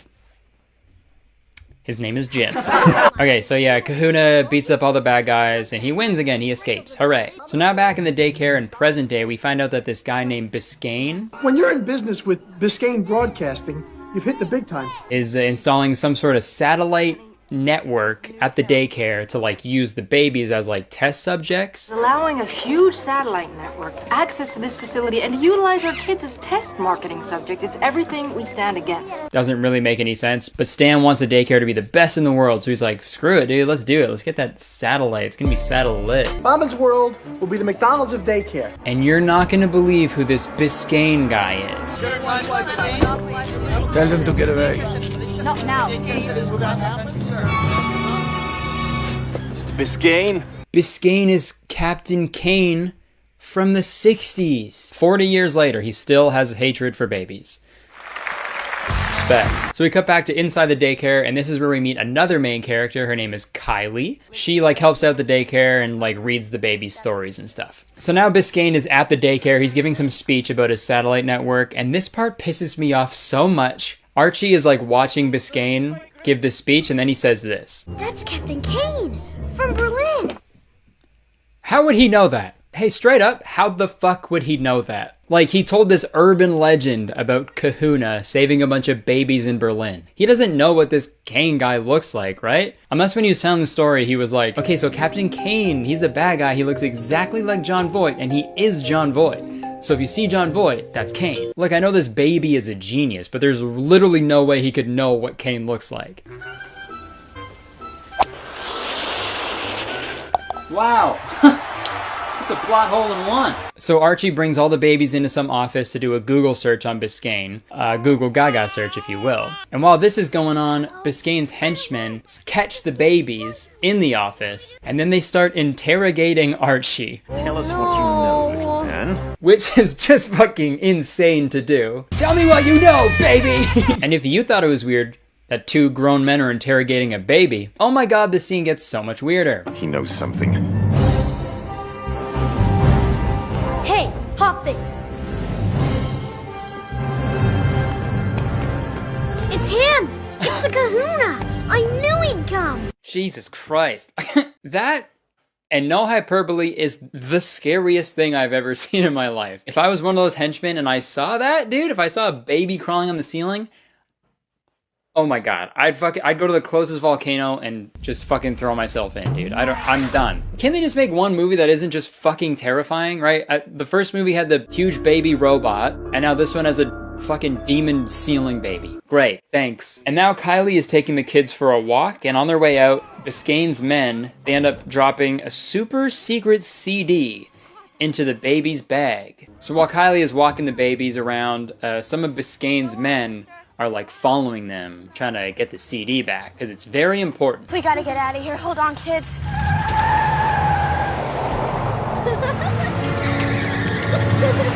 If that was real, those kids would have been fucking launched out of that stroller, dude. I wish they could have shown a different camera angle. It'd be like that video of the people in the boat like falling over, but it'd be babies in a stroller. So there's this big chase scene, and then they end up getting cornered in some like industrial factory thing. What do you want? And things are looking pretty scary, but then Kahuna shows up. What's your step? Just my friend. It's the Kahuna! I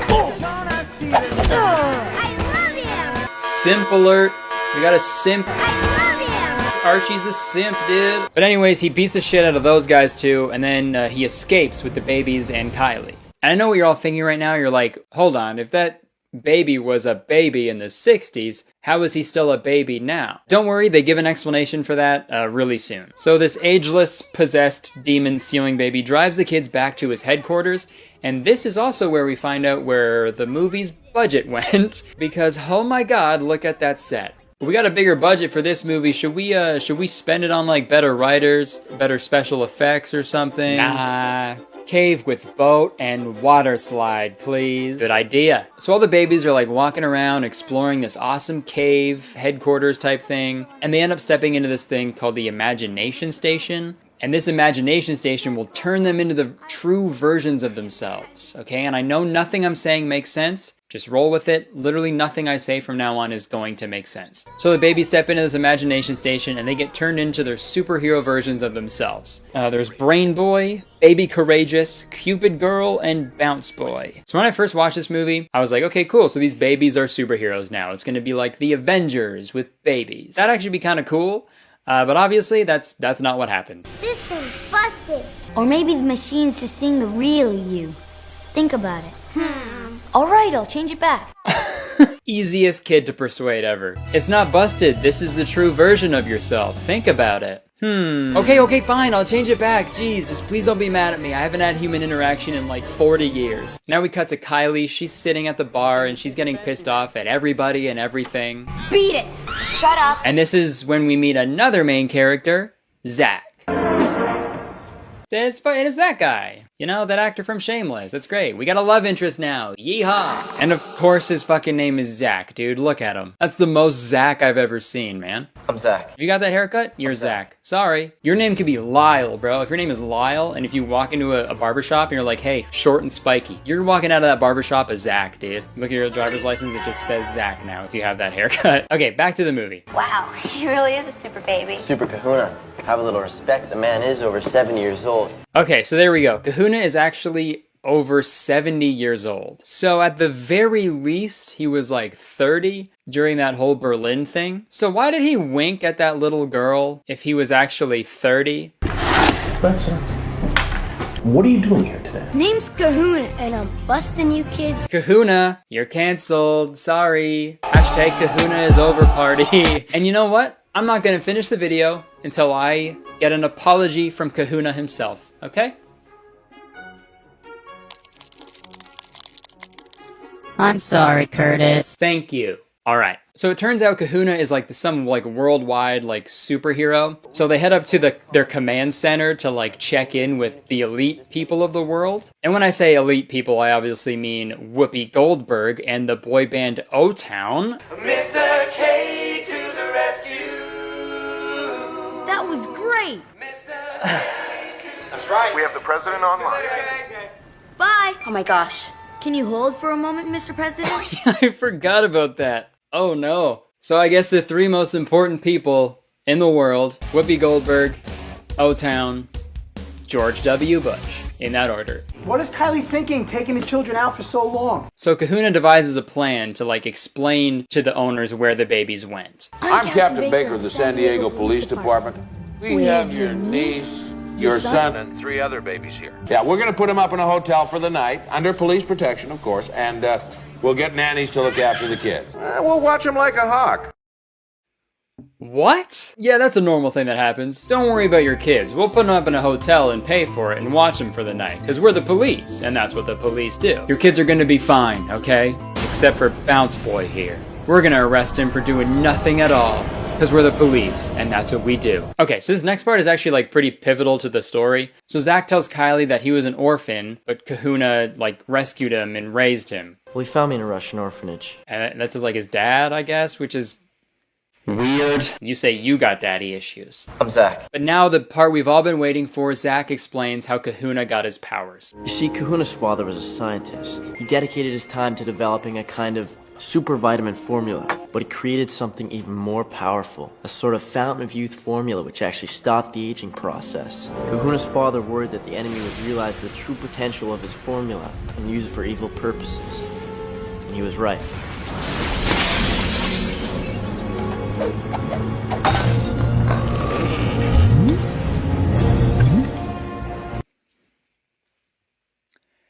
Yep. What's that up there? So in this flashback, it says 10 years go by and Kahuna has aged normally, which doesn't make sense because if he drank that anti-aging stuff, then he should still be a baby technically. Oh, wow, another pop hole-in-one. So his big brother hates him now because he's strong. Hey man, your brother gives everybody the creeps. He's a freak. Then his father dies. You may forever have the body of a child, you know, but you'll always have the heart of a hero. So one drop of that goo made him a baby forever, but if he chugs a whole bottle of it, he can crawl on the ceiling.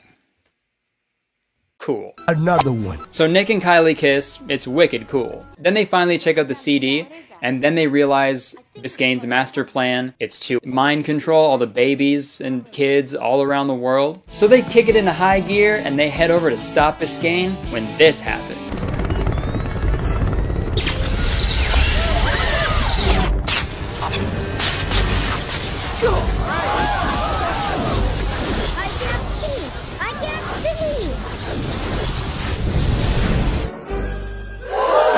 Pretty crazy, right? Kahuna just vanishes, and nobody saw where he went because there was a bright light, and everybody was blocking their eyes because it was so bright, except for Archie, who just didn't listen to the director at all, I guess. Ow, my eyes!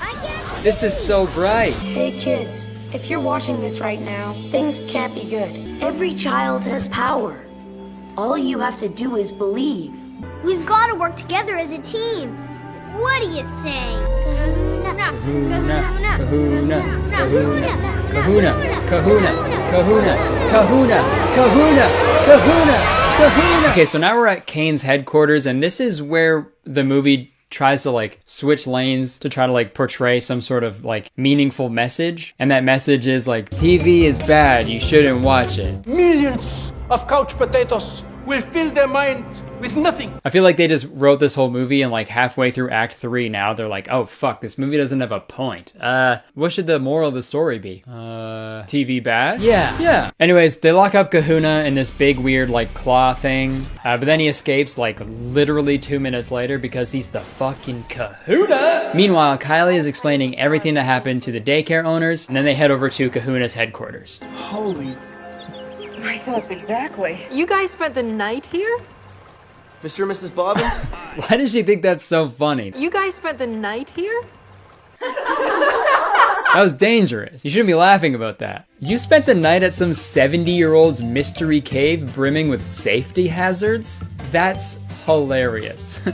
Hey, can one of you kids hold this knife while I pour you all some shots? I'm a terrible person. Okay, so now they're gearing up for the big final fight. Biscayne and his men are on the way. So now the babies head into the imagination station to become their superhero selves. Why didn't they do this a fucking half hour ago? Dunno. I am too many and too powerful. And as always, you are all alone. Kahuna is not alone. Kahuna is not alone. One of your little tricks. Who is this? Ugh. Woo! It's me. And me. And me. Me too. So Kahuna like throws the disc and he controls it and makes it fly around the room for the entirety of the fight, while the super babies use their new power. Gotcha. You can run, but you can't hide from Cupid Girl. I love you, man. You just start fucking each other. That was in the R-rated version. They had to cut it out for the family edition. Can our brother get some water? Alex. That disc belongs to me, girlie. Who you calling girly, sister? Get back to work. The fight scene is over. They defeat all the henchmen, but Kane still ends up getting the CD into the satellite. I did it! I did it! I did it! But now it's time for the big twist. You think I went to all this trouble just because Dad liked you best? Dad? What are you talking about? Biscayne here is Ken, my brother. So the whole reason Biscayne is the way he is, the reason he's a villain, is because he wanted to be the baby with superpowers. I should have stayed young forever. But they go to the satellite feed and they change the mind control message to like a good message or some shit. I don't know. I can alter the mind control message, so instead of being robbed of their free will, we can just turn it around. And crank up the free will. Yeah, man, I don't know what the fuck they're saying at this part. This is like the last page of the script, I think. And the writers are just like, I don't know. Crank up the free will. Fuck. Switch the mind control message to freedom control. They don't have to sit and watch TV all day. And there it is. Yeah, they don't have to watch TV all day and rot their brains. Watching TV is bad. You shouldn't watch anything on your TV. Except this movie, except Super Babies. You should watch that. Watch that movie, please. And this next part is, God, it just gets so fucking stupid, man. Biscayne gets punched into the imagination station. He's like, oh, now I can become a superhero. This is how they became the Super Saiyan. It's time for the real me. So he presses a button and he's turned into a baby. So, and that's what he wanted. That's what Biscayne wanted. He wanted to be a baby. No, I hate babies. Once he gets turned into a baby, he's pissed off about it. I want to be a baby. Okay, you're a baby now. No, that's not what I wanted. But anyways, Kahuna leaves. It's time for me to pack up and move on. To go play chess in a park. I don't know, whatever fucking 70-year-olds do. And now we're at the last scene of the movie, okay? I promise. This is the last scene of the whole movie. They're back at the daycare, and Jean and Stan, they bring someone special to see Zach. There's somebody here to see you. And big surprise, it's his mom. But I'm not going to edit this at all. Just watch this scene in its entirety because it's fucking insane. Are you my mother? Mom, this is my friend, Kylie. Hi. Kylie, this is my mother. The mom didn't even say yes to the question, are you my mom? She was just like, are you my... But instead of being like, oh my God, Mom, I can't believe it's you. I love you. It's so nice to meet you. He's like, hey, Mom, this is my friend, Kylie. Kylie, this is my mom. Okay, really quick. I'm editing right now. And dude, I didn't notice this before, but the mom looks like she's going in to make out with Zach. It's like in the last second, she's like, oh yeah, this is my son. I'm not supposed to smooch him. I just thought that was really funny. Okay, back to the video. I don't know why you would friend zone your girlfriend and then introduce her to someone you don't even know that it's your... I don't know, dude. I met my mom the day I was born, so I don't know what it's like, I guess. But that's just a very weird way to end the movie, you know? Kahuna. All right, fuck. That was Super Babies, Baby Geniuses 2. When I finished watching the first Baby Geniuses movie, I was like, wow, that was bad. But when I finished watching this one, I was like pissed off, man. Like at least the first Baby Geniuses movie had a little bit of like originality and heart in it, you know? This one just seemed like a quick like cash grab and an unsuccessful one at that too. This movie's budget was $20 million and it made $9 million. So all that for what? I don't know if I'm gonna make a video about the other sequels. If I do, I'm just gonna do one video about all three of them. But I'll only do that if you guys want to see it. So comment below, let me know if I should do a part 3. But yeah, I guess moral of the whole story, moral of the whole movie is...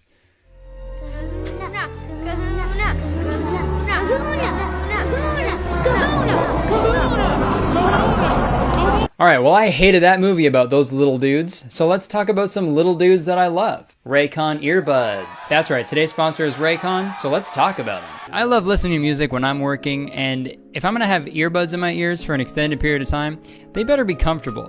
And that's where Raycon comes in. Raycon offers their wireless earbuds in a range of fun colors and patterns so you can get the perfect pair to fit your style. And unlike some of your other wireless options, Raycon earbuds are both stylish and discreet with no dangling wires or stems. And they're not just stylish, okay? I can say with confidence that Raycon earbuds are the most comfortable earbuds I've ever tried. The company was actually co-founded by Ray J, and celebrities like Snoop Dogg, Cardi B, and J.R. Smith are obsessed with Raycons. The compact carrying case can charge earbuds 4 times on a single charge. So you can just focus on the important stuff and stop worrying about if your earbuds are charged or not. Now I know what you're thinking, alright?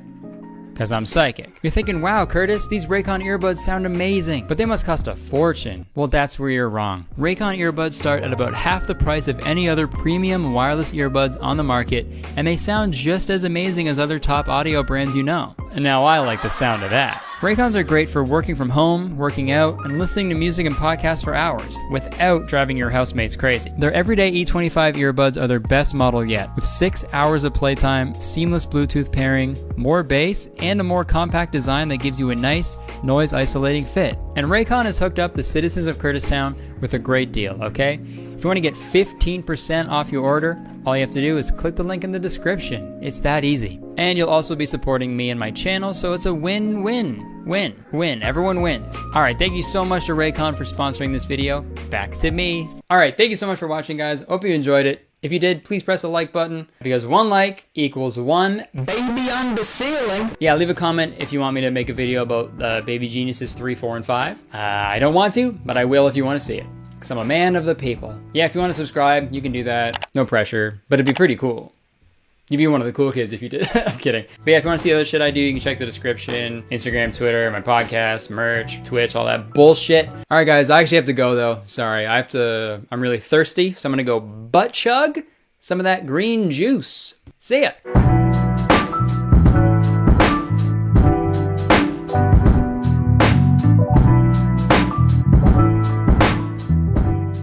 Bought a bunch of shit. I forget how much everything was. I think it was like $400 for everything. Never mind, I was wrong. It was like $470, so pretty much like 500 bucks. Insane. Oh, no, sorry. Plus the groceries. We got everything from Whole Foods because that's where Brandon buys everything. And that place is pretty pricey, I'll say that. I think they call it Whole Foods because it put a hole in my wallet. So let's go through what I purchased. First up, this big thing behind me right here. That's the my walking thing, my treadmill, my little walking pad. I'm gonna set it up down here in my recently flooded basement. It's super empty right now. This will be my walking zone for the next week. Just an empty white. Let's go through what I got. So this is this is like a little, I don't even fucking know what I bought, but this is like a band and you can wear it as so many other things. The wristband, Alice band, blindfold. Yeah, good idea. Just walk around like that all day. Scrunchie, headband, hat liner, cap, do-rag. Am I gonna get waves? Pirate, sun guard, face mask, hood, balaclava. So I bought like 16 things in one, dude. And it's completely UPF 50, UPF Chang. So I should be good to go there. Oh yeah, I forgot to say this when I was recording, but everything I saw on here was on Brandon's like Amazon storefront. A lot of the stuff wasn't available on Canadian Amazon, so I had to like find some alternatives, but most of it was from Brandon's Amazon page. It's a black square. Okay, and then I've got some blue light blocking glasses. Guy Snail. Guy Snail. Oh yeah. How do I look? Wow. Everything looks like it's covered in piss. That's pretty cool. All right, next up are my supplements. I got this probiotic. I also got this borage oil. Borat? I got this borat oil. My wife. Essential fatty acids. Thing just called me a fatty. And then I got this super effa. This is something else. This is Madagascar Centella ampulla. Ampoule.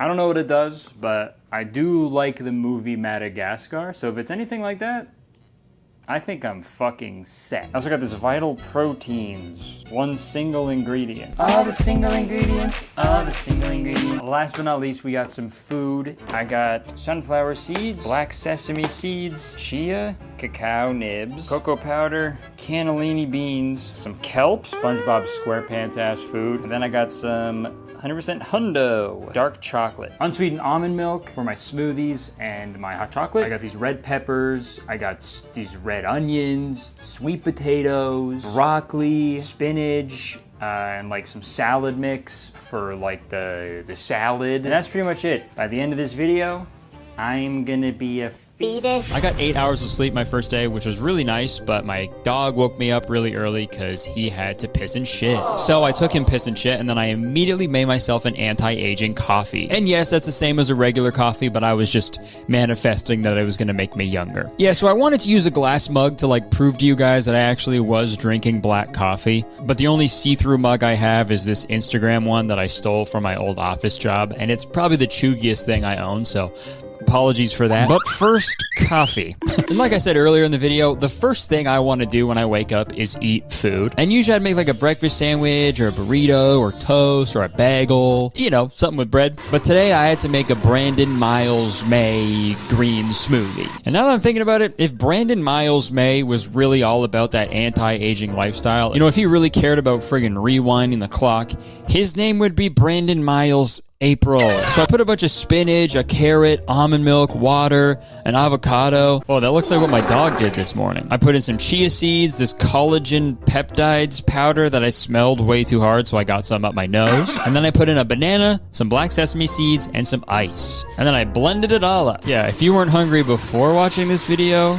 sorry, you definitely are now. You're probably drooling like crazy right now. It's fucking disgusting. But I was so excited to drink this smoothie, guys. It kind of looks like the shit that the plant dad tried to feed his kids in that one Goosebumps episode, Stay Out of the Basement. And I've always wanted to try that, so this was pretty cool. But after all the hard work, breakfast was served. I ain't never seen two pretty best friends. And oh yeah, I also prepped some containers so I could just add milk and water and blend them up to save some time going forward. All right, good morning of the first day of me becoming a little baby. I got my smoothie here. I have pretty much every single ingredient under the sun down the hatch.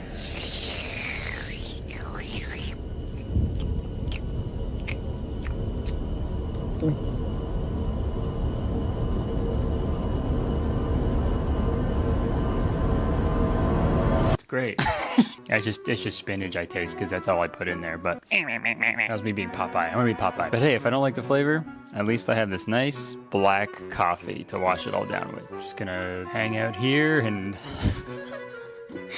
drink this. And real quick, I'm making it seem like I'm a really picky eater. I promise you I'm not. I eat a lot of food. I love all food pretty much. Except for cilantro. I have the gene that makes it taste like soap to me. So anytime I accidentally eat cilantro, it tastes like I'm being punished for like saying a swear word. But honestly, I think putting a legit bar of soap into this blender would have made it taste a lot better. Because this fucking green smoothie, it tasted like cement, bro. It took me so long to fucking drink it. Sorry, I'm being negative and that ages you. Smoothie was so good. Okay, I've been filming this for about 35 minutes, half hour. So it's taking me a half hour to drink all this. I got one final slurp. But after some hard work and determination, I finally finished the smoothie. I never felt so young in my life. Except that's a half hour I'll never fucking get back. Brandon said in his videos that it's always good to rest after eating your breakfast because it helps with digestion. And I was like, that's fucking stupid. Why would you need to rest after it? But after doing that, I get it. That was the most mentally strenuous thing I've had to do was get through this fucking thing. So, good night. Instantly fall asleep. I finally rest. Watch the sunrise on a grateful universe. Also, whoa, just realized the walls in my living room are the exact same color as the smoothie I had. Or maybe they aren't, and I'm just hallucinating. Now it's time for my stretches. I followed along with Brandon's video, and you know what? I will say, these actually felt pretty nice. Whether or not doing these stretches actually makes me look younger, I do want to try to incorporate this into my everyday life going forward, because it felt great, and you can quote me on this, there's nothing better than getting stretched out. I especially love this stretch. I kind of look like a cat who's about to puke. I stretched for about 10 minutes, and oh yeah, one of the stretches reminded me of my karate lessons I took 20 years ago, so that was also pretty fun. Okay, so first morning routine is pretty much done. Yeah, I don't know if this is because of the smoothie or the stretching, but you know what, unfortunately I do feel a little bit more energized than I usually do. Again, that could be like a placebo effect. But no, this guy doesn't really have sugar, so I guess a placebo wouldn't really exist. I do have some work that I gotta get done, and then I guess I'm gonna try to start getting my steps in. But yeah, so far, so good, I think. And how do I look? I feel like I look older because I haven't shaved yet. The more hair you have, the older you look. And after I finished some work, I went down to the basement because it was treadmill time, brother. All right, I'm in my basement again. Time to unbox this fucking little walking pad, as they call it. How many steps am I at right now? It is currently 1227. I'm at 2,000 steps. So I need 18,000 more, so... yeah, that's a lot. I started unboxing my walking pad, and this thing was fully loaded with tons of cool stuff. An Allen key! Yes! It also came with this remote control, and it also came with this. Okay, so it came with lubricate oil. Why'd they give me lube? How are you gonna give me lube? And then also put something that says warm tips? And I really thought this walking pad was going to be a huge game changer for me because, you know, I can get my steps in without the sun ever touching my skin and just ruining my life. But I forgot that one of the best parts of walking outside is like looking around at shit, seeing a bird crap on the ground, seeing a squirrel have sex.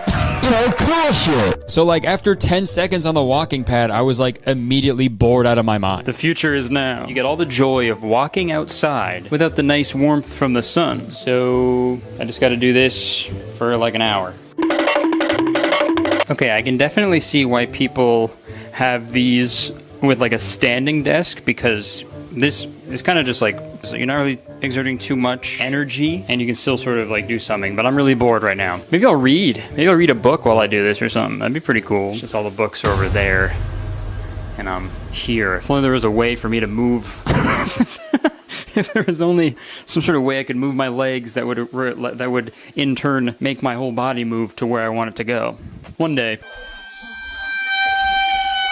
Backward style? Oh, yeah. Oh my god. So this was my view for the next half hour. And let me tell you, I've never felt younger in my life. Even though the youngest people I've ever seen in my life are never walking. They can't walk. So if I really want to start acting young, I should just throw on a diaper and throw a tantrum on the ground. And I don't know if it was the leisurely stroll I took for 30 minutes or the fact that I had blended up spinach for breakfast, but I was starting to get hungry. So I went upstairs to make my lunch. Brandon said he usually makes a huge salad for lunch every day, so I followed his tutorial as close as I could. I put spring mix, a bell pepper, sunflower seeds, black sesame seeds, olive oil, and balsamic vinegar. I also fried up some beans and onions, and I also made a hard-boiled egg because I was fucking starving and I knew a salad wasn't gonna fill me up, and I've also seen Brandon eat those things before. Now, and that yellow stuff on top isn't my fucking dandruff or anything. It is nutritional yeast. Pretty good yeast. And this salad actually tasted really fucking good, I'll admit it. Brandon Miles may have been cooking with this recipe, I fear. Or maybe it was good because I was fucking starving, but I ate the whole damn thing. And I'm not afraid to say it. Now it's time for my supplements. That's what I say when I see a bunch of Altoids. Supplements. Why do they make these so fucking big? And in Brandon's video where he shows what he eats in a day,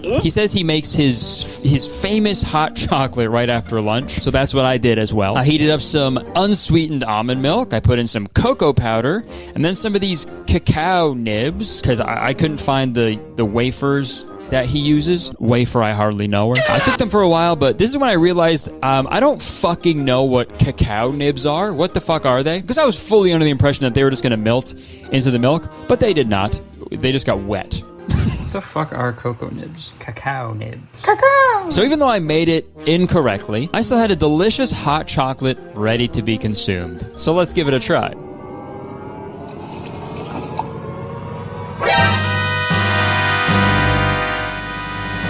Yeah, this thing tasted like fucking shit. I know sugar is bad for you, but honestly, I think drinking literal dirt water is worse. If I ordered a hot chocolate somewhere and they gave me that, I'm throwing it in their face, and I am gladly going to jail for it, okay? Because that is fucking evil. This coffee smells like shit.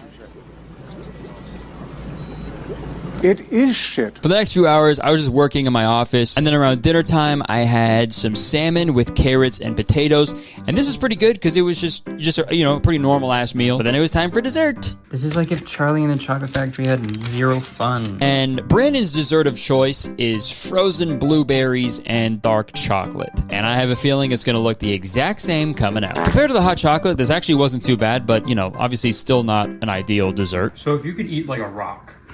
Picture just eating a rock. I feel like a Goron. And I unfortunately did not get 20,000 steps on my first day because I spent the whole day cooking. I feel like I had no fucking time to take that many steps. Unless you count all the steps that it took to make that fucking smoothie, because there's like 20,000 ingredients in it. So, you know what? Sure. How about that? Yes, I did. I got 20,000 steps, okay? So it was like 9 p.m. at this point, and I needed to go through the final edit of my comedy special Python that you can watch right now for free on my YouTube channel if you want. But using these glasses was a little weird, especially when you're like reviewing footage, because it made everything look like it was at the bottom of a pool that is filled with piss. So I just looked like an idiot when the only feedback I had was, this too yellow, fix it, change it. Thanks a lot, glasses. But with that, my first day of anti-aging was complete. And it was time for me to go Tuesday mode.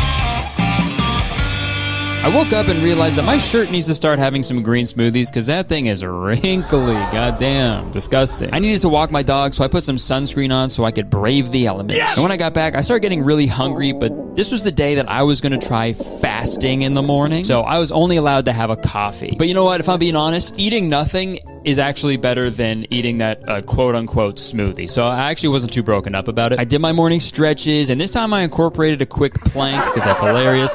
And by the time I was done all my stretches and everything, it was like 11:30, and that's when I used to have a snack when I was a little boy, so I figured I was allowed to eat some food now. And for my snack, I had one hard-boiled egg. And that hard-boiled egg got me thinking about my own anti-aging goals. This is how young I want to look. By the end of the week, I want to be an egg. A few hours later, I went downstairs and made the same salad as the day before, but for the next few days, I unfortunately had to make and eat everything in my dining room. Well, I didn't have to eat everything in my dining room. I didn't have to eat like the chairs and the tables, but I had to eat food. I was getting my kitchen redone. I was getting my kitchen floors redone, so I couldn't really use my kitchen. So yeah, really shit timing to film a video that requires a really strict diet when your kitchen is getting a makeover. But then again, so was I. I also saw a TikTok from Brandon saying that cherry tomatoes were a really good snack for anti-aging. And that was perfect because my wife Jenna is growing a bunch of cherry tomatoes right now. Cherry tomatoes, organic cherry tomatoes. You know what these contain?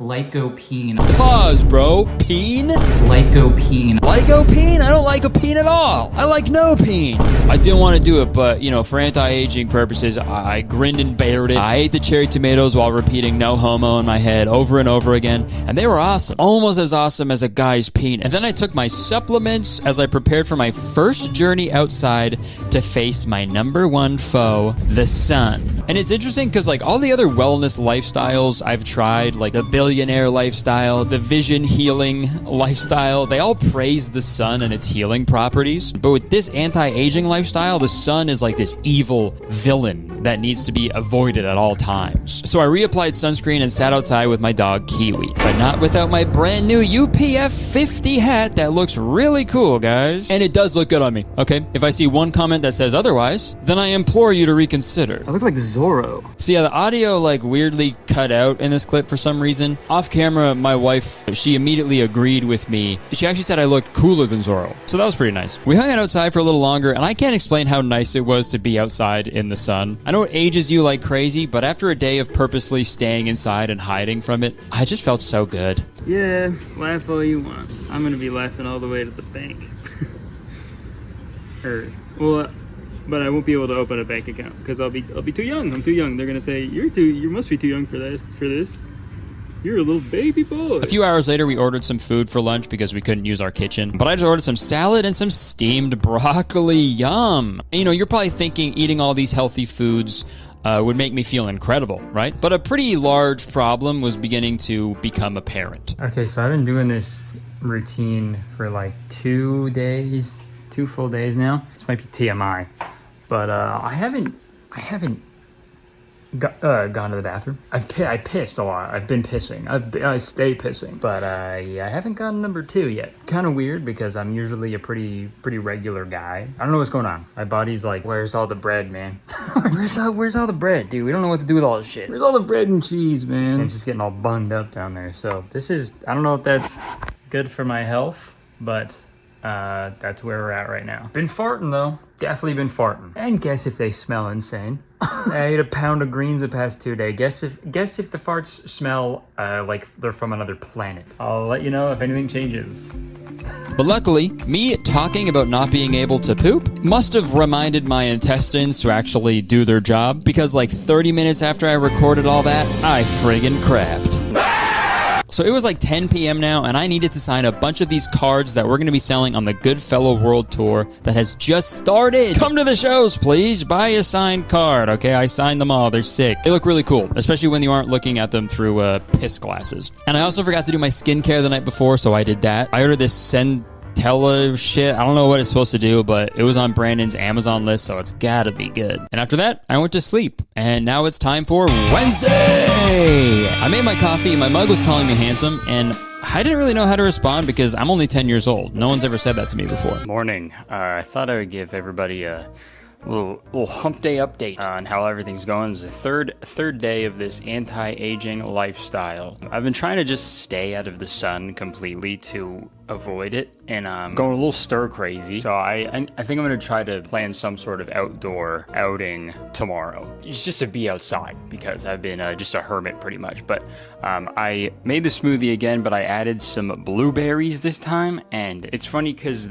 when I first had it, when it took me like 45 minutes to drink, it tasted like cement. But this one looks like cement. So let's see how it tastes when I add a little bit of blueberries. That's like night and day. That's incredible. This is great. I gotta have that every day. This is the same type of hat the Hat Man wears. I gotta take a picture tonight. See if I can make myself look like the Hat Man. That also was another tip on TikTok that I saw, was to sleep on your back. That's supposed to be good for anti-aging. Back sleepers do appear to enjoy fewer fine lines and wrinkles on their face compared to other sleep positions. But again, sleeping on your back is how you get a visit from the Hat Man. Me, do you want I show up and I go, stop laying on your back. But yeah, I'm gonna keep up this routine.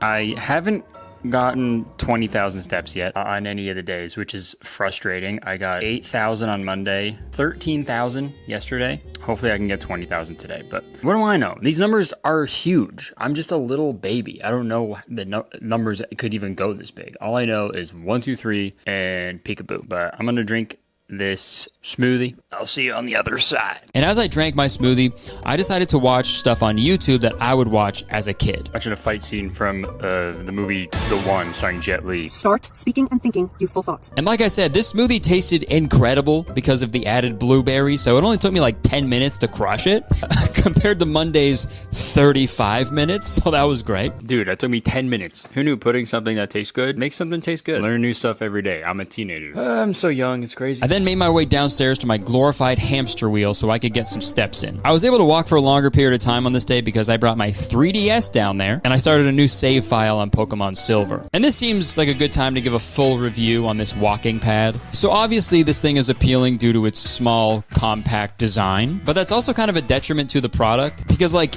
when you're on it, you gotta be fucking locked in on where you're walking. Because if you're not walking in a perfectly straight line at the right speed consistently, it is so easy to like slip or like your foot to slip off or you like, you know, step on the side and you trip for a second. And it's just like, it's really scary. It happened to me like several times. Yeah, walking pad, more like walking bad.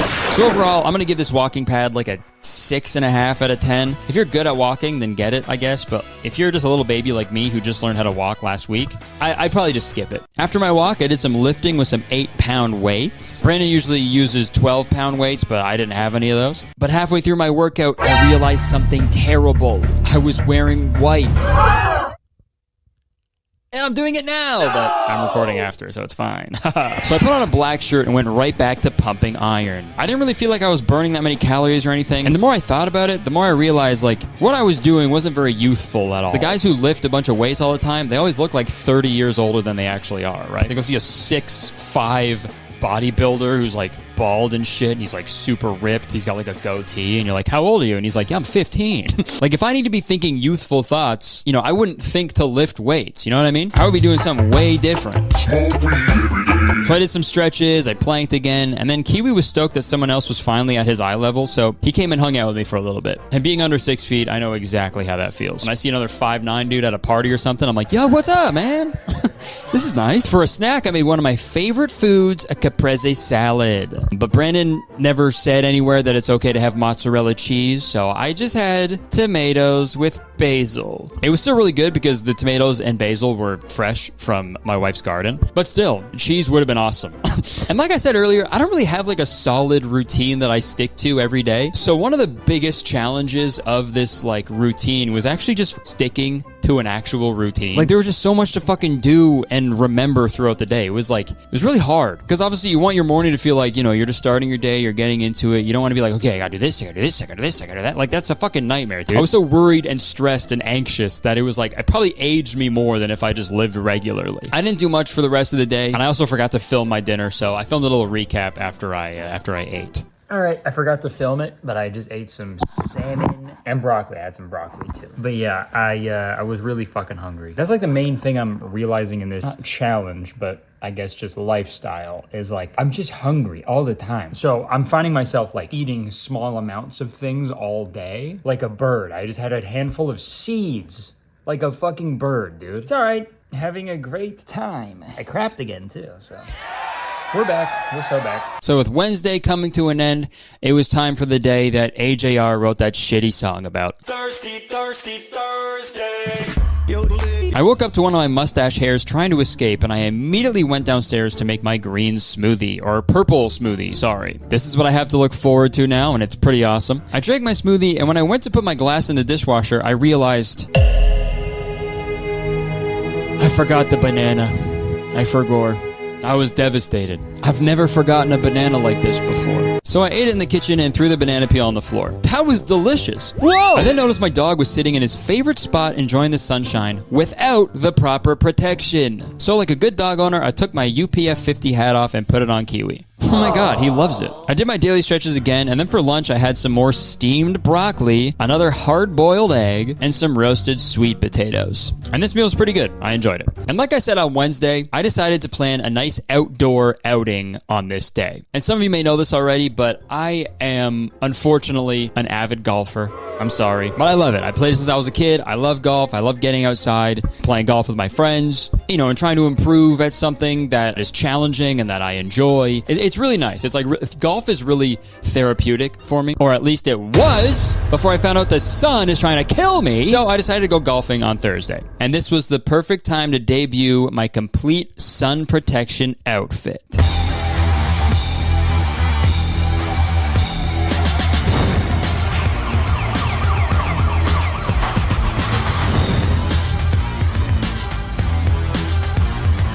Yeah, I'd like to see the sun try to start a fight with that guy. I got to the golf course and put a shit ton of sunscreen all over my legs because those are going to be exposed to the big bully in the sky. And then I was finally ready to go golfing. I was a little nervous because I'll be honest, the undershirt I bought is made out of like a really constricting material, and it was really hard to move and breathe.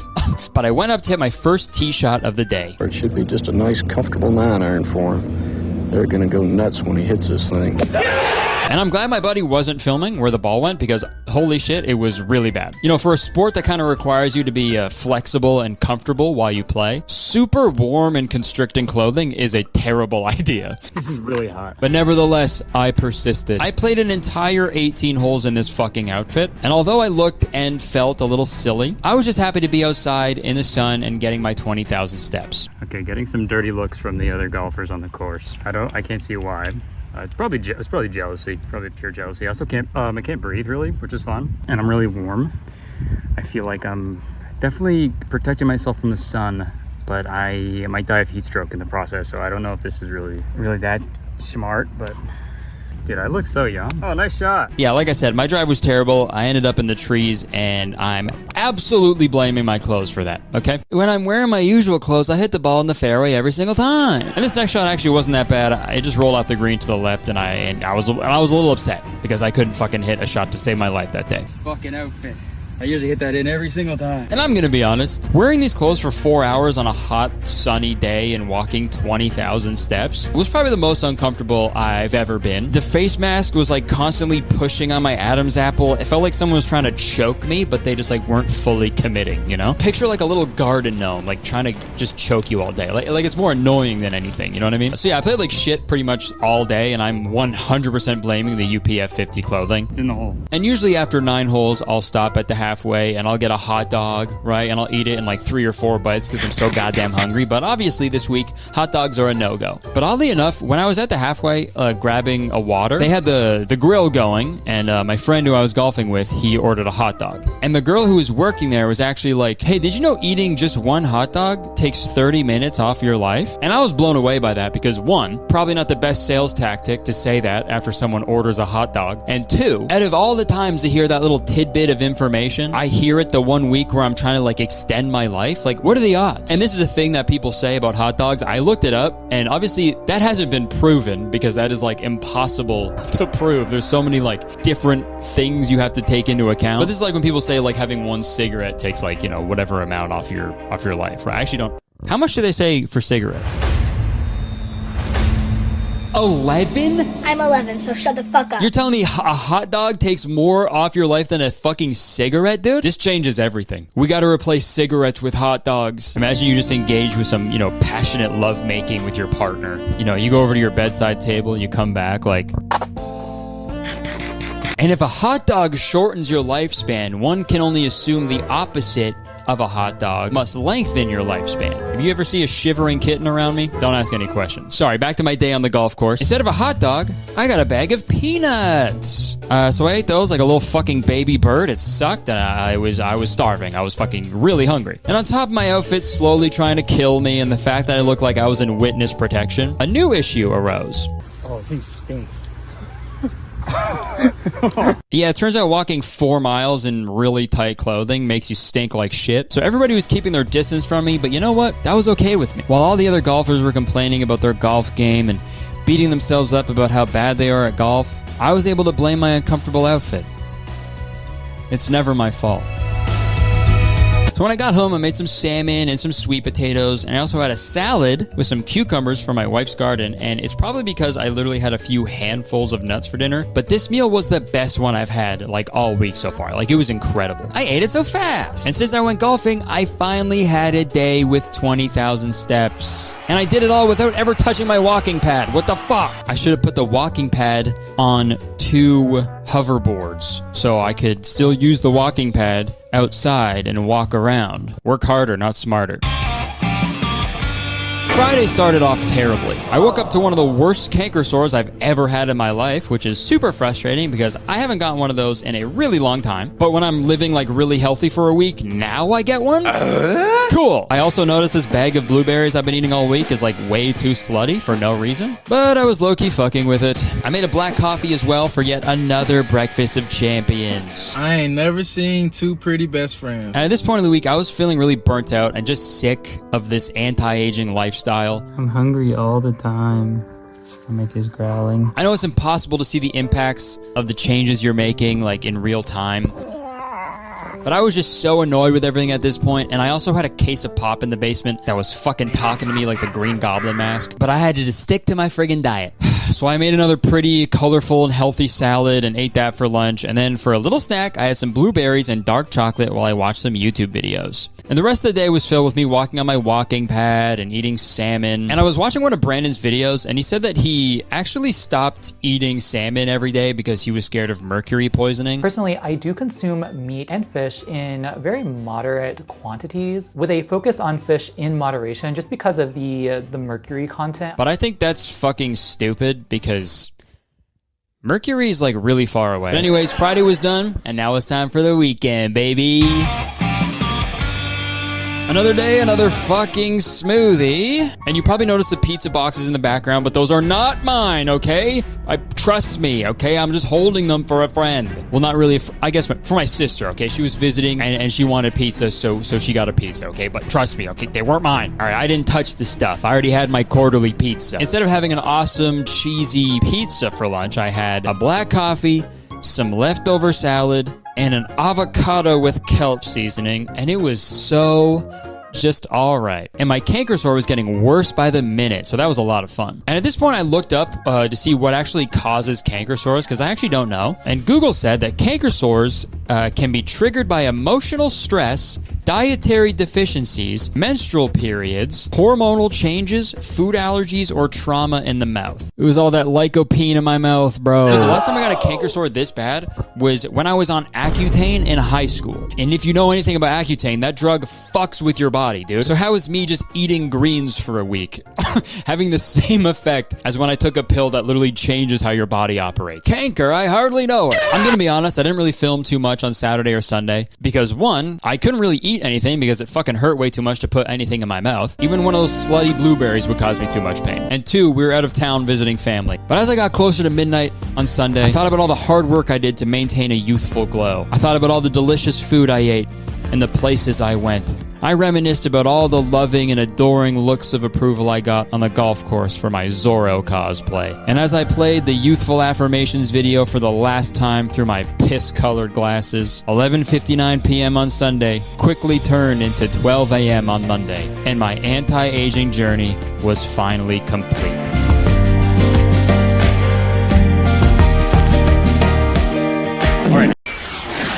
All right, folks. As you can tell, this video looks a little different from my usual ones. I don't know if you can tell, but this video is strictly for girls. Yeah, this is a gals only video. Sorry, fellas, you're gonna have to wait till the blue version comes out on my Patreon. Yeah, I'm just kidding. I don't have a Patreon. But my podcast does. Go check it out. Okay, so today we're gonna be talking about gender. And yeah, let's get it out of our systems. Gender? I hardly know them? Yeah, I'm not gonna sit here and pretend like I'm an educated figure when it comes to gender, or when it comes to anything, really. I just think people should be able to identify as whatever gender they want to identify as. I've actually never understood why people cared so much. It really does not matter. All the outrage towards that is insane. Oh, but these transgender people are gonna start using the men's bathroom. Okay, you think they want to? Have you seen a men's bathroom? It's just disgusting, man. I've seen poop on the ceiling before. How? But more specifically, we're not going to talk about just gender in general. We're going to talk about gendered marketing. If you don't know what that is, here's a definition I wrote all on my own. Gendered marketing consists of differentiating consumers based on their gender through tailoring one or several elements of the marketing campaign or product features based on gender stereotypes. I wasn't reading it off a website. I was watching SpongeBob. SpongeBob SquarePants is a funny show. So in simple terms, blue stuff for boys, pink stuff for girls. Or like when they call a purse for men a merce, or sandals for men mandals. I've also seen leggings for men called meggings. Men don't have legs, I guess. No legs, just megs. This is what I look like when I'm not wearing any pants. But some of these examples get extremely ridiculous, and those are the products that we're going to be looking at today. So I think one of the main categories that gendered marketing is the most prevalent is with personal hygiene. Perfect example are those like all-in-one shampoo / conditioner / body wash / lube / ketchup concoctions that are like only advertised towards men. Like this Irish Spring 5-in-1 shampoo, conditioner, body, face, 24-hour deodorizer. Dude, that sounds like fucking RuPaul lyrics, man. Shampoo, conditioner, body, face, 24-hour deodorizer. And although these are marketed towards men, I'm like 100% sure this shit was invented by some pissed off wife who's just had it up to here with their stupid fucking husband who was just not washing his body correctly. One day she was finally snapped and was like, okay, just use that, okay? The very least, just use this. I can literally smell your ass through your breath. Also, speaking of smelling ass, I'm really happy that they just called this shampoo for men and not man poo. It's just so frustrating that the girls get all the pretty names for their shampoo, like smooth and silky, full and plush. And the guy shampoos are like machine gun smell, odor oil shampoo. And that sounds crazy, but that's not even that big of a stretch. Because look at this fucking bottle of shampoo. Hound's Head 10W30 super refined shampoo. Man-made, salon grade. And that one's fucking crazy, but look at their original branding. Super refined shampoo for men. High performance hair care. Maplewood tobacco oil scented. You want to smell like a garage after a nice shower. Shampoo Plus means that this product is formulated to be more than just a shampoo. It can be used from the top of your head to the bottom of your piston. Ew. Okay. Is that supposed to be your cock? Do not use this on your legs. It can only go from top of head to bottom of penis. Use it on your legs. May God have mercy on your soul. Like, dude, if you squint at this, it looks like fucking motor oil, dude. This is the shampoo that Lightning McQueen uses. Or should I say, Lightning McLean. Kerchow. Hey, Dad! Like, if this is what it takes for you to buy shampoo and use shampoo, you are a child. You are a little baby boy. It's not manly to use this. It's childish, right? Like, this is the shampoo equivalent of a parent pretending a spoonful of Cheerios is an airplane so they can fucking feed their stupid baby. You know what I mean? When you're like, careful, a second spoon of Cheerios just hit the tower. This is the same thing, but instead of that, it's fucking, all right, tilt your head back, Ron. Here comes the motor oil. And in my research of manly hygiene products, I found grenade soap, brass knuckle soap, and gun soap. Hey guys, not everything has to be violent. You can have just a nice, relaxing shower with a normal bar of soap and regular shampoo. You can hang out without just being like, and trust me, the rabbit hole of like hygienic products that are advertised towards men is crazy deep. During my research, I stumbled upon a pretty interesting company that makes makeup for men, and it's called War Paint. It is makeup for men, and it's called War Paint. It's not called makeup, it's War Paint. War Paint for Men is a men's makeup brand designed specifically for a male audience, and the main aim for me is to change the whole thinking around men's makeup. I think you can tell by just looking at me, I've never been to war. Like, if I was drafted into the army, it'd be like a personality hire. Like, I'm not a soldier in any meaning of the word, but even I am offended by this, dude. I don't think using a little bit of makeup to cover up your eye bags is the same as someone painting their face to risk their life in the admirable fight for crude oil. And it's so weird because products like this are always advertised towards men like, this is to help you be confident and comfortable in your own masculinity. And it's like, dude, if your masculinity is already so fragile that you can't just walk into a fucking Sephora and ask one of the 1 million employees working for some fucking makeup to put under your eyes, then a product called war paint is not going to change anything. If anything, you're just going to be extra insecure because when someone comes up to you and is like, oh, you're wearing makeup, you're like, no, it's war paint. Actually, this is like a perfect time to use that fucking Good Doctor meme, dude. Is that makeup? It's war paint! And listen, I'm sorry we're focusing so much on men's products right now, but I just think it's so funny when companies make products specifically for men. Like, the entire world isn't already for men. And I got another great example. This is called Savage for Him. It's laundry detergent sheets. Let's go ahead and read this website. Detergent built for men. Transform your daily grind into a bold statement. Savage for Him provides a powerful cleaning experience without smelling like a bitch.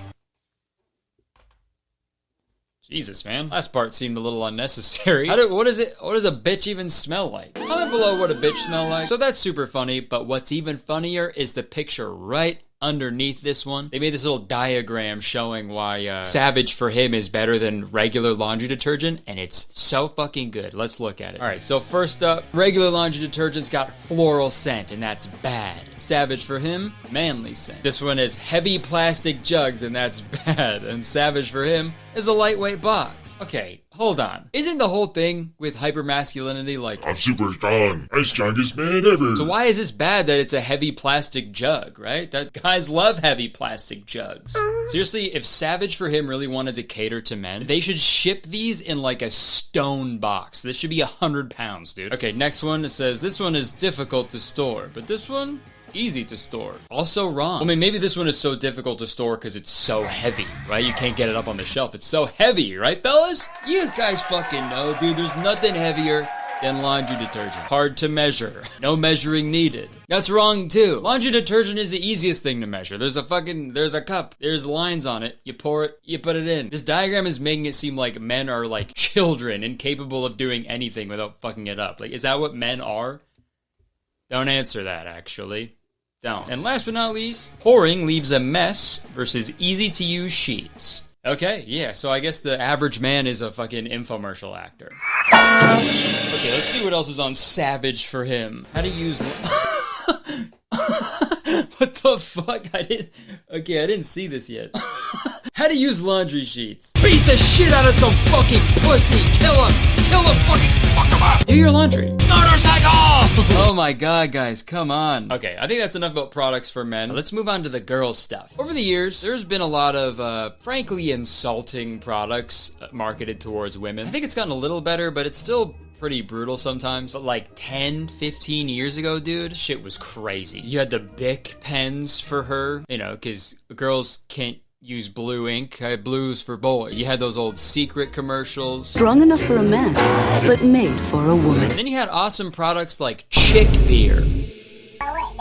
If you didn't know, it was beer for chicks. It was low in calories, and they made the packaging look like a little purse. They tie an outfit together once you're tying one on. It's just so wild because all of these products, they're pointless, but also just like so condescending. Like every product for women is like, oh, you want to use the same stuff that the boys do? Aw, that's so cute. That's so cute that you want to do what we do. Yeah, sure. I'll let you have that. Yeah, I'll let you do that. Just let me use this pink paint and I'll get it ready for you. Like these. Delcolax Stool Softener. It's blue. It's for boys. #1 doctor recommended ingredients. All right, what does the girl one look like? From the makers of Delcolax Pink. Delco Ease Pink. Stool Softener. #1 OBGYN recommended ingredient. Also, I love that they made the packaging pink, but they still thought women weren't gonna get it, so they fucking wrote it on the box too. You see it? It's pink. You love this shit. And one more thing that bugs me about this. Dulco Ease Pink says it gently relieves constipation, but the blue one just says constipation relief. So does the blue Dulcolax not do it gently? Like, does it relieve constipation in like a really brutal and rough, manly way? Okay, so I've been constipated for weeks. Who's weeks? Why would they make you do something like that? What? No, I've been constipated for a while. Ah, gotcha. Okay, here, take this. Oh, sorry. The heck? This is Doko E's pink. You're a boy. Sorry. Here you go. Just take one of those and your constipation will go away in no time. Okay. Ow. Ow, ow. Oh my god. Ow. Ow. What did you give? Ow. It hurts. What hurts? Everything. Good. It's working! The new Dulcolax stool softener for boys. With its patent-pending heart-stopping technology, you'll die a painful death and so will your constipation. Dulcolax, go into the light! And the shitty thing about this is that they use these tactics on people right away. You give birth to a boy, they get blue clothes. You give birth to a girl, they get pink clothes. And like these weird fucking pointless gender roles get just fucking shoved down their throat before they even like talk. Like these bibs, for example. The boy gets one that says boy genius, and the girl gets one that says ready for my hashtag selfie. This is like a fun game for all of you guys. After this video's done, go to Google, search any random product and then put for women or for men at the end and you'll get some really good results. Because there is no boundaries. They will take any product and inject gender into it for no reason. Like these girly girl binoculars, you know, just in case you want to look at some faraway makeup. Because you're a girly girl. And what's interesting about the male counterpart is they're called North American binoculars. The fucking eagle on it. Ah, the two genders. Female, North American. And after looking at pictures of all these products, I started wondering to myself, like, are these even effective? Like, do they work? They've been doing this forever, so marketing like this must be incredibly effective, right? Wrong! The only group that gendered marketing works on is men. Because we all have fucking caveman brains. We see a thing that says, oh, it's shampoo for men, and we go, that's me! But studies show that companies who use gendered marketing towards women to try to entice them to buy their product, it actually does the complete opposite. I'll read this direct quote. Gender labels threaten women more than men because women have long been marginalized by negative stereotypes, so they're more sensitive to marketing that tries to put them in a box. I also was curious, I wanted to do some more research about the whole blue for boys and pink for girls, because I never found out the origin. I just assumed it was they just picked colors one day, I guess. So I looked it up, and dude, here's the fucking tea. Pink used to be the boy color. Could have slayed so hard, boys. Look what they took from us, man. And the flip side of that, blue used to be the girl's color. Apparently back in the day, they viewed pink as like a close relative to the color red, and they saw red as a stronger, bolder color, so they assigned it to the men. So it's comforting to know that whatever colors were assigned to each gender, the reasoning behind it has always been a little sexist. I just think it's so 2000 and late to separate things based on gender, especially with products that do not need to be separated that way. Like with vitamins and shit, I guess that makes sense, but like tape? Or here's a good one. Ouija boards? That's gotta be the craziest one. Are there any girlies here with us right now? Yes. Queen. And although I should just end the video right here, I wanted to find out if there was any real difference between these gendered products. So I ordered the craziest ones I could find on the internet, and we're gonna test them out. So let's go!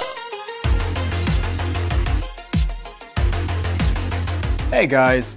Oh my god, is that Kurtis Conner? I think he just hit 4 million subscribers. Yeah, he just hit 4 million subscribers on YouTube. That's so many people. Wow. I hope it doesn't go to his head. I hope he's still the same humble, nice guy we've all come to love. Yeah, I deserve all of this and more. No! I'm just kidding around. I don't deserve this at all. But thank you so much for 4 million subscribers. That's crazy. So thank you for letting this be my life. Dude, I'm on tour right now. I'm in Kansas City.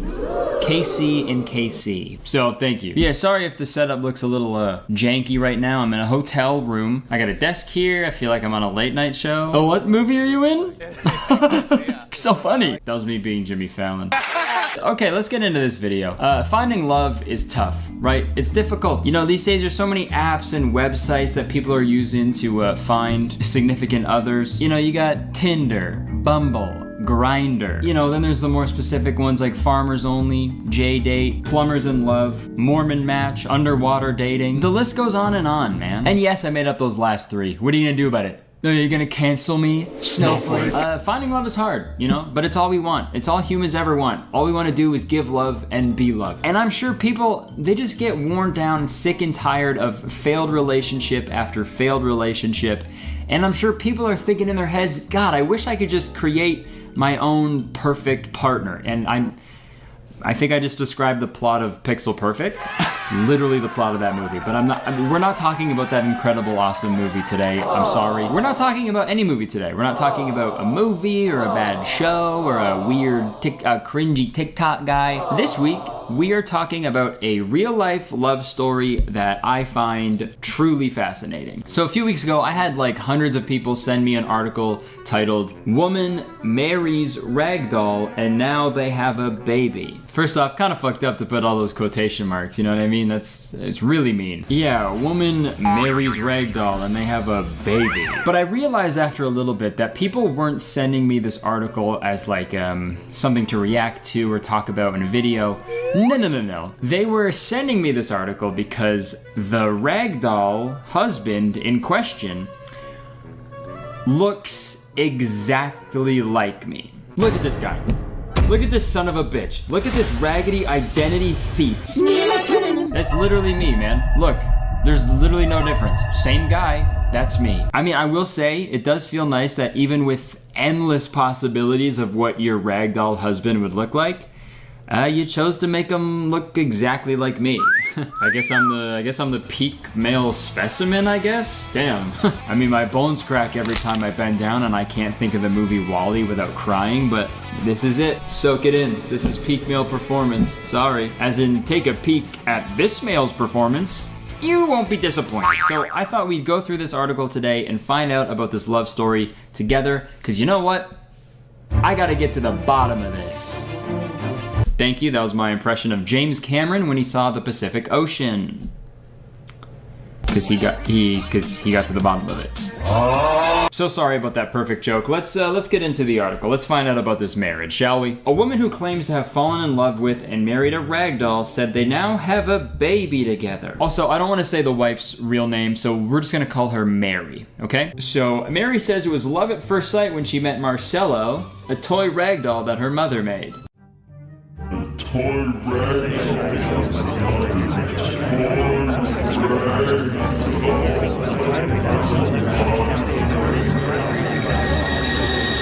Just a quick question for the wife. If your mom made the doll, wouldn't that technically make him your brother?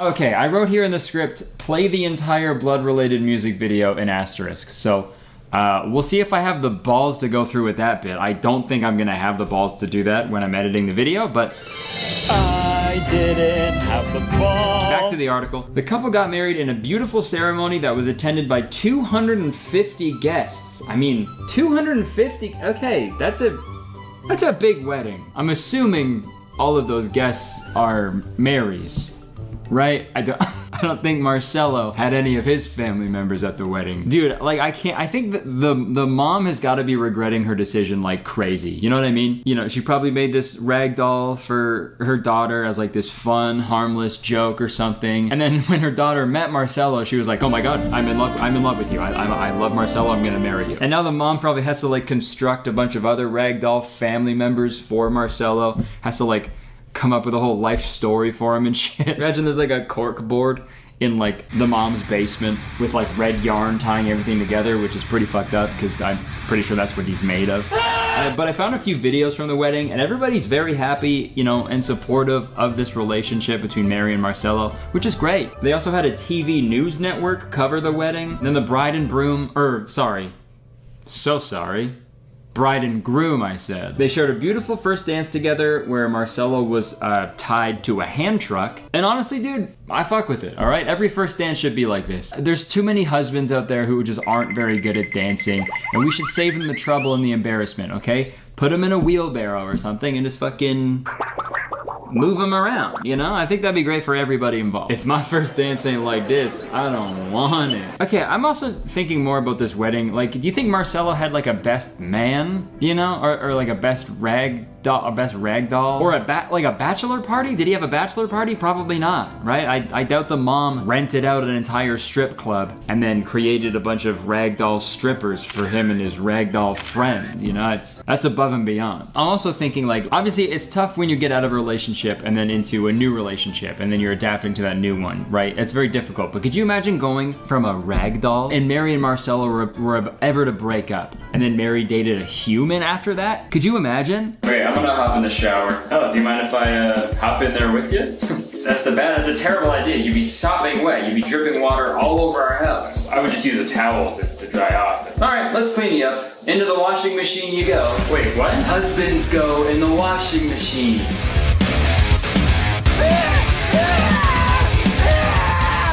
Maytag. Put your husband in there. Okay, back to the article. It was a wonderful day for me. Very important, very emotional. He is a man I always wanted in my life.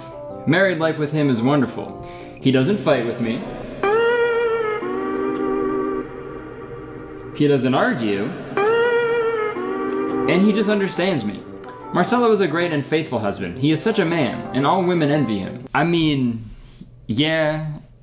It's not he doesn't fight or argue with me. It's he literally can't fight or argue with me. You know what I mean? Oh my! You know, the more I talk about Marcelo, the more I'm realizing he is the perfect man. He's soft to the touch. He's handsome as hell. He's super handsome. There's no words that can even describe how handsome Marcelo is, or any other guy who sort of resembles him. He's just so handsome. And also his best trait, he can't talk. Fellas, listen, this is what women want, okay? Seriously, don't go to the gym, don't get a nice job, don't buy the fancy clothes or the nice car. They don't fucking care about that, okay? Sit down and shut up, okay? And also have no bones, I guess. Maybe just one bone, am I right? Your penis. Back to the article. However, Mary said that she is left struggling to pay the bills as the sole breadwinner. She admitted he has so many great qualities, but the only downside is he's lazy. He doesn't work at all. But I am a warrior and I keep it going for us. Okay, this has to be a bit, right? Don't get mad at him. He's a fucking he's a ragdoll. What else? He's literally doing what ragdolls do. That's so mean to call him fucking lazy, you know? Hey! What are you doing sitting on your ass all day, huh?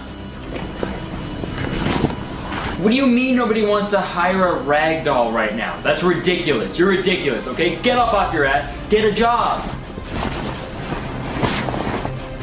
Excuse me? Am I on the rag? I could be. Come here. You know, as much as I jest, who am I to pass judgment? These two sentient beings are in love. That's amazing. There needs to be more people like Mary and Marcelo in the world, and they're aware of that, okay? So, like the article said, they had a baby. They didn't adopt or anything like that either. They didn't just go to a value village and find some sort of human doll to take home. Mary got pregnant. I don't even want to begin thinking about the how that happened. I don't want to think about that, so I won't.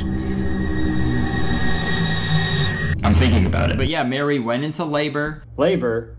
I hardly know it. And delivered a baby, and they actually live streamed the baby delivery, which is always nice. Oh shit, it's a boy, let's go. Let's get some blue heart emojis in the chat. This baby is poggers. But the birth was very interesting, so let's have a look at that. Okay, so there's the doctor trying to calm Mary down. And then they do an ultrasound that I think is just playing a loop of like ultrasound stock footage. And then we cut to this hilarious shot of Marcelo sort of just propped up against the wall.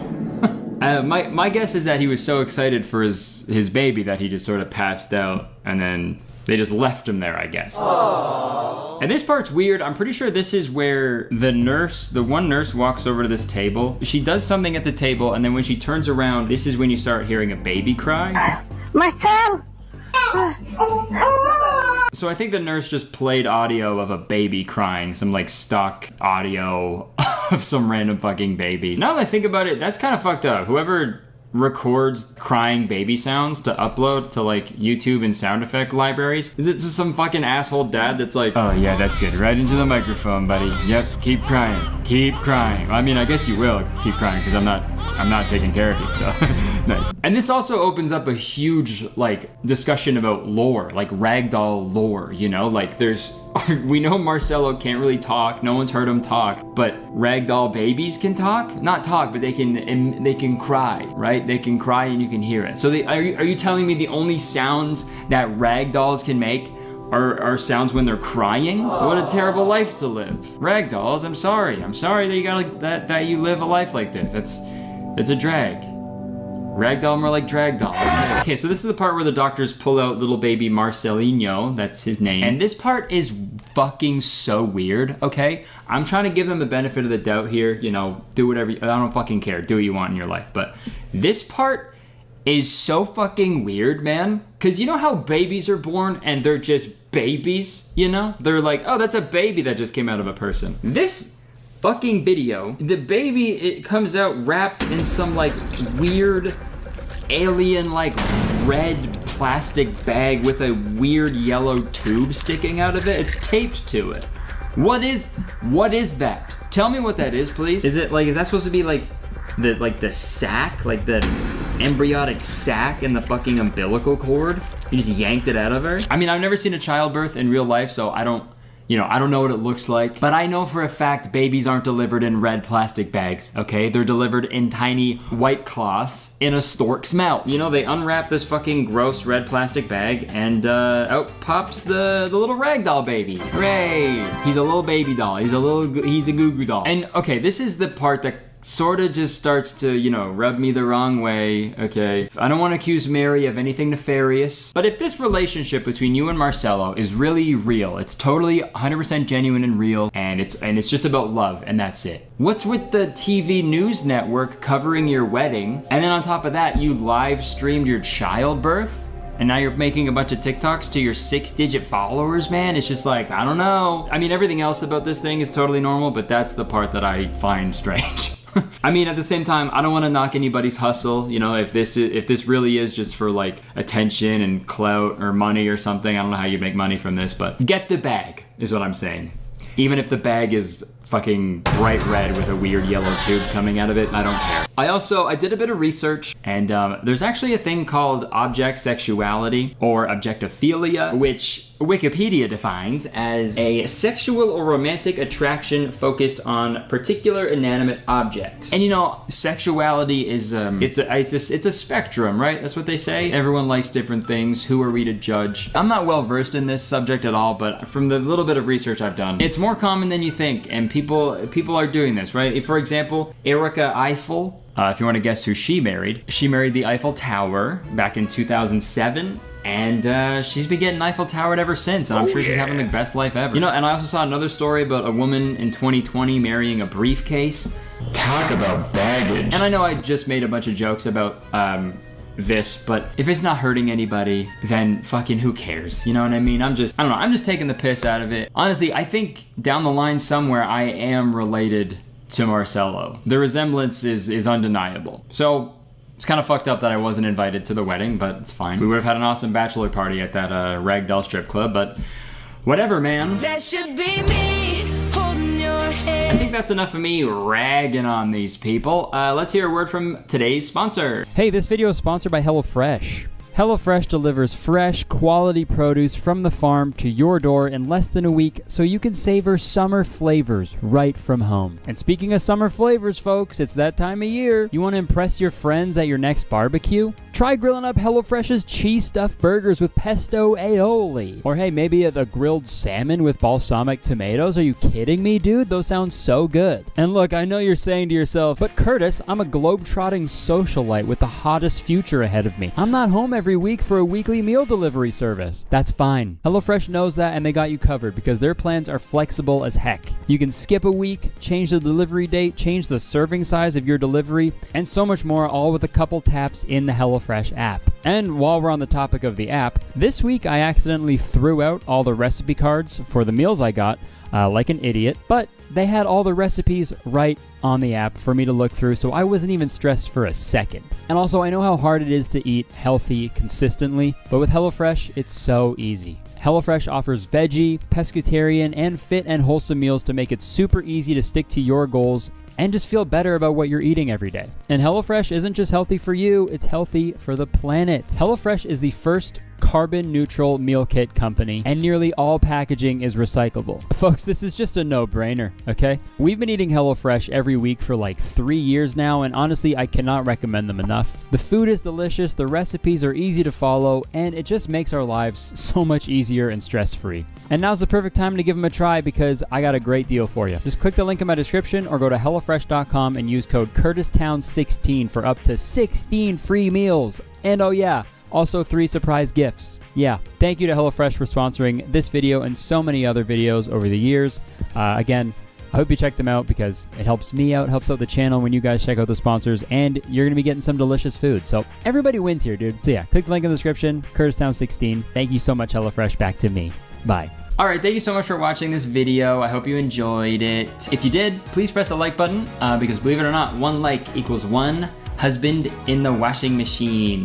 That's where they belong. Leave a comment, let me know what you think about all this. Let me know if you've ever had experience with an inanimate object. Never mind. You can subscribe if you want because I make a video all the time, and as soon as you subscribe, you become a valued citizen of Kurtistown. If you didn't know, Kurtistown is the best place to live in the world, and I'm the mayor. So you have to be nice to me, it's the law. You can check the description for other things that I do, my podcast, Twitter, Instagram, all that crap, my merch, tour. I'm on tour right now, come see me on tour. The shows have been incredible so far, and I hope to see you at the rest. All right, I would stick around, but I have to go. I have a long lost brother, apparently, that I need to go talk to. Yes, I'm getting a message from an older man. Oh, that must be my dad. Your dad, it's your dad, I knew that. How'd you know that? Okay, it seems like he died in a very tragic way. It was sad when he died, I think. Yeah, it was sad.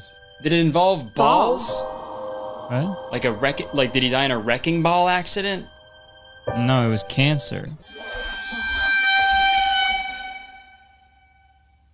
Testicular?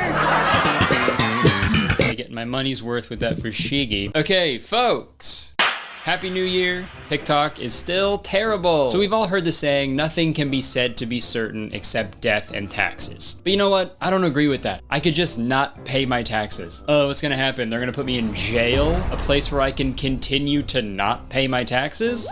Sounds pretty good to me. I'm joking, by the way. I pay my taxes every year on time, and I love it. The one thing we can be sure of, though, is death. You know, dying and leaving all of your belongings to your loved ones, if you will. And it's scary, right? Death is scary because we don't know what happens. That's why nobody has ever had sex, okay? Nobody knows what it's like. And as skeptical as I am about the existence of a god or an afterlife, there's still a big part of me that wants to believe that my loved ones that have passed away are still out there somewhere, you know, watching over me, except when I'm shitting or evading my taxes. So for obvious reasons, death brings a lot of sadness, fear, and uncertainty to people. And when there's sadness, fear, and uncertainty, there's gonna be people trying to capitalize on that. Which brings us to the topic of today's video. Mediums. Just fucking wear a large already. Make a whole video about people who wear a size medium. Average ass bitch, dude. Go up or down. I'm talking about psychic mediums, obviously. Psychics who wear mediums. For those of you who are unfamiliar, a medium is someone who can like mediate communication between the dead and the living. And like a ghost, I'm gonna be transparent here for a second. A little while back, I did have a medium come on my podcast and give me like a reading. And I'm gonna be honest, it was actually kind of crazy. I am very gullible, so maybe that played a part, but she knew things about my dead family members that she should not have. It was crazy. So there are mediums who are like legitimate, trustworthy, professional, but you know, amidst the real mediums and the mediums of the Long Island variety, there are some bad ones. Oh yeah. Mediums that are just in it for the cash, you know? Even though all of these people are dead, so I mean, kind of on brand. But no, there's people who are in it to just make a quick buck. South Park did like a whole episode about these people. But I'm a psychic. No, dude, you're a douche. I'm not a douche. What if I really believe dead people talk to me? then you're a stupid douche. Also, dude, I remember coming home from school every Wednesday. Me and my sister would watch the Montel Williams show, because every Wednesday he would bring on a medium named Sylvia Brown. Rest in peace, by the way. She loved talking to dead people so much that she became one. She would go on the Montel Williams show every week, and she would get stuff wrong all the time. And what's even funnier than that, they kept bringing her back every fucking week, no matter how many things she got wrong. I lost my boyfriend tragically a few years ago. They never found him. The reason why you didn't find him is because he's in water. You can't find somebody. Well, it was September 11th. There was no, he was a fireman, but... Well, if they were trying to put the fire out, Montel, they could have, Whoa. And sadly, the Montel Williams show was canceled, so where do these bad mediums go in the modern age? TikTok Live, of course, which is arguably the worst place on the internet. I swear, dude, the only people that go live on TikTok are like future Batman villains. They are fucking insane, dude. They are doing the weirdest shit ever. I hate it. But the medium we're gonna be talking about today goes by the name of Psychic Natalia. She does these TikTok live streams where she communicates with people's dead loved ones for a price, of course. And look, like I said, the jury is still out on whether people can be psychic or not. But I could say with 100% certainty that this person is not psychic. This person is a scam artist. And please know that I'm using the term artist the same way Subway does. So I thought, for this video, we'd go through some highlights from Psychic Natalia's live streams because some pretty crazy shit has gone down. So first off, let's learn a little bit about Natalia. She's a newer psychic, and we know this from a 2020 Facebook post that reads, okay, so apparently I found out today that I am psychic and a medium. I have 3 times in the past month woken in the middle of the night because of a name being said in my ear over and over to the point it wakes me up. Each time this has hapo 3 into me. 3 times, as I said now, in the past month, it is a first and a last name, and when I Google it, it is someone who has recent key past. I spoke with a medium friend of mine who tells me I have psychic abilities. Freaky. One share. Okay. Freaky indeed. But I was first introduced to Natalia by a TikTok that popped up on my For You page. So I guess someone paid for a reading from Natalia, and she just says the most vague, generic things of all time that could pretty much apply to anybody. So I'm seeing your uncle with dark hair, taller man. He wasn't really tall, but he was taller. I'm seeing him as a very bubbly, very energetic person. But most of all, your uncle really loved you, sweetheart, okay? He had a big love for you. I'm saying the two of you were extremely, extremely close. Thank you, Water. Also, the random like TikTok hat that like materializes on her head while she's doing that doesn't really add to her legitimacy at all. Yeah, I'm sensing a deep sadness in your heart and all of your loved ones when your dad tragically passed away. Cheers, Goblin just donated 200 TikTok coins. Alright, you know what that means. What the fuck? What? Perfect. Okay, so she goes on to say that this person's uncle died from cancer. Unfortunately, his life was taken. He was quite young. This was a type of cancer or illness that took his life. And then she asked this person to type in the chat whether or not she is correct. I'm gonna just put the chat back on to see if I am connecting properly, because there's a lot of people in here. And this is where we find out her uncle did not die from cancer. He actually took his own life. So she's wrong. And you know, instead of admitting her mistake, moving on, refunding the money, maybe, she does this. Yeah, he did kill himself. Yeah. Okay, yeah, I did say his life was taken quite quickly. That is what I said. What the fuck? This was a type of cancer or illness that took his life. Yeah, he did kill himself. Yeah, that is what I said. Those aren't the same thing. Dude. Also, that's not what you said. You said his life was taken. Unfortunately, his life was taken. Which is not an impressive psychic reading at all. Hey, can you tell me about my dead dad? He died. And as the reading goes on, she just keeps digging her grave deeper and deeper and deeper. Relax, guys. You don't know what it is like to be a medium. I don't know if it was cancer. It's a guessing game with that, okay? No, it's not okay. Actually, it's not okay at all. Dude, how's that smile she does after? It's a guessing game, okay? Aww. pretty much admitting she's not psychic at all. I was just guessing, I don't know. And the craziest thing about all of this, she sees no problem with what she just said. Why are people so rude? Why are you guys even here? If you don't believe in me, what would you like? So once everybody's like turned on her, she tries to like explain why she thought that, I guess. When I see spirit, I see a shadow, not that I need to tell you. So I see it's a man or a female. They don't tell me how they died, I just feel the pain. So I felt an intense pain, so I said probably cancer. Okay, sure, but that also doesn't make any fucking sense because literally 30 seconds before she said that he had dark hair. So I'm seeing your uncle with dark hair. Also, to be like, sorry, I just felt your uncle in an insane amount of pain. He suffered a lot. You feel better? So I felt an intense pain, so I said probably cancer. Could you say worse shit to someone? Why are people so rude? It's just so frustrating to watch because like imagine paying someone for like a service and then when they get everything wrong, they're just like, well, I don't know, I'm guessing. Why are you being so mean to me? And dude, you just gotta look up her name on TikTok. There are countless examples of her getting everything wrong. Hi. So in my quest to find clips of Natalia getting things wrong, I ended up discovering way more clips that not only show Natalia as a bad psychic, but a bad person. So this montage has changed a little bit. Slight trigger warning here for some racism. All right. Was the name by any chance a J or a G? No. Please know that when somebody passes, the last thing to go, I used to be a nurse, is the brain. I said I used to work in healthcare. I never claimed to be a nurse. I used to be a nurse. So the initials J or G doesn't mean anything to you? No. I got pissed off and I called somebody the N-word and then I apologized, so now they can't get over it. This friend of yours that passed away had an addiction, correct? No. Okay, so let's just focus on the people that are gifting and not the haters. This was a car crash? No. Nothing I said made sense. Well, that's funny because I talked to you before and you told me you did have a cousin that passed away. Was he either a guitar player or a singer? Because I am seeing a form of music coming through. No. Or do you work or are you on welfare? Or get cotton and eat watermelon? You have his ashes? No. And look, if she was doing this as like just a hobby, I guess it wouldn't be as bad, but she's charging people like real money and not like $1 or $2, like $100 plus for these readings. Yet at the same time, she claims that she isn't doing it for the money. I'm not here to make money. I am here to help people with connection. But if that was true, she obviously wouldn't be on TikTok live charging people an insane amount of money for the shit service that she's providing. Why are people so rude? And also, this isn't her only source of income, allegedly. She's apparently like raking in dough from like all of her other jobs that she has. I have helped find bodies with police. I'm very gifted. I have a massage business. I'm a registered massage therapist. I have an auto shop and a cleaning business. I have people working for me. Why would I clock in? So it doesn't seem like she needs to be making money from these psychic readings, right? Unless she's just lying about what she does for a living. It's not your business what I do for a living. Okay, yeah, I guess you're right. Sorry.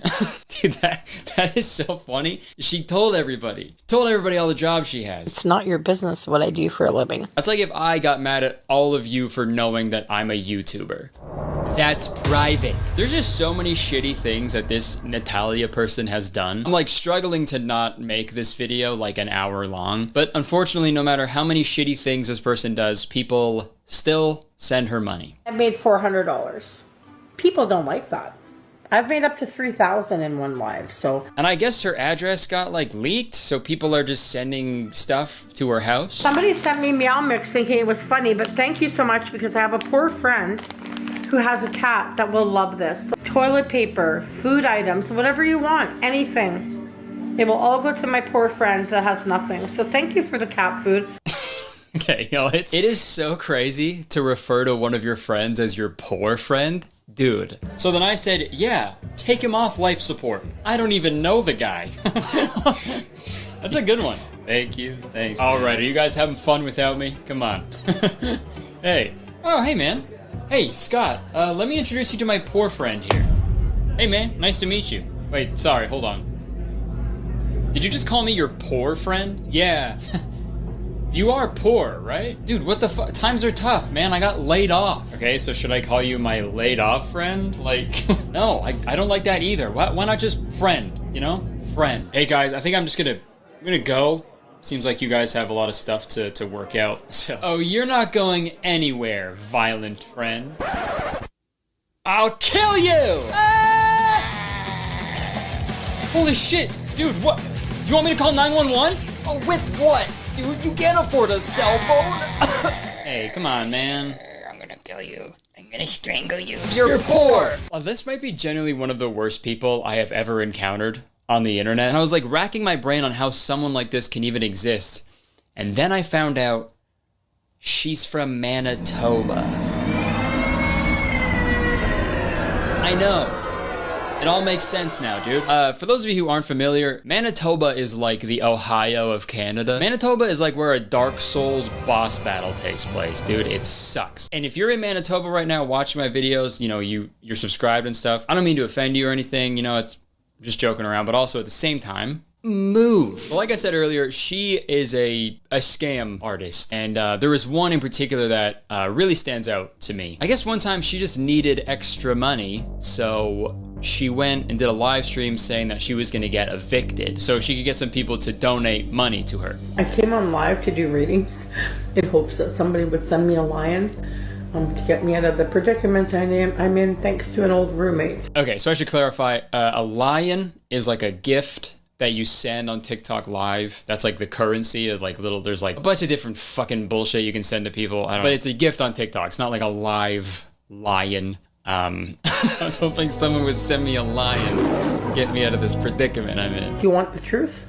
If everybody sent me a lion, I'd be out of my predicament. Okay, so when she said that, I was like, okay, maybe a lion is like what, like $1 or something? Maybe like $2, right? No, a lion is $400. So she wants every single person in her live stream to spend $400 on her to get her out of her predicament. She usually has like 1,000 people in her live streams. That's 400 grand. Dude, where are you living? That is so much money for, dude. How about you get all those spirits you live with? How about they chip in a little bit, you know? And it's sad because in this live stream, some poor person, and I mean poor as in like, not like my poor friend, got laid off. Some poor person sends Natalia $100. And this is Natalia's reaction to that.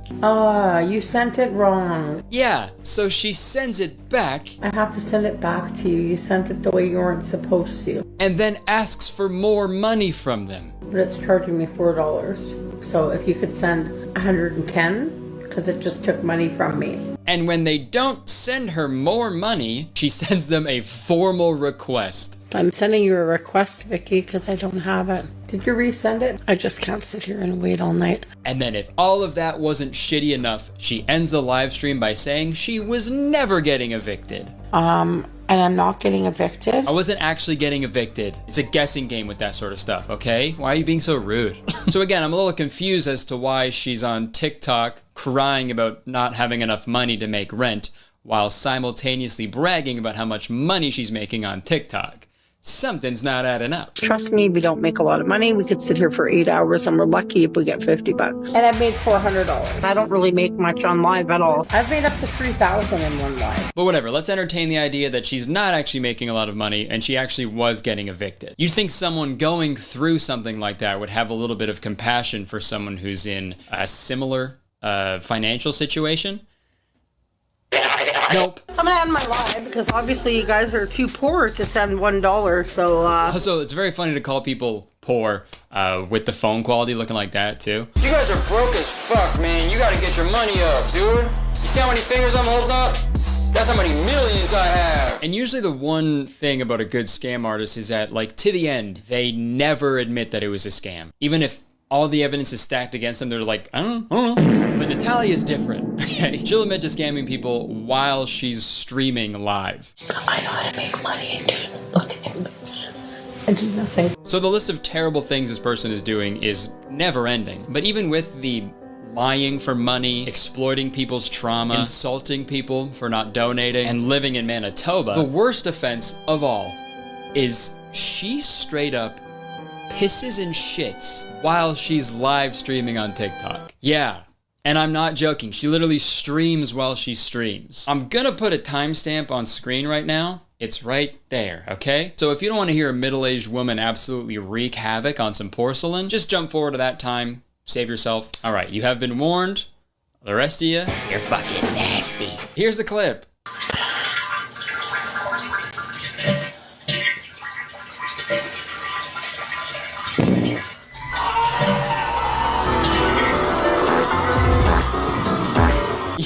Dude, that's so fucking gross, dude. Ew, man. Guess what? I just bit myself. Now I know I'm sick.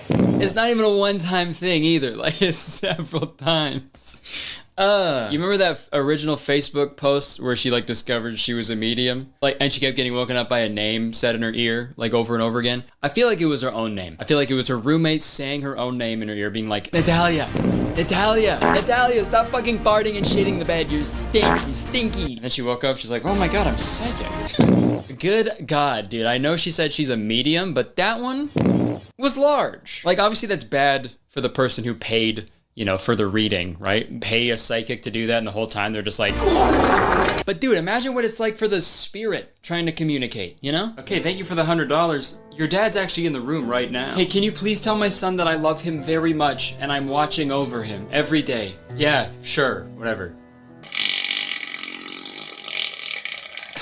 Excuse me, I'm trying to pass on a message here. Yeah, and I'm trying to pass gas. All right? Okay, so it turns out your dad's actually kind of a dick. Dude, that's messed up. If I wasn't a ghost right now, I would straight up kick your ass. Yeah, whatever, man. Come on in, it's open. Oh no! Guys, I didn't mean a real lion! Ah!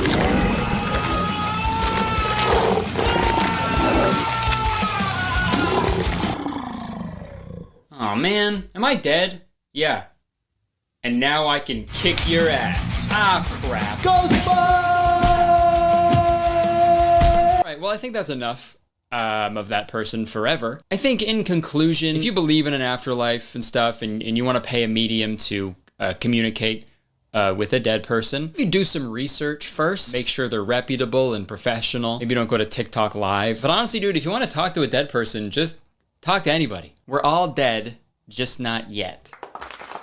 Whoa, hold up. Sorry, I think I'm getting a vision. This video is sponsored by HelloFresh. Folks, I know you've got some New Year's goals, and HelloFresh is here to help you achieve them. Skip the grocery store and take control of your time and budget with delicious recipes delivered right to your door. Look, I know how easy it is to get takeout and delivery all the time, but there's truly nothing as good as a home-cooked meal. And with HelloFresh, it's fast, easy, and affordable to whip up restaurant-quality meals all by yourself in the comfort of your own home. My wife and I have been eating HelloFresh like literally every week for years now, and I honestly think it has made me a better cook in the process. So you're not only saving time and money, but you're also learning things. And it's important to know that the food you're putting into your body is high quality. And with HelloFresh, ingredients travel from the farm to you in less than 7 days. So you know the food you're cooking with is fresh. And you also know they weren't surrounded by a bunch of other fruits and vegetables with some random strangers poking them and squeezing them and stuff. And hey, I live in Toronto, and it's pretty much a nightmare to go outside ever for any reason at this time of year. So a trip to the grocery store is like the last thing I want to do. But luckily, with HelloFresh Market, you can simply add snacks, sides, desserts, and more right to your weekly order, and they'll arrive at your doorstep along with your meals. The future is now. And to sweeten the deal, HelloFresh is hooking up the citizens of Kurtistown with an amazing deal. Just go to HelloFresh.com and use code Kurtistown21 for 21 free meals plus free shipping. Yeah, you heard me. 21? Like I said, we've been eating HelloFresh for years now, and I honestly cannot recommend them enough. We were just on vacation in California, like over the holidays, and the whole time we were complaining about like how much we missed HelloFresh. Like we're obsessed, okay? So yeah, I hope you guys check them out. You won't be disappointed. And also helps me out when you guys check out the sponsors. So yeah, again, click the link in the description or go to HelloFresh.com and use code Kurtistown21 for 21 free meals plus free shipping. Thank you so much, HelloFresh, for sponsoring this video and so many others in the past. Back to me. All right, thank you so much for watching the video. If you enjoyed it, please press the like button because one like equals one bag of cat food that I will give to my poor friend. Yeah, leave a comment if you want. All the cool kids are doing it, so you should do it too. You can press the subscribe button because as soon as you do, you become a valued citizen of Kurtistown. If you don't know, Kurtistown is the best place to live in the world, and I'm the mayor. So you have to be nice to me, okay? It's the law. You can check the description for my podcast, Instagram, Twitter, all that bullshit. All right, thank you so much for watching. I would stick around, but I have to go, unfortunately. I think someone just sent me a lion. Wish me luck. See ya. The primitive forms of artificial intelligence we already have proved very useful. but I think the development of full artificial intelligence could spell the end of the human race. Once humans develop artificial intelligence, it would take off on its own and redesign itself at an ever-increasing rate. Humans, who are limited by slow biological evolution, couldn't compete and would be superseded.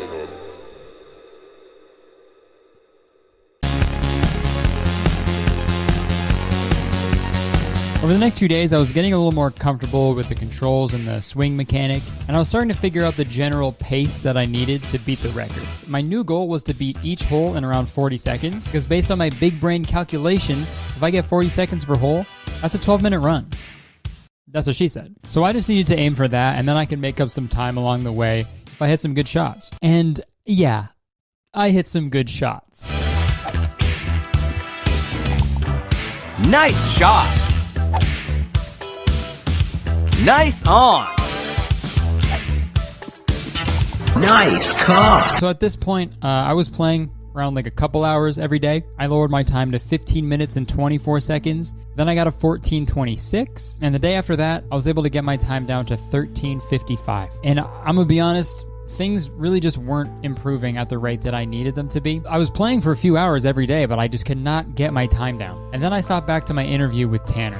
Right when I joined, I ended up starting just practicing I think it was 8 hours a day the first day I signed up. So yeah, I basically just started grinding. And I honestly think I was subconsciously avoiding this aspect of speedrunning. Getting a world record speedrun isn't something that you achieve by just practicing for a couple of hours every day. You know, if I wanted to do this, I needed to fully devote all my time to this game and the speedrun.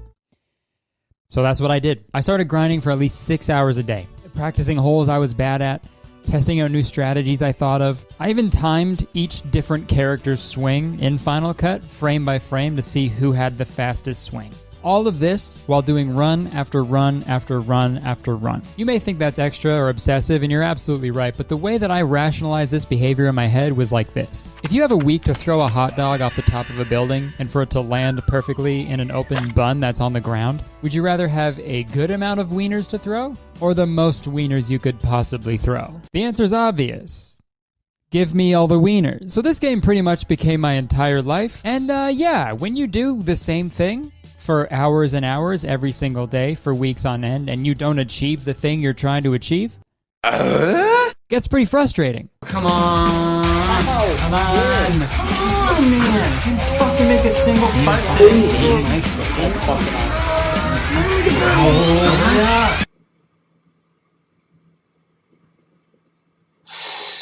Yeah, I haven't been this angry like ever.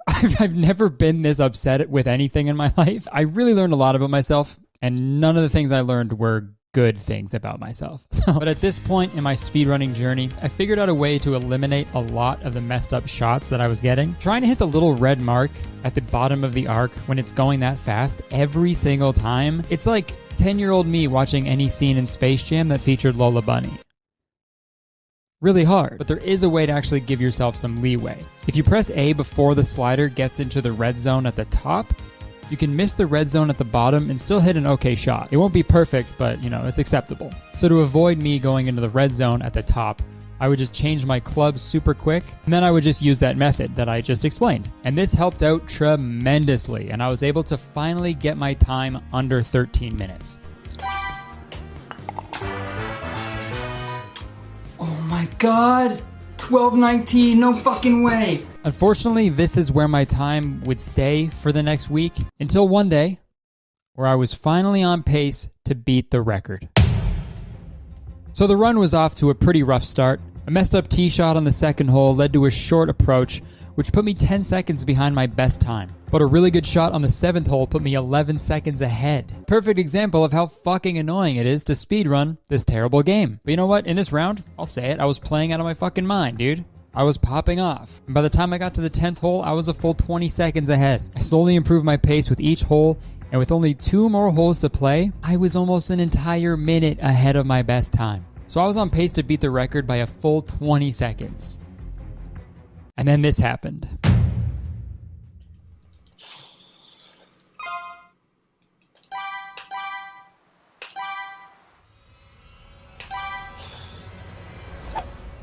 Oh my god, what was that? What was that? What was that? Yep, I pretty much played 16 holes without messing up. And then when I'm finally on pace to beat the record, I just fuck up a super easy shot. And yeah, you can imagine how upset I was. I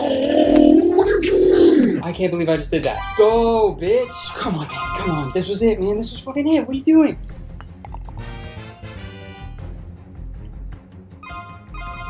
Dude, I was a full minute behind. Again, I hate this fucking game. And you know, any sane person probably would have, thrown in the towel for the night, but I didn't want to throw in the towel, okay? I wanted to throw a wiener off a building. So that's what I did. Okay, I gotta go again. I have to. I started another run right after, and by the time I got to the 17th hole, I was roughly 20 seconds behind the pace of my previous run. So, in reality, I could make or break this run with my next shot. I just had to not mess it up like I did the last time. And luckily, I fucking nailed it. Go, go, go, go. Oh my god. So all I had to do to get the world record was to beat the last hole in less than 43 seconds. I played the hole pretty well, but I hit my approach shot a little too far, so I now had a 25-foot putt to beat the world record. After weeks of grinding for hours and hours every single day, I was one putt away.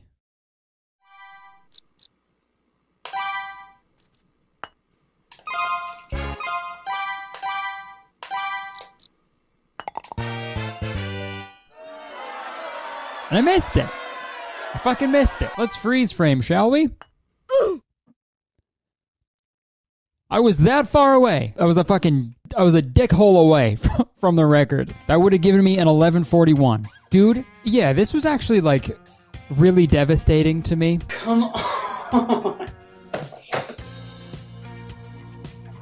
I put hours and hours into this game because I wanted the record, I want to make a good video that has a good story with a triumphant ending, okay? That's why I put myself through this, is for this video. But even aside from, making a video about it, I can't spend 3 weeks to just not get the record, Then all of this is for nothing. And also at this point, Jenna was like, hey, you need to stop playing this game, obviously, because it was visibly stressing me out and making me sad. But I decided that I was going to give myself just one more day. If I didn't get the record by midnight on March 20th, I'd call it quits and give this video the School of Rock treatment, I guess. I don't win the big thing, but we all learned a lesson along the way or something.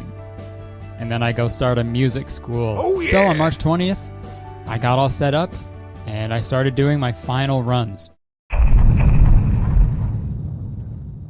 So for the final day, to trick my brain into performing better, I kept telling myself that the record is 11:33, even though it's 11:43. That way, if I'm not on pace to get 11:33, I'll really push myself to focus and go faster, I don't know if that actually did anything, but at the time it made perfect sense to me. So I started doing some speed runs, and the whole day I was just stuck at the 12-minute mark. And it was really disheartening, man. I was fully prepared to just fucking just give up. And it was getting towards the end of the day, and I only had about 15 minutes left in my memory card, so I decided that I would do one final run. Alright, well, this is literally the last run I'm gonna do, so better make it good. And oh boy, did I ever make it good. I was at a pretty standard pace up until the 8th hole when I made a really sweet chip in. And now, since it was my last run, I thought, fuck it. I got nothing to lose. Let's go for the red zone at the top and see what happens, Come on. Let's fucking go, dude. Come on, man. Let's fucking go. Yeah, 2 perfect shots in a row and 2 good putts put me at a great pace at the halfway point. I just needed to play the back half the same way I did the first half to have a shot at the record. And somehow, I didn't just play the same way I did in the first half. I played better. For the entirety of the back half, I hardly made any mistakes. I was laser focused, dude. Look at that gamer face. But the real turning point of the run didn't happen until hole 16. My first shot was good, but my second shot ended up rolling only 4 feet away from the hole. And with that, all I needed to do was finish the last 2 holes in about a minute. And as the 17th hole loaded up, I thought back to my messed up shot that cost me the run the day before, and I just prayed to Dr. Witnesser that it didn't happen again. Thankfully, I hit it well, and the shot just barely missed the sand trap and rolled around 27 feet away from the hole. And somehow, even though I missed a 25-foot putt the day before, The putt went in. Now I just had to beat the final hole in 37 seconds. And again, like I said before, it was my last run, so I was like, fuck it, dude. I got nothing to lose. I go in the red zone. I nail it. My second shot, I do a full power red zone, the hardest shot to do, and I just barely pull it off. I then chip it to about 6 feet away from the hole, and all I have to do is get this putt in to beat the world record. 3 weeks of grinding this game for hours every single day, through all the messed up shots, the close calls, the years taken off of my life. On my final run, with literally the last opportunity I've given myself, I hit the putt, and it rolls in. Giving me a time of 11 minutes, 41 seconds, and 51 milliseconds, which rounds up to 11 minutes and 42 seconds, which makes me the world record holder of the stroke play, no easy shot, real hardware category of Waialae Country Club True Golf Classics for the Nintendo 64. Yes! Now you're probably thinking I was super stoked when I got the world record, right? But remember, all day I was telling myself that the record was 11:33, so I was fully under the impression that I was still an entire 10 seconds off. But hey, let's look at my reaction of me getting the world record after trying for 3 weeks straight.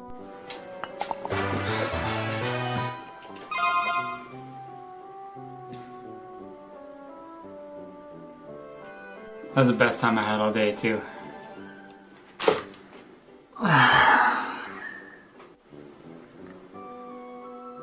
Yeah, looking back at it now, whoa, I'm a fucking idiot. I literally had the world record, but I was like legitimately crushed because I had no idea. But once I finally realized, I turned my camera on really quick to get my reaction. So here's that. I'm literally the dumbest man. I'm the dumbest man on earth.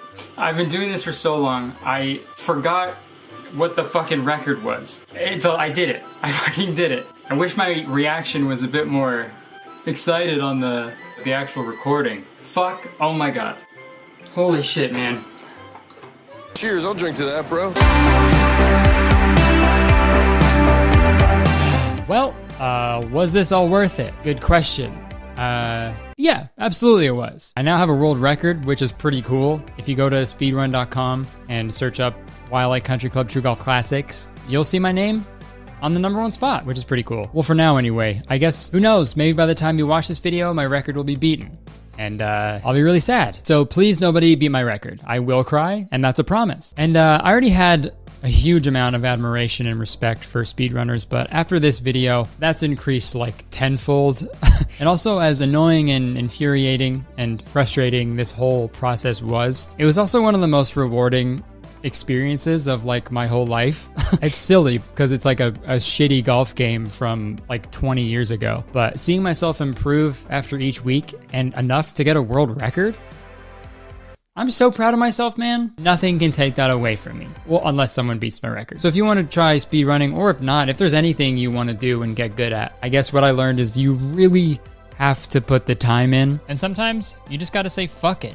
I got nothing to lose. And also, if you're trying to beat a record or just achieve something, just trick your brain into thinking that you failed, and it'll all work out. Yeah, shout out Small Ant for talking to me in this video. Shout out Brosis420 for setting a very, very difficult time to beat. You made my life a living hell, but I appreciate you for it. But if anyone from the real Waialae Country Club in Hawaii is watching right now, when traveling is allowed, please let me come play at your course, okay? I think I've earned that. All right? And I'll film the whole process of it. It'd be great, man. Kurtis Town is in Hawaii, so I think this is a sign. I need to go. All right, well, let's hear a word from our sponsor. This video is sponsored by ExpressVPN. Folks, the internet is pretty awesome, okay? I think we can all agree on that. But it can also be really dangerous if you're not careful. Did you know that every time you connect to an unencrypted Wi-Fi network, you're putting your personal data at risk? It's true. Your connection can be intercepted by hackers who are trying to steal your data, or your internet service provider who's trying to sell your data. No thank you. But with ExpressVPN, you have a secure tunnel between your device and the internet, so nobody can access your data or see what you're up to. Basically, using the internet without ExpressVPN is like passing a note in class and having the teacher read it aloud for everyone else to hear.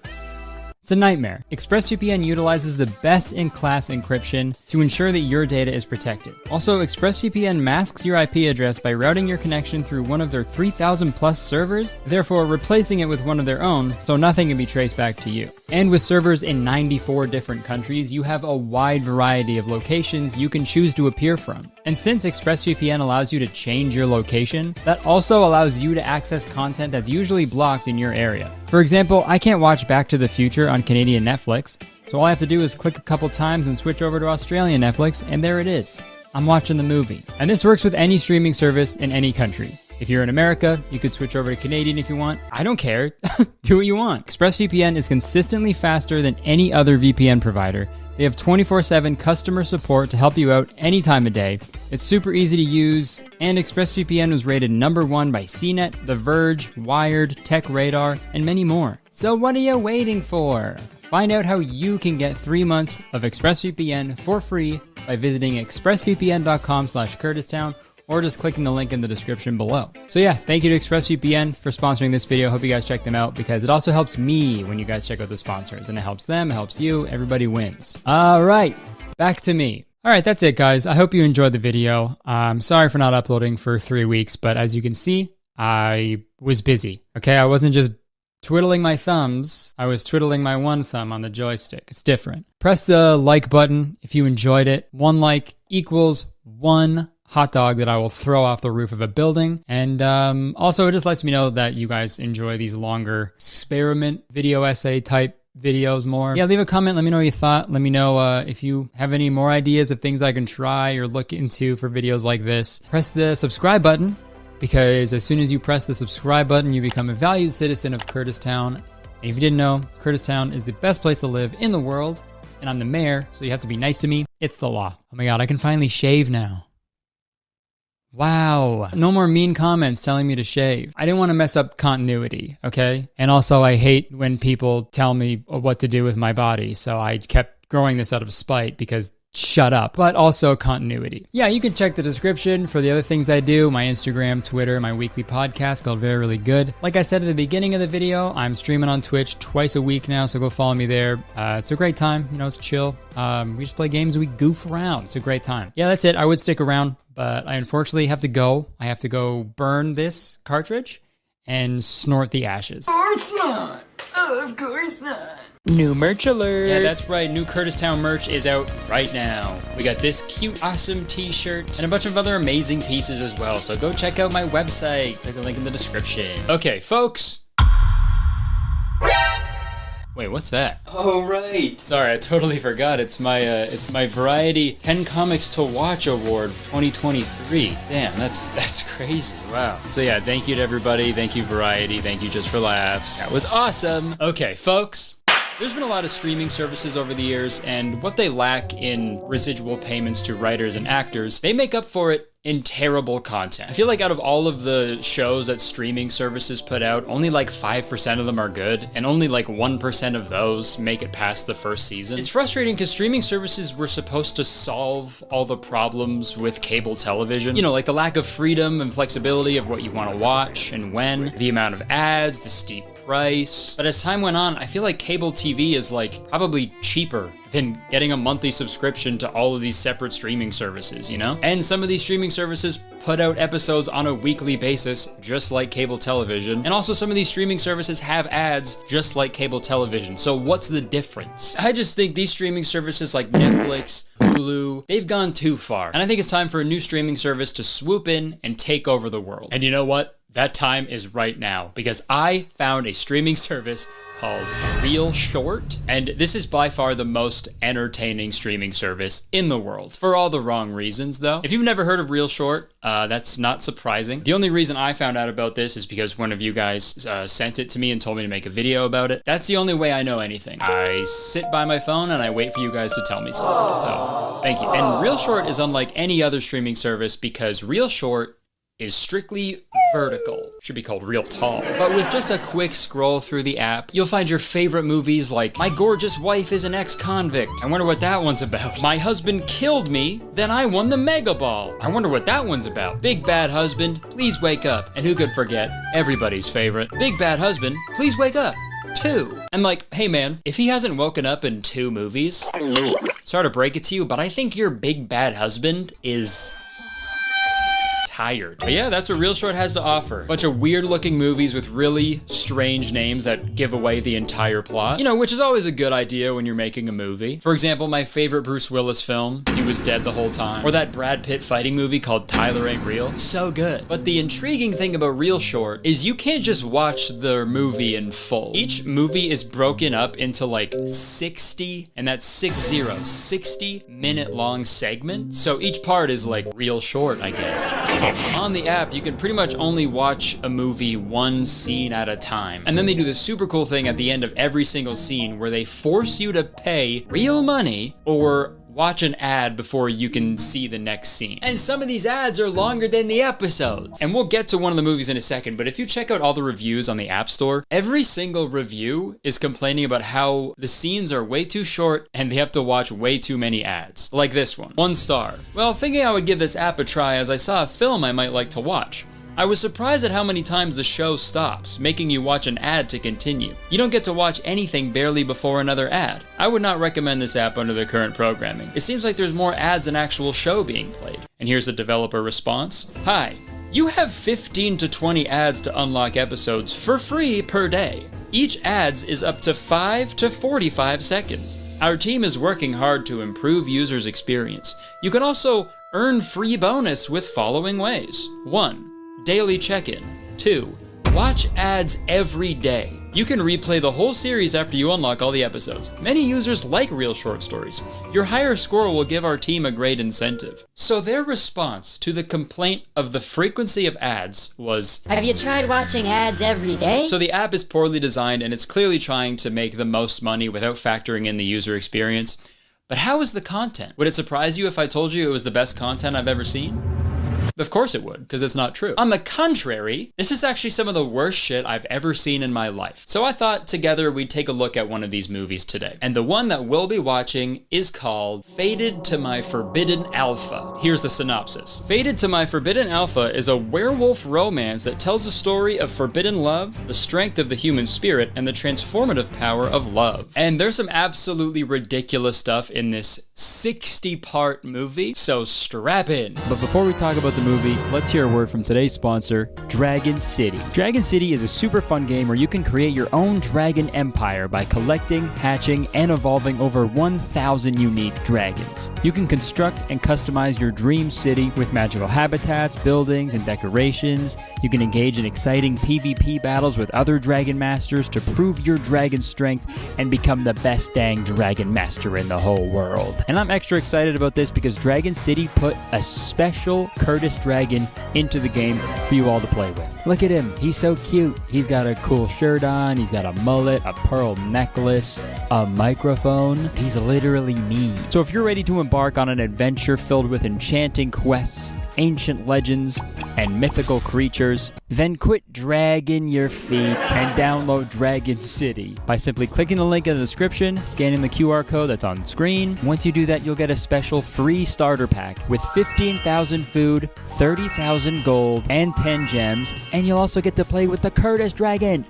Thank you so much to Dragon City for sponsoring this video. Seriously guys, go check it out. Just click the link, try it, it's free, it's a lot of fun, and it helps me out a bunch when you check out the sponsors, and helps you out because you'll be having a great time with a super fun game. So yeah, thank you Dragon City. Back to the video. The movie opens on this old-timey castle where Tinfany, and yes, that's Tinfany with an N before the F, Tinfany is making out with this guy named Jackson. He's the alpha of the Blood Moon Pack. They're interrupted by Celine Lovett, the maid of the Blood Moon Pack, and Tinfany gives her a nice high five. Celine then threatens to leave when Jackson says this. You have no home, nowhere to run. Just leave and be A rogue? You don't even have your wolf yet. So yeah, in this movie's universe, when you turn 18, you get your own wolf. I don't think it's like a physical wolf, it's more of like a spiritual wolf. I guess on all levels except physical, you get a wolf.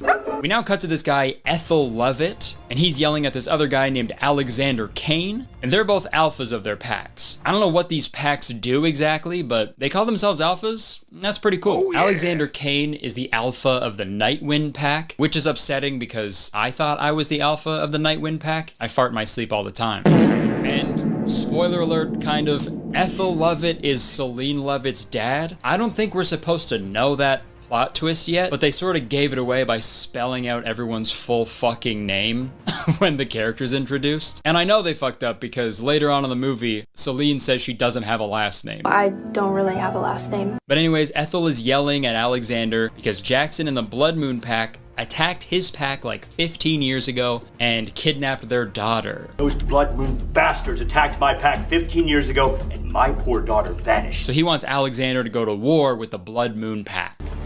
My Alpha, I came as soon as I heard. Are you sure you want to start a war with the Blood Moon Pack? Yeah, if you were also wondering if there were beta guys in this movie, there is. One of the main characters' names is Beta Drake. And you know, I really hope he knew that was his character's name, like while he was filming the movie, you know? It would suck to find that out after the fact. Oh, Alexander, you are the Dude, look, this is my scene. Oh, no way. What's your character's name? Oh, my character's name is Drake. You know, I don't want to speak too soon, but I feel like this could be my big break. Oh my god, there you are. No way. My Alpha, I came as soon as I heard. Are you sure you want to start a war with the Blood Moon Pack? Why does it say Beta Drake? That's not my character's name. They can't do that. I'm ruined. Are you crying? That's pretty beta. No, I'm not crying. You are crying. Pull up my IMDb. This has got to be a typo or something. Okay, sure. You're not gonna like this. Let me see. It says my character's full name is Beta Cuck Tiny Dick Crybaby Pussy Drake Jr. It was a typo. Alright, so the other weird thing about this movie and the Real Short app in general is the whole thing is pretty much like soft-core pornography. And the troubling thing about that is this app did not have me verify my age or anything. Like, this shit is just readily available for anybody who has access to the App Store. Because in this next scene, Celine walks in on just full-on blindfolded intercourse. I'm not gonna show it, obviously, but it's pretty alarming. And what's even more alarming, this app has like a For You page type thing where you can scroll and watch previews of other movies they have available. And one of these previews shows, and trigger warning here for assault, but one of the previews shows a man trying to engage in intercourse with a woman who is asleep. I'm not gonna show that either, but the reason I had to film the screen like a fucking ransom video is because whenever you try to record your screen when you're using the Real Short app, pop-up appears threatening legal action if you distribute their content anywhere, so. Whoops. Little do they know, I got this video from YouTube. And also this falls under fair use. So yeah, after Celine walks in on them, Jackson gets mad at Celine for not calling him an alpha. Why won't you call me Alpha? Which has gotta be the least alpha thing you can do, right? Why won't you call me an alpha? So yeah, Jackson and Tiffany are having an engagement party, and Jackson finds out that Alexander Kane is coming, so he tells Celine that she has to work during the whole party. It's my 18th birthday that day. You promised me a break. I changed my mind. Should have called him Alpha. Should have called him Al. Whoa, is that what that song is about? Alpha. And right after that scene is when the movie gives away yet another huge plot point prematurely. So in this movie's universe, there's a moon goddess who controls everything, and the moon goddess actually pairs people together as lifelong mates. And you're only allowed to mate with that one person that the moon goddess paired you with. And apparently Jackson is Celine's mate. She'll find out I'm her mate when she turns 18, and I will reject her then and there. Well, that's gonna break her. You're dismissed, Beta Luke. This is the world Andrew Tate wants to live in, I think. Beta Luke. He'd fucking watch this movie and see no problem with it. He'd be fucking squirting in his little shorts, I think. And it features a young woman held against her will. This is right up his alley. So we cut to Celine waking up on the morning of her 18th birthday. And dude, I just gotta say, I am so confused about the time period this takes place in, because they live in a fucking medieval castle. Celine's dressed like a medieval maid. There's like mystical wolves and shit, but she also just has a flip phone. I know flip phones are old, but they're not that old. And I think things would have gone down a little bit differently if they did have flip phones back in medieval times. Trust me, they would. Dude, this is genius. They're gonna have no idea. When we pop out of here and start swinging our swords, they're gonna be like, what the heck? Dude, turn your phone off. Dude, what are you doing? Why'd you bring your cell phone? I'm sorry. One second. Oh. Hello, Squire. Methinks we should get a... I can't talk right now. I'm in the Trojan horse. What? No way. They're gonna be so surprised. I know, they're gonna be so surprised. Dude, hang up. Dude, all right, I'll hang up. What the fuck, man? Sorry, I didn't think I'd have service in here. It's a wooden horse, man. How do you... Just leave your phone at home. Okay, yeah, you just want me to leave my phone at home? Like, listen to yourself. You sound crazy. Oh, man, they're setting us on fire. They'll name condoms after this. All right, so it's Celine's 18th birthday. Let's see if she gets a wolf. Happy birthday, Celine. It's me, Lila. I'm your wolf. My wolf, Lila, you're here. You're my wolf. My wolf, Lila, you're here. You're my wolf. Yes, Celine. It's so nice to finally meet you and to finally tell you about our mate. Dude, it looks so bad, dude. Oh my god. The wolf literally looks like a fucking character talking in Star Fox 64. We're heading out. All aircraft report. Anyways, let's see what this wolf has to say. It's Jackson Richford, the alpha of Blood Moon Pack. Did you know? For all these years you knew that I was your mate, but you still... So what? So Jackson confronts Celine and rejects her as his mate. I reject you, Celine. But then she accepts the rejection and a magical red yarn dissolves between them. And then he's like immediately mad about it for some reason. I accept your rejection, Jackson. You're what? You'll never be mated again. I fucking hate you. Okay.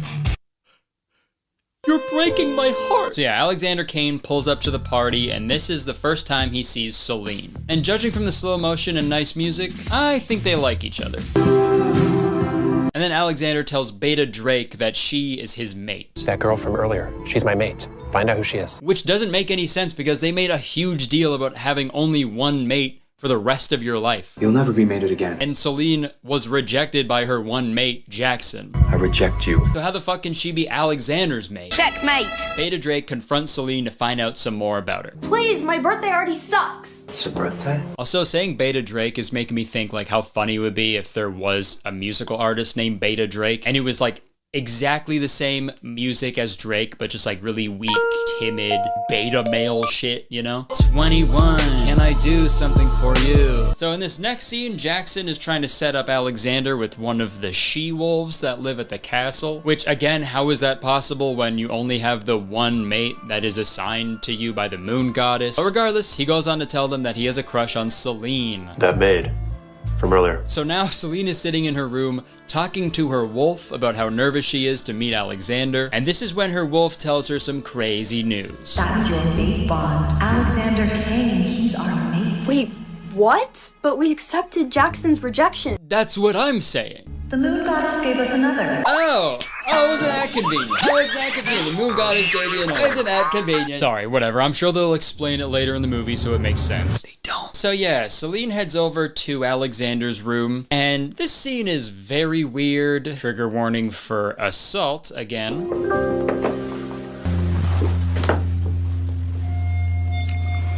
Alexander.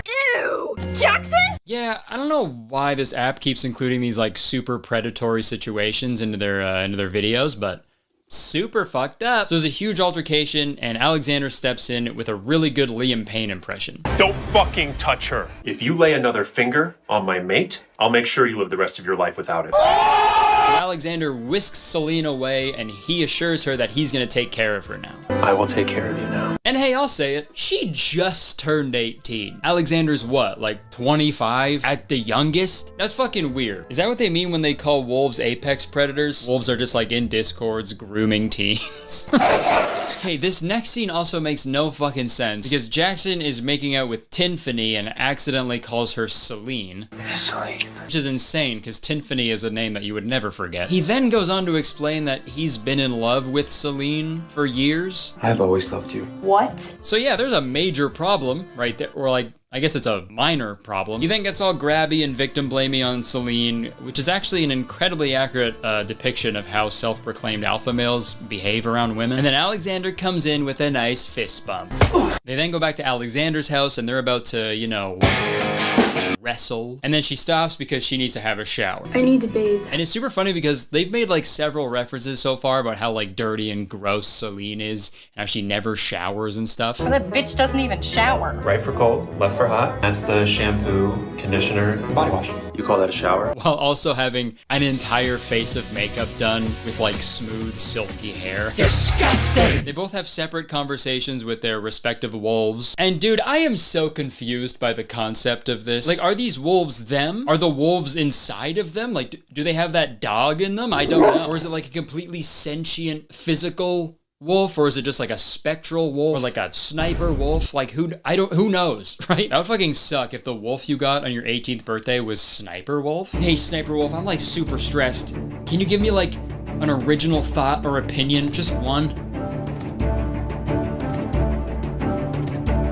Damn it! They end up not having intercourse that night. Damn it! But the next morning, Celine meets Alexander's sister, and she asks some super weird questions. How's Alexander? I know, bold question, but the rumors are just too wild, so I had to ask. So? Super gross. Nice to meet you. I've heard a lot of rumors about my brother's sex life, so I gotta ask. Did you bang my brother? Oh yeah, you might be wondering what Alexander Kane does for a living to afford this lavish lifestyle, you know? He's got nice cars, a nice house, he's well groomed. Sorry, he's a groomer. Well, wonder no more. Alexander founded WolfBite, one of the largest crypto startups in the States. He can afford everything. I don't know about that. Also, this might be a personal thing, but I feel like if your movie has a castle in it, don't use the word crypto. Those things don't mix, okay? I don't think medieval knights wore blockchain mail armor.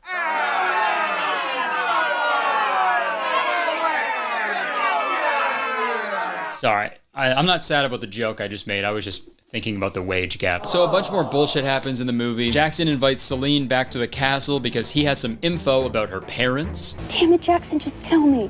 I will, if you come back. And I've just got to say, watching this movie front to back was one of the most challenging things I've ever done in my life. It is so boring and stupid and just hard to watch. And I think the main reason for that is the whole thing is fucking vertical. Like, Quibi happened so we know as a society that like long form content doesn't really work in a vertical format. It's all good, but like, you know, some things are just better horizontal, you know? You know what I'm saying? Open casket funerals. Imagine if the fucking coffin was standing up. Dude, that'd be terrifying. You see? Okay, so later in the movie, Celine and Alexander finally get it on. Oh, yeah. Doggy style, I assume. And Alexander engages in some stellar pillow talk. Hey, random, but do you remember anything about your parents? Jesus, man. Sorry for making you call me daddy back there.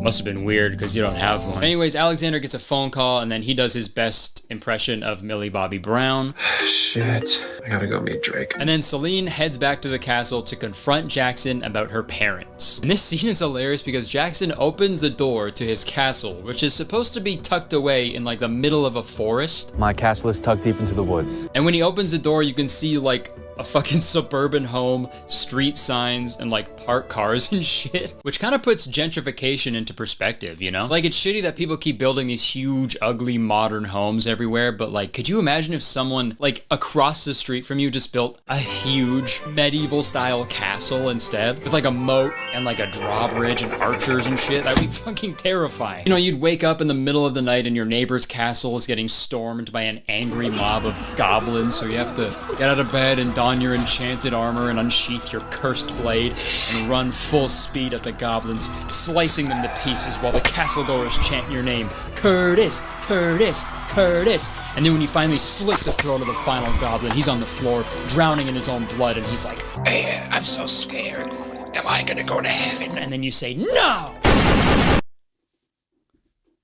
You know? So yeah, anyway, Celine confronts Jackson and he spills the beans on her parents. My parents snatched you up from the Ren Dog pack when we attacked. Your souvenir. And it's crazy because when you take away all like the beta, alpha, like wolf terminology, he just described a mass murder / kidnapping. These are crimes, okay? I feel like if a normal person had to spend a day with these people, they'd fucking go crazy. Alpha Jackson will be banished from the Wolfpack peace treaty if he keeps this up. What are you talking about? And although my wolf is pretty upset with me. You have a wolf? Moon Goddess will be the final judge after she assigns me a new mate. Yeah, I'm a wolf and my crypto startup is pretty epic. So while Celine and Jackson are having this little talk, Alexander and Beta Drake are having a meeting of their own. And this is when Alexander says something pretty intriguing. I don't sense her alpha blood, but she's also too young.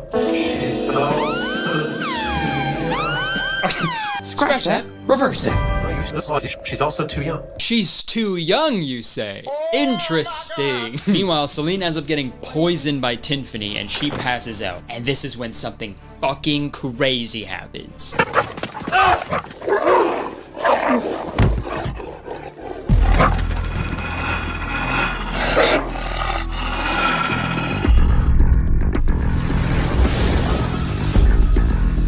Okay, horrible CGI aside, I guess they are the wolves also. They could turn into the wolf, but they can also talk to the wolf. So the wolf has got that human in it. I don't know. I don't get it.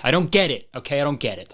So Celine ends up in a fucking coma and she wakes up a few weeks later. And in that time, Alexander has apparently waged war on the Blood Moon Pack. Alexander went apeshit on Blood Moon and led the entire Nightwind army to attack the day you were admitted. Apparently fucking killed everybody except for Jackson, who's just like really severely injured. So we're getting close to the end now, I promise. Alexander brings Celine to meet with her birth parents. And then out of nowhere, we find out that she can read minds. They're gonna have to answer for kidnapping the future alpha of Red Dawn. I want to strip Celine naked. Celine, we're gonna make sure that they pay for what they did to you. I want to her right here. All right.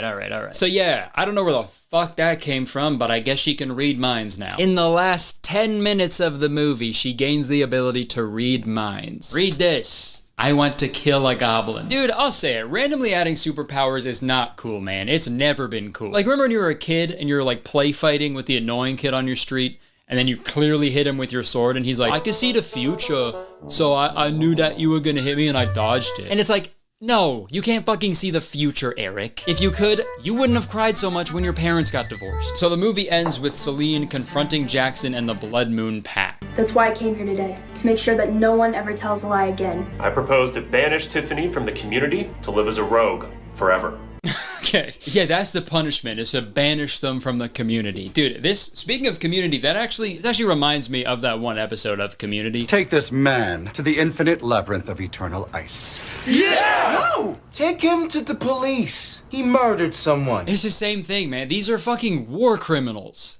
Take them to jail. Don't fucking force them to live as a rogue, dude. That's not a punishment. That sounds fucking badass if I'm being honest. But alas, Tiffany and Jackson get banished. I love you, Celine. Celine and Jackson get married, and they live happily ever after. So yeah, that was fated to my forbidden alpha. I don't think we need any more vertical movies, okay? As far as I'm concerned, there's already one amazing vertical movie, and that's MVP 2 Most Vertical Prime. And it's one thing to make a shitty vertical movie, but to have the gall to break up said shitty vertical movie into 60-minute long parts and then force people to watch a minute-long ad in between each part. I'm no math genius, but that's equal parts movie and ad. That's fucking insane, dude. So in conclusion, real short, more like real sharp.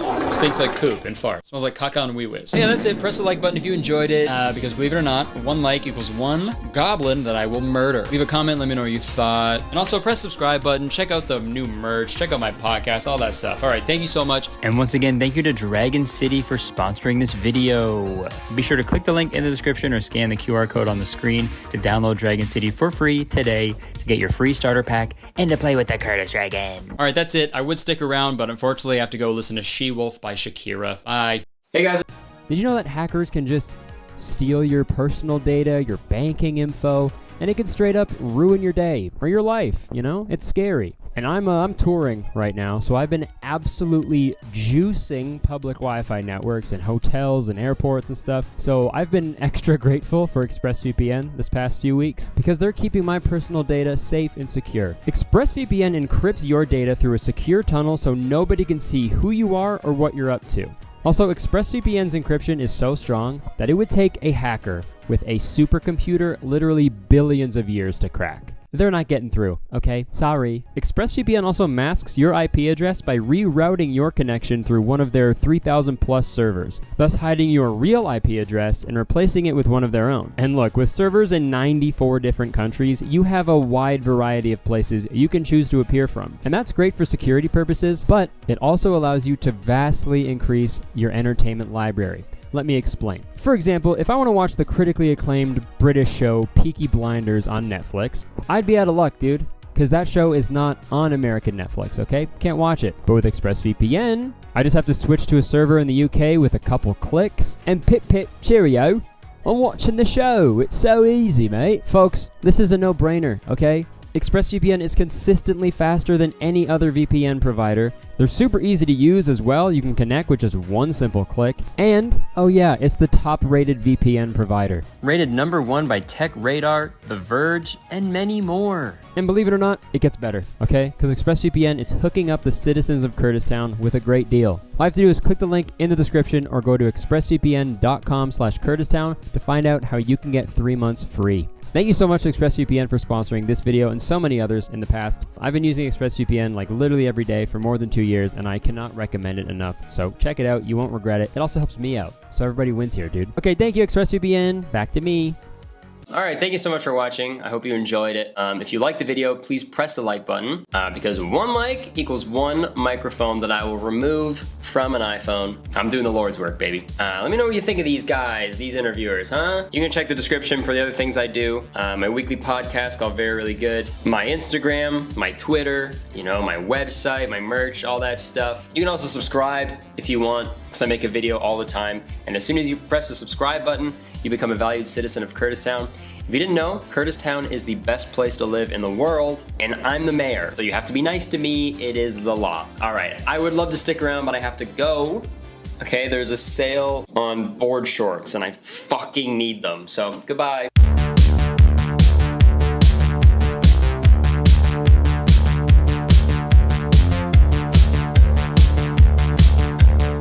Cringe-ass nay-nay baby. Hey there, welcome back to my channel. If you're new here, what's up? How's it going? And if you're coming back, what's up? How's it going? It's very good to see you again. You see what happens when you subscribe to my channel? You get an extra greeting at the beginning of every single video. So press the subscribe button for an extra greeting. Folks, we've got a very special video today. I'm very excited. I've wanted to make this for a very long time, but I just didn't know how to go about doing it, but today feels right. We're gonna be talking about a very strange television show that used to be on television, obviously. The show is about, you know, spitting game, being suave, so I thought I'd look the part, okay? I'm growing out my facial hair, I'm gonna look handsome and strapping, and I'm just gonna look like a super good boy. And I let you guys know on Instagram that I was growing my my mustache out. I haven't looked at the comments yet, but I thought we'd look at them now and start this video on a high note, you know? So let's take a look at all these compliments, shall we? All right, I'm just gonna pull it up. Remove immediately. Went from soft boy looking effervescent to 30-year-old on the park. You look like the world record egg with hair for some reason. I hate it. You look dumb. Stop it. This is what my sleep paralysis demon looks like. Curtis, I think there's some dirt above your lip. I have never been so terrified scrolling through my feed. You are rat. This picture smells like pizza extreme flavor blasted goldfish.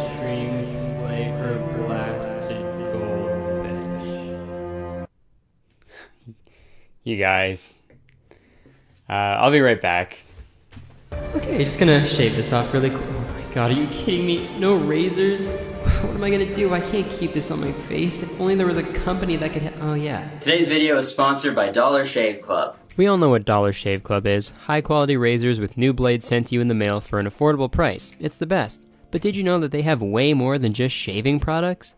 Dollar Shave Club has something to solve all of your grooming needs in just one box. There's shower products like the Sage and Black Pepper Shampoo, oral care products like the Peppermint Kick Toothpaste, skin products like the Citrus Hawaiian Ginger Face Cleanser, and so much more, dude. One product I've really fell in love with is this Dr. Carver's Shave Butter. For years, I've been using just random shaving gels from the drugstore, but after trying this, dude, I'm never going back. It's the smoothest goddamn shave I've ever had, and that's especially good for you mustache-hating citizens of Kurtistown because I can get rid of every last little hair on my face. And it doesn't matter if you're a boy or a girl or whatever you identify as, if you want high-quality products and the most bang for your buck, Dollar Shave Club is the way to go, my guy. Join the club with one of their starter sets for only $5, and after that, the restock box ships regular sized products at regular price. Get this exclusive deal at dollarshaveclub.com/Kurtistown. And you'll also be supporting me and my channel so I can make bigger and better videos in the future. Alright, thank you very much, Dollar Shave Club. Now, let's get into the video. Okay, I'm back. I just had to go do something really quick. It was... Nothing really. Okay, so a little while back, I made a video about this old kids show called Uh-Oh. My goodness, Punisher, control! Control! And that I later found out was only really played in Canada. And to keep up with this, well, I guess we'll make it a series now, and weird old Canadian television shows. We're going to be talking about one called Keys to the VIP. Keys to the VIP was basically a game show where two fellas would go head-to-head with each other through a series of challenges, and whoever won a nice, like, fun VIP night at a club. And I know you're wondering, what did these boys do to compete with each other? Did they do some sort of athletic challenge, some sort of crazy, gross, like, Fear Factor challenge type thing? Did they answer skill testing questions? Nope! They battled it out in a club to see who could hit on girls better.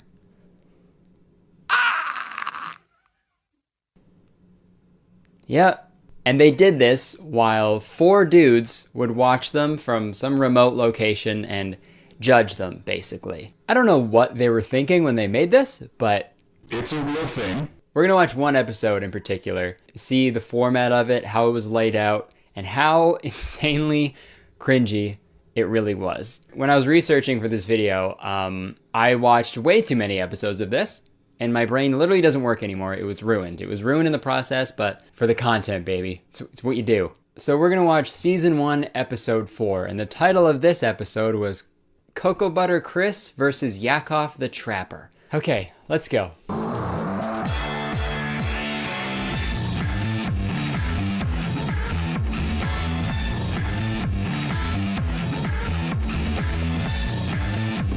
In tonight's battle, Cocoa Butter Chris takes on Yakov the Trapper in a 3-round contest at Mink nightclub. Each round is a challenge carefully designed to test a player's ability to seduce women in a real-life battlefield. Real-life battlefield, you know? It would be hilarious if that's what war was. Kurtis here reporting for duty. Okay, here's your chin strap beard and aviators. Go make your country proud. Where's my gun? Aren't we like fighting and stuff? No, that's weak shit, dude. This is the real war. Picking up chicks. The cameras are hidden, the women are real, and the game is on. Now we get to meet the judges, who apparently are masters of picking up chicks and stuff. They're just the fucking smoothest dudes you've ever seen, dude. So smooth. They're hairless and very soft. So smooth, dude. Across town at Kai Lounge, our expert panel of pickup commentators with perspectives descending from the 4 corners of the male's psyche. There's Alan, the cold, calculated master of pickup analysis. Peaches, an ex-all-star jock-inspired seduction specialist. Jock-inspired seduction specialist. I hope that's on his resume. Sheldon, the mysteriously coy and unorthodox philosopher, and Chris, a hopelessly romantic man of integrity. I'm gonna say something right now, I'm gonna be vulnerable. I used to watch this show a lot. I don't know why, because when I watched it, I was like 10. Probably like 10 to 12 is when I watched this show a lot. And I don't know why. I wasn't going to clubs. I wasn't picking up girls. I was so nervous around girls all the time when I was that age, obviously, because I was 10. But even more embarrassing than that, this Chris guy, the last guy they showed you, I thought he was the coolest guy in the world. Just because he had like longer hair, I guess, and a soul patch.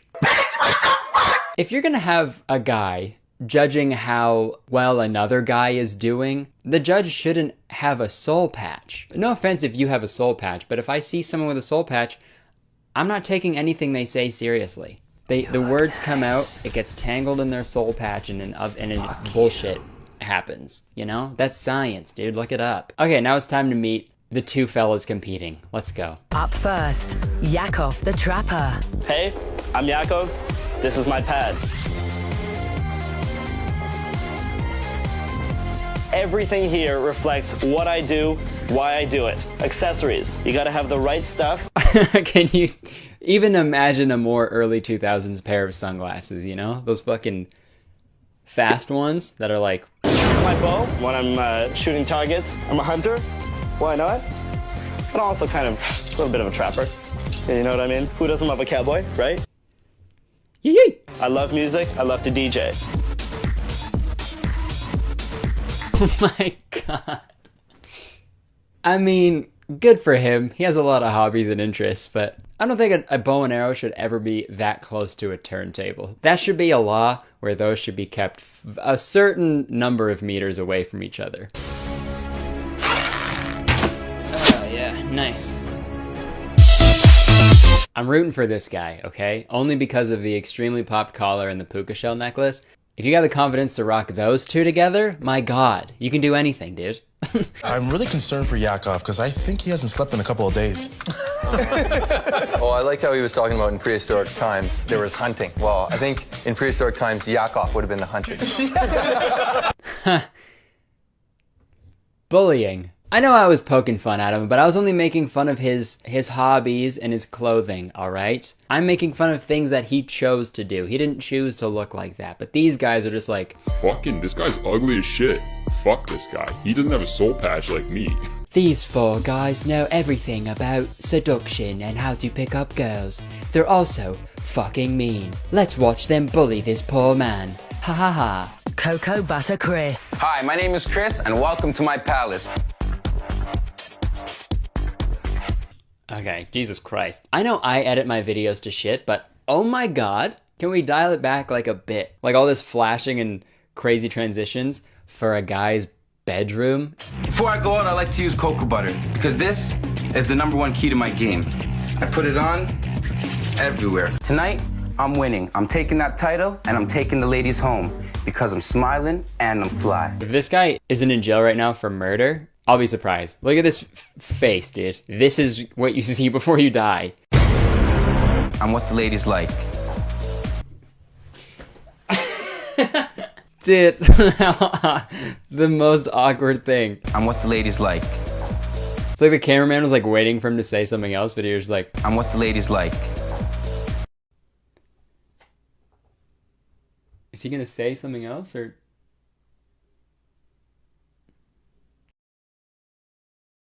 Should I just like keep it rolling? I don't...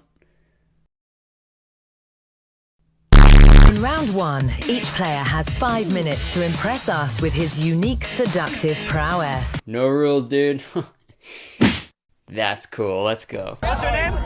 Jackie. Hey, these girls both have boyfriends on. Oh, really? Yeah. Okay, well, that's great. Who said I'm here to pick them up? My name is Beast. What are you trying to do? Oh, no. What does this girl care? You know what I mean? These girls look old enough to vote. Let them make their own decision. This is like the main problem with this show. When you try to like gamify, is that a word? Gamify?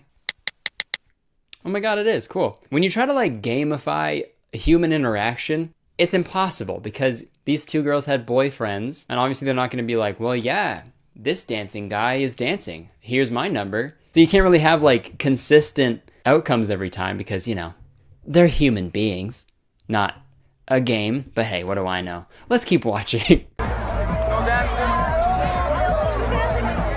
So how about we dance all together?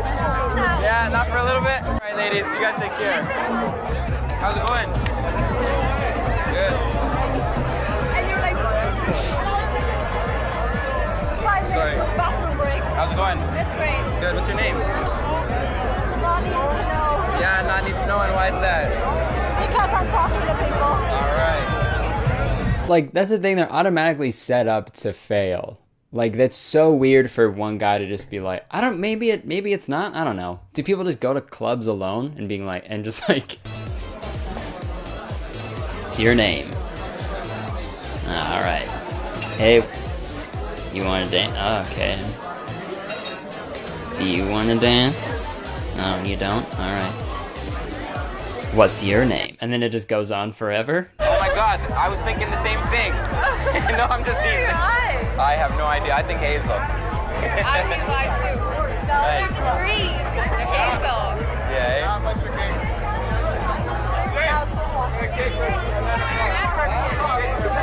All right, take care. Oh. Yeah, how much for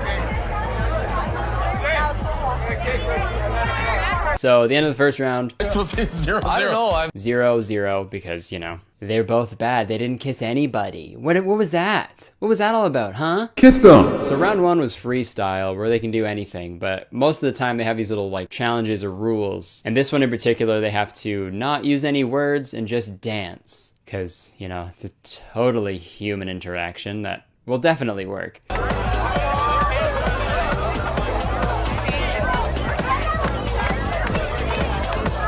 Okay, Jesus Christ. So it's really hard to watch a lot of the time because obviously they get shut down most of the time. Another thing I want to talk about, the 4 judges, through all of the episodes I've seen in my life, probably all of them because I was a very weird 10-year-old, I guess, they never show them picking up girls or anything. Because I feel like if they did show them in a club doing this with the same setting, it would go just the same. Because back to my regular point, they're not treating these girls like, you know, human beings.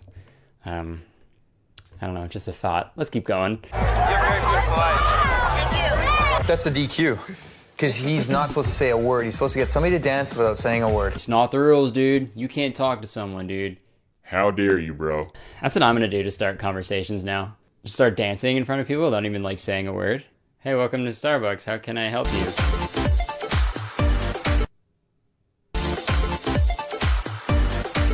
Sir, there's a line behind you. Can you... I need to order something or just go. I don't...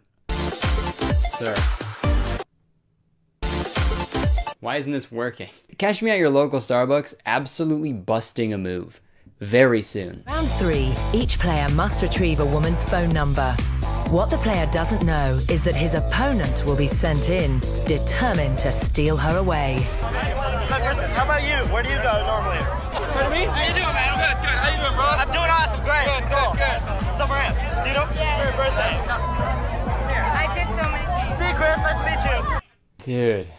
Okay. Well, that was the most uncomfortable thing I've ever fucking seen in my life. This is almost like illegal. There's 2 guys being like, well, come on, no, like, with me, they'll dance with me. Dude. No, me okay, though. But like, what about me and me? Come on. Like, just pulling, gross, man. It's so gross. But hey, it's the battlefield, dude. Those are 2 skilled fucking soldiers out there in the trenches, dude. Being creepy. That's what you gotta do, man. And he's trying, like, so hard to, like, still be cool by some... Oh, God. There's no way in hell that we can give the VIP experience to any of these clowns. Nobody really won any of the 3 rounds because the casting director did a terrible job. I don't know who the casting director was for this show, but they should be fired immediately. What's that? You want 2 guys who are really cool and are really smooth and stuff? Okay. Well, I'll do the opposite of that. Goodbye. We might as well just crown that guy. Hey, give me your birthday. Come here. You know what? You're the champion of today's game, buddy. Congratulations, that guy. Enjoy your VIP experience. So now they just crown a random guy, I guess, which is actually pretty funny. I'll give that to them. That's really funny that they did that. And now this guy just has a fun night at a club. So there you go. There's an episode of Keys to the VIP. I wanted to talk about this show because I remembered it a few weeks ago, and for a second I was like, was that an actual real show, or did I just imagine all of that? But it's very real, and you can watch all of them on YouTube. So I'll leave it in the description if you want, but it's just a really strange concept. And I've watched a lot of episodes in the past few days, and most of the girls are insanely uncomfortable when these guys come up to them. Obviously. And these challenges are relatively tame. I've seen some episodes, I'll show you some examples, but literally one challenge was you had to start your conversation with an insult and then still try to get their number. How fucked up is that, you know? And some TV executive was just like, dude. I know we're already objectifying these girls, but how about we fucking insult them too? What do we think, guys? And then everybody clapped. The weirdest thing about the show is that when they're competing, they're in a club, drinking, you know, dancing with girls, and the prize is to go to a club to drink and dance with girls. That's like if you got first place for gymnastics at the Olympics, and instead of a gold medal, they were just like, congratulations, now you get to go do more gymnastics. Enjoy. Not a very good prize. There's just absolutely no way that this TV show could exist today. Thank God. It's so fucked up to just go into a club and be like, hey girl, give me your number. All right, great. I'm never going to talk to you again because this is for a show, so I can win and hang out with other girls. Fuck you. It's so weird. And the worst part, you know, worse than the editing, the creepiness, the objectification, what's worse than that is Chris's soul patch. You better stop! Obviously, the massaging and everything is a lot worse than that. But dude, don't have a soul patch. That's the main thing that I want you to take from this video. Chris, if you're watching this and you still have that soul patch, please click the link in my description. All right. Okay, I think that's going to do it for this video. Thank you very much for tuning in. If you like the video, please press the like button. 1 like equals 1 soul patch. Then you won't like it. That's not a good thing. 1 like equals 1 shaved soul patch. Let me know if you enjoyed this, you want to see more videos like this. Canada had a lot of very strange television shows, and I'd love to do more. So let me know if you want to see more weird Canadian shows that I can make fun of. And obviously don't forget to press the subscribe button because I make a video every single week and they're so much fun. And you'll get an extra greeting at the beginning of every video. So press it, dude. Press the dang button. Thanks again to Dollar Shave Club for sponsoring today's video. I've been using them for like over a year, so it's really cool to get to do a video with them. Click the link in the description, give it a try. You'll love it, dude. That's the new slogan. Dollar Shave Club, you'll love it, dude. And you'll also be supporting me and my channel. So yeah, check it out, guys. Thank you very much. Also in the description, you can find links to my super cool and soft merch and links to my podcast that I do, weekly podcast called Very Really Good. It's a lot of fun. And there's also a Patreon for that podcast where you can get early access to episodes and a bonus monthly video episode. All right, thank you very much for watching. I've been Kurtis Conner. I'll see you guys next week. I'm gonna go dance in a Starbucks. Goodbye. Hey guys, thank you so much for watching this video. If you want to see more from me, there's some videos right on the screen that you can click and watch, and don't forget to press that subscribe button. All right, I'll see you next week. Thanks so much. Peace out. Hey guys, before we get into the video, did you know that I stream on Twitch every week? Doing a lot of card unboxing. We did a Digimon, and then me and Jarvis just did a first edition Pokemon box. So it's just twitch.tv/Kurtis Conner. It's a lot of fun. If that's your thing, then check it out. If not, enjoy the video. Folks. I know you guys have been pretty upset with me because I stopped doing my my usual intro. I've been doing it for years, and then I just kind of stopped. And you guys are mad at me, understandably so. So I thought, you know what? I was in the wrong. Okay, so I'm gonna bring it back.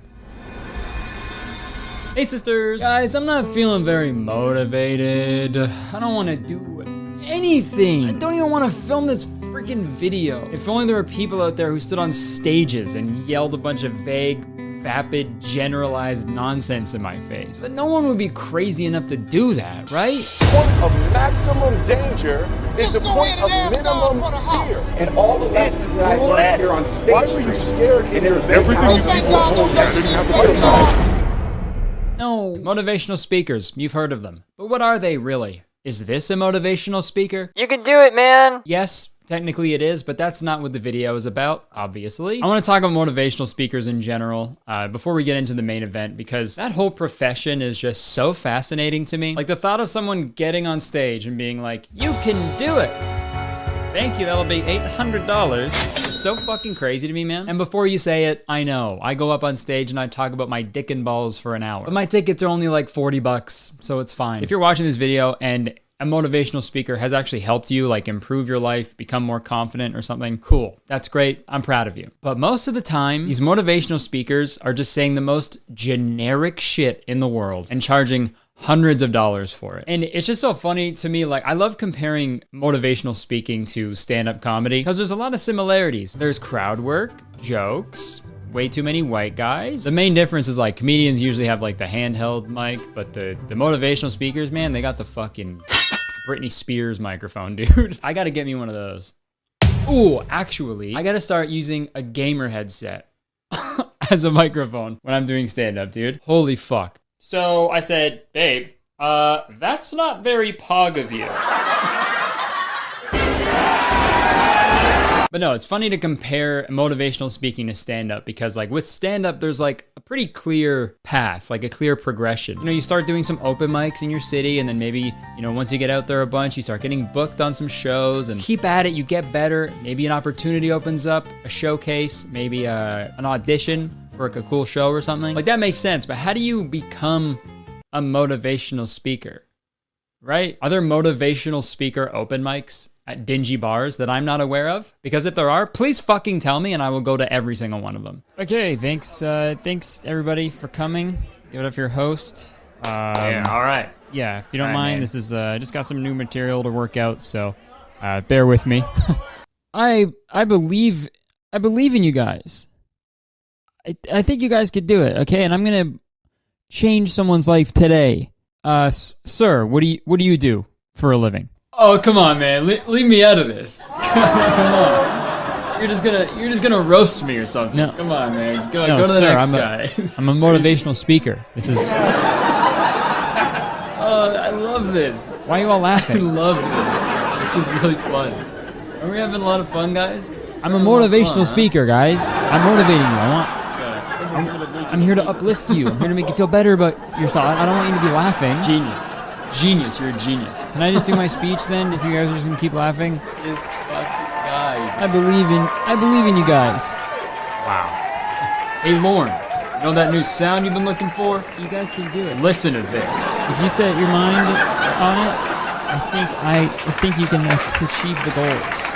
You can pass the finish line, first place. I feel like there's a lot of overlap with entrepreneurs and motivational speakers. Every entrepreneur is a motivational speaker and vice versa. And I think that's because a lot of these entrepreneurs are so disconnected from the real world that they think anybody can do what they did if they just like put in the work or stop making excuses, you know, all that generic shit. But I think the perfect example of this is someone like Grant Cardone. He's a business boy and he does a lot of like motivational seminars that are supposed to like help your mindset and also help your business. Also, Grant Cardone's last name is what a mechanic says when he's done a long day of work. Cardone, let's listen to this snippet of one of his speeches. I've called on people I didn't want to be with. I've done things I didn't want to do, okay?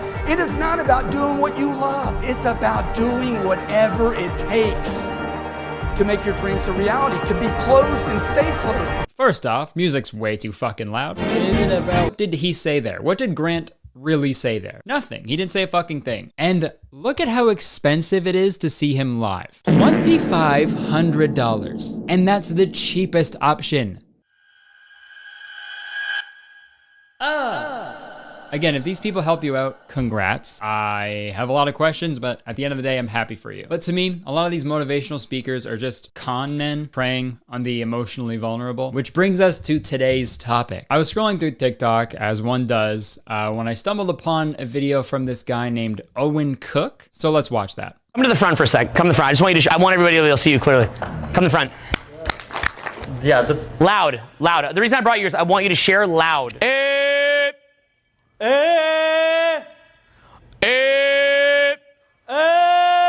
Say hi. Hi. What's up, guys? What's up, guys? How's he sound? Good. Well, that's it. Oh, I thought there'd be more. Cause what the fuck? Watch him get fixed. That's what my dog's vet said after cutting his balls off. My dog's balls. He didn't say, the vet didn't say, watch him get fixed, and then cut his own balls off. Back to the video. That guy just said words louder. That's the solution, huh? That's what fixes all your problems. Lose your job? No big deal. Wife divorced you? Easy. Got yelled at by the librarian because you're yelling too much in the library? Shh. Fuck. Sorry. So obviously when I saw this video, I went straight to his profile to see what else he has going on. And folks, it's a fucking gold mine. So this Owen Cook fella, he goes around and does these motivational shows where he'll bring people up on stage with him and he'll try to like alphatize them. He'll try to fix all their problems with an alpha mindset, and he'll turn all these beta cucks into these alpha fucks. It's kind of amazing. So I thought we'd go through his content today and see if we could learn anything. The one thing he's doing differently from the Grant Cardones of the world is his tour is actually free. I mean, like, nothing's really free, so there's gotta be some sort of catch. He probably sells like CDs there. But the website says it's free. Still a little too expensive for what he's giving, but you know, to each their own. But also it's pretty cool. If we take a look at his website, it says his tour is a can't miss event. Is there a Mr. event? Yes, there is, Kurtis. Hold up. I swear to God, like clockwork. Every time you see these like self-help gurus, motivational speakers, these alpha males, they can't fucking spell. Spell check, dude? That's for fucking betas, bro. B-A-Y-T-U-H. Beta. But anyways, Owen's style of motivation is very different from his peers. He takes a very interesting angle. So let's take a look at it. Okay, pop over. So he's looking at the ground already. He's can you see how tense he looks right now? Say hello to the audience. Hello. Okay, so his voice can't project. And by the way, I hate to say it, You guys just insulted him, by the way. You wanna know why? You literally, do you wanna know my greatest fear of being in a wheelchair? Not the wheelchair. I'm not afraid of a wheelchair. You know what scares me? Everybody's gonna be too nice. Okay. I don't even know where to begin. First thing, pretty crazy to insult someone for not being able to make their voice project when you're talking into a microphone, sir. Okay, so his voice can't project. Of course he isn't talking as loud as you, man. Bit of an unfair advantage. That's like standing on stilts and fucking making fun of everybody for being short. And then this next thing he says, people cheer for this guy to be nice and like supportive for, you know, having the courage to go up. And by the way, I hate to say it. And he says that they're insulting him? You guys just insulted him, by the way. Not true. If people applauding and cheering for you is an insult, oh man.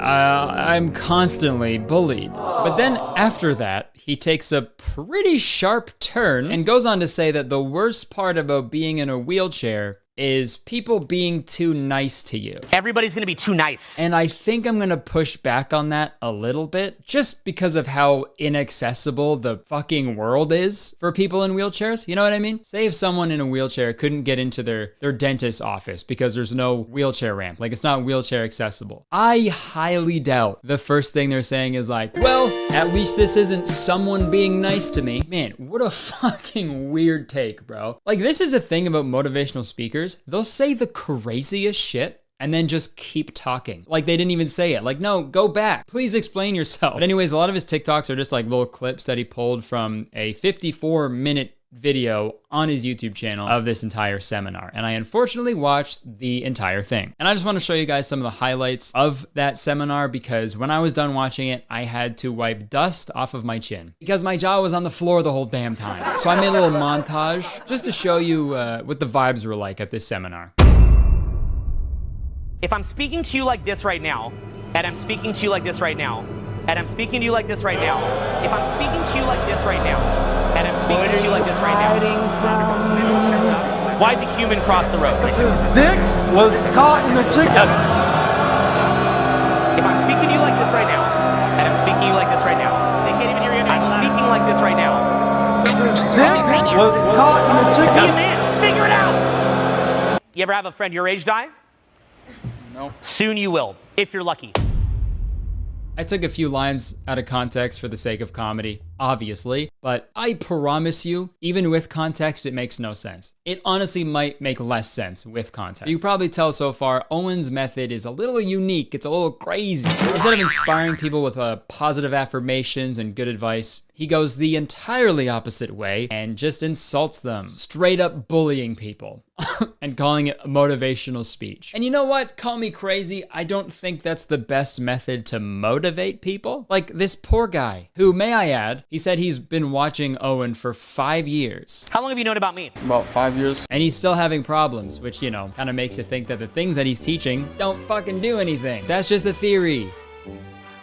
A game theory. But this poor guy, man, he goes to a seminar so he can learn tips on how to become more confident because maybe he has a lot of people in his life who put him down. And when he gets to the seminar to avoid all the bullies in his life, he gets bullied by this fucking lumberjack ass. You go to a motivational speaker to make you feel better. Owen's doing the opposite, man. That's like if you went to go see a doctor because you have a broken leg, but instead of the doctor fixing your broken leg, he just breaks your other leg too. And then you're in a wheelchair and people are gonna be too nice to you. Ugh. I've compiled a few clips of him just bullying, so let's watch. The type of person you'll never meet, ever. Because you're just a little three. Not only are you three, but you're here to get help, and instead of getting help, you got laughed at by a woman and laughed at by the entire crowd. And then a bunch of people, even quieter and more derpy looking than you, are gonna form in a group. Yeah, you're about to say something, I can tell? No, okay, of course. So, okay. When I do that, by the way, what I'm doing is teaching. It's hard to watch, man. And also that last clip is so fucking crazy, man. What I'm doing is teaching. You know, when I do that, I'm teaching. You know, I'm teaching. You know that? You guys know that, right? I'm teaching. I'm being a good guy. Because you're just a little three. You know when I pantsed him and then gave him a swirly and stole all his lunch money, then stuffed him into a locker and then threw the locker into the ocean? It's a life lesson. You're just bullying him, man. And the last time I checked, that's not what teachers do. All right, class, can anybody tell me what 5 times 6 is? Yes, you. I think it's 25. 25, you said?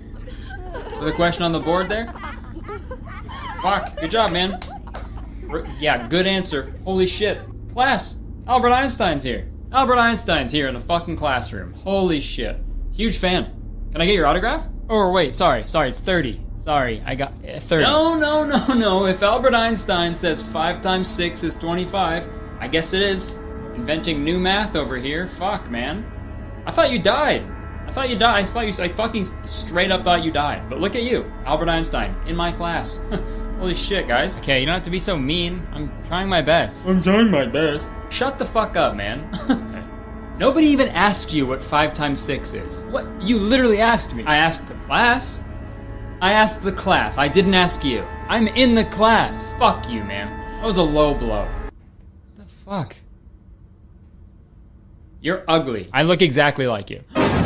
You see? That's ridiculous. To me, it seems like like when Owen was a kid, he would get bullied by someone, and every time the bully would be like, oh, I'm gonna teach you a lesson. So that's what he thinks teaching is. But hey, Owen is a self-proclaimed alpha male, so we have to listen to him. Let's see what else this alpha male has to say. Just never be a beta. Just never, ever do it. It is death. Never, ever do it. Okay? Okay, the only thing good is if you're like in jail and you're about to get shot. You're like, okay, you know? Other than that, if you're in a free society, don't do it. It just doesn't happen. It cannot happen. And by the way, the sooner you accept this, the easier life gets. You're like, oh, life is actually awesome when you accept it. As long as you don't accept it and you're like, I just want someone to like me for the real beta me, your life's gonna be freaking miserable. People around you will be miserable and you will be miserable. So just get over it. Okay, it doesn't mean to walk around paranoid. An alpha male is comfortable with themselves. The number one trait of an alpha is self-comfort. So just be comfortable with yourself. Stop being uncomfortable with yourself and hiding. Bro, shut the fuck up, man. Shut the fuck up. What are you talking about? Oh, this shit pisses me off, man. The only time you're allowed to be a beta male is if you're about to get shot in prison.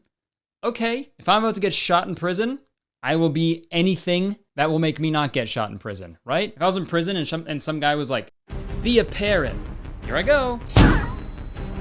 This obsession with like being like a type of male, like categorizing, it's so fucking weird, man. This is my impression of Owen Cook seeing a beta fish.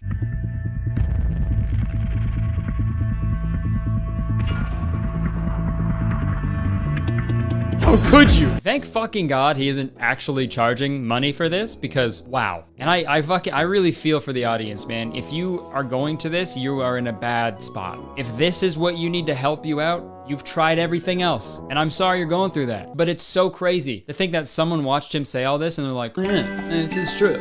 When the real reaction should just be, okay, it doesn't mean to walk around paranoid. An alpha male is comfortable with themselves. The number one trait of an alpha is self-comfort. So just be comfortable with yourself. Stop being uncomfortable with yourself and hiding. What? And hey man, I'm sorry, but you can't call yourself an alpha male when you're dressed like that. Sorry, but he's dressed like a fucking Zoomies manager. What's going through your head when you put that fit on? So top half, I'm thinking craft beer enthusiast, and the bottom half of me, let's go 7th grader. But hey, maybe I'm wrong about all this. Maybe he is a super alpha male and I just can't tell. He's getting feedback, right? Now, why am I so motivated? Okay, never mind. I know the entire concept of alpha and beta males is not true, and it's so fucking stupid when people believe that. But it is so funny to see someone who calls himself an alpha male swing their feet back and forth like they're a toddler eating Cheerios. You always have to be an alpha male. An alpha male is the strongest, toughest, most masculine man in the room at all times. Unlike you, you're ugly and short and stinky, and you're never gonna accomplish anything unless you're about to get shot in prison. I am the alpha. I am the strong one. I'm tough. I'm gonna live forever. You're not.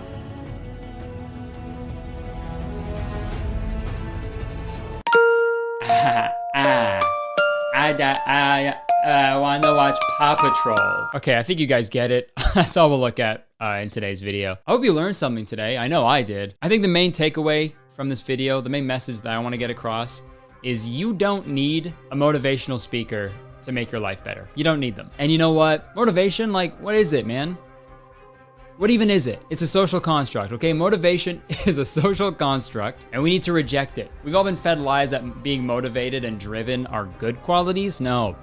Motivation is nothing but a byproduct of the Industrial Revolution. And we shouldn't be engaging in it. It's poison. Can't find a job? Good. Give up. You're a beta male? Awesome. You're a beta fish? Do not be motivated, okay? Even me motivating you to not be motivated is bad. And so you should do the opposite of what I'm saying. So be motivated. But at the same time, why motivate when you can motive 9? Nice! Now let's hear a word from today's sponsor. This video is sponsored by Sleeper. Fantasy sports. They've been around forever, right? They're a lot of fun, but they're usually done on super old platforms that don't make any sense. They're intimidating, they're confusing, just bleh. Luckily, Sleeper is here to solve that problem. Folks, if you've never heard of Sleeper before, it's time to wake up. Sleeper is the best app to host your fantasy football, basketball, and esports leagues. And Sleeper delivers an innovative, seamless, and clean mobile experience. So clean you could eat off of it. Don't, but you could. And oh yeah, did I mention it's completely free? Because it is. And unlike older, boring fantasy platforms, Sleeper has personality. It has interactive features like text and voice chat built right into the app. So you don't have to leave the app, go to your group chat to talk smack to your friends about how much better your team is doing. You can do it all within the app. And it comes with no ads. Isn't that amazing?